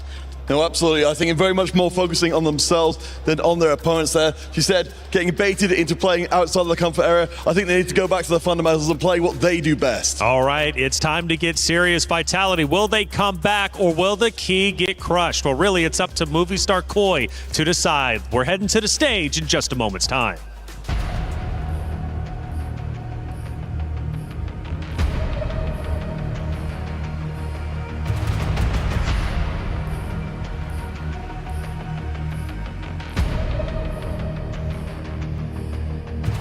this very well may be the last game of Milk's career if MKOI is able to take this down 2-0. Vitality on the ropes once again in the Esports World Cup. Disappointing finish in 2025, wanting to bounce back this year, and it's not the start they've wanted, but it's how you finish that matters as they go in to game 2 against MKOI. Vitality gonna be going on to Ari and Kale to kick things off. Vitality with their backs against the wall, but if I know Vitality, they are not giving up without a fight. I expect a game 3 to be forced here. I expect Vitality to be on their absolute A game to try and tie this series up. We'll see how the bigger picture game plans change. We'll see if there's going to be more opportunity for those rerolls. Component anvils are coming through. The Stargazer will be the boar, which is definitely a highlight for the win streak Stargazer game plan playing into Xayah. It can be one of those snowballing comms where you win streak early with a Talon, you get to Xayah, you continue win streaking, all the extra gold you generate, send you to level 9 with a Jin 2 and the Blitz 2, and you can win the game. And the component anvils actually really complement that style because you need a critical mass of bows in order to play Xayah. And by having these anvils, you're going to be able to tailor those items a significantly amount more. So we'll see if that Xayah ends up coming up, because this is the kind of optimal circumstances to make it happen. And you know what Sappho's favorite comp is? Is it Xayah? It's Xayah. There we go. Xayah. The Kale will help with the bows. The component anvil will help with the bows. We'll see if Sappho has a start to play into one of his comfort comps across this entire set. Of course, Sappho made it all the way to the attack round for the very first time. Revan said it on that little content piece before we started off the series. The star player, the young prodigy, the star for MKOI. Yeah, and I mean, he proved it in that last game. I mean, he held his composure, he held strong, found the other pieces, even recognizing when the Lulu wouldn't happen, gets to the Pantheon, which was really the all-star for that comp to keep Sappho in it, and just the confidence to go no scout, no pivot, Lulu in such a critical game, and in the face of Vitality all holding his units, he's able to prevail. Setsuko with a TF pair has that talent as well. Expedition is offered, one of the strongest silver augments if you're trying to play for a high cap. And we'll see if Setsuko, a player known for his winouts, a player known for his incredibly high win rate, wants to play, wants to be the hero in this game too. We heard Clement mentioning it. This is where Setsuko is best. He has to maybe play in that exact role. Look, Setsi unleashed after looking for 3 first places against Flash Wolves. If they were played out, as Clement was saying, he has been phenomenal in this tournament so far. If his team can let him go Expedition, enable him to go from here and play for the win, they just have to sort the rest of their game. Against Flash Wolves, they fell short. They had a lot of 7th and 8th place combinations, which means his first places were null and void. But in this spot, if they can still clean up the rest of the game plan, they just have to put their trust in Setsuko. Whoa, kickstart into an Akali with a Gunblade. Is that even legal? Milk, an incredibly strong start to the stage 2. Poised to be one of the strongest players, not just now in stage 2, but maybe the entire game. Having the chance to play into an Akali 3 with 3 copies already found. Maybe even playing into that, you know, Kindred and Vex 3-unit carry comp in the late game. Look, Milk just saying, hey, I'm not done yet. This isn't going to be my last one. Give me that Akali. Save me from this tournament so far. As Milk is going to have a very good setup going forward. We'll have eyes to see if he can convert that. But I have to imagine a player of his caliber is going to be able to convert an early Akali 2 with a Gunblade. And let's be honest, I think Vitality deserves some high rolls in this game because we saw some massive low rolls in the game 1. Milk did not find a single Nami for like 80 gold. Soju had some terrible artifacts off of his reforges for his AP line. We're also seeing a kickstart from Sappho, and wait a minute, that's also an Akali. I've seen this somewhere. I swear to you guys, the emblem or the augment does not say get an Akali 2. It says just get a 2-star 2-cost unit. But both of the players on either team has found the exact same one. Well, and that's going to cancel out a little bit of the advantage, but I will say the Gunblade is at least a big boon for Milk that he has over Sappho. But Sappho did have such a great game last time, looking to repeat that as the Akali contest into Milk. A lot of the story of this EWC has been this unit, and that will not stop here. There are some low-tempo players in this lobby as well off of their 2-1 augments. I'm talking about Dalesom, who has a latent forge, so he's going to be waiting to find an artifact way later on stage 3-5. We also have 2 players with augmented power, both Prestivan and Revan.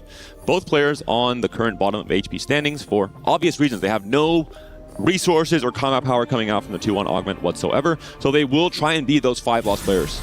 Yeah, that will give them the opportunity to really scale up as Dalesom once again forcing into the Cho'Gath line, and especially with the artifact or the item anvils, this is going to allow you to find the best in slot for the Cho'Gath and really get this comp online. Plus, an artifact for it can really accelerate this composition. You had have a lot of great hits for both the Cho'Gath and the Lissandra as well. We saw the Cho'Gath last game beat Soraka's Miracle. Incredibly strong on the Cho'Gath in terms of just buying so much time to stall out for the 6 Dark Star damage to come through. Well, let's see if this tech pays dividends for MKOI in the last game. It was worth its salt, and if it can do it one more time, that could be all MKOI needs to close this chapter on Vitality. Prestivan does get a win there on the 3rd fight of this game, despite being the augmented power player trying to play for the 5 loss. Craftsmanship going to be the offer from Kale. That's going to give those Reforgers set up to make a little bit of additional econ if you do Reforge, but that could be worth it for someone like Dalesom, who is getting that latent forge, and it gives him the opportunity to get another shot, a reroll on that, if you will, but it doesn't look like he actually went for Ari instead, so no Reforger there. It can be so strong. Maybe not right now. There aren't like too many emblems coming into play for most of our players, but if you're anticipating, you know, the 3-2 Prismatic, we saw 3 players with Trait Tree in game 1. Having that Reforger can be so impactful in terms of trying to play into the really strong emblems and lines like the Darkstar +1, the Space Groove +1, the Nova +1 even. Getting back on board with Milk. He's found a 4th Akali, and of course still has that champion duplicator. So if he ends up finding, you know, that Kindred to pair up with this comp, getting to the Kindred 2 very early on can be so impactful. And since he knows he's contested Akali, it does make a lot of sense to use it to tempo to 8, get the Kindred online, and play for that style of this Nova composition. Odessa, also one of the win streak players in this lobby for the stage 2, does face off against Setsuko, who does have Anima online, trying to get a bit of a loss streak going, seeing if he's going to force anyone from MKOI to have to full open to try and stop the Anima streak. And of course, Setsuko is on Expedition, so he is happy to play into a lose streak anyway. Looks like Revan is going to be going for that full open on his 4 loss to try and prevent Setsuko from completing that with Anima, but notably, Dalesom can't really do so. He's playing around Cho'Gath, he's playing around the Lissandra. He has to keep the units, and he's likely to win those fights. He can position to attempt to grief Setsuko because he's also forced to play a unit, so there's a bit of a mind game there. But if you have 2 players going on this full open fort, you're going to be losing a lot of HP trying to prevent Setsuko from going on the loss streak, but Revan gets it. And it's very fortunate for MKOI, very fortunate for Revan, because Revan had essentially 2 rounds to try and hit Setsuko. The moment 3-2 comes around and he gets his augmented power augment, he wants to start winning. He wants to start making a board and bouncing back. So a really good hit there on Setsuko at the end of this stage 2. Going to hurt Vitality a little bit, but this is still Expedition, and he can just use the Anima to get little boosts. He doesn't have to go for the all-in and still have the opportunity to have a high cap around that Expedition on this game. One thing I will mention from Milk, in the games he had yesterday against Flash Wolves, he only finished in 2 different positions. 8th or 1st. It was an 8th in game 1 now. This is looking like a spot where Milk could potentially come in for a 1st, despite that loss there on the Akali reroll. Yeah, it does take the loss to Odessa, who had the Silver Spoon to try and help with the levels, but of course that doesn't really make a difference when they were both at level 5, so it just came down to the board strength as a whole. So we do have Dalesom. We're going to be seeing some big roll downs coming soon. He was very rich going into this with the full loss streak. Both he and Revan were able to complete 5 losses, and Odessa with the 5 wins. So streaks fully controlled by MKOI on this stage 2. One of the benefits of the Cho'Gath Lissandra reroll for Dalesom, it's very hard to grief the 1-cost rerolls. There's just so many copies in the pool. And you're rolling kind of in a very different place to the rest of the lobby. It's not like the Lulu where you can roll on 3-2 and everyone can hold copies. And we'll see if he ends up rolling on 4 at all. Just going to allow him to get 1 turn, but he is going to level to 5 before sending it. And curious if he even fully goes for it, but just opening up board space and opening up the ability to hit the Mordekaisers as well for that Darkstar. But that's going to be all the way up to level 6, not going to go into this line. Too far away potentially from just the natural copies of Cho'Gath and Lissandra on stage 2. We remember last game he had literally Lissandra 3 already at this point in time, having essentially not rolled at all, it seemed like.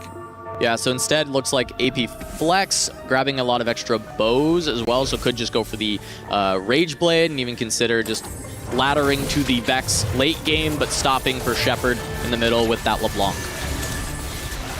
I talked about yesterday MKOI playing too safe, playing too humble, playing for placements. In this case, it's a very different game. We're seeing 2 players from MKOI, Dalisom and Revan, both on 5 loss streaks, trying to bounce back and spike in a huge way later in the game. So already taking big risks, maybe trying to step up and become win-out players in Stage 4 and Stage 5. We do have Revan, it looks like will be taking yet another loss, but a much better one as Dalisum did go up to level 6. Actually, no. Revan is going to take it. Dalisum will keep the loss streak. I'm not sure if that's exactly what they wanted since he pushed to level 6, but realistically, they're both going to break at some point. And we do have Prismatics coming from the augmented power players in Revan and Prestivant. So the rest of the lobby will be getting gold, and we do have these Prismatics coming through. Kale gave craftsmanship. Revan has hit Trait Tree. He has a chance to reforge. We're seeing the triple reforge probably coming through there on the Ezreal. We'll see what Revan was able to get. Does he have any augments or does he just continue reforging? He already has Darkstar. Does he reforge all 3? He does. Stargazer, Timebreaker, Psionic. He finds Psionic yet again. Surprised he reforged Darkstar. He could have potentially thought about playing into the Aesol. Of course, you don't want to have the Rabadon slammed for the Darkstar line when you have just so much base stats already from the trait. Meanwhile, Prestivant goes for Tiniest Titan, so holding on to a lot more HP over the course of the game, getting that healing every single round, that extra economy for Vitality, and that healing can make a lot of difference in 4v4 where you kind of have this shared health pool. You don't exactly, but you can use it to enable your teammates, and Prestivant recognizing that this was a valuable position for him to gain a lot of extra HP. And it will be, of course, just Prismatics for Revan and Prestivant, who had the augmented power augment on to 1, going from gold to Prismatic. For everyone else, it will be a gold augment. And it's going to be a lot of combat power being picked up in the gold augment slot, except for that Earth's Gambit, which is going to give the opportunity for a potential emblem for Soju as well. Really big win for Sappho there now on a 4-win streak. Odessa on a 7-win streak. Soju was the win-streaking player for Vitality, but that win streak has been cut on this AP Flex board. Yeah, still just kind of controlling the streaks in the lobby. Dalisum on that 7 loss, Odessa on the 7 win, but Sappho now on a 4-win streak. Loss streaks not being as important anymore for MKOI, so Revan did lose his streak to Dalisum, took a loss afterwards, but he's certainly trying to level up the board now as he did get that trait tree online. A very aggressive level to 7 from Odessa to try and defend this win streak. Will punish his teammate a little bit. Revan is probably not very happy about this one. Getting bullied by his own teammate in stage 3, but Odessa has a really strong spot to play into this base group line. Really good items already on this Gwen. Has an early Riven as well, which is one of the duo carries you want in stage 4. Yeah, and Odessa gets to do what Prestivant is trying to do naturally, right? Prestivant grabbed that Tiniest Titan. He's going to be able to get a lot of extra HP for the team. Odessa is just saving it by continuing to win. And he's getting a lot of gold for his trouble. So even though he pushes to level 7 so early, he's actually still on 40 gold. He's incredibly rich in this game. Odessa is essentially playing kind of like he has Warpath. He had Silver Spoon, he leveled early, he continued pushing the lobby tempo, continued to pressure with the level ups, gets earlier, high value shops as well off of the early level 7. So a really strong tempo play from Odessa across both of these stages. Yeah, it looks like Sappho even just took the Kale to just get another item, just get another needlessly large rod, keep punishing the lobby as much as possible and not give time to the Vitality players to try and scale up and find that win equity, especially for someone like Soju who found the Earth's Gambit that can lead towards win out angles, or even Setsuko with the Expeditions. We'll see that cash out come later, and here is going to be Dalisum picking up his artifact from that latent forge. And Dalisum very smartly has not committed to anything. He's only slammed 2 very generic tank items on the Rek'Sai. He said, you know what, I'm going to save all these rods and bows. I have the chance to play into really an AP line because he has so many rods already, but he can decide to play between LeBlanc. He can play Mech Aesol as well when he has an artifact synergy for the Mighty Mech. And has a solo plate as well. Could this potentially be a non-anima Mech Aesol game from Dalisum here? Yeah, very possible as we see these item slams come through. It is just going to be JG, Void Staff, and Death Cap, so staying away from the LeBlanc line and going towards the direction you're talking about with that Aurelion Soul. Really interesting HP spread as well here. We're seeing the sandwich maneuver from MKOI. First and second, huge win streaks for two of their players. Revan and Dalison playing with very little HP, but trying to spike in a big way in stage 4. And Vitality taking all those middle spots. Yeah, what I will note, though, is MKOI is continuing to deliver punishment to their own players. Odessa gave a big hit to Revan earlier on. Safo now not able to sack for Dalsum at all, as Setsuko now just hits his cash out for Expedition, and he finds a Graves immediately, but he's going to sell it. Does have the AP line instead of the AD, so is going to be looking for potentially a Sona instead, and does have that. Maybe a consideration to have this early 3-6 Graves as a scaling win-out option with Expedition in particular, but I think, as you mentioned, he was too heavily leaning into the AP lines already. Has the early Nami, a very strong setup there with the Radiant Nashers as well as the JG and the Striker's Flail.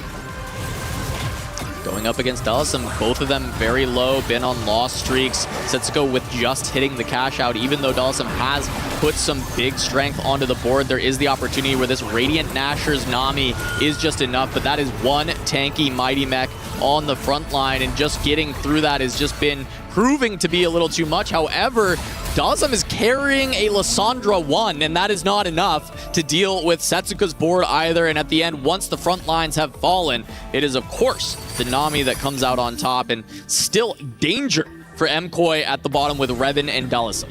A loss there from Setsuko into Dalsum would have been terrible news, considering this was that spike turn off the Expedition cash out for Setsuko. So a very important win. We're looking at the goal. He's going to have a lot of gold to roll with, but these two players are going for the same comp, the same pivotal units, the Nami, the Blitzcrank, the Riven.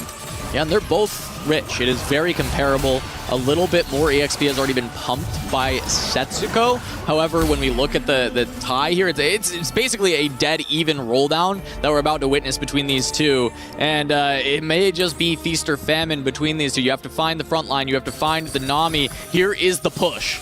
And if either player hits Nami 2 on this roll down and the other does not, the player who hits can tell his team, hey, I have my Nami, everyone start holding. And we're looking as they go. Nami pair picked up by Setsuko. He's got the last 10 gold to spend. He's rolling a bit faster. Does get to the Riven 2, but does not find the Nami. Just on the pair. Not a single Nami for Odessa, though. This is shades of Milk from game 1. The key unit for your comp has not been found. Doesn't matter how much HP you preserved in stage 2 and 3. Odessa's spot is now a little bit dangerous coming into stage 4. Yeah, Setsuko still did not find any frontline upgrades either. It was actually just the Riven, which, while she can provide a little bit of bulk, it's not going to be much, and it comes down to this 3-item Tom Kench just having to hold the fort down. And Milk, not that strong either, so Setsuko's going to be able to do a lot of damage to him, which is unfortunate for Vitality, but with that being said, Setsuko is the one they want to protect for a few more rounds, as he does have a lot of cap-out potential from that Expedition. All eyes going to be on Dalsum and Revan. They have to turn these lose streaks around. Revan is on his last life, 9 HP. Coming into this 4-2 roll down turn, Revan needs to do a lot here. We know Setsuko's very strong. We know he has the Nami 2 already, or is looking for the Nami 2, but with the Radiant, he's already turned things around into a 2-win streak. Yeah, and Revan had very little gold, ends up taking Booster Pack to try and get a little bit more value in this spot. And he does have the LeBlanc 2 now. He finds the Sona. He's finding a lot of pieces for this composition. Even has a Blitzcrank to try and anchor that front line if he can get it up there, but not finding the 2-star frontliners, even though he gets the full Shepherd online to just have that tank for him. On Dalsum's side, he has the Mighty Mech upgrade with the Artifact online, but he's missing the upgrade on the Ace Soul. He doesn't even have a pair of Ace Souls, and that could be pretty terrible news. The Morgana is found in the end. The 7 Shepherd is online for Revan. Will this be enough for stage 4? Comes down to Milk. Can he get there with the Akali? It is just an Akali 2, and Milk has spent a lot, though, to try and send Revan down in 8th place. See if this Akali can do it. The front line is so strong, though, with that Morgana upgrade, but Akali is since untouched, and the overall rot damage on the back line has been enough. Revan gonna take a big hit, and Milk gonna send him out 8th. The front line there from Milk seemed to be unkillable. The Akali Gunblade doing so much for the team. And now Dalesom has to try and save his team. He cannot go 7th or else MKOI is forced into a 1st and 2nd. They have the HP to make it happen, but right now Odessa and Safo are both on loss streaks. They do have a lot of HP to work with, but not a lot of gold to spend, right? There's Safo on 0, Odessa on only 20 gold. They are at level 8, so they did have their big level 8 rolldowns to try and find everything that they can to complete their compositions. But trying to end up scaling into a full Vitality roster is going to be incredibly difficult.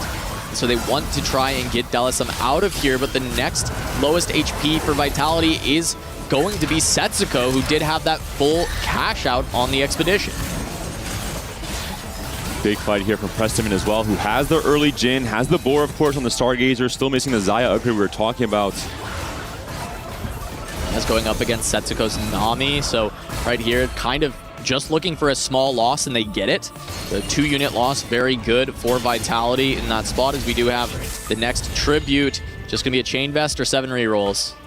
Dalesom has to go for the rerolls, I believe. He needs to find the Acel 2. We know Soju has an Acel 2 on his board. Preston had one on the bench, so Vitality is trying to target Dalesom, trying to send him out in 7th, trying to make the game very difficult for the remaining 2 MKOI players if Dalesom does go out in that position. Yeah, and Preston does have the lowest life total for Vitality, but he has that tiniest Titan that's continually been ticking away and giving more health to this Vitality squad, letting them play to outlive Revan, to outlive Dalesom, because as much as Preston is getting low, if he can win any rounds, he starts to buy an even bigger buffer. If it can just buy a life here or there, it is enough for Vitality to get that win, sending MKOI to 7th and 8th. It is going to be really tough to find the 1-2 from MKOI's side.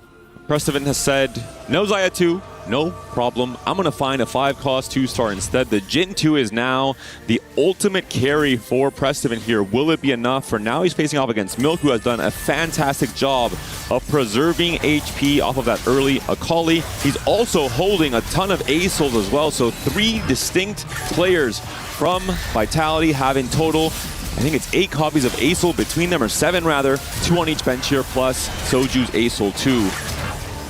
Yeah, and that may just be enough to send Dalesom into 7th place. He takes a loss on this round, as Preston doesn't even need to win these rounds. If he just takes small losses, it's good enough, but he will beat Milk, and Milk with so much health has some to spare, and it's not a bad loss once again. Vitality just taking these small incremental amounts of damage while still dispensing punishment upon MKOI.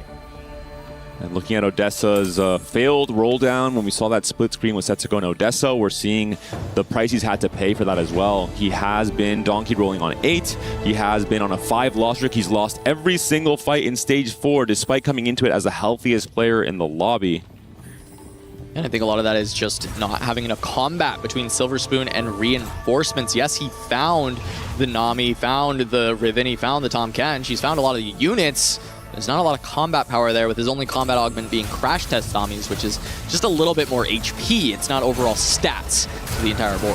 Dalesom facing off against a potential elimination. He's on his last life. He's still on the Acel 1. He's staring at those 2 Acels on Preston's bench and saying, please, Preston, give them to me. But this Jhin, can it do enough damage by himself? The Xayah is not itemized. The Mighty Mech has been taken down. The Nunu Stun does not come through on Dalesom's side.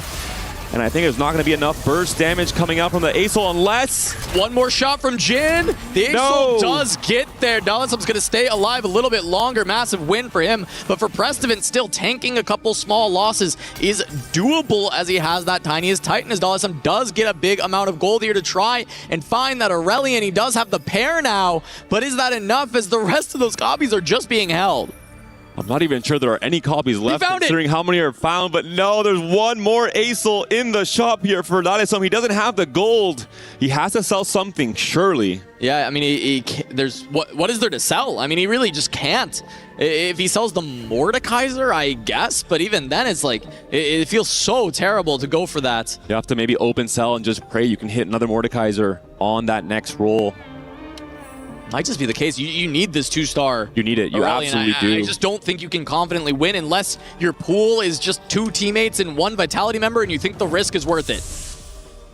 Dalesom is the strategist for MKOI. This is one of the hardest decisions potentially in this series. I think he has to certainly sell something. Thinking it through, he has a whole another prep phase here on 5-1. His matchmaking pool, maybe if it's fully from the MKOI players, he can decide to hold out one more round. That might be the case. We'll see who he faces.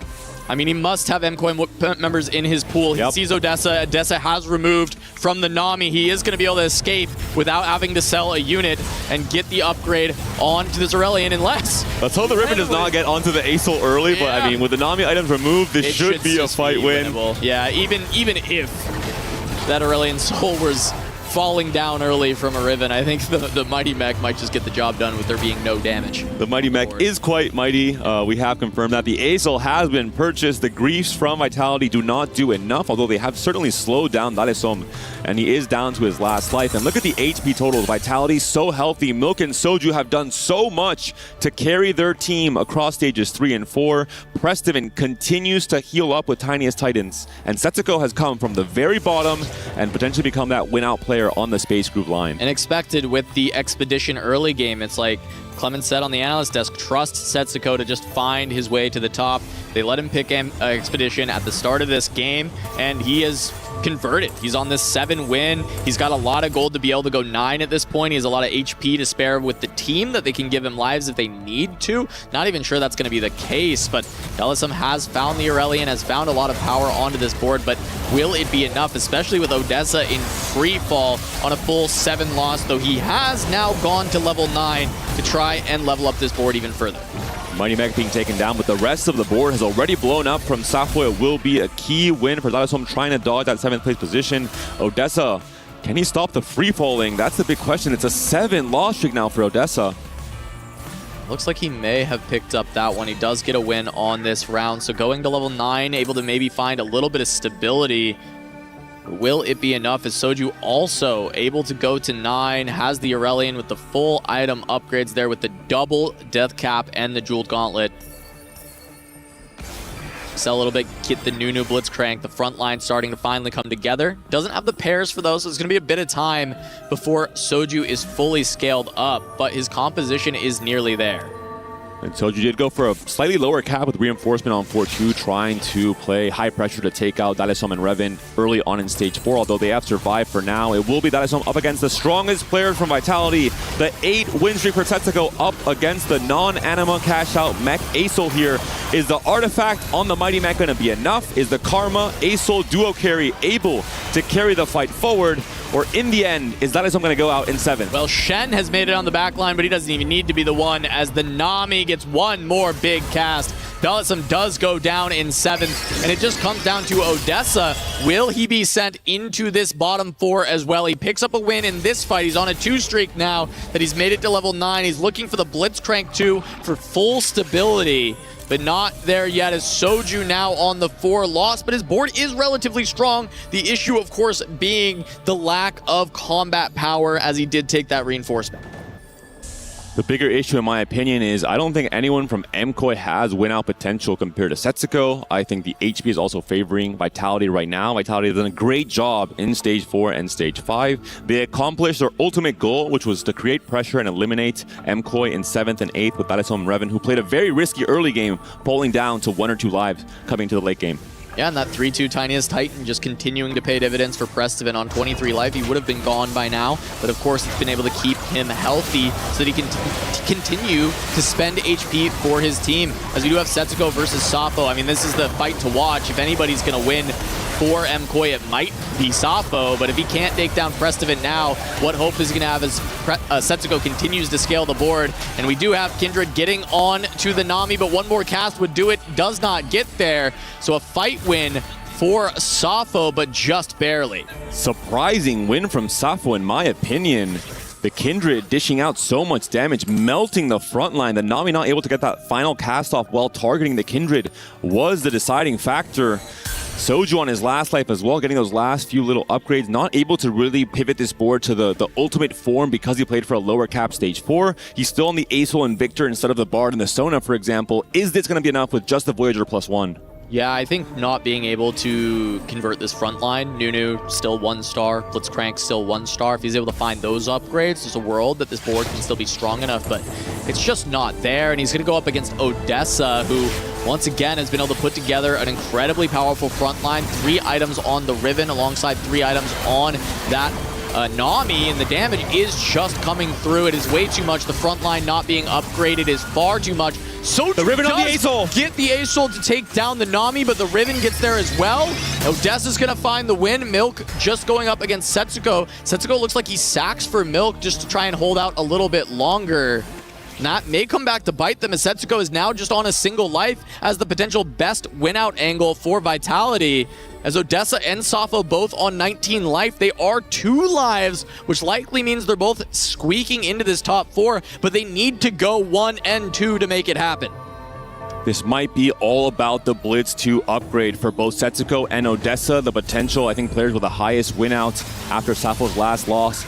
And the Riven there against the Aesol from Soju. That's a counter to Riven to melee units. The Conduit Aesol targeting the tank, but also hitting the Riven. She danced out of the way, came back, killed the tank, and then killed the Aesol as well. A crazy fight there. It was crazy. She danced out of the way, and Aesol ended up hitting the Nami, which almost made it so that there was the ability for Odessa to go down. But the Riven getting there at the end takes out the Aesol, and it makes it happen. So looking at those Blitzcrank rolldowns, pair for Setsuko, but he's out of money. Pair for Odessa. Pair for each. They have to try and find that upgrade. A couple more rolls available for Odessa. Now Setsuko has sold board, and he's just looking to try and hold in grief. At this point, not able to find anything, but Setsuko recognizing maybe he's weaker than the rest of the team.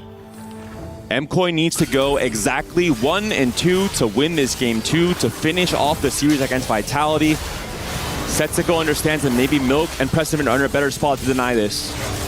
Yeah, this is surprising. I felt like the Expedition player, I felt like Setsuko's spot was very strong, but Vitality has identified him as the weak link, which kind of gives some info as to why he sacked for Milk earlier, but Milk not able to beat Safo, and Milk goes down. It's entirely up to Prestivant, who this entire time has been scaling his HP with Tiniest Titans, and he has a bunch of gold to go to level 10. Level 10 with Xayah upgrade on the Jhin, on the Boar. We talked about Xayah on the very first turn of this game as being a potential comp that can come out in force on the Boar Stargazer, and it may be the end for Vitality if Prestivant cannot take this W. Prestivant has to be the hero. Odessa and Safo should still be on 2 lives, so Prestivant has a lot of work cut out for him.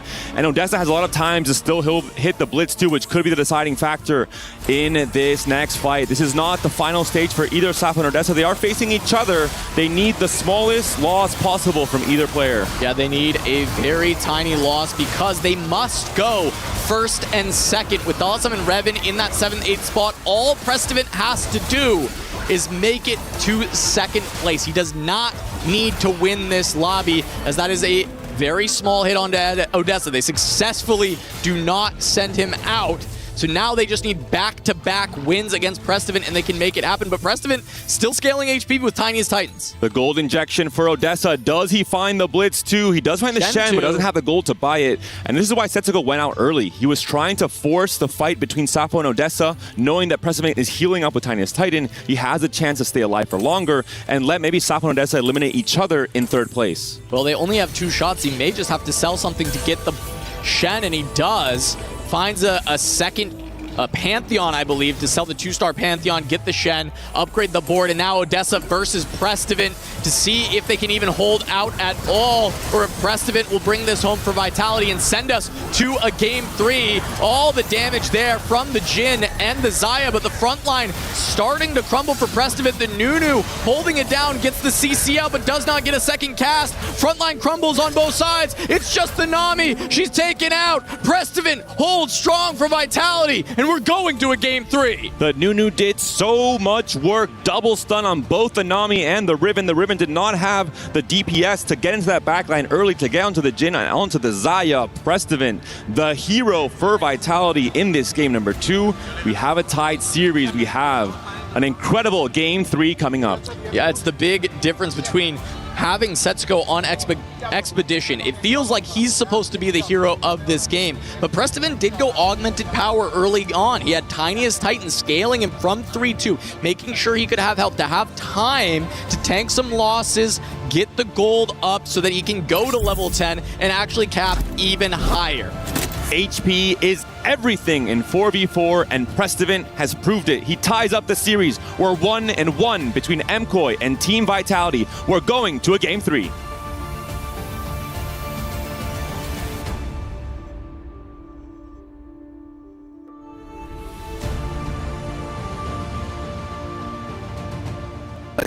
Is in our DNA. Whenever we let it out, it becomes our superpower. Now imagine an entire city being built to supercharge it. Kadir City, powered by play.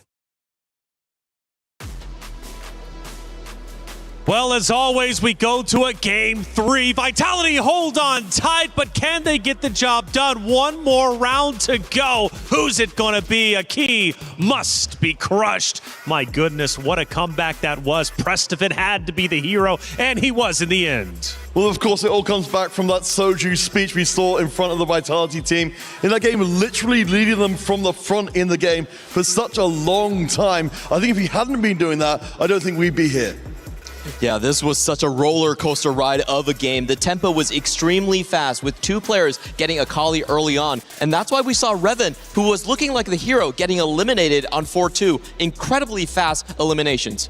Fast eliminations indeed, and what an ending it was. Let's walk the viewers through what ended up happening with our first action of game number 2 that ultimately led to Vitality taking the win over Movie Star Koi. What are we checking out for the first action? Well, we had a lot of things that were going on in the game, but we're going to focus on the last fight. The most important thing here is Prestivan actually moving his Nunu directly in front of all the carries on the side of Odessa. Look at that first snowball. There were at least 7 units in the air for 2 seconds of crowd control going in there. It was the last second swaps that made all the damage difference, and he even gets the second one here. And it was so fascinating to see it in the context. We knew that Movie Star Koi almost had no chance of pulling that one back in, but they did try everything they could towards the end. An amazing game from Prestivan, and hopefully we get plenty more of that in Game 3. Well, let's find out if we do, man. Game 3 is going to be electric. 2 rosters with a storied history when it comes to the organizational sake, right? And Vitality also for the club championship points. Surviving here would be massive because it puts them one step closer to top 8. We've been listening in to what you guys have to say out in the chat. Let's bring up some comments to see what all of you are thinking, right? Which sometimes is kind of scary from the chat, but hey, go Game 3. We're starting off easy. Steam, great to see you. Hey, go Game 3. The most truest statement I've seen from chat yet. I think we deserve it. I think Steam's absolutely right. It depends when they said it. The Akali too, of course, it felt like that was the defining unit of that entire game. I've seen that comment, I think, 3 million times, and it's going to continue to keep coming. I think chat's going to continue to say it. Generational throw. Ooh. Getting spicy. What do you think? Oh, well, I think that game was really unusual with how fast-paced that was. We really saw a couple moments where I felt like Odessa, 7-win streak in the middle game, was going to take it over, but the rolldowns on stage 4 didn't actually hit that well for the side of MKOI, and that gave Soju the chance to come back. Press to fit, clutch, bang! The Geo, absolutely. Prestivan did, in fact, get that clutch, and he needed to. If he doesn't, Vitality, they don't tie this series up. Yeah, of course, for Prestivan, I think he's certainly a player who's looking to accumulate those kind of big moments, those big finishes. For the entire team's weight to be on his shoulders in that game, I think means everything. That's right. Well, hey, we've got an update from Stream B, and we need to listen in close because, again, that was another elimination matchup. Kitty, whose key ended up being crushed? And for our final Stream B update, we had Nongshim Red Force versus Nemesis in the lower bracket, where Nongshim Red Force was able to win the series 2-0. That unfortunately also means that Nemesis are officially eliminated from the Esports World Cup. The stage lights were too bright, and we have to say goodbye to both Nemesis and JDG from the tournament, as their keys will be crushed tonight. That's going to be all from Stream B, and I'm looking forward to seeing all the games remaining on the main stream. Man, it's tough to see Keys get crushed. This was the last one to be crushed over on Stream B, and unfortunately for Team Nemesis, I was hyped up for him. I wanted to see him go far, but Noxium Red Force had other plans. And that does mean that there's only one representative left from the Americas. It is Vitality on the stage right here, trying to avoid 3 America teams being eliminated here in day 2. It's tough for sure, but the competition must go on, and it will go on to a game 3. My goodness, Vitality bring it back, so much on the line, but Movie Star Koi are also looking phenomenal. It's not like Vitality walked away with that game number 2. It was down to the very end. So going into game 3, boys, you want to make any spicy predictions, or maybe even just talk about general strategy as a whole for the winning side? I'm going to go first. I've been watching K3 Soju for a long time. I've seen their ups and downs. Every time America looks like they're out of hope, he has been their last hope. We saw it in Space God's TAC round, the only one to make it into the finals. He is going to carry America's on forward. All right, going Vitality. What about you? I've got to be going with Movie Star Koi. You saw at the end of that last game, what was important for me is that, again, they looked focused. They didn't actually look upset. We've seen a lot of teams getting very emotional after a match loss, losing their focus, then just tumbling out the series. You can see they were having that deep conversation saying they needed to reset for game 3. I still have ultimate faith in them. All right, well, let's see who's going to end up taking it. We head to the stage in just a moment.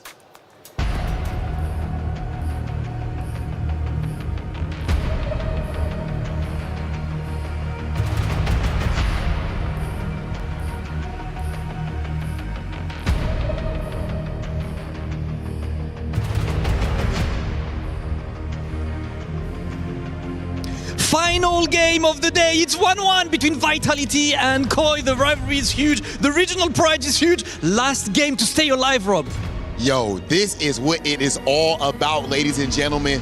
1-1, someone has to go home. They have both prepared, they have both done all the work, but now it is about, yes, one who wants it more, but in the end of the day, who is more clutch? It seemed like Movie Star Koi is about to hit him with a 2-0. Listen, that was that close, but the clutch factor is always there. Vitality has to pull it for the fans, for the club, for everything. Last chance, we love to see it. And for my boy, Milk, who, of course, this might be Milk's last event. Is it going to be a Cinderella story, or is Movie Star Koi going to play spoiler? Ladies and gentlemen, 1-1, it all comes down to this. You only get this type of energy, this type of hype right here at the Esports World Cup for TFT. Let's get started with Game 3. Do or die for MKoi and Vitality. This is it. One will advance further in the event. The other, their dreams crushed just like their key. One last ride for Milk. Does not want it to end here. There was already so much pressure on Vitality, and now we've just found out they are also the last remaining hope from any America's roster in this edition of EWC. Coming to this game 3, key thing to note, Ari and Soraka are going to be our gods. Extra gold from Ari, extra HP from Soraka. I will make note, MKoi qualified through the qualifiers in EMEA, beating M8 because they got a 12 HP team heal from Soraka in stage 4, which allowed them to scale into the late game and have a crazy comeback win. We'll see if the same can happen in this game 3. Also, it will be loot sub, Casanova. Yeah, loot sub gonna be, everybody's gonna be a little rich overall in this game. And for me though, when I look at the names, with the nameplates on, you're looking at players like Setsuko, who we know what he can do with a lot of money. He's been known to be able to cap boards higher than anyone else in this game, not just in this tournament. And so that is going to be who my eyes are on as well. Clement was saying Soju has been the hope in this set, and maybe that will be the case as well. But Setsuko has been bringing it this EWC. He's been unleashed at playing those cap boards, and this is a great way to set him up for that. One very cool thing to look out for here on the 2-1 augment selection. Until a player does not choose an augment, no one knows what kind of loot they're getting on 2-1. So there will be a wild, wild west showdown between all the competitors trying to stall their augment selection to not give any additional information to the rest of the opposing team in terms of, do you get an emblem? Do you get some gold? What is it that we're playing for in stage 2? See Prestivan holding on to some Cho'Gath. Does have a Cho'Gath 2 available to him in his shop. We know that the Cho'Gath was something that MKOI looks for. Prestivan could try and go into that lane in this game, but with the amount of money available, there is some pros and cons to the one-cost reroll. You could hit it fast, and then you can level very quickly because you have all this econ. But also, if everybody is so rich, there is maybe the struggle of falling off when you do play around those one-costs. Well, Safo and Setsuko immediately went for spreading roots. Now everyone on their team has information on what they want to pick for their augments onto 1. We'll see what it is that Lutsup is giving these players. I've seen this game before. 3 copies of Cho, Frontline Foundation, into 3 more copies of Cho. It was exactly where Zeta Division was able to find the win. There was consideration for that pick from Prestivan, but he does not do it. He ends up going towards concentration instead. The Lutsup not too impactful, just a tiny bit of gold for all of our competitors. And alongside Ari, maybe going to be a pretty big help in terms of reaching those higher cap comps in Stage 5 and Stage 6. And speaking of trying to hit those high caps, we do have the patient study from both Revan and Odessa, and with the Ari in the lobby, that is a great way to just accentuate the extra XP, get to that level 9, get to that level 10, look for those massive cap outs, as well as a birthday reunion from Milk. We've seen this win a couple of games here at EWC already. With the extra gold you're getting, I mean, why not? You're going to have a much easier time going level 9, hitting that 2-star 5 cost, potentially winning the game off of that. We have to mention as well for the Stargazer, it will be the Mountain. So if you can get the Stargazer early, you're opening up 2 additional comps for your team. Zaya and, of course, the Lulu reroll. Safo is going to end up with that Brawler emblem early on. That is going to give a lot of extra HP, give a lot of tempo to this board.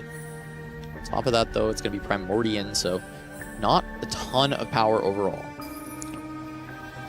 Looking for Setsuko, Space Groove and Timebreaker, 2 fantastic options to play in the exact line he was playing last game. One of the comfort comps for Setsuko, one of the comfort comps for really any player on this patch, because it's so stable and strong once you hit the Nami 2, and you have the chance for that additional cap out with the Blitz 2 on 9. First glimpse of Dalsum does have worth the wait Nasus. Not exactly what you'd be looking for from that worth the wait. And we'll see what Dalsum is able to cook up with that. We'll have to play as a tempo option. Can of course play the Nasus 3 potentially all the way into that Space Groove line on Stage 4.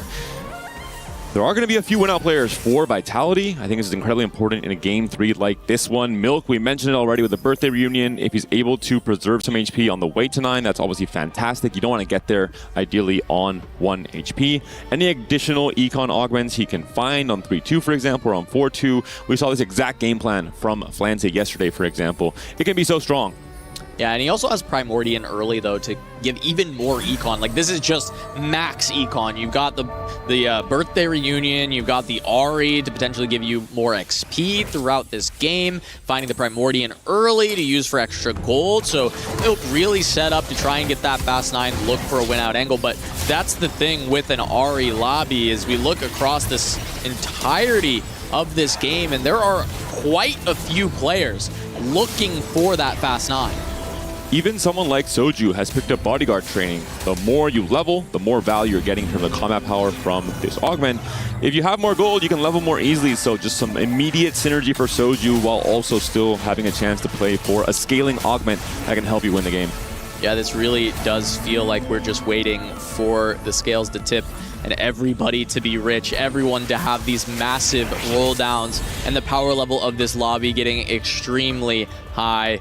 So we do have just some XP, and everyone goes there, right? Just trying to get that gold injected into their comps, as they are just looking to scale, get to level 9, and see who can hit the comp first. Maybe a pretty easy decision. I think Soraka, one of the weaker gods overall in terms of what she offers, and I think players have to make note they want to go level 9 most of the time, so they want to have at least 2 Ari picks across the god boons to make sure they have Ari's boon to get the extra combat power on their boards for the more levels that they have going on. Prestevent, a player to look out for. He's playing a more unique line with the concentration pickup, potentially playing into the Zoe reroll, which is a comp that Daleson played yesterday. He was hard griefed by Team Vision. He ended up going out in 7th in that game, and he was asking Clement, is this Zoe comp strong? Because it didn't feel strong enough for me. Turns out the stats are pretty good on it. So we will say it is strong. The question is can Prestevent get there? You have to in hit this game. You have to hit for it to be that strong composition. And Prestevent does have the Zoe 2 already, and he does have that concentration to really help level this comp up. But how does he get to that point? And the Arbiter for Prestevent will be just attacking, getting a chance to get some extra gold off of those attacks. So the Diana coming in now, the Arbiter as well, trying to get even more economy for a potential Zoe 3 game plan. It could just be a vertical conduit game plan as well. You don't really have to, bank on only the Zoe being your carry. You have the potential for the Ace to come in stage 4 as well. Taking a look at the streaks across this early game, nobody fully streaking through stage 2, except for Soju on the 4 loss. Able to get it over Daleson throughout there. Does have a only 1 loss streak as he was looking for it earlier, but ended up picking up a win against Soju. As Revan is at the top of the tables, the extra HP for Safo and Revan from the Soraka. Did have 2 players go for that, even though they couldn't get the bonus gold that comes from 5 players taking that Raka. We'll see for Soju now. He has faced off against most of the weaker players from MKOI. He seems happy enough to make a pretty strong board, potentially seeing he's only facing strong players now in the stage 2 and can try and kill some extra units, preserve some HP going into the end of the stage 2. It's especially nice with having the Primordian as the synergy that is in. He's already at 40 gold on the full loss. He's printing additional gold via Primordian. So we're seeing just so many compounding injections of econ across this entire lobby. This is going to be extremely accelerated, and I think that is something that Prestevent has to watch out for going for the reroll, as this lobby does get accelerated towards the players who are getting to go fast 9, fast 8 way quicker than anticipated. Will he have the time to get this Zoe, or does he just have to play for those conduits as you mentioned?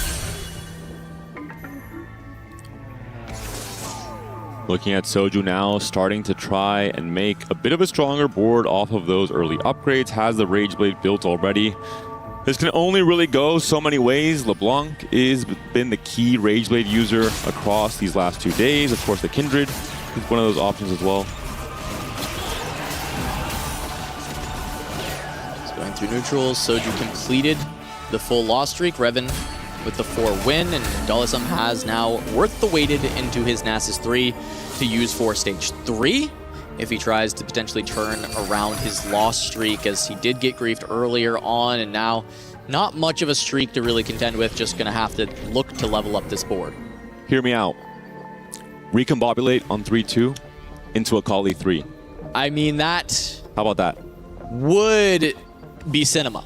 For sure, that would lead to a potential MKOI win, because that would give win-out equity to Daleson. And that is the power of Worth the Wait. It can turn Recombobulator into a serious threat. The Salvager as well, the consumable from Daleson, able to slam items now and then potentially just put them apart, go into a different line later on. Essentially a mini salvage bin available for the Spanish player. All the pressure on both of these rosters. Game 3 on elimination. Key Crush on the line. 3-2 augment on this already high variance game with all the extra resources. Does he find a crazy hit like the Recombob? Gonna be gold augment instead, so no content, no cinema plays from Daleson here.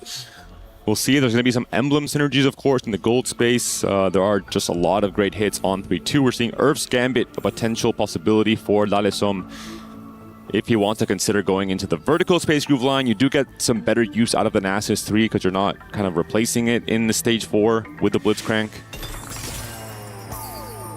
Does go for the Gambit. We'll be getting that Spatula. Taking stock of some of the pickups. To have Soju with the little buddies, and he has been full loss streaking, so is going to be trying to get to that level 9, play around the 5 costs for the end game with that bodyguard training, which is going to give them even more combat power if he makes it there. but the contesting of the 5 costs is going to be what we're watching out for. It feels like we're playing so much of a waiting game in these early stages where everybody's just building a board for the time being, but the late game is where this all comes together with the Ahri, with these patient studies, with just all of the additional econ these players have found. It's just a waiting game before everything blows up. It's a very different game to what we've seen from teams like T1, teams like Flash Pulls. This very high pressure, 2-cost reroll, 3-2, rolling down to 0 to pressure the lobby. As you're mentioning, I think this entire Game 3 is more geared towards the Stage 4, towards the Stage 5, towards the fight for the Namis, for example, on 4-1, which is what I expect to see from some of our players. On board with Revan, still with the 3 Primordian, also just using a decon as he is on a 6-win. Massive amount of HP saved because even though he has 1 single loss at the start, he got the 6 HP from the Soraka. So 103 and 102 from Revan and Safo on their win streaks. Trying to keep the HP up for the team as it gets later on, as these players are losing so much, the ability to sacrifice and get their high cap players to level 9, to level 10 becomes invaluable, especially if they can start putting some punishment onto Vitality through these win streaks. And both players are facing off against each other. They're also playing fairly similar AD-centric lines around the Nova, around the Akali, the Jinxes on either side. We'll see how these players end up on their final game plans in terms of contesting each other or trying to open up different paths from Stage 4 onwards.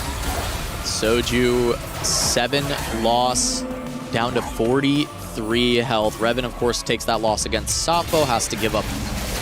But Prestivin's got it on the other side, and now Ahri for just 8 gold. Meanwhile, Prosperity for Soraka. We could see some tempo levels to 7 with the extra econ players have received both at the very start of the game and also now here from the Ahri. And we already have a few players at that level 7. Prestivin, Odessa, Revan. Have to keep our eyes on Milk as well. He can push the 7 for the TG off of the birthday reunion, and then the chance to obviously get closer and closer to level 9. Get closer and closer to maybe becoming a win-out player. There is, of course, some variance involved with the 5 cost you're getting. For Odessa here, he was a Corki player yesterday. He might just be a Corki player again in the most important game potentially of Odessa's career up until now. This Game 3 up against Vitality. Yesterday did not quite work out for Odessa. He went 5th and 6th on the Corki line up against Team Vision. And it can be scary. The stats for Corki were not fantastic yesterday. We felt like coming into the tournament, Corki would be heavily contested, but it has not been the hot commodity it was anticipated to be. The AP flex lines have been significantly more powerful, and it is going to be Prestivin versus Safo. Prestivin did push that level 7 on 3-5, but he still has 55 gold in the bank to work with. The battle for the win streak at the end of the Stage 3 here. Prestivin trying to push the tempo of the lobby, trying to punish Safo for not quite being strong enough. It looks like the Belveth is doing a lot of work. The Jinx does not cast again, and Safo does get taken down. Prestivin doing a lot of work for Vitality in the Stage 3. And his Arbiter paying a lot of extra. We were wondering, wow, he's level 7, 50 plus gold.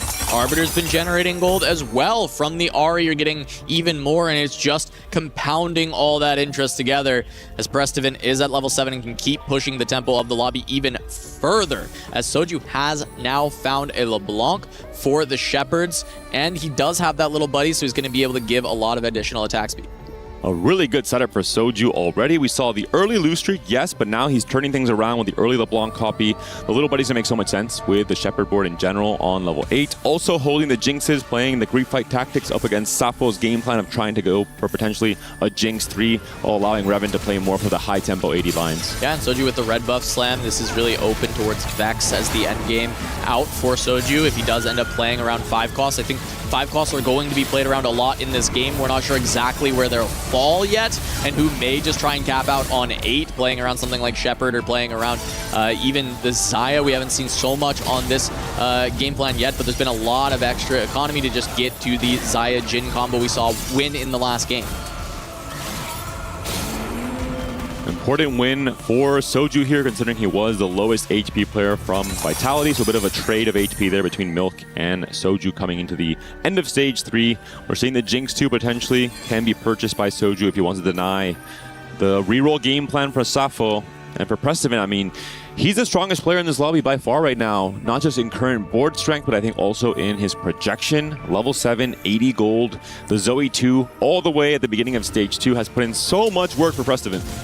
And Safo even took care package, so he didn't even invest that much into his current power. He's getting more later out of this augment selection. So as you said, not only that power now, but the projection's looking good. As we do have Soju picking up a pair of LeBlancs, does get an Ornn for the front line to help stabilize as well. And he's going to start to roll down on 8 as he does level up.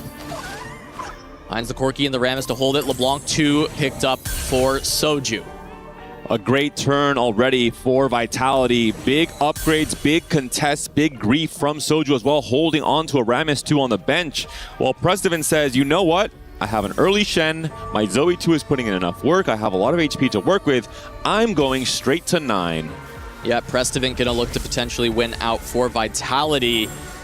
Going to that 9, just goes to 8 and stays at 56 gold. Setsuko on the other end, also playing towards an AP line, runs into Soju. A little bit of team killing happening here, but it is just gonna be a bit of damage onto Setsuko as Soju has leveled up his board significantly with that LeBlanc upgrade. We'll have to look at the boards for both Setsuko and Dalisom. They are, I think, the 2 expected Space Groove players coming into Stage 4. Setsuko has not rolled yet. He still has a big roll down to work with. Prismatics. It is Prismatics on for 2 Commerce Score potentially for Setsuko if he thinks, hey, Prestivan's going to win the game. I just need to find my stability. I need to find my upgrades right now. This is my key turn. And he is going to roll down on 8. Finds a Nunu. Early Graves passes it up, though. Does have more of an AP line. Ends up finding a Fiora. And this is a really cool tech from Setsuko, playing around the Stargazer +1 by playing Stargazer early to just print an emblem he can play onto this board with the Nunu and the Lulu and the Replicator. A really cool variation from Setsuko, getting some extra value from the Mountain constellation. Yeah, ends up finding a Blitzcrank pair on this roll down on 8. With the Space Cruise spat, going to be very powerful for Setsuko, but doesn't really put together too much of a composition on that roll down. He's still a bit behind, lots of pairs, no big upgrades. And he runs into Odessa, who does have the Corki 2. Even though he's been a bit griefed, he's been able to find a Nunu 2 and Corki 2 to stabilize from this spot. And for Odessa, he has to try and win every single fight in Stage 4. That's his mission. If he accomplishes it, he's done his job for Movistar Koi in this Game 3. Dalisom equally has not quite found the stability just yet. He's sitting on the Nami pair. He needs to find the key backline upgrade. Yeah, there's the frontline upgrade with the Morgana to add to this very powerful frontline already. And with the upgraded Riven, there's at least a decent amount of power on the board, but he's not even... Oh, no, he is paired on the Nami. It is just one more that he has to get there, but no gold to spend. The Blitz pair for Setsuko is pretty damn scary with Commerce Core. If Setsuko can somehow find a Blitz 2 on level 8, this could swing the entire game in Vitality's favor. Soju also has now stabilized on the 4 win streak we're seeing there on the right-hand side. So Vitality is doing what it needs to do in terms of stability in Stage 4. And Setsuko printed an additional Stargazer emblem now, looking for that Nami to carry, but the Riven gets on the back line and takes it out, making this fight massive for Dalisum. It's not only going to be a win, but it is going to be so much damage onto Setsuko as his carry fell so early. The Challenger AI on that Riven, sneaking into the backline, killing off the Nami. What a swing. In Dalisom's favor, we're seeing the last God boon offered here. Some extra rolls from Ari.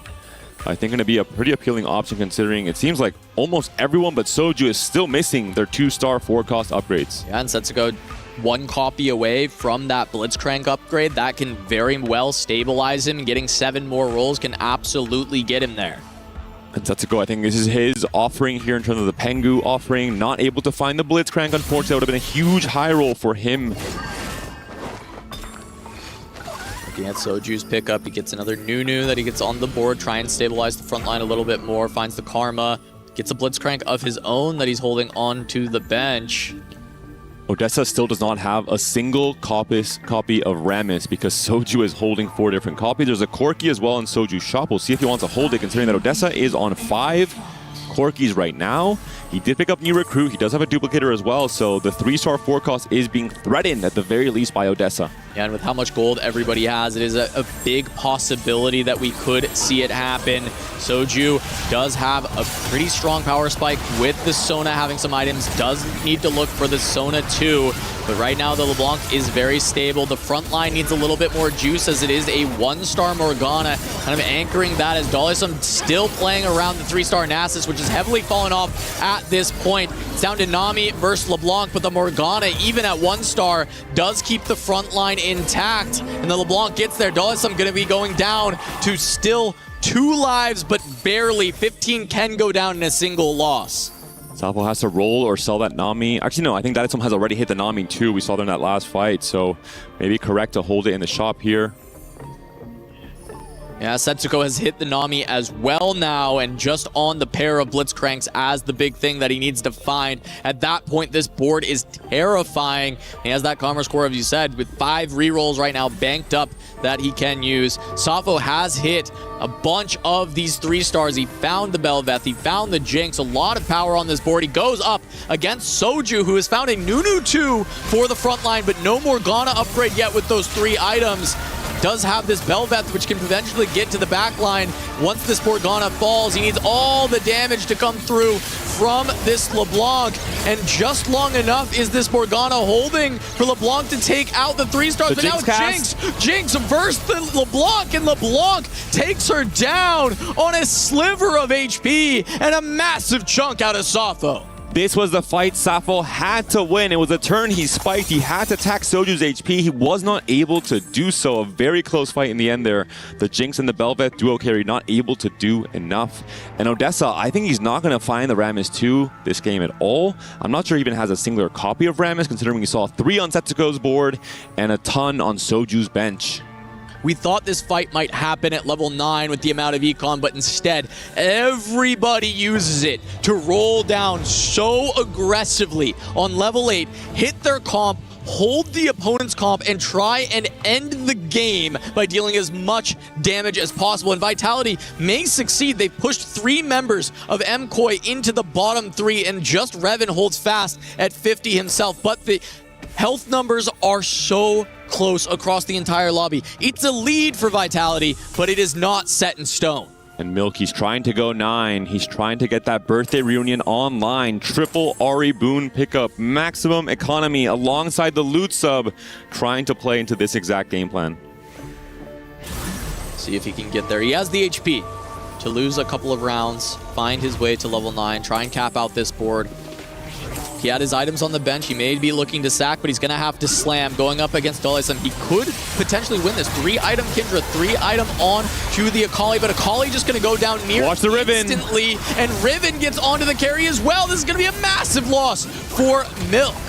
I'm not sure what Dalisum has been telling this Riven, but she is an absolute machine for him. Back-to-back wins in Stage 4 and in Stage 5, with the Riven wrapping onto the backline, putting in so much work. But Setsuko is going to be able to hit Revan. Soju does lose to Odessa as HP starts to equalize. Safo and Odessa coming in clutch in this round alongside Dalisum. This was a massive win for MKOI across the board. Does Milk have enough gold to go 9? Does he want to wait one more turn? Does he want to play for an even greedier roll down on the next round? Time's running out. Milk is losing his... Yeah, I think he has to go now. He decides that he does find the Graves. It's not going to have that much time to scale, but hey, it's a Graves 2 coming online onto the board. We'll see if he tries to pivot entirely off of the Nova line into the Vec, into the Fiora. He sells the Graves, just goes into instead the Fiora. It is just a single copy. But immediately selling your birthday reunion 2-star 5 cost is not the look you wanted, as Milk going up against Prestivant is just going to be who can deal the least damage to the other. Prestivant gonna win with the Aurelion Soul and the Karma. Big chunk out of Milk, but Milk was potentially the one that needed to look for the win out with that birthday reunion. Not gonna get there. Team damage across the board. MKOI versus MKOI, Vitality versus Vitality. Safo gonna win. Dalisum kept alive. Odessa now on the 2 lives at 17. It could not be a closer game. 12 HP separates first place in the standings and 8th place.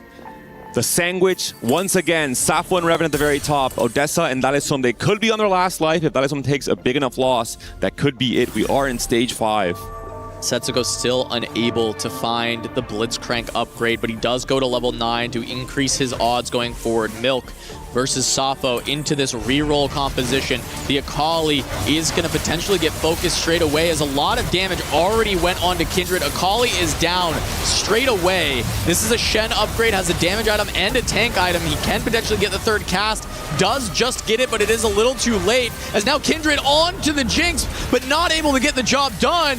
Milk going to take a ton of damage from Safo, but Dalisum has gone down.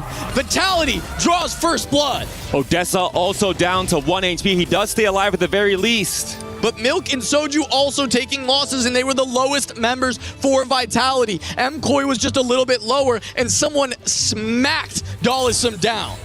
A crazy final board from Odessa. 5 Stargazer, 4 Bastion, Corki carry. This is not the usual Meeple board we're used to seeing. Having to cook quite a bit to get here, but he does have the 6 copies of Corki to have the dual carry online. But is it enough? Corki has underperformed, and especially underperformed in the hands of Odessa here at EWC. Will it be a repeat from their series yesterday? He's up against Setsuko. It is Anami, the AP carry that has been running rampant so far. She's opposite side to the Corki. Both of them are going to take their sweet time getting through these front lines and getting to the end. The Nunu snowball goes wide while it connects for Setsuko, and that may make a big enough difference. The Riven punches through, but the Corkis get the final shots. Odessa hangs on a little bit longer. The burst of damage coming out from the Corkis kills the Riven, the Blitz, and the Nami in basically one singular burst. A double Corki comp is so powerful exactly for this reason. Despite the Nunu being on the wrong side, not getting a pivotal stun on the Rivens, it didn't matter in the end. 5 players on single-digit HP, single lives. We could have the end of the game on this round, or it can continue for a mile longer. This is it. This is the moment. Vitality versus MKOI. Who will be crushed? A guaranteed elimination for MKOI here. It's Revan versus Odessa. The bigger question is, who's going to be the win-out player for MKOI? Milk versus Soju on the other end. I'm not seeing either board weaken. Survival of the fittest for these teams. Nunu with the snowball down. Odessa with the double Corki punching through the front line. It looks like the Akalis are not the compositions to live and outlast the rest in this game. It's gonna be the Corki. All the marbles on Odessa on the comp that has failed him so many times as Revan and Prestivan fall alongside Soju. And it's gonna come down to which player can take first place. It's all about the win. Safo is currently first place in the HP right now, but he is playing Jinx reroll. This is not a comp that usually wins out games. Can Safo find a way to cap out this comp even higher? With Ari, he's been able to make it to 9. Can Odessa, with this absolute cook of a comp with a double Corki Stargazer Mountain setup, actually play for the win? Or can Milk and Setsuko win it all for Vitality? He failed on Corki twice yesterday, but Odessa is giving it another shot with this absolute cook, and it might just be enough. But it is Milk's last stand alongside Setsuko, who is still yet to find the Blitzcrank after rolling so much. If he could find it, it would feel maybe as though it's in the clutches of Vitality, but it needs to survive one more fight to get there. Meanwhile, Milk back to all reliable. The Akali, it has been so powerful across the course of this tournament, but can Milk in his final stand, his potential final game of TFT competitive, can he get the job done? Is Milk versus Setsuko, the Nova line versus Setsuko's Nami Blitz trio carry. The Riven is moving onto the backline now as well. I think she might actually move directly onto the Kindred. She's very, very close. I think this might be the win for Setsuko. He might be the player to try and defend this all for Vitality. The fate of Milk will be in Setsuko's hands. The trust put into the player who has been known for capping boards across his entire career. Setsuko, the best player at doing this potentially in the world, going up against Safo, the new young blood from the Spanish region. This is insanity. One of these teams will advance further. One team will be crushed. Can Safo somehow win against a capped out Space Groove line with Jinx 3 and Belvet 3? That's the big question. The burst coming in the left side of the screen, that's what we have to pay attention to. The Blitz never found, looked for the wrap from the Riven. Can it make its way to the back line? Can it make its way to the Jinx? She sneaks to the middle of the board. She's not there yet, but where will she move next? Does she go to the Kindred? Does she go to the left? It is going to be the Belvet that was thrown in front by the Blitzcrank. She Look at doesn't the even Blitzcrank. handle the Blitz onto the Jinx. Does not get a cast off. The Jinx blows up the board, and it will be MKOI taking down Vitality. The Blitz was a sliver away, but the burst from the Jinx came through. The amount of damage killing off the Blitz and the Riven yet again.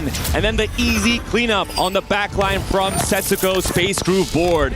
What a surprise. What a dark horse finish from MKOI here, sending a message to the rest of the competitors in this tournament. They are here to play some high-level TFT.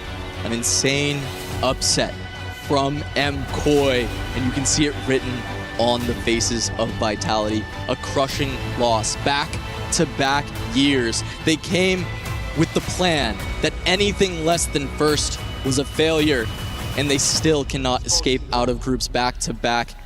It's crushing for Milk. This may be his last time competing in TFT, wanting to leave in a high note, and unfortunately going to leave in the group stage. The MKOI magic, too much to handle. The power of friendship, the synergy, the game plans, the adaptation, game to game, the handshakes comes through. The respect I think these two teams have to have for each other with how close this series was. And an absolutely insane 1v1 finish there between Safo and Setsuko. Monstrous performance from Safo across this series. In game one, it was the Lulu stabilization on the no scout, no pivot. The entire story of that game was, can they send him 8th? And they couldn't. And now, when they needed to clutch it up the most, in a 1v1 against Setsuko, storied for his ability to cap out boards, he gets it done. We send it now to the stage to talk to MKOI.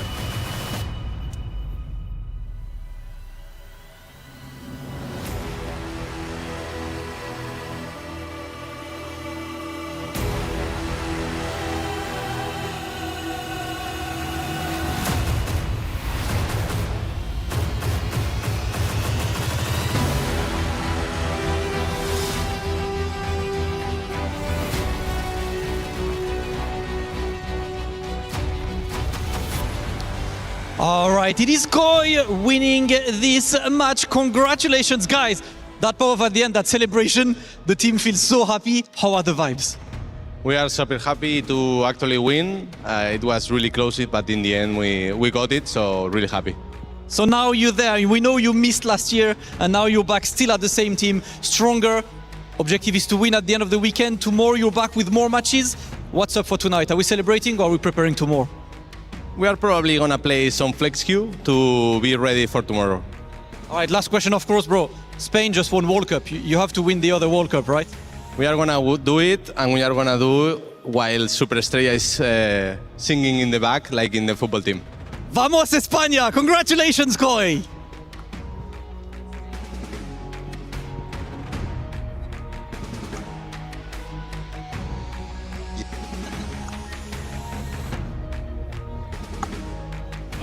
Okay, ladies and gentlemen, now it is time for a key to be crushed as we say goodbye to Team Vitality here in TFT for the Esports World Cup.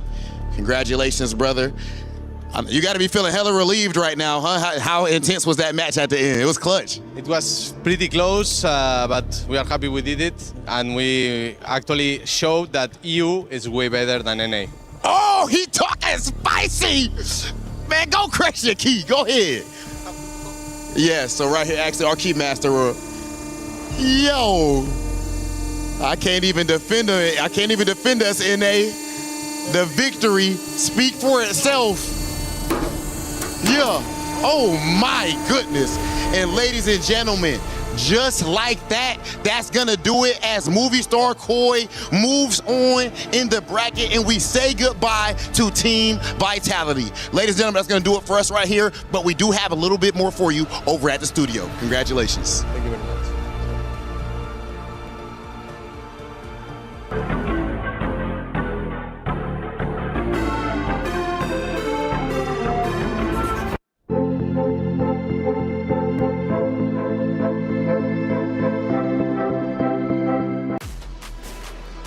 Man, Movie Star Koi living in the movie, it seems. They're the main characters, eliminating Vitality. Movie Star Koi move forward. What a moment this is for the organization, Latin America as a whole. They fought hard to do so, and they got the job done. Vitality's key has been crushed. I just can't believe how many of these games go down to the absolute wire. So many of these seem like the finals for the very first game. It's intense for sure, but Milk, we've got to say goodbye. Unfortunately, he will be retiring. It's heartbreaking, to say the least. We have to give him a proper send-off. He actually led the entire region twice at the TAC round, was known as one of the best one-trick players ever, but he is moving on to a different stage in life, and we wish him the best in his future endeavors. Yes, we do. Of course, let's start recapping that final game, which was the send-off of Milk's career. We start with our first action from game number 3, and it was an intense one for sure. What are we looking at? Well, of course, bringing Milk into focus again. Of course, we had the birthday present not turning out to be exactly what he was hoping for. There are so many variables at play in all of these games, but that was just one piece that didn't fit. We were setting up kind of the conclusion. It was starting off with Vitality in a very strong position. They had 2 win-out players in both Milk and Setsuko, and they got the correct players into the Final Four. So whoever won the last fight was going to take everything. And we had 2 player eliminations earlier on to kind of set the stage up for that to happen. And I do want to switch across to Koi and talk about Sappho in particular. In this series, as I was saying on the cast, he had some absolutely incredible career-making moments here. We pulled it back from the brink. That last fight in particular, I could not believe it. Yeah, I mean, even Sappho, right, versus Milk from game number 1, is Sappho staying alive very well could have been the difference maker, and it in fact was. We take a look at our second action from game number 3 as it went down. Oh, and this was such a tough fight. Very unfortunate on the side of Setsuko. He had 2 high cap games, but could not find the Blitzcrank in either of them. And I want you to look at the left side of the map. There were so many low HP units about to be taken out, but the spread damage did not finish the targets off. On the other side for Sappho, he gets the Challenger procs early on the killed units on the right side and is able to roll from right to left and finish off Setsuko. I just can't believe the decision from Movie Star Koi to put this all in Sappho's hands with the Jinx board. I just didn't think that was going to be able to pull off this level of play.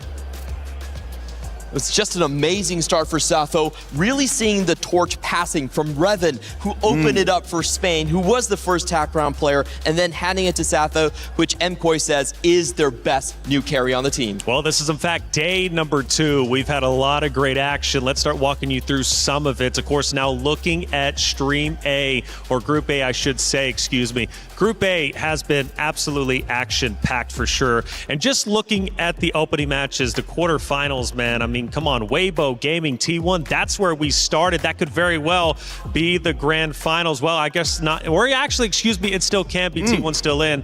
Godlike Esports, of course, getting a big win. Vision looking strong, and Flash Wolves as well. Going through the gauntlet, forged in fire, they continue to live. But Group B was equally as impressive for sure. And again, you go back to the opening matches, and we had so much go down, including AGAL representing their organization motivation, not only as a team in TFT, but also for the club championship race. Virtus Pro also getting some tremendous wins, Aura Gaming and Zeta Division. There's still plenty more matches to come, and this is going to be our schedule for tomorrow. It's all happening here on Stream A. So much to go down, and let's not forget, we're also crushing some more keys tomorrow. We'll be starting off with Team Vision versus T1, Aurora Gaming versus Mouse, Zeta Division, Noxium Red Force, and Godlike Esports and Movie Star Koi. In fact, they'll all be decider matches. It's going to be intense, but we crushed some keys today, and Kitty, I'm ready to hear who keys we ended up getting rid of. We are crushing keys, and keys were crushed today with the lower bracket playing out. Unfortunately, we have to say goodbye to 4 teams who are officially eliminated from the Esports World Cup 2026, including JDG, Nemesis, Fnatic, and Vitality. This is a brutal format with no time for adjustments. So, who can come out on top? Because we have the quarterfinals coming up. Damascus, what do we think about tomorrow's games?